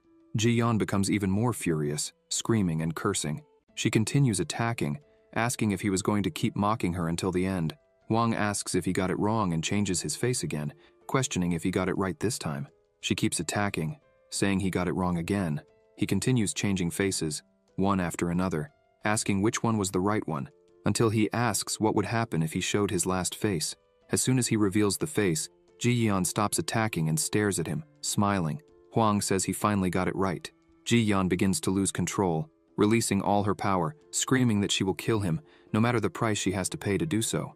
She starts running toward him, but he remains still, saying he did so many things with that face that he can't even remember. He looks at her and says that it seems she really wants to kill him at any cost. Hwang comments that she wants to kill him so much that she didn't even realize her ability's time had run out. Ji-yeon is shocked to see her body return to normal. Hwang attacks her, causing a huge amount of pressure, but she manages to grab his arm at the last second. He is surprised to see her up close and says he can't believe it. Hwang lowers his head and starts laughing a lot, saying that now he remembers everything. Ji-yeon is left speechless, seeing this. Hwang changes his face again and says that this is the right one. Ji-yeon's eyes start to fill with tears, as the person she sees right in front of her is Ki-hyun. Seeing this, she loses her strength and falls to her knees on the ground. Hwang looks at her face and comments that it seems he finally got it right. Looking at his phone, he says that guy was really annoying. He continues talking, saying that from what he remembers, There were 3 more people at that time. Ji-yeon starts crying even more as he tells the story, saying that while she was unconscious, suddenly, she hears a shout calling her name. She looks at the woman from their group, who shouts for her to get up. Hwang changes his form again, showing the face of another member, and then another, making Ji-yeon see all the members of her old group. Without the strength to fight and crying, she begs him to stop. She screams, saying that they were not people who should be mocked by trash like him. Hwang starts laughing a lot, saying that the highlight is about to begin and that she should pay close attention. She continues crying and pleading for him to stop. Hwang lies down on the ground and transforms into Ki-hyun, saying, "Please save Ji-yeon. You can kill me instead." Hwang starts laughing, saying that guy was really pathetic. He comments that she should have seen all that without saying a word. With tears streaming down her face, Ji-yeon remains motionless. He begins to laugh again and says he loved the expressions of devastation she made, which is why he can't give up on his performances. He crouches near her and says that in any case, he has no choice but to kill her since she now knows his identity. Hwang comments that Kim probably knows about him too, and asks what she thinks about the 2 of them teaming up to kill him. Ji-yeon continues to say nothing, still in shock from everything. Hwang says that Dump went to hell, so they were going to create a new guild. He is so absorbed in his performance that he points to his own face and tells her to join him. That way, she could see her loved one and stay alive. However, he forgot one thing. Ji-yeon also knows how to act. Without him noticing, she grabbed one of her daggers. Without blinking and focused on him like a predator waiting for its prey, she thinks that he just needs to come a little closer. When he crouches down and asks what she thinks, Ji-yeon sees the opening she needed. She ignited her heart and lunged at him. Hwang is taken aback by her move. Ji-yeon's plan was perfect. She controlled her emotions even amid the humiliation, and even when her blood was boiling with rage, she created the perfect opening to play her trump card. However, there was something she also forgot: memories, recollections, and the past. In the last second, she hesitated to cut him. Hwang becomes irritated, releasing his aura, and says that this was the second rejection he's faced. Blood flies as he strikes her, throwing her far away. The people outside in the middle of the street look at the burning building and wonder what is happening, why the entire building is on fire. One of the members asks if they shouldn't have gone with Ji-yeon, but Seok says no, because she would do fine on her own. He comments that they need to evacuate all the civilians first, but then hears someone calling him. As soon as he looks, he asks Jordan why they are there. Jordan responds that they came because Kim had asked them. He said they should cooperate with each other and evacuate the civilians. Seok asks where Kim is, as he can't see him anywhere. Jordan says that he probably has something urgent to take care of since he entered the building with a serious face and very quickly. At the top of the building, Hwang was holding Ji-yeon by the neck, her body covered in blood, saying that it was fun. He notes that she was the first person to last so long against him, but that it was a waste of time. He gathers his energy in his hand and says it's time to end this, attacking her. But at the last second, the protagonist appears, punching Hwang in the face, sending him flying backward with great force, slamming him into the wall, causing a massive explosion. Ji-yeon falls to the ground, drained of all strength and unconscious. The protagonist goes to her and, with anger, says that he will keep the promise he made, so she shouldn't worry. In the midst of the dust, Hwang starts laughing and asks if he is Kim. He stands up and says that the protagonist must be very brave to appear in front of him like this, but that he had many questions to ask. Kim, serious, draws his sword and says that he also has something to ask. The protagonist holds the sword in front of his face and asks Hwang if he enjoyed himself, pretending to be someone he's not, deceiving others, pretending to be someone precious to others, humiliating them, and killing people as he pleased. Hwang becomes serious, staring at him without saying a word. Filled with rage, the protagonist yells, demanding he answer the question. Hwang says he can't understand what Kim is talking about, and comments that usually the stimuli fade with time. With a murderous aura, Hwang says that this is the best feeling, and that he could never get tired of it. Kim begins to tremble, releasing his aura, and says that if he wants stimuli, then he's going to get them. Hwang stares at the protagonist, thinking that he is quick as lightning. Kim strikes Hwang and says that the stimulus he will provide will be more entertaining than all of Hwang's games. Hwang crouches down, enraged, releasing a powerful energy. His skin starts to change, and horns begin to emerge from his head. He starts screaming, cursing the protagonist. Suddenly, wings sprout from his body, and he fully transforms into a dragon. Hwang charges forward, furious, yelling that he will kill him. However, the protagonist remains still, simply raising his sword with a serious expression. The protagonist looks at Huang and thinks that this is the human dragon chi, an ability that transforms a human into a dragon. It's considered one of the strongest abilities in the entire history of the Awakened. The protagonist envelops his sword with his aura and says that this must be why Huang became so arrogant. But even though he was lucky enough to obtain this ability, the protagonist slashes at the dragon, but it doesn't have much effect, and Huang attacks, sending him flying.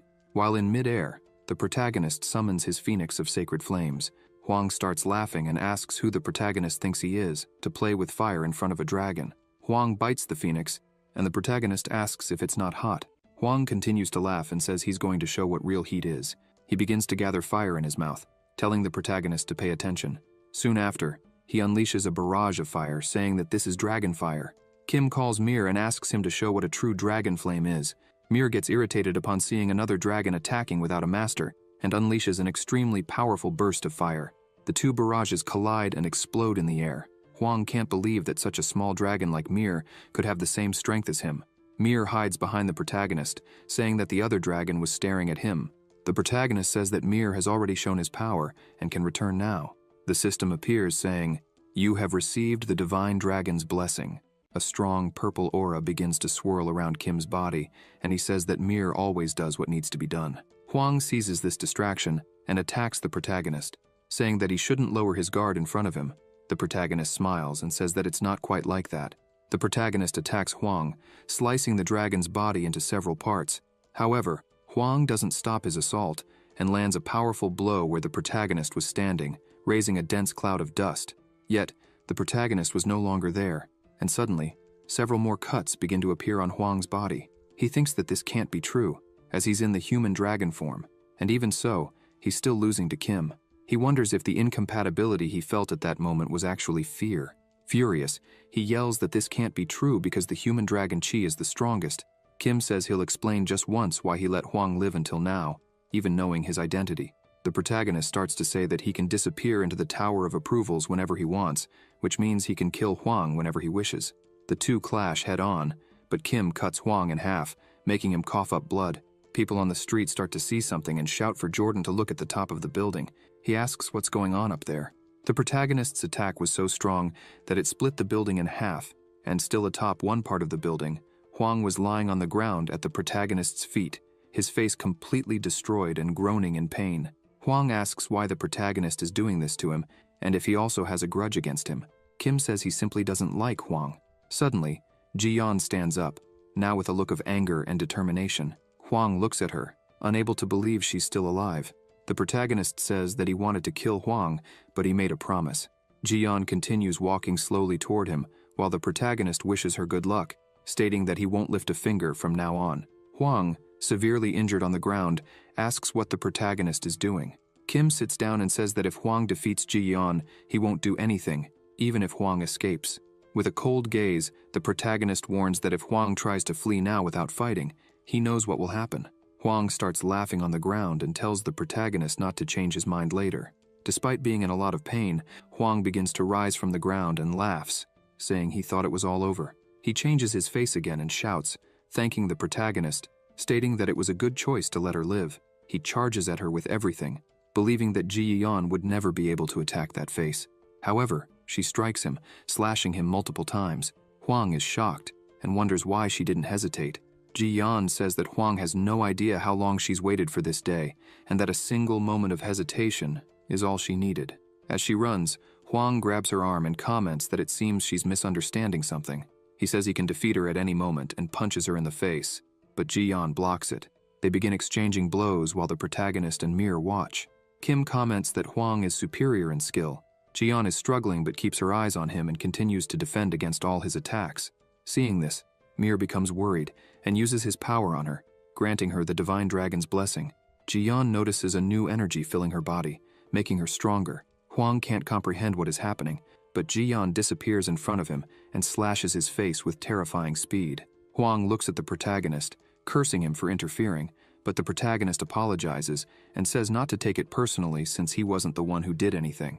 Kim asks if Huang really has time to be looking at them. Suddenly, Ji-yeon attacks him again, and Huang manages to dodge once more. He tries to back away, saying they need space between them, but she is so fast that she reaches him in seconds, slashing him again. She looks at him and thinks that she can do this because she has prepared her whole life for this moment. She continues advancing and he tries to defend himself, but this time she is focused on what she's doing and manages to land a perfect strike, breaking his guard. Ji-yeon prepares to deliver the final blow. Her blade moves toward his neck, and though he tries to defend, she is determined to end it. Realizing he won't be able to stop her attack, Hwang yells for her to wait. Ji-yeon looks at him and remembers her entire past as he begs her to stop. Her dagger continues to cut into him, and he screams desperately for her to stop. Even though he screams louder, she doesn't hesitate like the first time and finally accomplishes what she's waited her whole life for. Hwang is finally dead, and it was by her hand. After the fight ends, the building starts making strange noises. She stands, looking at everything that just happened. Exhausted from the battle, she collapses to the ground. Kim notices something on the ground, and when he looks, he sees it's a necklace. He picks it up and offers it to her, saying that she did a good job. She looks at him, speechless, as tears start to fall from her eyes. She clutches the necklace in her hand and begins to scream and cry in relief. The protagonist watches her and thinks that it might be a good idea to give her some space. However, he starts to feel his body becoming heavy and sore, realizing that he's at his limit. The system appears, saying, "Fatigue, 97%. After that, the incident was resolved as quickly as possible. A large American guild known as STAR was revealed to be a criminal organization. They had been murdering awakened individuals under the name Dump. Thanks to Jordan and Reaper, the truth about Dump came to light. Chloe and the other guild members who were caught in the Blue Dungeon are to be punished by the American Association. Additionally, there was information that there are still remnants of guilds and companies that collaborated with Dump, so investigations are still ongoing. But not only was the scale of the operation larger than expected, but there were also rumors that they were facing difficulties due to a lack of information. The news spread sometime later when the Chinese Hollywood star, Hwang, was revealed to be the leader of a criminal guild. Chloe, a member of the Dump Guild and also the master of the Star Guild, revealed Hwang's crimes, causing a great shock to everyone. She reported that Hwang had used disguise abilities to participate in dungeon raids and murdered countless awakened individuals before eccentrically donating part of his wealth to grieving families. Jo-ho, upon seeing this on TV, becomes enraged, saying that Hwang was truly inhumane. Choi's wife asks how a person could do something like that. Choi comments that somehow, even inside the dungeon, the protagonist already knew everything. Jo-ho agrees, irritated, stating that even if they ask the protagonist to share everything with them, he continues to carry the entire burden alone. Jo-ho looks at him and just sighs. Choi notices the heavy atmosphere and thinks about what he could do to lighten the mood. Looking to the side, he sees a pen and without a second thought, grabs it and runs over to scribble on Kim's face. Yoon-sun notices what he's doing and screams, asking what Choi thinks he's doing. She runs over and starts scolding him, pinching his cheeks. Choi says that the protagonist wouldn't get mad at them and asks if Jo-ho agrees. He stays quiet for a moment, but then he gets up, takes the pen from Choi's hand, and also scribbles on the protagonist's face. Yoon-sun scolds him too, but they don't stop. She becomes very irritated with both of them, and Jo-ho starts laughing, saying that the strongest man in the world can't block a scribble. After a calm conversation, Yoon-sun convinces the two to stop, and they apologize to her for what they did. Jo-ho comments that the protagonist always carries everything alone, and decides to invite the two to grab something to eat. On the protagonist's face were written various things like Moth, Idiot Hero, Demon, and King of Exaggeration. Suddenly, some shadows start to fill the room. Ji-yeon arrives with a sad look on her face. She approaches and asks if it's really him. She recalls that someone sent a list with all the criminal members there were. Looking at him, she says that he was being considerate by ensuring that they could get their revenge with their own hands, because even if the American Association had captured them, they would have all simply gone to prison. She lowers her head and wonders where he got that kind of information. She says that she really wants to ask him that, but that she has something else to say today. With a beautiful smile on her face, she says that this time, she'll let it slide. She takes the pen and leaves her mark. As she bids farewell, she says that she would really like to see him more often.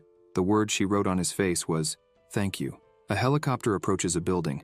This is the Gaydon Tower. A man asks a woman how the wine she's drinking in the sky is. However, she says that wine is all the same, desolate and tasteless. She looks at the helicopter and comments that technology is great because, even with a lot of noise outside, there wasn't a single sound or vibration inside. The man says that they used many ether stones, probably about 10% of the American stones, to build that building. She thinks that's a huge waste and asks if he's really going to do it.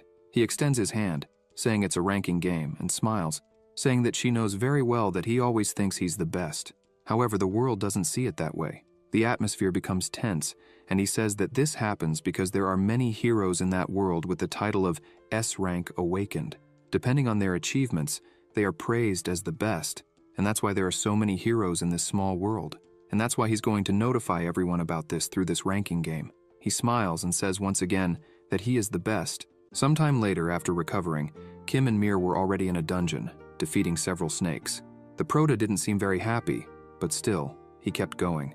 Kim reaches the heart of Ouroboros and thinks that it's finally over.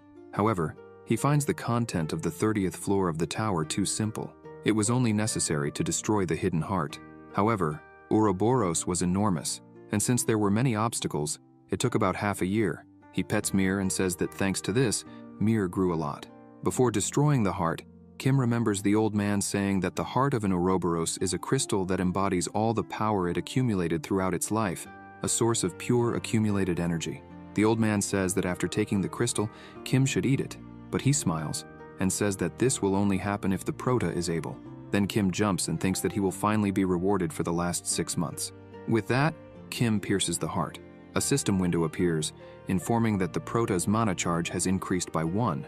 Insane power begins to pour out of the heart, and system notifications continue to state that his mana charge has increased. His skin was starting to resemble that of a snake, and he thinks he cannot give in. He needs to control himself. As the power grew more and more, Kim thought that from now on, only he would enjoy that power. After all this, the Prota was emitting smoke. A system window appears, stating that he has now obtained the trait of the third eye of Ouroboros. This has been registered as a fixed trait of his. His current stats are: name, Kim Soo-hyun, mana charge 81, mana level 8, strength 83, agility 89, stamina 78, reflexes 91. His skills are leap, transformation, and divine flames. The Prota is happy to see his new status, and now his mana charge has finally reached level 8. The difference between 7 and 8 is insane. He thinks these results make the 6 months worthwhile. Kim already grabs his sword and says he wants to test the new power he has obtained, but emphasizes that there's no need to rush. Suddenly, a system screen appears saying, "Completion rate is at 100%. Would you like to finish this test? You have obtained 500,000 achievement points." As the notifications appear, Kim thinks he needs to prepare for the next stage. More system screens appear saying, "You have achieved the highest completion rate. You have perfectly passed the test of the 30th floor. Your stamina has increased by 1. Your achievement and ranking are being counted. It was registered as first place." Soon, with January 1st approaching, the world became a turmoil due to these issues. The first was the rapid increase in dungeon appearances. Compared to last year, they are appearing at an exponential rate. Thus, theories about the end of the world were spreading because of the dungeons. Not only that, but news related to the outbreak began to be reported, causing anxiety and discomfort among civilians. However, this concern quickly vanished due to the second event, the event organized by Godin Lohan, the world's strongest, awakened, and richest person. Lohan announced this to S-class awakened individuals worldwide since he dislikes being categorized in the same class as everyone else, even though he's stronger than them. Thus, he wants to prove to the world that this classification is unnecessary. Lohan sighs and says he's the best, and if anyone has complaints, they should come to resolve it with him directly. This video reached 100 million views in one day, which led to a change of focus and direction in the movements of S-class awakeners. Additionally, all the S-class awakeners reacted in different ways. Some came for the challenge, others out of boredom, some sought fame and wealth, or for other reasons. Elsewhere in a cafe, Juho and the Prota were there talking. Juho shouts, asking if Kim is really going to participate in the ranking game. The Prota replies that he is, and asks why Juho is so upset. Juho makes a strange face and says he thought that reaction would be fitting for the moment. He sits down and comments that it's surprising since he thought the Prota wasn't interested in such events. Kim smiles and says that for him to have a better future, he needs the victory reward. Juho thinks it over and concludes that the Prota surely must have a plan, so he assumes everything will turn out fine. Kim reflects that there are 2 reasons he's participating in the game. The first is adamantine. To build Balmung, the sacred sword, he needs this resource, which is considered the best metal in terms of electrical conductivity, strength, and longevity. The only way to obtain it right now is through the game, and the second reason is, suddenly Choi arrives calling out to them, He shouts that he passed the S-rank exam, but becomes embarrassed upon realizing the place is full of people. He quickly apologizes to everyone. Juho and Kim are also embarrassed, and Juho asks the prota if he's planning to bring Choi into the game as well. Kim replies that yes, he intends to help him gain experience fighting against other talented individuals, but he admits he should have thought this through better. Choi, confused, arrives suddenly and asks where they plan to take him, but no one answers. Juho checks his phone and sees that there are still 3 days left before the game begins, and Kim confirms, saying there's still enough time. So Juho grabs Choi and urges him to hurry up. Choi, confused, asks what's going on, but before leaving, Juho turns around and asks the prota if he can win the game. Kim smiles and confidently says, "Of course." Elsewhere, a plane was flying near a building owned by Lohan. There, a large crowd gathered, eager for information about the S-rank awakened competition, which could easily be described as a festival. A man asks a blonde woman which photos she has already taken. She replies that she hasn't photographed everyone yet, but she's already captured some incredible shots. She got photos of Wang Wu from China, Elena Ann from Russia, and Adele from Great Britain. The woman asks if the man wants to bet on who will win. He agrees and says that the loser will have to buy the other a whiskey, betting on Lohan. The woman laughs and says she would also bet on him, but since the man has already chosen, she'll have to think of someone else. The man smiles and asks what she's thinking, confidently stating that no one can beat Lohan. As she contemplates, she notices people gathering at the entrance until everyone starts running, shouting that Kim Soo-hyun has arrived. She is impressed by this. The prota, Juho and Choi have just arrived and are already entering the tower. Seeing the handsome prota, she decides to bet on him. From above, already inside the building, Choi is amazed by the view. He comments that it's incredibly high, something he's never seen before. Juho explains that Lohan comes from a conglomerate family and is known for controlling the jewel of ether, operating on a level far beyond the rest. Meanwhile, the butler is calling the prota to head to the 200th floor, where the party is taking place. Kim reflects that, in his past life, he never managed to participate in ranked matches since he was only A rank, so he wonders if he should go up and see what it's like and who attended the party. At the party, people were chatting. A girl comments to a man that she heard there are some famous people in this game and tells him to look behind. He turns and sees the prota. The girl explains that Kim is from Korea and is much younger than she thought. She says there are rumors that he single-handedly cleared a blue dungeon. A guy passing by adds that Kim also defeated the Dump Guild. The man with the girl doesn't believe it. The girl says rumors are always exaggerated and questions if he really is Kim, but a guy behind them answers affirmatively. It was Adele. He smiles and comments that it's hard to gauge just how strong Kim is, but it is indeed him. The prota merely observes and recognizes the blue-haired man as Europe's best, Adel Kassel, along with the Speed of Light, Louis Gosman, and the famous Elena too. The one behind her is Chernoff. The prota thinks that it seems like the star of China, Wang Wu, or even Ashley isn't present, but aside from them, all the famous and skilled ones are here. He surveys everyone and wonders if this is what people call a battle of the stars. Meanwhile, Choi and Juho are devouring the food. Choi calls the prota over and tells him to sit down and eat because the food is really good. Juho also encourages him to eat well so that he can perform at his best tomorrow.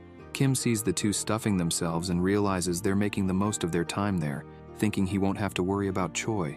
Suddenly, the prota senses something and informs his companions that he needs to go somewhere for a brief moment. The two are confused, wondering if something is wrong.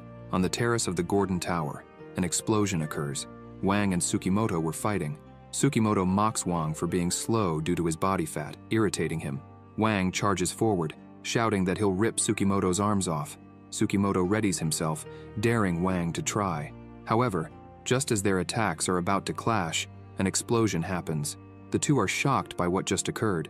Kim appeared out of nowhere, stopping both of their attacks at once, and told them that the game would only start tomorrow, ordering them to stop. Tsukimoto wonders when Kim arrived there, and how he managed to halt both Wang's and his own attacks simultaneously. He realizes that the stories about Kim being skilled weren't just rumors. Acknowledging the danger in front of him, Tsukimoto sheathes his sword and agrees with the prota, saying he's right. There's no need to waste energy before the competition. With that, he leaves, leaving Wang behind. Wang, even angrier, asks the prota how he dares to interfere and charges at him. Kim merely dodges, but after 3 attacks from Wang, he decides to retaliate since words alone weren't enough. He prepares to crush Wang with a punch, but just as the blow is about to land, someone arrives, asking what's going on. This person comments that it looks like the two are having fun, and asks Kim and Wang if they plan to continue because, if so, he wants to join in too. This guy was Lohan. The Prota and the big guy both turn to look at him. Wang is terrified because the aura Lohan emits is insane. Quickly, Wang retreats, saying he's leaving but warns that he'll take down Lohan during the game.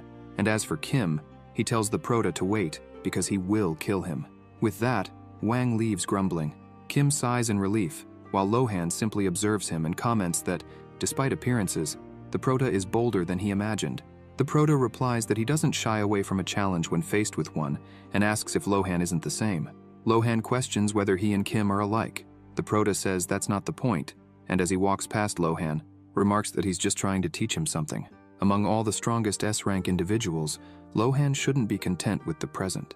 This makes Lohan thoughtful. He smiles, noting how arrogant the Prota is, and says it looks like these ranking games are going to be even more interesting. The next day, at the stadium where the games will take place, the announcer declares, "Thank you to all the awakened ones participating in these ranking games. Due to security issues and other circumstances, these games will be held without an audience. Now we will introduce our judges to kick off the games." Then they introduce the creator of the system that determines who is considered an S-rank awakened, Johnny Brad. Upon seeing this, the Prota thinks that first it was Lohan, now Johnny Brad. He reflects that Lohan is widely regarded as the strongest awakened in the world. He isn't just involved in dungeon clearing, but also in businesses like etherstone processing and auctions. Although Johnny Brad is famous as an illusionist, he is skilled enough to use all kinds of magical spells. Two of the world's greatest awakened, an impressive start for the games. Then they announce for Johnny Brad to begin. He unleashes his magic, and a giant magic circle forms in the sky above the stadium. The announcer announces that the games are now starting. Everyone's bodies begin to disappear. Choi panics, but Kim remains calm, thinking it's just one of Johnny's illusions. He wonders if there's a different stage. Before completely disappearing, Kim remarks that he's excited for the ranking games. The preliminary ranking round begins. Traps and monsters lurk in the forest. Survive until only 32 remain. Since the current scenario is a fantasy space, injuries suffered here will have no effect in the real world. Current number of survivors, 175. Seeing the system screens, the Prota is impressed with the custom-made recreation for the awakened. He finds it incredible that all of this is the result of one person's ability. Kim recalls the system stating that the goal is to survive until only 32 are left, and meanwhile, there are monsters all around him. One of the monsters tries to attack, but the Prota uses his ability, setting everything around him on fire, and comments that he hopes this will be simple, until suddenly, another awakened appears behind him, attempting to strike. The Prota quickly notices and dodges the attack. Kim counters with a punch to the opponent's face, leaving him stunned, unable to believe the Prota sensed his surprise attack, as the only person who had noticed it before was. Kim cuts him off, saying, "You can see everything? Then watch this." The Prota slams him into the ground, thinking this was expected, just another average S-rank. The Prota concludes that this isn't enough. All S-ranks cannot be content at this level. The world's destruction in the Prota's previous life was largely due to the acceleration of the outbreak. Humanity failed to keep up with the surge of powerful forces, gradually walking the path to its own demise. There was one last hope, an S-rank awakened. Suddenly another guy appears, launching lightning bolts. He shoots one at the Prota, creating a crater in the ground. The guy starts mocking the Prota, saying he expected more from someone who cleared a blue dungeon alone. Kim continues, noting that the more powerful people become, the more they grow complacent in their current positions. They stop developing, become arrogant, and ultimately cause their own downfall. After eliminating the arrogant guy, the Prota reflects that this life is similar to his past one. Although he has made some changes, he still cannot prevent destruction alone. Everyone else is trying to prove who's the best in this preliminary ranking round, but this test is actually a challenge the Prota is imposing on all of them. If they continue to be content with where they are, Kim will show them that there are beings far more powerful above them. Suddenly, the system screen announces that there are only 88 survivors left. The Prota thinks the mediocre ones have probably already been eliminated, but wonders how Choi is doing. Choi is currently fighting another S-rank. Kim comments that Choi is likely the first target, but still, he assumes Choi will be fine because of his absurd talent.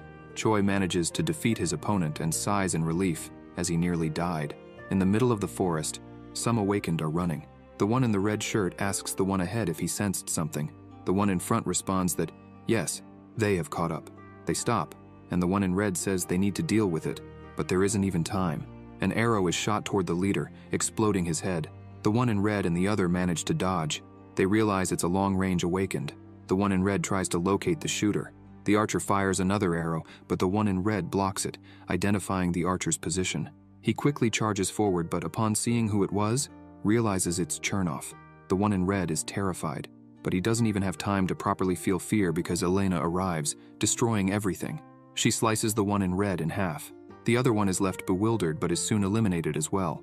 Afterward, Elena approaches Chernoff. He asks if she found anything. She replies that the awakened from Europe are all gathered in one place.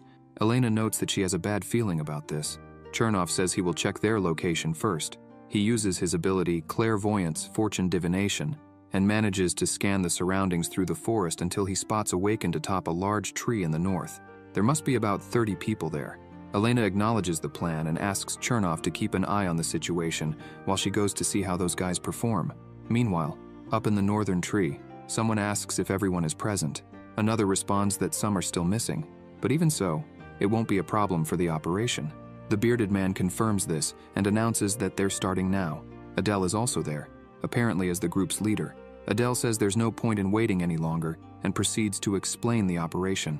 This event, organized by Lohan to prove he was the best, started from a simple motivation but had grown into a grand festival for the general public. With the speed at which S ranks competed for wealth and personal glory, this was both an opportunity and a stage. However, the ranking tournament wasn't just about determining the winner, but also about establishing rankings, from first to last place. Institutions and key figures from each nation tied the rankings of the awakened to national strength. The ranking sequence was: first Lohan, second Kim, third Ado, fourth Elena, fifth Guzman, sixth Wang, and seventh Yati. Among them, Europe, considered lagging behind Asia and the Americas in stature, formed an agreement to showcase Europe's power through this opportunity. Back to the game, on the tree where Adele and the others were gathered. Adele asks if everyone understands the agreement's content. A woman asks if it's simply about eliminating the leaders in the preliminary phase, and then the Europeans will compete among themselves in the finals. The long-haired man confirms this. He emphasizes that, although he hates following orders from higher-ups, he accepts because it's not a bad deal. The hooded one adds that there's no other choice. He comments that he's unsure about the others, but Lohan is a true monster, so the only way to win is through cooperation. Adele asks if they've confirmed the awakened one's locations. The man behind him, using an ability, confirms that he has just found them. Then, he uses his skill to share the locations with everyone present. This is the memory sharing ability, allowing the others to see that Elena is the closest while Lohan is farther away. Adele states that now that they've confirmed the locations, he'll explain the strategy. He outlines that their objective is to eliminate the 5 individuals known as pioneers: Wang, Guzman, Elena, Kim, and Lohan. Adele says they will form teams of 6 to deal with each target, as their power is extraordinary, and if everyone attacks at once, they can defeat them. He declares that his British team will take on Lohan. The woman from earlier asks Adele if, even with him and 6 others, they still can't defeat Lohan. Adele confirms this and adds that the plan is to eliminate the targets as quickly as possible and then regroup. He stands up and says he will buy time until everyone arrives. With that, Adele sets off to fight. Not only him but everyone else also begins to move. As they run, one of the men asks Adele why he's resorting to such underhanded tactics and questions what happened to his previous stance since Adele could have fought on his own.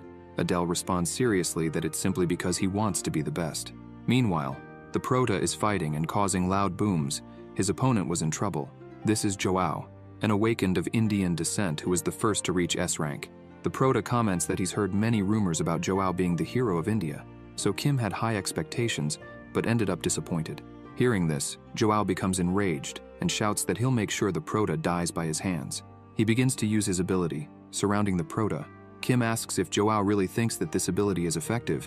It's the skill Thorny Prison of Doom, which creates an iron capsule with internal spikes, trapping the Prota inside. Joao claims that no one who's ever been trapped inside has managed to escape because those caught are pierced by hundreds of spikes, leaving their bodies mangled and unrecognizable. However, a sudden decapitation follows. Joao, just before losing consciousness, asks who did this. It was the Europeans. They grumble about coming all this way for nothing since Kim was already trapped inside the iron prison. However, they realize that the Prota hasn't been completely removed from the game and wonder what they should do now. A woman comments that it's difficult for external forces to interfere with such a special ability. She says that even if they leave Kim alone, he'll end up dying on his own. The mustached man agrees, adding that aside from Lohan, everyone else is just a bunch of weaklings. So they decide to leave and join Adele.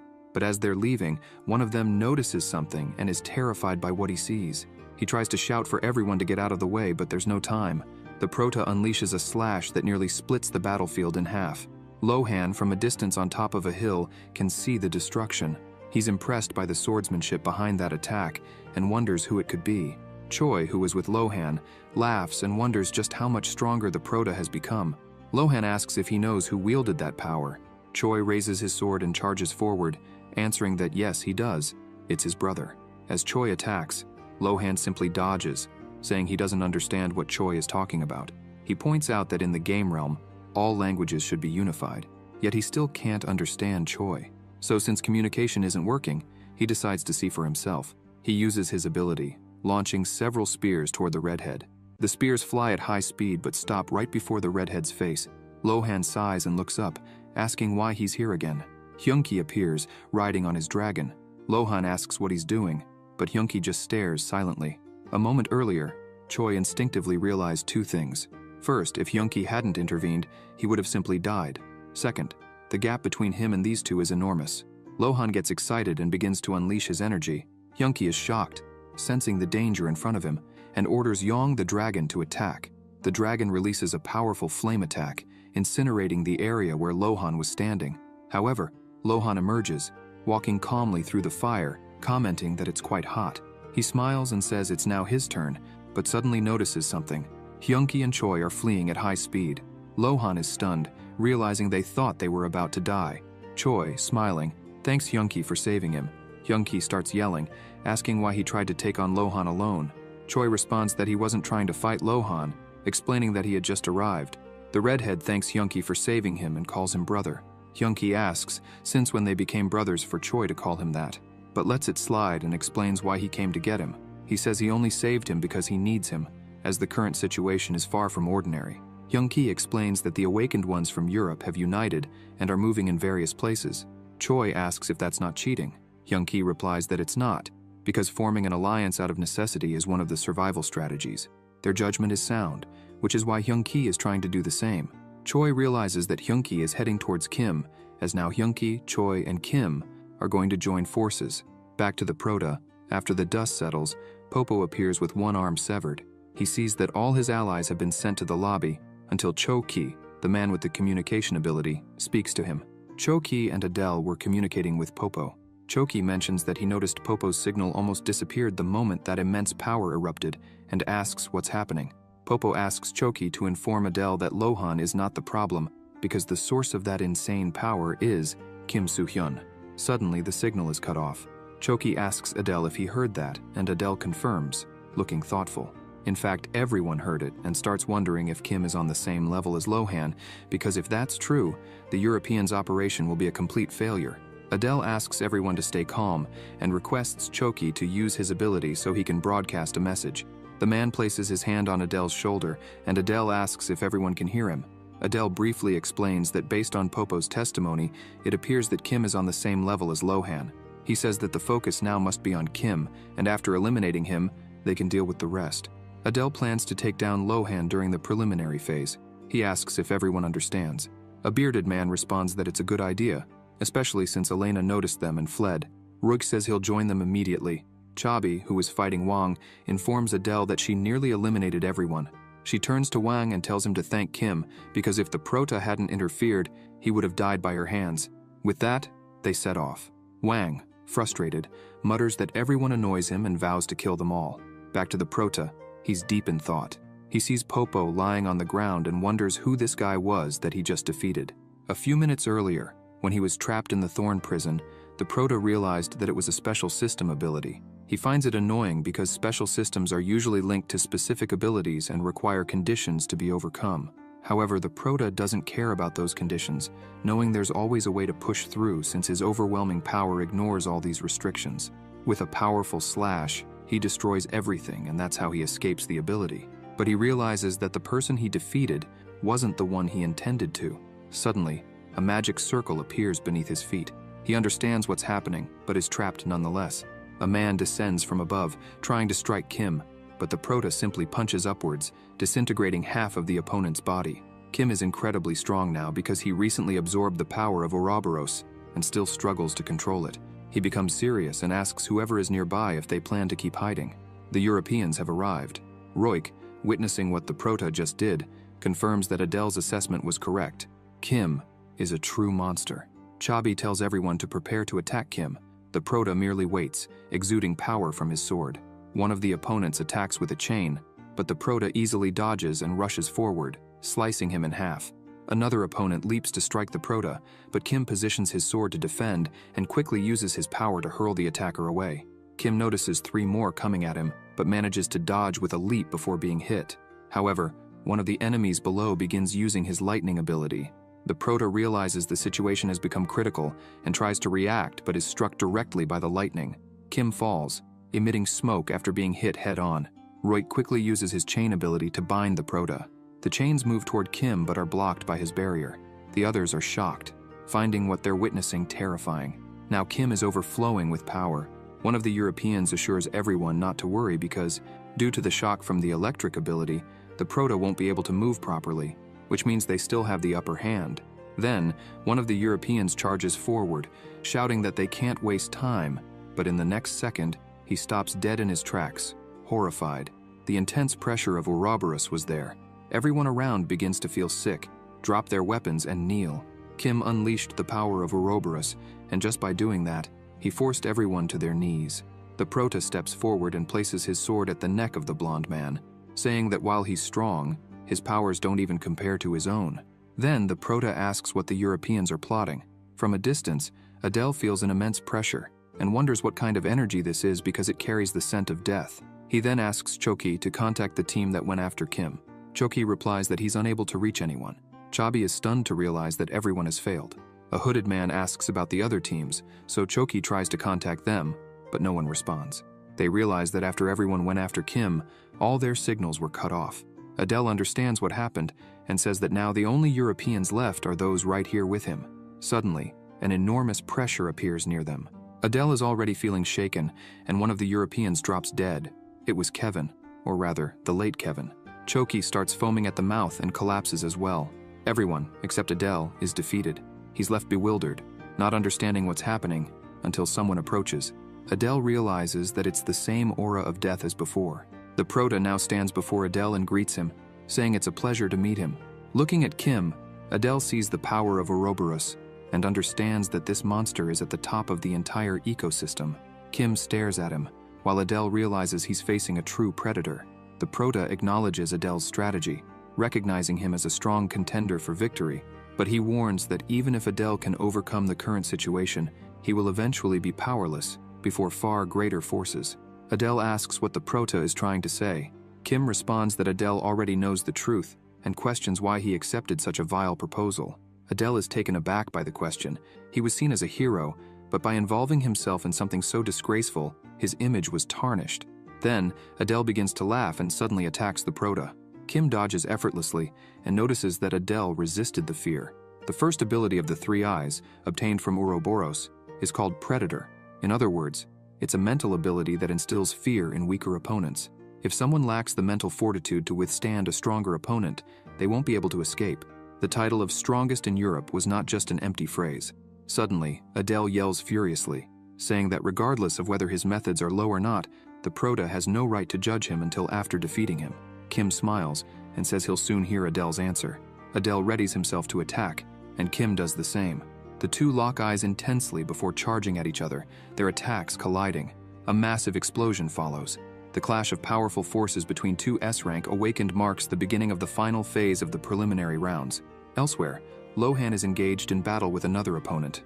Currently, only 41 survivors remain. Lohan thinks to himself that the preliminaries are nearing their end. He remarks that, honestly, he expected everyone to gang up on him during this survival phase, which is why he intentionally waited in a visible location. However, all the S-ranks, as if lacking pride, avoided him, making everything more tedious. So, Lohan decides he'll just eliminate everyone himself. Nonetheless, it was worth the wait. as someone like this opponent finally challenged him. The man expresses his happiness at facing someone as strong as Lohan, and raising his sword, says it's time to stop talking and start fighting. He attacks swiftly, but Lohan simply stands still. Meanwhile, Choi is in a fight. He uses his full moon slash ability and strikes at Elena, who manages to dodge. However, right behind her is Chernoff with his bow. He fires an arrow at Choi. Choi had already given up, knowing he couldn't dodge, but a barrier appears in front of him. It's Youngki, once again protecting the redhead. Youngki descends to Choi, remarking that perhaps because he's a strong contender in the championship, it's too much for Choi to handle alone. The redhead agrees, acknowledging that their teamwork is no joke. Youngki concurs, stating that the cooperation between Elena and Chernoff is the strongest in the world. Meanwhile, Wang continues to rage, shouting at those ahead of him to stop blocking his way. Back to the Prota, he and Adele are locked in combat. Kim charges from one side while Adele comes from the other. Adele begins gathering energy in his hand, and the Prota stays vigilant. Suddenly, a massive dragon appears behind Adele. He then sends the dragon to attack the Prota. Kim blocks but is pushed back along with the dragon. It all started with an animation Adele watched when he was young, a typical story about helping the weak and bringing dreams and hope to everyone. Adele used to watch a cartoon called White Dragon Man. He was a hero who punished villains with his dragon power. Every boy wanted to be a great person. They just needed to dream of becoming a hero. But for Adele, it wasn't merely a childhood dream. He genuinely admired White Dragon Man and aspired to be a hero like that protagonist, someone who could help others. Thus, as a result of the blood, sweat, and tears he shed, Adele became a hero representing England. However, the life of a hero was completely different from what he had imagined. When an outbreak in London resulted in 10 casualties, people crucified him, saying Adele was not a hero. At the time of the outbreak, he wasn't there to help because he was inside the Tower of Trials. People claimed he had abandoned them to go to the tower, stating he did not deserve the title. As a result, Adele began to lose himself, realizing he was not a hero, but merely a regular human. And with that realization, he grew weary. One day, an agency made him an offer when he was already exhausted, and the proposal was quite enticing. They promised Adele that they would make him the best in the ranking tournament. By joining forces with the awakened individuals from Europe in the tournament, if they eliminated the strong competitors, victory would be almost guaranteed for Adele. Without being compared to others, he would become the greatest hero. So even if he was criticized, it wouldn't matter what he did. He could finally be the best. However, he realizes he's overthinking, lost in random thoughts during the battle. The Prota, who was holding back the dragon, looks at Adele and asks if he truly doesn't understand. Suddenly, a system window appears. Trait activated. The 3 eyes of Ouroboros. 3 eyes. Nullify. Consumes magic and mental power to nullify the opponent's magical abilities. However, the limit is determined by the user's skill and concentration. Then Kim uses the ability 3 eyes. Nullify. Adele is in shock as his dragon is completely nullified. Kim seizes the opportunity, charges at him, slashes Adele, and defeats him. The boy falls to his knees on the ground. Then he turns and asks why Kim only hurt him enough not to eliminate him, wondering what he is doing. The protagonist responds that, as he said before, he is just curious to know why Adele accepted the offer from the association. The boy is momentarily speechless, as he didn't know if this was serious. Then he sits down and starts laughing, saying that Kim is a strange person. A bit thoughtful, looking at the horizon, he begins to laugh again. He explains that he was a little worked up and wasn't confident he could continue living up to the people's expectations of him as a hero, since he would be criticized no matter what he did. So he thought that, if he were the best, Adele would feel a bit less influenced. The protagonist listens and thinks that this boy is exhausted from the pressure of carrying the title of hero, just like he was in the past. After telling this, Adele says to the protagonist that he is probably thinking this is pathetic, but Kim responds that no, he knows similar people, so he understands what he is going through. Now, Adele asks the protagonist what he thinks a true hero is, as when he was younger, he thought it was someone who helped the weak and gave hope to everyone. He even said this while remembering that dragon he watched. However, now he isn't so sure if that's true. At that moment, the protagonist extends his hand and tells Adele that everyone has different standards, and if that's what he thinks, then that's what a true hero is. Looking at Kim saying those words, he remembers again, noticing a similarity in his attitude. Kim tells him that he thinks his standards are right. With that, the boy takes the protagonist's hand and gets up. However, he continues to think it's pathetic that he stopped because he was afraid of being criticized. After reflecting on it, he tells the protagonist that, thanks to him, he now has a new goal. Now Adele intends to become stronger in both heart and body, to become the hero he dreams of. Kim smiles and says he will share his standards too.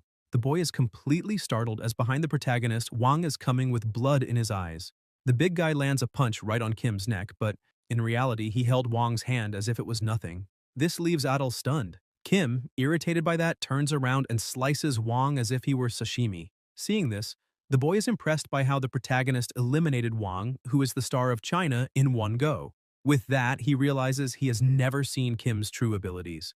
The protagonist turns around and says that a true hero is someone strong enough not to lose to anyone, and that's how they will be able to protect everyone. At that moment, it is announced that the preliminary round is over, and there are now only 32 survivors.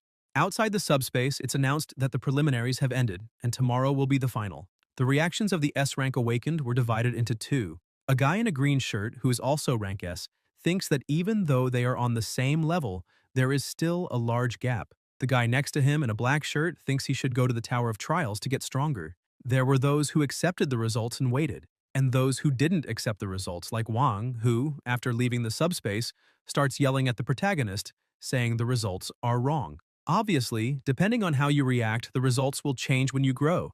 On the other hand, the ranking game content was on all the social media. The most viral content was from the protagonist and Lohan, as it was shocking that each of them eliminated over 20 awakened ones. About the continent star, Wang also received a lot of attention, although with nasty comments. The other person was Park, and his fight against Lohan became very viral, and the question left was, who was his master? The European Alliance's strategy was received in a mixed way, but that quickly disappeared during the finals the next day. Elsewhere, Juho, while messing with his phone, says he expected this, but notices that people's reactions are no joke. He asks the protagonist why he didn't call Mir during the preliminaries. Kim answers that the little dragon has been in the subspace since leaving the Tower of Trials. Then he called Hyunki. The expert says that Mir is about to have a growth spurt as he's in the growth period. Hyunki says he was even worried because Mir had grown slower compared to most dragons, but that this time there would be a change. Juho says that if that's what the expert said, then it's fine. At that moment, the protagonist notices something on his phone. It was Jiyeon congratulating him for making it through the preliminaries. She also sent a photo holding a guy by the head, and right below she said she was destroying trash. Kim smiled seeing that and thought that the girl seemed to be doing well. Choi took the opportunity, since they were on the subject, to ask if Hyunki was shy. This question intrigued him. The redhead answered that the expert had helped him during the preliminaries, but when he went to his room to thank him, he was kicked out. The next day, the final of the game began. Lohan, in the middle of the arena, announced that since everyone was there, they would start the games. He asked Johnny to begin. The guy explained that, as stated before, the finals would consist of one-on-one matches and would be held in a 32-round tournament format. He also asked everyone to check the match list, but before that, he emphasized that if anyone killed another, they would be penalized with disqualification. Looking at the list, Kim saw Adele and his own name, and speaking of him, the boy arrived, saying that it seemed like they would meet in the quarterfinals, pointing out that he wouldn't lose like he did yesterday. Kim smiled, saying he could hardly wait. But his fight didn't go well because Adele? Seeing that, the audience was horrified and the protagonist became serious. The person who defeated Adele nudged his foot and asked him not to pass out yet, because he wanted to play a little more. Adele had become the accidental sacrificial lamb. Backing up a bit before the start of this match, the announcer said that Adele was the first to appear among the nationals, saying he seemed even stronger than before. The boy kept looking around until he found the protagonist. He thought he wanted to fight Kim again, planning not to lose next time. Kim reflected that the boy's hesitation was gone and was even looking forward to that fight. Adele, along with other high-ranking awakened, was considered a strong candidate for the championship, so no one doubted Adele's victory. Before the match began, it was announced that they were concerned about damage to the audience in the awakened battles, so a shock absorption spell was cast throughout the arena. But the announcer warned that anyone committing murder would be disqualified and asked everyone to be careful. The boy noticed that his opponent had never been seen before, not even in the preliminaries. However, he thought that didn't matter because whoever it was, he would defeat them and move on. Adele intended to defeat all the awakened ones who were called the strongest to become a true hero. With that, the match began. But there was barely time and the boy was sliced in several places. He couldn't understand what happened while his opponent passed by him. The audience was in shock seeing that, and Thomas turned around, asking if he was surprised. He grabbed the boy by the arm and started twisting it, and what unfolded afterward wasn't a battle, but rather a one-sided attack. Now Adele was completely incapacitated, becoming a victim of this unexpected turn of events. And the unknown awakened, Thomas, showed his existence to the world. The protagonist, like everyone else, was silent and stunned watching that. However, shortly after, he became completely furious. After this event, the tournament proceeded smoothly, perhaps because they had already understood each other's levels during the preliminaries. And with that, it progressed faster than Kim had expected. Now, with another victory for the protagonist, he automatically advanced to round 16, as did Choi, Ashley, Hyunki, and Park. Next, the Awakened who would be competing in the next match were Mirage and Lohan. Lohan asked if the guy's name was Mirage, to which he asked if he knew him. Lohan replied that yes, since he heard Mirage once said that even if the whole world attacked him, he could easily hold them off for an entire day. That's precisely why Lohan asked if in the world Mirage referred to, he was there. Until then, it was announced that the match would begin. Right after the signal, Lohan disappeared completely from in front of the big guy. The guy couldn't understand how the blonde disappeared and assumed he would probably be attacked from the left, but then changed his mind, noticing that Lohan was above him. The guy managed to block, but even so, the attack was very powerful, creating an impact that even reached the audience. Choi was impressed by how those normal attacks could be so powerful. Even with all that win, the protagonist remained thoughtful. Back to the fight, the big guy grabbed his hammer and managed to hit Lohan squarely, shattering him into pieces. But that was a skill Lohan had. The blonde said that Mirage was like a newborn, who believes that everything he sees is a whole world. Then he emphasized that the world is broader than one knows, and that if Mirage only lives within his own world, he will never expand. And it was with this idea that he fought in the ranking battle to expand his world even further. The protagonist, watching that battle, realized that Lohan was compressing magic into an extreme point, and that was dangerous. The blonde attacked with his spear, but Mirage didn't give up and used his shield, thinking he could block. But it was all in vain, as his shield was completely destroyed. The big guy was completely scared, as it was about to pierce his neck. But, of course, Lohan held back in the end, or else Mirage would have been eliminated. The blonde went to the fallen guy and congratulated him, saying that now his world had expanded even more. Then it was announced that the match was over, and the winner was Lohan. Choi said that Lohan was cooler than he thought. Kim thought about what Lohan said about the process of making his world bigger, and even thought he would be arrogant. After all, he was the one who started the ranking game to prove he was the best. However, it wasn't arrogance, it was curiosity, and the desire to challenge the title of being the best. The protagonist smiled, seeing that he was an incredible person. The following matches in the first round continued as everyone expected. Elena won, as did Louise. And in the second round, there weren't many surprises, except for Choi, who had just become rank S, winning. There was a surprise though, as, unfortunately, Hyunki lost in his fight against Park. Now, with 3 days left until the final, only 8 participants remained. The next day, it was announced that the quarterfinals had arrived, and before the match began, the announcer said they would hear what the competitors thought. He called Thomas and asked him to say a few words. The boy was excited, saying that this ranking game was fun. The announcer asked if that was all, and Thomas replied yes.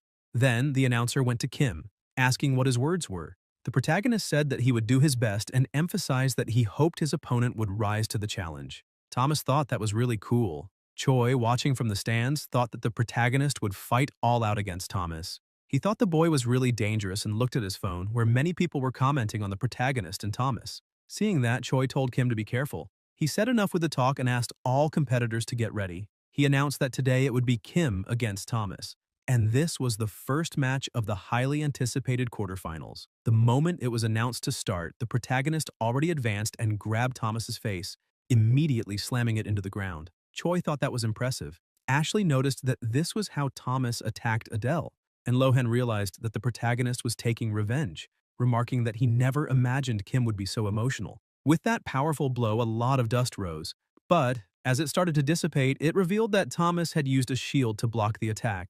The protagonist found that impressive, as he had activated a skill in such a short amount of time. Kim said he was going to ask him a question. He asked why, in the match against Adele, he went as far as to break his limbs. The boy thought for a moment and said it was just because it was fun, and that made the protagonist angry. Then he began to exhale a very powerful energy, which left Thomas completely terrified. With the power concentrated in his fist, he said he would show what was really fun, and gave Thomas an extremely powerful punch. A part of the shield broke. Thomas, completely terrified, asked the protagonist to wait. Kim looked at him and thought he had released a stronger shield, and then warned that he would give him some advice. He said that if you have power, you have to take responsibility for it, otherwise you will become a monster. Esta, while watching, recognized that the protagonist was very strong, and Lohan agreed, saying he knew he was strong, but didn't know that with just his fist, he would be so powerful. So he decided to prepare for the battle. After breaking the shield again, he realized that the boy was still controlling his ability and anticipating the moment when the impact would occur. And he realized that if it wasn't for this, the fight would already be over. He gave another powerful punch while Thomas screamed for the protagonist to stop. Kim again gathered a frightening power in his fist, saying he would finish it now, and Thomas was very scared, starting to cry. But at that moment, an energy started to emanate from his body. Completely surprised, Kim noticed that and was shocked. Choi was shocked, as were Lohan and Ashley. Johnny emphasized that the match had just started. Thomas started to scream while exhaling that absurd power. The protagonist stepped back and recognized the ability, as this was the Black Forest. Black Forest. The highest tier ability of the special system was one of the main abilities among all. In the protagonist's past life, the Black Forest appeared in the middle of the city and killed thousands of people. This made him wonder if Thomas was the one responsible for that incident. But the biggest problem he faces now is that even the Three Eyes vision seems to be ineffective within it. And now, with no choice left, the protagonist will have to destroy it with force. He attacks, but his attack is repelled. He realizes that the impact returned because the space had been folded. He then wonders how he will get out of this. Suddenly, someone screams for help, and a girl appears behind Kim and hugs him. The girl starts saying that he is finally here, but the protagonist doesn't understand what's happening and asks how she got there. Then he notices something and is moved to another place. A place filled with cars and flames, with people in the midst of the fire screaming and asking when Kim will arrive. Desperate people run to him asking for help. With that, he realizes that the Black Forest is a scene he could never forget, no matter how much time passes. The simultaneous outbreaks in Tokyo and London, a situation where he could only choose one, and, with no choice but to choose, London was completely devastated. When he arrived there and saw the state of the place, he knelt and began to cry, shouting that he was sorry. Back to Kim in the present, he looks at his past self and says that it is worse than he thought because the Black Forest is bringing back bad memories, draining the strength from trauma and breaking someone's mind. The girl who was hugging him asks why he did that, as everyone believed in him. She then questions why he abandoned them, saying that if he had been there. The girl gets furious, shouting that if he had been there, they would be alive, as many people there should have lived much longer. From the ground, other people begin to form, talking about the same event, as many people lost children, parents, and loved ones because of Kim. People lost everything and comment that he shouldn't be called a hero, that it was all just a hero game for his own amusement. These shadows begin to say they hate Kim for leaving them to die and that they will never forgive him. That girl from earlier holds him and says she will curse him. However, despite all this, the protagonist remains completely calm. Then, a spark of his power starts to exude, and an intense fire generated by Kim begins to cover all those bodies. The people begin to ask if he is trying to kill them again, emphasizing that this was expected, as his actions were just a hero's game. The protagonist tells her to think whatever she wants and emphasizes that if she wants, she can keep resenting and cursing him. With that, the girl understands it as a confession and questions how he can be a hero, saying that he must have found it fun to play with people's lives. Kim tells her that it doesn't matter what she says. If he had to apologize for being there, he wouldn't have started in the first place. Then he grabs his sword and asks her to observe. Gathering his power, he says that from now on the path he walks, there will be no more tears already shed, no more pain from losing loved ones. Then he yells, saying that he won't fail again and attacks that subspace. With that, he manages to destroy the ground completely, but it doesn't stop there, as he uses his magic to intensify the attack and destroy even more of that subspace. That memory was completely destroyed, and Kim thinks that, although he escaped the illusion, the Black Forest's ability still hasn't dissipated. But fortunately, with that last blow, the ability became much more visible, and in front of him, he sees a silhouette. The protagonist wonders if that is a child and already warns that it is useless to provoke him. The child begins to walk, making the protagonist raise his guard. But what the child does surprises him, as they only touch the sword's hilt. Kim asks what they are doing. With that, he lowers his guard and reaches out to touch the child's hand. But as soon as he touches it, he begins to be sucked into another memory. However, that memory isn't his. He sees an adult man holding a broken bottle asking where that bastard went. The child was hiding under the bed, and it turns out the child was Thomas. Through the memories, it becomes clear that Thomas's childhood was a living hell. Even after so long, even after flipping through the calendar countless times, that horrible life didn't end, and Thomas suffered both physically and mentally. He grew in an adult's body while still remaining a child. One day, when his new stepfather was completely drunk, the man opened the fridge and saw there was no meat, and looking to the side, he noticed Thomas crouching. With that, he got an idea. Then he grabs the knife and goes after the boy. The young man still calls him father, but the guy is completely insane. He cuts Thomas's arm with a smile on his face. The young man is completely horrified by this, and instinctively knows he has to run. He runs as fast as he can, going as far as he possibly can. Maybe his wish had come true. And it was at this moment that the system appeared to him. In the notification, they welcomed Thomas. After that, the boy started living in the Tower of Trials. Was it because of his natural talent, or because the trials so far had been too easy? That child quickly became very strong, as he managed to clear up to floor 170 in the tower. To him, the Tower of Trials was like a home. But the lingering question is, why did Thomas return to the present world? After returning, his father starts yelling at him again. The young man begins apologizing, explaining that he just left so his father's anger would cool down, and he begs him not to hate him. The guy raises his hand to hit the boy, but his hand is repelled due to Thomas's ability. This shocks the man, seeing all that power manifesting. Thomas explains that he didn't want to do that, but the father sees this as an opportunity. Elsewhere today, someone takes the test and discovers they are an S rank awakened. After seeing the result, he returns to his father. The man asks what rank he got. Thomas answers that it was rank S, afraid of his father's reaction, but the man hugs him, saying he loves him and emphasizes that everything he's done so far was out of love. Hearing this, the young man is happy, and his father asks if he would like to make his father even happier, explaining that there is an upcoming ranking competition organized by Lohan. The man says that Thomas is the only one who can participate and promises to give him a lot of money if he makes it to the finals. With that, the memory ends and the protagonist feels empathy for the young man. Thomas remains crouched and asks the protagonist not to hit him. Kim sits down and says he won't hit him, explaining that he accidentally saw his memories. Then he asks if he can ask something. Thomas wonders what he wants to know. Kim asks why he returned to the present world since life in the tower would probably be better. The boy responds that he only has his father as family. This surprises the protagonist. Then Kim says that if Thomas is afraid of being alone, he won't let him stay with his father. Kim extends his hand, asking if the boy wants to come with him, explaining that there are many good people in the world and asking to be friends. This surprises Thomas, who is immediately happy and responds that they will be friends.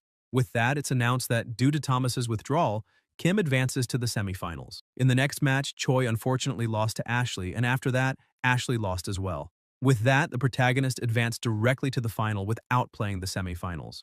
Soon after, she meets Lohan, who congratulates her for a job well done. The girl asks where Johnny is, and the blonde replies that Johnny said he had something urgent to do. Elsewhere, in a kind of subspace, Johnny is floating in the middle of it, and a voice notes that he has arrived. Johnny kneels and greets the Emperor and the Predator. The Emperor asks where he is, and Johnny says that he gathered all the information about the heroes of that world. However, there was no information on Kim. The Emperor asks if he's sure, and Johnny confirms. Predator says that Kim is inside that country and asks the man to open a portal and send troops to that country, requesting that they bring him alive. Back in the arena, it's announced that now it's the match between Lohan and Park. Lohan says they've met again, and now they're going to settle the score from the preliminaries. Park smiles, saying he's going all out this time, but at that moment his phone starts ringing. He picks up the phone and asks if he can answer. The person on the other side says yes. Park answers, and his employee says that it's an emergency because a blue dungeon has appeared in Korea. This shocks the leader.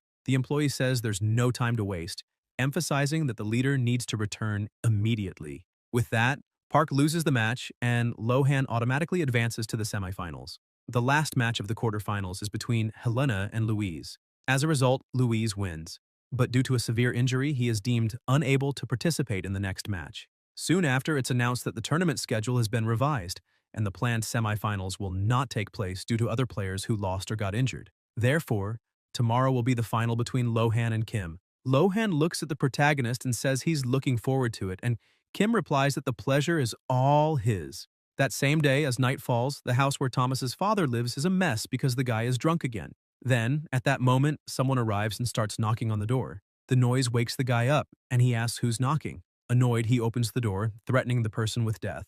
But there's barely any time, and he's soon punched in the face. It was obvious that it was the protagonist. Kim grabs the guy's face and says that he's a friend of Thomas. And what happened next, you already know. The next day on the streets of New York, an unconscious man with 2 broken legs was found. This man was suspected of domestic violence and was sentenced to death after being revealed as a serial killer. An informant had disappeared. As the hours passed, the day of the finals arrived. The audience was excited, and Juho says that there are a lot of people there, and he thinks it's because it's the finals.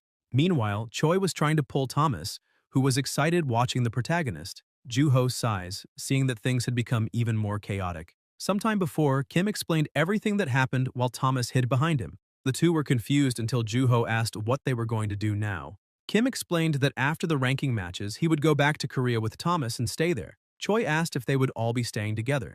Kim said yes and told the redhead to think of him as a younger brother. Choi smiled and asked him to trust him, but the protagonist explained that Thomas was older, so the redhead should call him by his surname. However, Choi refused. Juho changed the subject, saying they needed to find a place to live in Korea. The protagonist agreed, saying he had already planned to start looking when they got there. With that, they were happy and said they were looking forward to working with Thomas. Seeing that, the boy was also happy. "I'll give you the gift, but I don't intend to," he said. Choi was holding Thomas to keep him from falling off the railing. Juho was searching for some places when he found a good one. Then he heard someone asking about the winner of the grand final. It was the guy who had been next to Adele asking this. Adele replied that Kim would definitely win. Juho quickly remembered his match and thought that if he found Thomas now, it would be a tense atmosphere. So he called Choi, informing him that there was a seat right there. But Thomas started shouting, saying that from that spot he couldn't see Kim properly, so he asked to move closer. And since he was shouting, Adele and the guy noticed their presence. Thomas, seeing Adele, remembered him. Adele looked somewhat down and silent. He sighed and asked them to go their separate ways, as they weren't exactly on good terms. Juho felt a bit embarrassed and called Choi to hurry up. But at that moment, Thomas apologized and explained that it was just a match and that he was sorry for going too far. Hearing this, Adele smiled and asked why he was apologizing. The boy stood up and said that it was fine and that it was all his fault for being weak. With a smile, he said he would get stronger and wouldn't lose next time. Thomas smiled too and agreed, emphasizing that he needed to practice a lot because he was very weak. Juho, hearing this, told him to shut up. Shortly after, it was announced that 175 S-rank awakened participated in the ranking matches, and after a long and arduous journey, only 2 remained. 2 individuals who had demonstrated crushing power throughout the tournament, Gordon Lohan and Kim Soo-hyun, a battle to determine the final hero between these 2 champions. And so the finals began. It doesn't take long for the 2 to begin attacking, and after their attacks collide, an overwhelming pressure follows the explosion. Flying through the arena, the protagonist remains completely focused, while on the other side, Lohan appears, asking where Kim is going. He uses a skill and tries to attack. However, Kim is faster and manages to dodge. Lohan starts to get frustrated and asks the protagonist to fight properly. Kim finds what he said interesting, so he stops in midair and, suddenly gaining momentum, heads toward Lohan, saying he'll give him what he wants. He draws his sword and launches an attack, but the blonde counters with a skill of his own. They continue fighting, but their attacks cancel each other out. The crowd starts to wonder what's happening, as the 2 are moving so fast they can't even follow them. Watching from the stands, Wang begins to reflect on Kim Soo-hyun's true ability. Adele, observing the fight, realizes he set his goal way too high. Meanwhile, Thomas, Juho, and Choi are watching too. Choi says he thought he was getting close to the protagonist when he became an S-rank, but now he realizes he was completely mistaken. Juho sighs, asking him not to say that because he's already strong enough. Back in the fight, people start saying the 2 have just surpassed human limits. At that moment, they face each other, testing their strength. Lohan says they're evenly matched in close combat, which the protagonist agrees with, but he notes that since they've already tested each other's abilities, it's time to take the fight seriously. With that, he prepares and launches a powerful attack, throwing Lohan far back. Choi finds it incredible and shouts that it was a good hit, and Juho, seeing it, believes even Lohan must have been affected by the blow. After that attack, the blonde raises his hand amid the flames, and at that moment, 2 enormous wings appear on his back, dissipating all the fire. This impresses Choi since Lohan doesn't have a single injury. The protagonist, seeing this, had already expected that divine flames wouldn't be enough. Kim recognizes this as the characteristic Archangel mode, which allows Lohan to receive the power of angels, showing incredible power and mana, with extra resistance to magic-type skills. This was evaluated as his best trait in his past life. With eyes radiating power, Lohan says that the attack was impressive, but now it's his turn. He creates a spear and quickly attacks. Kim merely waits for the blow and just as he's about to be hit, makes a move. Even so, the spear continues and hits him, causing massive destruction. A lot of dust rises from the impact, reaching the spectators. After that powerful strike, people start questioning how he can be that strong and say it would be a miracle if Kim is still alive. Miraji thinks the attack is impossible to block. However, as the dust begins to clear, Kim appears without a single scratch, radiating overwhelming pressure. Lohan finds this troubling and begins to sweat nervously, wondering if this is what others feel when looking at him. The protagonist had used the Ouroboros skill. That skill is a summoning, formed in a mana state, increasing the user's mana and stats. It has a will of its own and follows its master's orders. The protagonist reflects that he never thought he would use that. He then asks Lohan if he had said he wanted to expand his world, and wonders if this expanded it for him. The blonde starts to get excited and replies that it did. He even gets chills down his spine as he has finally discovered a new world and intends to go even further. He uses a new ability called Archangel Divine Punishment, creating an excessively large spear and attacking the protagonist, saying that today he will become the best. Kim simply prepares and then counters with Ouroboros. When the attacks collide, a massive explosion erupts, visible even from outside the stadium. After the explosion, Lohan wonders what happened, because he's certain he hit the summon. The spear pierced it and destroyed it completely. But right after, he sees something that surprises him. The protagonist charges forward fearlessly, and Lohan realizes Kim used the giant serpent as a distraction. Kim stares at him and prepares to strike. The blonde acknowledges the reality and becomes terrified, realizing he's about to be cut. Seeing the protagonist, he notices the attack is enhanced with mana. Then he gets hit and a deep gash opens on his shoulder. Looking at Kim approaching, he understands it's the end and that he's finally lost to the new world. Kim simply gazes at him amidst all the destruction. The audience can no longer see anything because of all the dust, but they sense that the mana from both fighters is enveloping the entire stadium and conclude that they are on a completely different level. No one knows who won. Choi and Juho are anxious, thinking Kim lost, but Thomas tells them that Soo-hyun won. Juho asks if he saw what happened, until Adele confirms Thomas is right, because he felt the impact of Kim's mana. With that, he concludes that the protagonist definitely won. At that moment, they notice someone emerging from the dust, and everyone becomes curious to see who the winner is. When the winner finally comes out, they see that Kim Soo-hyun is the victor. His friends cheer while everyone else is shocked by Lohan's defeat. The blonde, leaning on the protagonist, says it's strange because someone other than him monopolized all the attention. Kim asks if he's complaining, but Lohan denies it, pointing out that, strangely, he doesn't hate it. At that moment, it's announced that the stadium is a complete mess, but they must still proceed with what needs to be done, the game rankings. The final winner is Kim Soo-hyun, who is congratulated for winning the competition. His friends shout loudly, congratulating him, while others applaud, stunned by the outcome. Ashley asks Lohan how it feels to lose for the first time. He sighs and says his blood is boiling. Then he shouts, calling the winner over and brings him a microphone. The protagonist asks what that's for, and Lohan asks him to give a speech about winning and how it feels to be the strongest awakened in the world. Kim looks around and thinks for a moment, then begins to speak. I don't feel good or bad, it just feels like I've taken one more step. I will keep climbing from the top until the end, so I won't be blocked by high obstacles anymore. I'm sure you felt it too during the ranking games, that the safety and pride that come with the title's rank actually hold you back. As a result, you're forced to kneel before the tallest walls, although it's your role to decide whether to move on or not. What's certain is that I'll keep getting stronger. If you stop here, we won't fight together in the next stage. You'll be behind me, being protected. If you don't want that, then run your own path and try to surpass me. And that's how the ranking games, despite numerous problems, ended in tremendous success. Not long after, the protagonist was awarded adamantium. He looks at it and thinks that he can finally obtain the strongest weapon, Balmung. Meanwhile, another situation is unfolding in Korea. In the meeting room of the Management Association, a man reports that a blue danger appeared on the Manhwa bridge. The gate appeared around 3 p.m., and it's the first time two portals have appeared in the same location at the same time. As a result, they were called the Blue Twins. The man explains that it is estimated the outbreaks will likely occur simultaneously. Park asks how much time is left, and the man responds that from now, it will be about 2 weeks.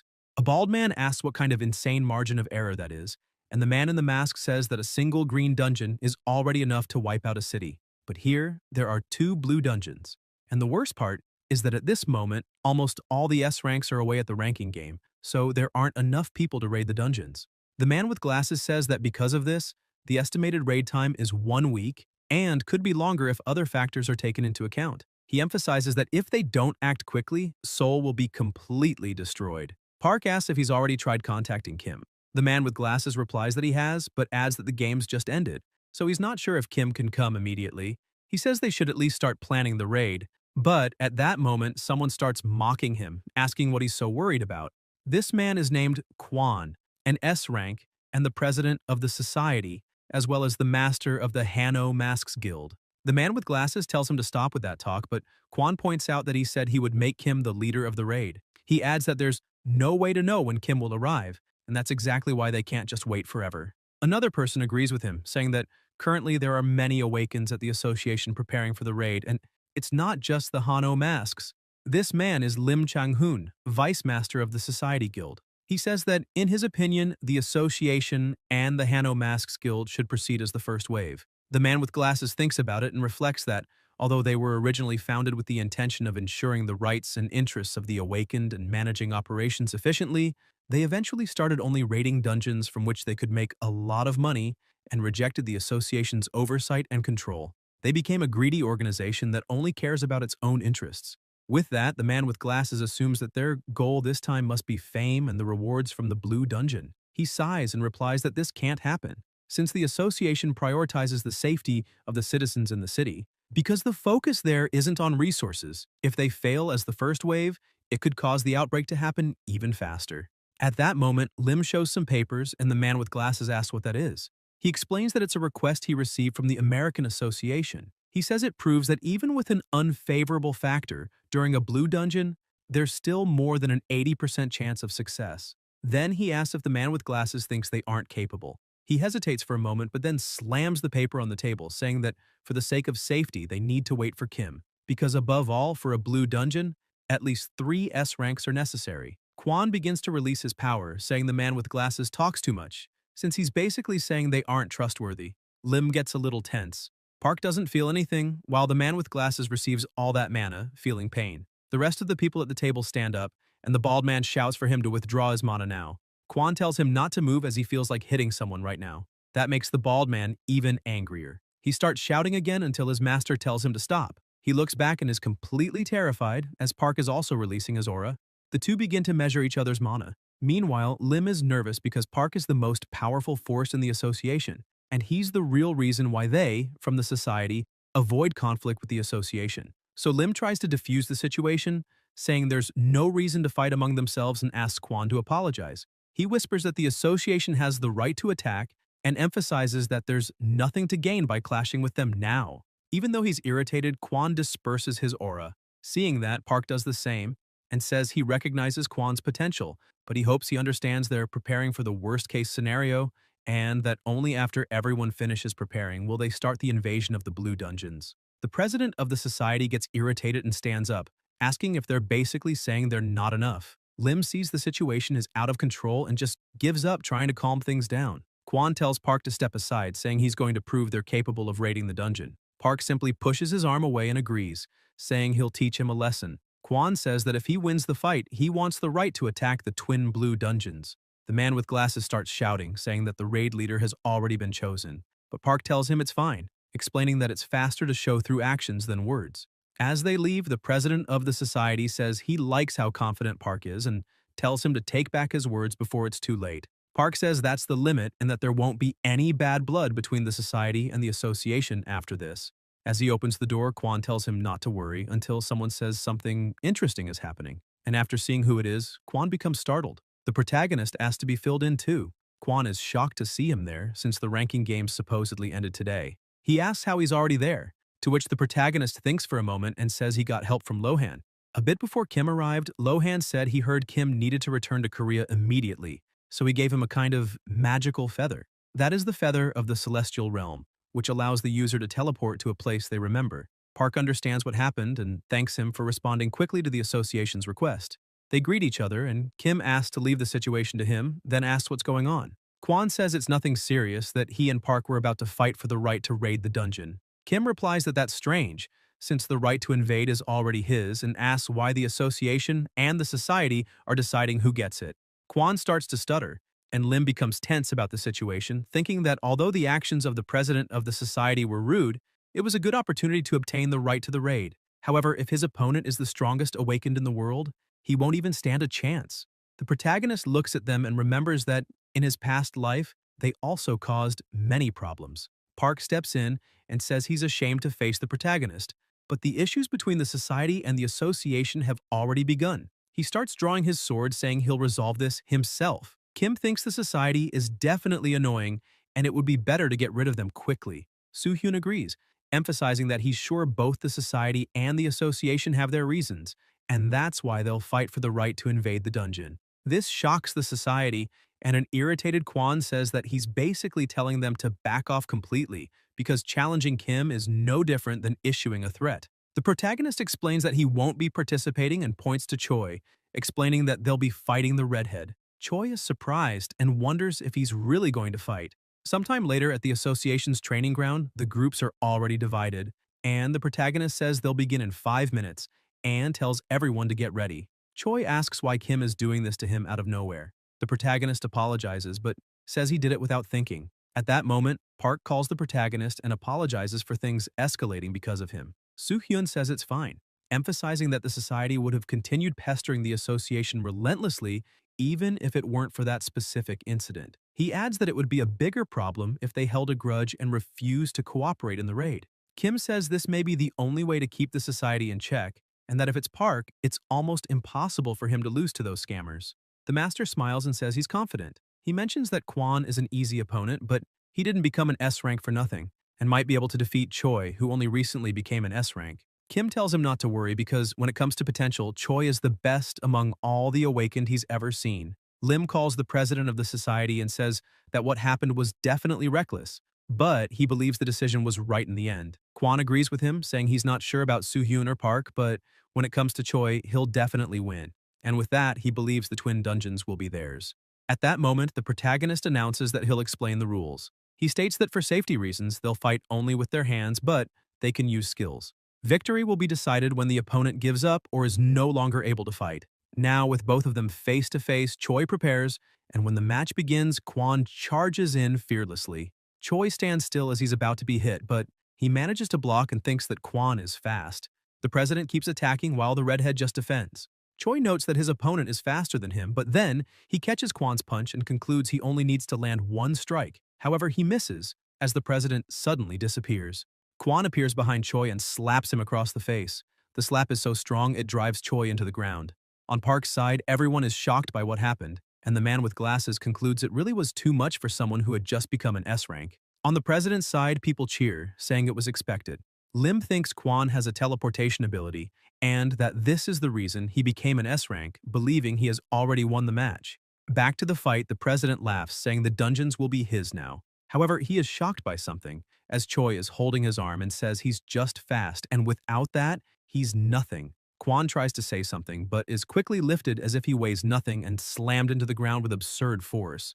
The members of the society run over to check on the president, and one of them calls Lim to assess his condition. Lim goes to Kwon and sees he has no serious injuries, he's just unconscious. He becomes thoughtful because Kwon lost way too easily, and even wonders if Choi really had just become an S rank. Lim can't believe things ended like that and concludes that at this rate, they won't be able to fight for the dungeon rights anymore. Choi yells at the protagonist, saying he was scared things would go wrong because of him, and even Juho was afraid. He asks Soo-hyun to consult him first before doing anything like that again. The protagonist pats Choi's head and apologizes, emphasizing that he knew Choi wouldn't lose. Hearing that, the redhead pauses and starts bragging, saying that one day he'll even defeat Kim. Letting that go, the association's group turns and begins heading toward the society. Kim asks if they now understand why the association isn't leaving the raid in their hands. Soo-hyun points out that no matter how many exceptional awakened they have, their greatest strength is their president, but he just lost to Choi, who only recently became an S rank.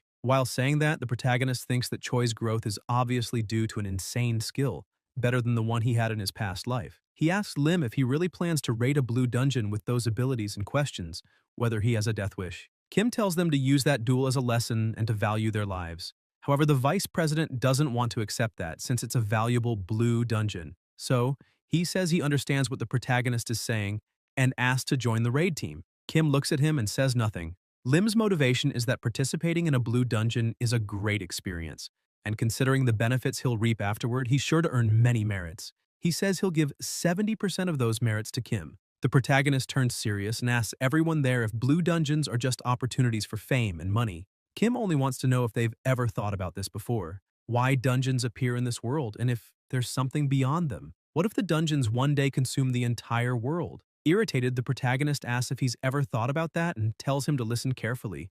emphasizing that if he wanted to, he could destroy that little society as easily as breathing, and warns that he's only postponing it for now because there are more urgent matters. Under all that pressure, Lim collapses to the ground thinking he's going to die. He starts trembling, begging for help, and quickly apologizes to the protagonist who was releasing such heavy mana it felt demonic. Soo-hyun begins to dissipate that mana, explaining that this is their last chance, and there won't be another. Sometime later in the meeting room, Park asks if Kim is serious, as the protagonist plans to raid a blue dungeon alone. He replies yes, saying he'll handle one dungeon while Juho, Choi, Thomas, and the association handle the other. Park says that's irresponsible and thinks it would be better if everyone tackled one dungeon at a time together, but the protagonist refuses, saying he needs to do this himself. This surprises Park. Kim says to leak to the press that he'll be entering a blue dungeon alone. 2 hours after the duel, Kwon is in his car, looking downcast. He asks his companions if Kim really said that. Earlier, while the protagonist and Lim were talking, the vice president said that he and the guild would be withdrawing, and that's when Kwon noticed Lim was acting strangely. He calls the driver and asks him to contact other guilds and bring in talented people. He's completely enraged, saying Soo-hyun messed with the wrong person. On the day of the raid at Yanghwa Bridge, several reporters are there asking the protagonist if it's true that he's raiding a blue dungeon alone. Other reporters ask Choi how it feels to be the youngest S rank in history. Various other questions are also directed at Thomas and a few others, but the man with glasses informs everyone that they'll only accept questions after the raid ends.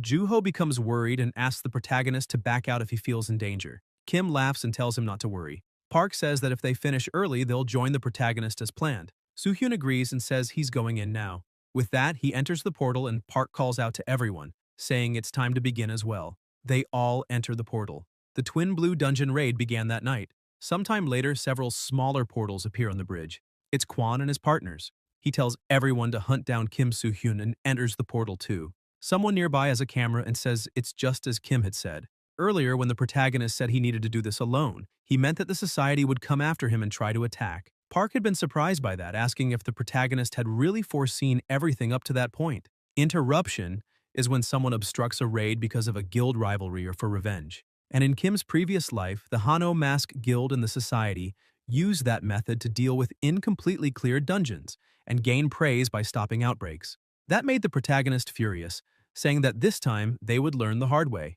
That's why he asked for information to be leaked to the press that he would invade a blue dungeon alone, knowing the society would surely follow him after he entered. He also asked someone to gather evidence when it happened. The person who took the photos was the man with glasses, who now hopes the protagonist will deal with all of them. Inside the dungeon, many monsters are already defeated. Kim simply waits, and when the society enters, they notice all the monsters lying dead. Kwon analyzes the situation and realizes those monsters were killed some time ago. He informs everyone that Kim has already gone deeper and tells them to stay in formation and follow the tracks. Kwon knows that desert worms are considered bosses in yellow dungeons, but in this blue dungeon, they are just mid-level monsters. The president tries to set a plan, but before he can finish, the protagonist, who is hiding, asks why they are doing this. Kwon quickly shouts for everyone to prepare for battle. He asks Soo-hyun where he is until he notices something. From the tree behind him, a heavy pressure begins to emanate. Kim tells everyone to stop and warns that if anyone moves, he will kill them. Meanwhile, in the other dungeon, some awakened are running from several giant insects. The bald man starts provoking them, but the masked one tells him not to go too far, as they only need to lure the monsters to a certain place. Still, the bald one doesn't care and mocks the insects, saying that if they want to eat him, they'll have to catch him. The insects start to get agitated and the other awakened begin yelling at him because now the monsters are enraged. But he doesn't care, saying it's more fun this way. They keep running, and some of the awakened begin to scatter. At the last second, the bald guy jumps because Park was preparing an attack. And with all his power gathered, he uses his impressive mana cutting skill, wiping out all the insects at once. The cut was so powerful that it not only eliminated the insects, but deforested an entire area of the forest. At that moment, someone scouting the area reports that they've finished there. The captain says there's no time to relax, and that they need to be ready for the next phase of the plan. The man above acknowledges this but is impressed, pointing out that it was to be expected and that more insects are on the way after hearing the commotion. He turns and says they can proceed to the next step. The protagonist group gets excited that their turn has finally come. Back in the dungeon where the protagonist is, Kwon is in a seemingly lost position. He pleads for mercy, admitting he was wrong. And above him is the Ouroboros summon. That giant serpent leaves the awakened completely terrified. Suddenly it just vanishes, and the protagonist stands there silently. This surprises the president, realizing that the serpent belongs to Kim Soo-hyun. Kwon starts laughing, thinking the serpent was an illusion, and wonders if he's inside a cave. Suddenly, he hears someone begging to be saved. When he looks, he sees one of his companions being devoured by a desert worm. A shadow passes behind him, and when he realizes it, he's already surrounded by several worms. He can't even believe how many monsters are there, and trembling realizes he's in deep trouble. He turns to the protagonist and asks where he brought them. Kim smiles and tells him not to be so scared, because thanks to his skill, the monsters haven't started attacking yet. Soo-hyun explains that this is the deepest part of the dungeon, emphasizing that if he's not an idiot, he should know how dangerous a blue dungeon is. And even so, Kwon ran in chasing money and fame. Changing his tone to serious, the protagonist says that they are worms who threaten the world and that it would be better for the world if they simply disappeared. Using his flame ability, he begins to terrify the president, who quickly starts begging for his life. But Kim doesn't care and asks what Kwon said to the people whose lives he ruined. That makes the president remember all the times he harmed people, and as he tries to flee, Soo-hyun tells him that's his answer. And now it's his turn to experience it. The monsters begin gathering around him, and Kwon panics, screaming for them not to come any closer. That is the result of all the pain and suffering caused by the people he killed. And with that, Kwon ends up being devoured. After everyone had already been eliminated, the protagonist descends and cancels his summoning. As he looks into the depths of the cave, he sees several creature eyes staring back at him. The monsters begin to approach him, and Kim wonders to himself, after eating so much, are they still hungry? Even so, more and more creatures start appearing. While using his power, he says they can't eat anymore. Meanwhile, back in the other dungeon, the shaved head guy is exhausted. He says he thought they were going to die and asks if that's enough. Joo-ho, also tired, says yes, but adds that it's hard to tell who the real monster is. Park looks at the boys and thinks they're both impressive, noticing that one has amazing battle instincts and mana control to use a variety of skills freely, while the other focused solely on destructive power by strengthening his body with humana. Park thinks Choi is similar to him, and judging by how fast he's growing, Choi will probably surpass him. He announces they'll rest there today to regroup and points out that monsters likely won't come anymore. However, as a precaution, they'll set up a night watch team and everyone agrees.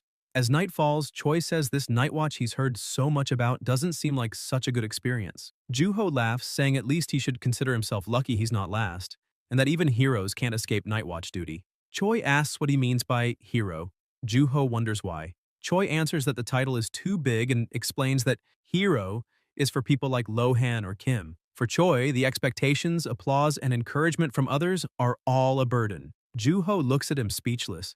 Then the redhead laughs, realizing he shouldn't have said that, but explains he was just venting. Joo-ho says it reminded him of someone who said the exact same thing. It was last year when he and Kim met a kraken in a green dungeon, and back then someone said they were going to watch the protagonist. It made him feel small.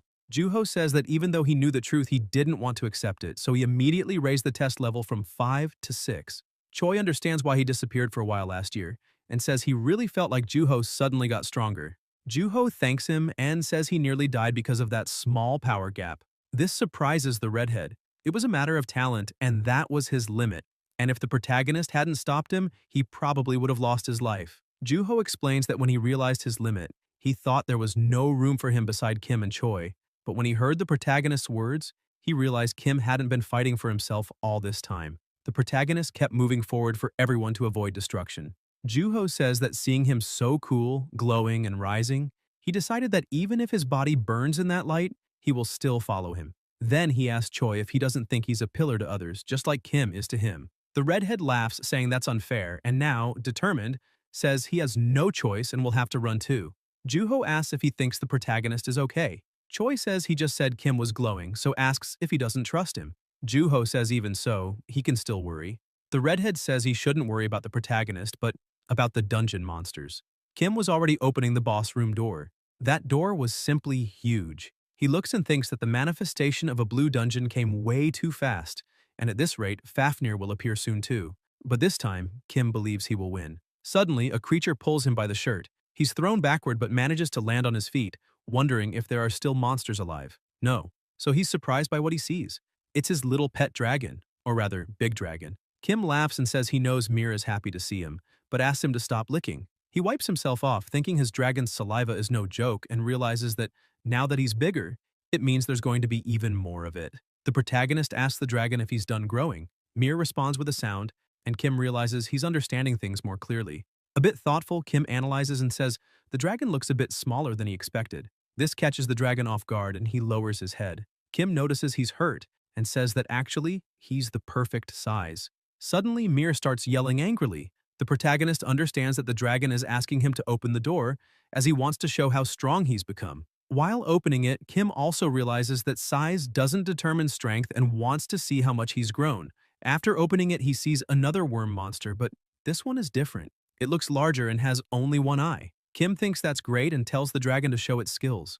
Mir gets ready and uses his fire breath, which even surprises the protagonist with its power. The dragon simply evaporates the worm. Kim is still stunned, looking at Mir in front of him. Mir gives a thumbs up, showing the job is done. The protagonist calls his dragon and asks if he really did that, because wherever the flame hit, not only was the boss completely destroyed, but all the sand on the ground turned into glass. In the other dungeon, the shaved head guy notices the portal and says, it's the exit portal. Park comments that it's finally over. He reflects that it took them 3.5 days to clear the blue dungeon. 5 are slightly injured and 1 is seriously hurt. He thinks that thanks to those 2, no one died, and realizes he needs to improve. Park congratulates everyone and informs them that the stones from the dungeon will be distributed to everyone later. With that, they all leave. Upon returning to the city, the guy with glasses congratulates his manager, seeing that he successfully completed the raid. Park says it's not over yet because they need to help the protagonist.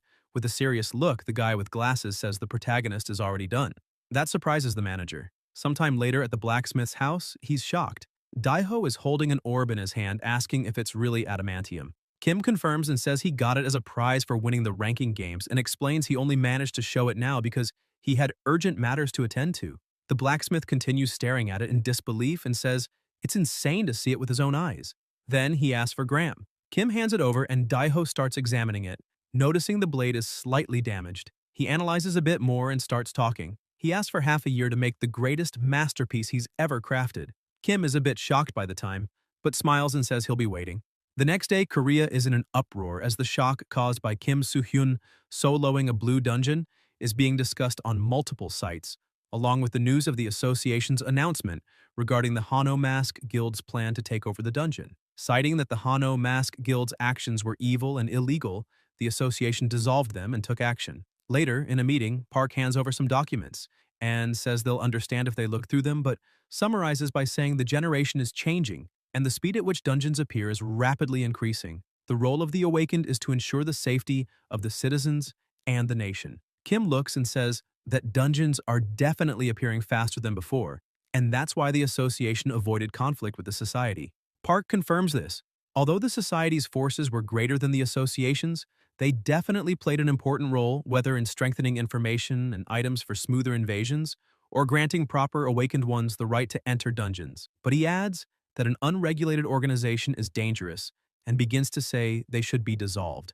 However, Juho says no, that they definitely need a united force. The protagonist asks what he's talking about, and Park adds that there's no other method. But smiling, Juho says there is, and asks to leave that incident to him. Meanwhile, at Lim's house, the phone was ringing. He doesn't answer and just rolls around on the couch until the call stops and a message comes in saying it's Kim Soo-hyun asking to meet. Lim is shocked reading it and says he didn't do anything, almost having a heart attack. At the society's building, the members are having a meeting. They're angry about what Kwon did, since he caused a big problem and died. They begin arguing about what to do, thinking the association and Kim won't leave them alone. Some even think it only applies to those bastards who helped Kwon, but others believe the association and the protagonist will lump them all together. One guy starts asking if they think the association is doing this just because of this last specific incident and points out that he's sure they'll dig up every incident that's happened until now and assumes that's why Lim called the meeting. With a strange smile, he says there are only a few honorable people there and asks what Yoonho thinks. This guy is Young Yoonho, vice leader of a top 10 rank S guild, also known as the General. Young sighs and says he's only agreeing with the guildmaster's decision. The other guy, frustrated, thinks that even a top 10 guild lived off Kwon, and that's why he planned to ask for Young's cooperation, but now realizes he's an idiot for expecting anything from him. He calls everyone's attention and starts yelling that if they want to live, they need to kill Kim, and that if they don't, they'll all die. The members begin sweating cold hearing that. Meanwhile, the protagonist, Juho and Lim were on the other side of the door listening to everything they were saying. Kim had a serious expression and Lim was terrified about what might happen. He starts trembling and says he has nothing to do with those guys, that he only did what the protagonist asked and runs off thinking he'll be eliminated. Inside, one member asks if that's the only way, and another replies that even if they ignore the association, Kim is clearly hostile toward them. Then, apparently, the leader says, it's settled. They'll kill Kim Soo-hyun. The protagonist was behind him when he said that, so he asks who he plans to kill. Everyone starts standing up in shock. The leader turns around, surprised, and Kim laughs, asking if he thinks he can kill him. Everyone begins to rise and prepare. The protagonist says the debate is lively and tells them to continue, asking if they've really decided to kill him. If so, they should head to the island. They quickly begin using their abilities. The leader tells everyone not to be afraid since Kim is just one person. With that, all the attacks are launched at the protagonist, and just before being hit, he uses the third eye to activate his nullification ability. All the attacks are dissipated. The others can't understand how their skills vanished. Jung is a bit surprised but then starts laughing, stands up, and walks toward the protagonist. The leader gets excited, thinking the general is finally helping, and reflects that he wasn't sure they had a chance on their own, but if Jung helped, they might. However, Jung walks up and surrenders. The others are outraged, asking what he's doing. The general keeps looking at the protagonist and Kim tells him he can leave. As he walks out, Jung says everyone there misunderstood. He never said he'd help, and adds that he's not dumb enough to fight a monster like Kim. After he leaves, the protagonist changes the entire room's aura, asking if they want to continue. He uses the third eye again, activating his predator skill. Just with that, everyone begins to feel overwhelmed by the pressure. As he draws his sword, the protagonist says that even though they were aware of their corruption, they did nothing to change it. And even knowing their wrongdoings, they chose to stay silent. So, he adds, this kind of organization has no reason to exist, and that's why they all must disappear today. Suddenly, Joo-ho calls the protagonist and asks to leave the rest to him. With that, Kim stops, sheathes his sword, and begins to leave. He thanks Joo-ho, saying that without him, he definitely would have killed them all. Joo-ho calls for everyone's attention and says they'll end the threatening atmosphere there, adding that he doesn't plan to go any further. Since Joo-ho carried both Soo-hyun's power and the governmental authority of the association, he was able to take control easily. With that, he gathered information about the society's wrongdoings and corruption. Joo-ho analyzes and begins to say that the main issue is the attacks caused under the leadership of the Hanoi Mask Guild. He explains that the association has imposed some conditions for the society to continue existing. As a result, there will be new rules and regulations within the society. The leader asks him to wait and questions what authority he has to be there. Joo-ho grabs his hand and punches the table. Some had complaints about him, but what convinced them was the man in front of them. And with that, the stage was set. He adds that everyone there is trash and that he honestly wanted to let the protagonist wipe them all out, but adds that in this fast-changing situation, he needs the society's power. And with the tiger at his back, the fox rules the mountain.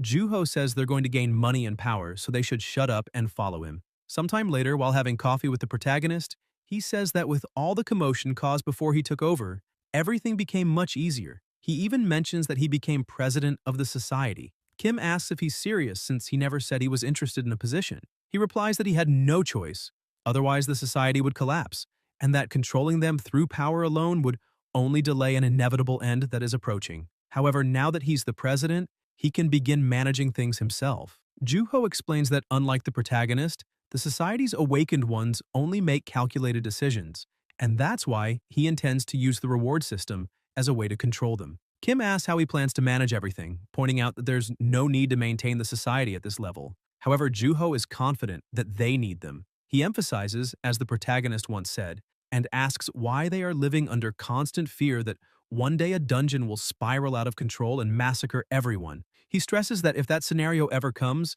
they will need an organized force. Joo-ho says that all this time he had no idea what Kim was thinking, but even without knowing anything, he still admired the protagonist's power. Although he was busy trying to catch up all this time, he finally understands why Kim insists on moving forward. Joo-ho says he may never be on equal footing with him, but that eventually he'll catch up, and asks Kim not to wait for him because he'll be there to support him from below. He leans on the protagonist's shoulder and asks if now he understands, then asks him to share his responsibilities with him because they're on the same side. Kim looks at him and realizes that it was that statement that made him feel that no matter what hardships and trials they face in the future, they will endure together. The protagonist calls Joo-ho and thanks him, because thanks to him, Kim can smile genuinely. Meanwhile, in an unknown location, someone asks Johnny Brad if they didn't appear this time. Johnny responds that it seems so, and adds that he believes he created a system in the past while searching for Kim Sung-gi. However, the only ones who manifested were Kim Soo-hyun and Lohan. And even though he made sure to keep an eye on Lohan, nothing else showed up. Johnny continues and says it's possible that Kim is a fragment of God. Fafnir says that's impossible, and that his regression proves it. He tells Johnny to forget it because he's sure Kim has returned. However, the most important thing now is that he needs time to recover his powers, and says that until then, he'll let everything unfold in this dimension through Johnny. Johnny says he'll take care of it. Half a year passes. Thanks to Juho, Kim was able to take time to climb the tower. He completed trials up to the 39th floor. With Juho leading the society, national agencies gradually made progress as they began clearing dungeons. And thanks to his surprisingly wide range of skills, he was highly praised for his development. In a meeting with the protagonist, Park explains that according to statistics, although the number of awakened people drastically increased in the past 6 months, the number of dungeons has also risen rapidly. Juho says that with the big rise in B rank or lower awakened individuals, they'll be able to handle the yellow dungeons. However, Kim adds that the problem lies in higher level dungeons. Park agrees and says that to gather more A and S rank awakens, they'll need more time. Because if this continues, the number of awakened individuals appearing will remain below the number of new dungeons, and with fewer completed dungeons, outbreaks may begin. He then explains that for now, he plans to send this information to the governments of every country so that they're all aware of the potential failures. Kim asks him to go ahead with that. Juho asks if they're done and if he can leave, since he suspects a problem with the green dungeon that appeared in Suwon. Park says yes, and that this concludes his report, adding that he'll contact him if there's any update. Before leaving, Juho tells the protagonist he can give him a ride if he's heading home, but Kim says there's no need, that he'll be fine. Park asks if he's going back to the Tower of Trials. The protagonist replies, no, as there's a place he needs to visit first. A little later at the blacksmith shop, the protagonist arrives and is surprised by what he sees. The blacksmith looks worn out, so he asks if he's okay. Daiho tells him not to worry. He explains that since the sword is almost done, he got too excited and forgot to sleep. Kim tells him there's no need to rush and asks him to take care of his health first. Suddenly, Daiho shows him a sword and asks the protagonist to take a look. The sword is named Balmung. Daiho mentions he heard it's a blade from ancient legends. After unwrapping the sword, Kim holds it, thinking it's been a while since he last had it in his hands, but even so, it still feels comfortable. With that, he's sure he can use that skill now.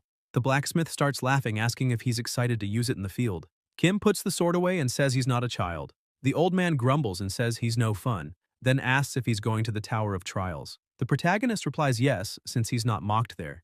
Daiho tells him to go, saying he needs to sleep. Before leaving, the protagonist calls out to him and thanks him for everything. The old man is a bit speechless but says he knows and tells Kim to take care.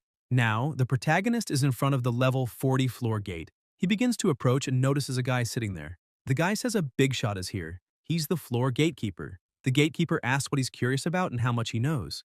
Kim asks what the difficulty of that test is, and the guy replies, 600,000. The protagonist says nothing, but immediately consumes 600,000 conquest points. The gatekeeper is surprised, since that was very expensive, but Kim didn't even blink. The gatekeeper explains that from the 40th floor onward, the difficulty starts fragmenting again. The order ranges from easy to very difficult. He gets up and says it seems the protagonist has already made his choice, and tells him to find the dragon pearl, adding that that's all he has to say. Kim starts walking up, wondering about what he said, and asking himself if this trial is related to dragons. Suddenly, the gatekeeper decides to give a bonus and tells the protagonist to think about why that trial was given to him, and not to forget that many people expect great things from him. Kim doesn't really understand, but still enters the gate. While going in, he questions why people expect something from him, and whether the gatekeepers are aware of who he is. After entering the portal, everything turns white and a message appears asking if he wants to start the 40th floor test. Another window appears asking him to choose a level, and of course he picks level 10. Right after that, he has to choose a specific difficulty. He chooses very difficult, thinking the most important thing now is to overcome this trial ahead and grow stronger. He closes his eyes and suddenly appears on a mountain. Looking back, he sees something that surprises him, a massive dragon lying in front of him. The mission given to him says to save the world from dragons, and that the dragon before him will guide him. He feels like this is too peaceful for something like that, so he calls Mir and asks if he can try talking to the dragon, since they're the same species. Mir tries, but the dragon keeps sleeping. He gets closer and tries again. Then the huge dragon opens its eyes.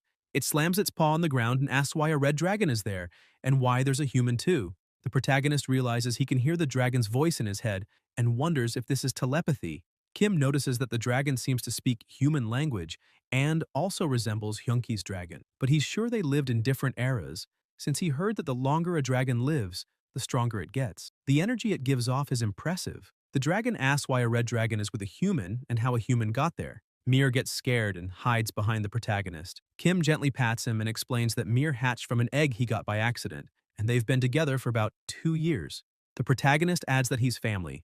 The dragon asks if he's sure he hatched from an egg. The protagonist recalls that, according to Hyunki's words, just like dungeon colors, dragons are classified from birth, and realizes he might learn more about Mir from this dragon. Kim says that the question may be a bit rude and admits he doesn't know much about Mir, then asks if the dragon can tell him a bit about red dragons. The dragon starts laughing, asking if the human raised the dragon without knowing who he was. Kim doesn't quite understand the reaction and says nothing. The dragon sighs and decides to explain. He says red is a sign among dragons, a sign of the Dragon King. It's a color that represents the direct lineage of the Dragon King. Hearing this, the protagonist is shocked and asks if he's serious.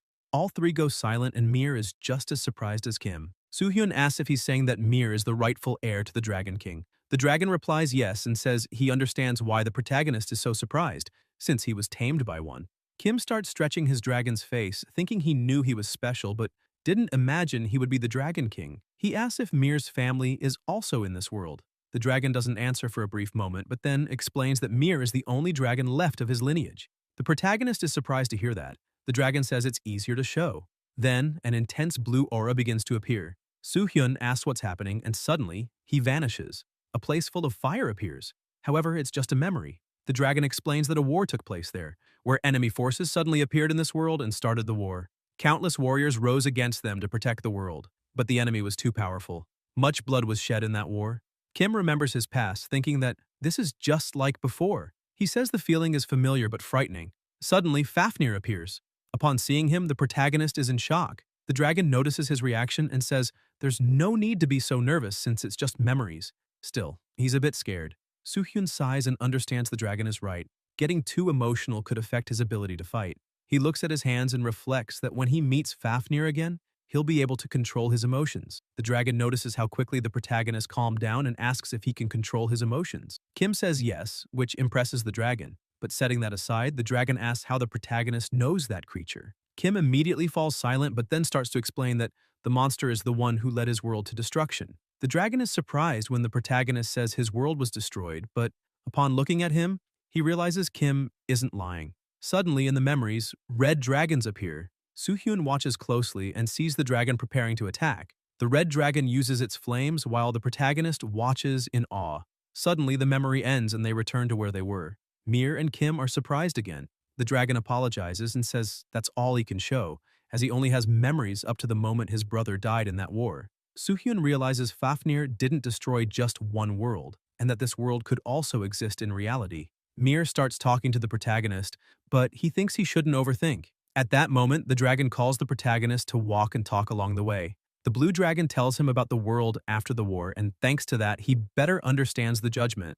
The dragon says that in the end, all the red dragons died and the world ended, but dragons weren't extinct. There were others like him who survived the war because they were hibernating, and when they woke up, they began to reclaim their world and bring life back to it. However, the war didn't end. The being who led the monsters disappeared, but many monsters still remained in the world. As a result, they were able to reclaim only a portion of the land, and now this has become their home. After arriving, the dragon begins to transform into a human form. He says it's much better this way, and seeing that, the protagonist realizes he's seen polymorph magic before, but never someone turning into a human. So he asks if it's more comfortable being in human form. The blue dragon explains that in his dragon form, he's very heavy, and unless he's hibernating, the human form is better, even if it requires more mana. He shouts for the gates to open, and immediately the gates begin to open. The blue dragon warns that they probably won't be welcomed there. The protagonist understands since it's not every day a human enters the dragon city. However, the blue dragon explains that's not the reason. He looks at Mir and explains it's because of the red dragon. Soo-hyun is surprised, but even so, the dragon begins to enter, saying they'll see. The protagonist looks at his dragon and is speechless, but still decides to enter too. This is the dragon village, where many dragons of various colors and species live. While walking there, the protagonist says that instead of feeling like a dragon village, It looks more like a human village. The dragon explains that it's because they realized it was more comfortable to live in human form, and that's why they started living that way. Soo-hyun says he understands and notes that there don't seem to be many dragons around. The blue dragon explains that after the war, only 50 dragons survived, and that since then, their numbers have grown to around 500. Suddenly, another dragon with green hair appears behind them. He calls the blue dragon Elder. The Elder gives a slight smile and says it's been a while. This boy is named Siegfried, and he's impressed to see that the Elder Dragon Blanc is there. Siegfried says it hasn't been that many years since he left and asks if he slept well. Blanc explains that he woke up halfway through because of that man, pointing at the protagonist. The green dragon is surprised and asks if he's human. Suddenly, he notices Mir and calls him a traitor. Annoyed, he asks why a descendant of the red dragons is in the city. Blanc asks if there's a problem, emphasizing that this is a place where anyone from the family is allowed in, and explains that, as for the human, he can vouch for him personally. The boy is furious and says he doesn't care about the human, but that the descendants of the king abandoned them. He says he knows Blanc denies it, but the red dragons are traitors. Siegfried begins to glare at Mir until, suddenly, the protagonist steps in front. Siegfried asks if the human has any complaints. Kim, irritated, starts saying he's scaring his companion and asks if he should restrain himself. Right after, he reaches his hand toward the boy and Siegfried instantly backs away. However, he doesn't know why he did. Soo-hyun laughs, saying he just raised his hand and yet Siegfried tried to escape, mocking him by saying he's more cowardly than he looks. Siegfried begins to release his mana, claiming he's not afraid of a mere human and says the situation is ridiculous. The protagonist doesn't back down and releases his mana as well. The boy gathers energy, saying he'll turn Kim to ashes, then fires a powerful attack at him. Soo-hyun looks at the attack and says he'll send it back. He prepares and launches his own attack. When the attacks collide, Siegfried's power vanishes while Kim's continues forward. The boy is shocked that his breath disappeared, and seeing the attack approaching, admits he now understands why he backed away. It really was fear. Suddenly, an explosion occurs, and Siegfried defends himself, but is surprised he's not hurt. Blanc had stepped in front of the attack and blocked it completely. He tells them both to stop and says he'll overlook the recklessness. He tells the green dragon to leave, saying he disturbed his guest. The boy tries to argue, but the elder interrupts and says he knows there are those who are waiting for the descendants of the Dragon King, just like himself. With a terrifying look, he asks if the boy can handle them. Siegfried is startled but says he'll report the incident to Lord Karn. With that, he jumps away across the rooftops. The protagonist says he has a question. He asks why Mir is being called a descendant of traitors. Blanc sighs and explains that in today's world, red dragons are stigmatized as traitors. Red dragons have the ability to cross dimensions. However, according to the orange dragons who fought in the war back then, the red dragons abandoned their dragon comrades and fled to another world. The elder says some don't believe those testimonies, himself included, but most dragons, especially the young ones, believe they are traitors. The protagonist asks if it's ever been proven they were traitors, but Blanc replies, no, there are only testimonies. Suddenly, another person appears asking if even an elder still refuses to believe them. This is Karn. Both he and the green dragon leap from a building and land in front of the protagonist and Blanc. The blue dragon says that if he's here, that means he doesn't even finish the sentence before lights appear and several other dragons emerge from them. Many others arrive at the scene, and what surprises the protagonist is that they can use a rare ability called teleportation. He notices that some people are on the elder's side. Not only Karna's allies showed up, Kim thinks maybe it's because they're yellow dragons, but the energy they emit is different from the green dragon earlier. One of the yellow dragons asks if that's the human who came with a descendant of the Dragon King. Another says he's simply a relative of the traitors. From the protagonist's side, someone tells those dragons to stop spreading unconfirmed claims and not to get angry for no reason. Carney raises his hand and tells everyone to stop. The protagonist thinks that no matter how incredible the yellow dragon's energy is, Karn is still the strongest. Karn steps forward and questions what right they have to be there, since Mir is from the family of traitors. Meyer gets scared and makes some noises. Karn starts laughing, mocking that the amazing descendant of the Dragon King is an idiot who can't even speak. Hearing that, Mir feels ashamed and starts to cry. The man continues, saying all he can do is earn others' sympathy through tears. Blanc warns that descendants of the Dragon King develop more slowly compared to other dragons and that it doesn't take a genius to realize that this dragon is still a child. Meanwhile, the protagonist gets angry and says that first it was the green dragon and now these others. Then he asks why they keep making Mir cry. The dragons, feeling that terrifying energy, begin to fear him. Even Carney wonders if that's really the power of a human. The protagonist's eyes are already filled with rage as he demands to know how Carney confirmed the red dragons betrayed their kind. Carney responds that he witnessed it, and yes, he saw them abandon the others. Kim then says that means he can't actually prove anything. He also adds that while he can't interfere in dragon matters, he warns that Karn should take that to the red dragons who abandoned them. Karn doesn't understand what he's saying. Then Kim explains that this child wasn't the one who abandoned anyone, yet he's being treated with hostility. He asks if it's just because of his bloodline and tells them to be ashamed of themselves. Karn asks what relationship he has with the dragon to be so angry. The protagonist approaches Mir and says they're family. At first, Karn stays silent but then laughs, saying it's interesting, and admits that indeed this dragon has no connection to the past incident. However, he says that the chains of hatred can't be broken so easily. Soo-hyun asks what he's trying to say. The orange dragon explains that he's going to give him the chance to repent. He emphasizes that they are currently at war to reclaim the Dragon Pearl Forest. That way, not only will he repent, but all dragons will also recognize Mir as a red dragon. Hearing this, Blanc gets angry and shouts that he might as well be sending them to die. The orange dragon says he's not forcing them. The choice belongs to the human and the red dragon. The protagonist thinks for a moment and agrees. Blanc calls him an idiot, explaining that he doesn't know what kind of place that is. It's a land where the strongest monsters gather, and even they, the dragons, have tried to reclaim it several times and failed every time. A human going there will die instantly. Soo-hyun says that level of difficulty is perfect to crush the egos of all those dragons. Sometime later in that forest, the protagonist is already prepared to enter. He calls for Mir and begins to step in. Suddenly, the blue dragon grabs his arm and asks him not to go. He warns that, as was said before, this is no ordinary place, and mentions that there are still dragons who believe in the red dragons, even if they are rare. But the protagonist tells him not to worry. He'll make sure to come back alive. And so he leaps with his dragon and heads into battle. Right from the start, he encounters several creatures waiting for them. Seeing that, Soo-hyun laughs and says it reminds him of the old days. He immediately draws his sword, preparing to attack. With just one strike, he defeats a monster, but is surprised by another one, attacking from behind. He begins to release his aura and uses the power of the third eye, and once again, with a single blow, he slices the monster in half. He thinks that doing it this way will use less mana and allow him to defeat the monsters in a more efficient, refreshing manner. Wherever he goes, monsters fall lifeless. After finishing them all off, he looks at his sword and says it was expected, since Balmung is a very good weapon. Meanwhile, in the Dragon Castle, someone asks Karna if he's really going to let those two be, and says he can't forgive them. This person emphasizes that he can't imagine a descendant of the Red Dragons, who abandoned their own kind, being recognized as the Dragon King's heir. This man says that the people who agree with him are already prepared, and if Karni allows it, he'll deal with the Red Dragon and the human right away. Karn tells him not to worry and says that Turtle lives in the Dragon Pearl Forest. The Titan Turtle has already defeated dozens of dragons, and even Karn nearly died. Ralph is shocked and asks if it's really that strong, but adds that the human they saw in the village seemed very powerful too.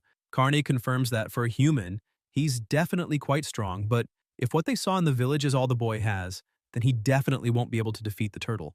Back to the protagonist, he receives several system screens showing he's earned some achievements and a lot of points. He looks at them and notices his stats are rising quickly. He assumes it's because of the trial and his concern for Mir. He then pats his dragon's head, saying that after a while he stops seeing any monsters. Suddenly a pressure fills the area.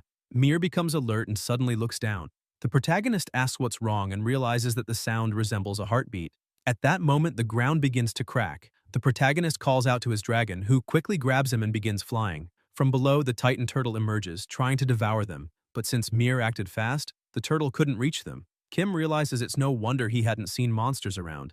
They were in the turtle's territory. The Titan Turtle survived the war that Blanc showed last time, and for that reason, the protagonist assumes its defense is exceptional. However, something seems odd since he knows Titan Turtles aren't originally territorial creatures. He then wonders if it's protecting something. Suddenly, he notices something. Mir is acting aggressively and shaking a lot. Soo-hyun wonders if he wants to fight that thing since he's not usually so aggressive. Noticing this, he thinks it might be related to the Dragon King that Mir is sensing. Soo-hyun then understands that the turtle really is protecting something, the Dragon Pearl. He gets ready and calls his dragon to attack. The two head straight toward the Titan, directly into its mouth. But at the last second, Soo-hyun jumps off his dragon and prepares to strike the turtle. He manages to land several slashes on it. Kim tells his partner it's his turn. With that, Mir gathers a large amount of fire in his mouth and unleashes a powerful flame onto the turtle's shell. At that moment, the protagonist begins to fall but gets ready to strike again. When he lands on the turtle's back, he plunges his sword into it, calling to his sword and saying it's her turn now. Balmung begins to emit powerful energy with bolts and waves surging from it until a ridiculously massive explosion erupts.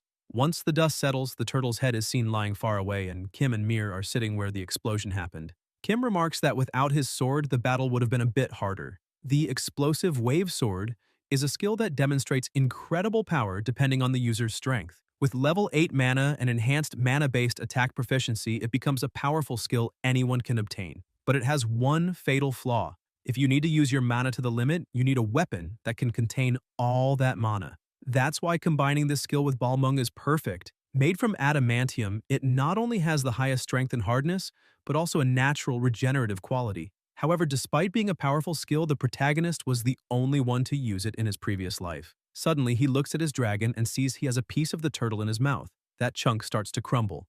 Meanwhile, in the dragon city, Blanc is on the wall. Carney arrives and asks if he's grown attached to the boy and the dragon in such a short time. The elder tells the orange dragon to leave, saying he's about to speak nonsense. Carney asks if he's still filled with suspicion toward him. Blanc responds that it's not that he doesn't believe him, but he still believes red dragons aren't the kind to do such a thing. The orange dragon turns and says that regardless of what the elder believes, his decision won't change. Annoyed, Blanc yells, but suddenly a massive explosion occurs on the horizon. The two stop to look and Carney thinks it's impossible. That's the energy of the Dragon Pearl. An elder begins to move out and transforms, heading toward the explosion. Carney watches and follows. He thinks it's impossible since the Dragon Pearl was definitely devoured by the Titan Turtle. But in his mind, he wonders, did that human really kill the turtle? Shortly after, Blanc spots the protagonist. The two begin to approach and transform into humans again. There, they see the protagonist holding the Dragon Pearl in his hands. Carney, seeing it with his own eyes, can't believe the turtle was really killed by a mere human. Kim mocks, saying it was quick. He then hands the pearl to the elder. Blanc begins to cry upon seeing that it truly is the Dragon Pearl. He adds that due to the ongoing war against the remaining monsters in this world and their constant losses, they had to settle for a single village. Every time he thought about it, he reflected on the need for a red dragon among them, or at least the Dragon Pearl. He explains that it is the treasure of the dragon race and that its very existence amplifies the dragon's power. If a red dragon uses it, they can even rule over nature. With a smile, the elder says that now that both have returned, this world is saved, and adds that it's all thanks to these two. After that, the dragons who sensed the power of the Dragon Pearl began to arrive, one by one. Those who had waited for the Dragon King, like the elder, were satisfied. Those who lived before the war shed tears of joy. And even those who had despised the red dragons were impressed by the pearl's power. Everyone smiled, except one dragon. Carney thinks that because of this, he can no longer push the red dragons away. He understands that the power of the Dragon Pearl can't be ignored, so he decides to come up with a plan. He approaches the protagonist, saying he didn't imagine he'd really be able to kill the turtle and recover the Dragonstone. Carney adds that they will accept the red dragon back into the species as a result of their contributions. Kim calls him shameless and points to Mir, saying it's time to reveal the truth. Mir begins to fly and use the power of the orb. The protagonist asks everyone to witness it. Suddenly, another red dragon starts to appear. Suhyun says that this is the leader-type dragon. The other dragons, seeing the red dragon, are stunned by the incredible pressure it gives off. Ralph calls out to Carney and asks who that dragon is. The orange dragon is speechless but recognizes the red dragon as Elid. All the others begin to shout that Elid has returned. Kim realizes that now, seeing that dragon again, he can say it's amazing. He then looks at his own dragon and wonders if Mir will become like that one day, though he's sure he'll die of old age before that ever happens. The protagonist recalls Hyunki saying he'll probably only live to around 100, while dragons live over 900 years. And that's why it would be better if his dragon could forget him for the remaining 900 years. Remembering that, he understands those words. He can't stay by his dragon's side forever. He thinks maybe it's better for Mir to stay here. Suddenly, someone asks to speak. A huge flame appears before everyone and transforms into a person, Elid. Elid laughs, saying he got himself into trouble trying to set the mood, and asks if they can feel the greatness of his presence and how it feels to see the great first descendant of the Dragon King. The dragons are shocked, thinking it's different than they imagined. Blanc smiles, saying he was always like this. Elid asks how they've been living, curious to know how things are since he died, but suddenly his expression darkens, and he explains that he was deeply saddened not being able to see it with his own eyes. However, regardless, that monster that appeared disappeared along with him to a world farther away from this dimension. Elid continues explaining that even though he and his fellow red dragons died, due to their souls splitting from overload, the same happened to that creature. Hearing this, the dragons begin to question whether he truly died and if the red dragons didn't actually flee far away. Blanc explains that this is resurrection sorcery. It's a high-level spell where the person's memories and thoughts are manifested, preserving the form they had when alive. In other words, Elid is already dead. Suddenly, a yellow dragon asks Karna what's going on. Elid asks how Karna is and says he hopes that child is leading his people well. He emphasizes that he didn't imagine the only person he could ask to care for his people after his death would be that child. Smiling, he apologizes to Karni and says he's sure it was a lot of pressure, that it was difficult, but even so, he believes in him. Before leaving, he says that in a distant future they will meet again. And after disappearing, he leaves his final words with the dragons. Blanc begins to grow angry after hearing the truth, that the red dragons are not traitors. He starts shouting, saying he's going to make Karne pay for his crimes of deceiving his people. Karne begins to laugh and questions whether the truth even matters since he was the one who led and saved everyone. He adds that he worked hard and dedicated himself to his people more than anyone else, yet they keep searching only for the red dragons. Karn begins gathering magic in his hand, saying that now he wants the Dragon King. He attacks, but the Elder quickly creates a barrier and manages to block the strikes. However, the barrier doesn't seem to be enough, since Karn is the strongest among the dragons. The Elder had assumed he could withstand the attacks with the Dragon Pearl, amplifying the power of the dragons nearby. But that also means Karna was empowered by the Dragon Pearl too. Blanc is no longer able to hold on until suddenly, Mir appears at his side holding the pearl in his mouth. He unleashes a fire attack that quickly hits Karn. Kim laughs and asks Karn if he wanted to become a king recognized by the dragons. But before he gets an answer, he says it's a shame, because the king has returned. Emerging from the dust, the orange dragon grows frustrated upon seeing the red dragon and tries to transform in order to flee. Blanc shouts that he's trying to escape and that they must not let him. But suddenly, the protagonist tells them to stop and, creating a lightning spear in his hand, declares that he'll take care of it. This is the dragon-slaying spear. The protagonist thinks that catching him with just the spear would be tough, so he adjusts the wave sword principles to avoid destroying the weapon. He throws the spear and it flies straight toward the orange dragon. Karna looks back and can't believe it. Nothing should be able to match his speed, yet the spear catches up and hits him directly. His body is completely damaged but begins to regenerate quickly. Karna understands it's a fatal wound, but thanks to the Dragon Pearl, he can recover. The protagonist says it's too early to feel relieved and tells him he's going to throw it again. Karni prepares to attack, as does Kim. The two unleash their attacks, and when they collide, a huge explosion erupts in the sky. Without wasting time, the orange dragon launches multiple attacks, but the protagonist and his dragon dodge them with ease. Soohyun tells Mir to buy him some time. He's going to finish this guy. Mir understands, prepares, and fires a flame attack, but Karna easily handles it. He says things would have been better if they had just disappeared and angrily attacks again, questioning why he had to come back, screaming that he is the Dragon King. But at that moment, Mir and Kim are cornered, and the attack hits them head-on. However, once the flames fade, the orange dragon is shocked because he saw his breath hit them. Suddenly, Mir starts to speak. He says he doesn't know much about kings, but the heroes he knows would never belittle others, and declares that he is not a hero. Soohyun says he spoke well. Karne is surprised and looking up sees the protagonist approaching, saying that he is not a hero. The dragon is completely terrified, screaming in fear and asking how he has so much power. Kim then strikes, and a massive explosion follows.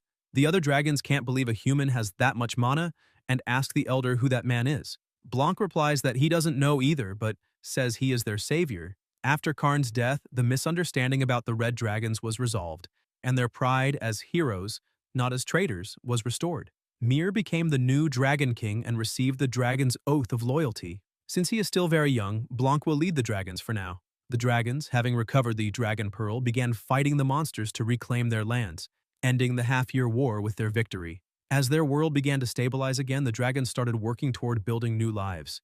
In the forest, Blanc says it's great that they're almost done. Siegfried says he's sure no one expected the Dragon Pearl forest could change like this. An elder agrees, saying they truly need to repay Kim somehow. Suddenly, someone arrives calling out. The man says he's disappeared again. Blanc is surprised as he had told him to rest and wonders why he loves hunting monsters so much. The he they were talking about is the protagonist, who's always out there looking for a fight. The reason he does this is because the conquest points he earns from killing monsters there are absurdly high, and so not hunting in that area would be a waste. He also notices that the test completion rate is at 99.98%, so he thinks it's best to return now, since the conclusion is almost finalized. He says that place was dark and gloomy when they first arrived, and points out that saving the world has its perks. A bit serious, he looks at Mir and wonders if he should stay there. After praising it, they return to the castle and enter through the window, but they're caught. An elder asks if they hadn't agreed to go monster hunting together, since it's very dangerous. Embarrassed, the protagonist apologizes. He enters the room and says he has to leave now. Blanc understands that he said he's from another world, but at that moment, the protagonist says he has a favor to ask. An elder promptly responds that he will do whatever he asks. So Kim turns to his dragon and asks Blanc to take care of him. At first, the elder doesn't understand what he means. Then, the protagonist explains that he thought about this constantly during his time there and says that his dragon will live far longer than he will. And when he imagines him alone after he dies, he thinks it would be better if Mir simply stayed there. However, Blanc refuses, saying he can't decide the path of the Dragon King and that this depends on the king himself. Suddenly, a system completion screen appears saying he passed the test perfectly and is in first place. Back on the 4th floor of the tower, another window pops up saying that the protagonist's resistance increased by 1 and his mana capacity increased by 1. In addition, he received 2 million conquest points. Shortly after, he enters a shop, and more system windows appear, showing that he received stat points with a bonus reward. Excluding mana, one of his attributes will be increased. He received the Dragon Pearl as a bonus reward. Dragon Appeal is being assigned to the Divine Beast, and his conquest points total 10,854,455. Kim and Mir are in the shop, and he asks for all the elixirs available. Guys, if you enjoyed the video, leave a like, comment, and subscribe to the channel so you don't miss new content. Thank you.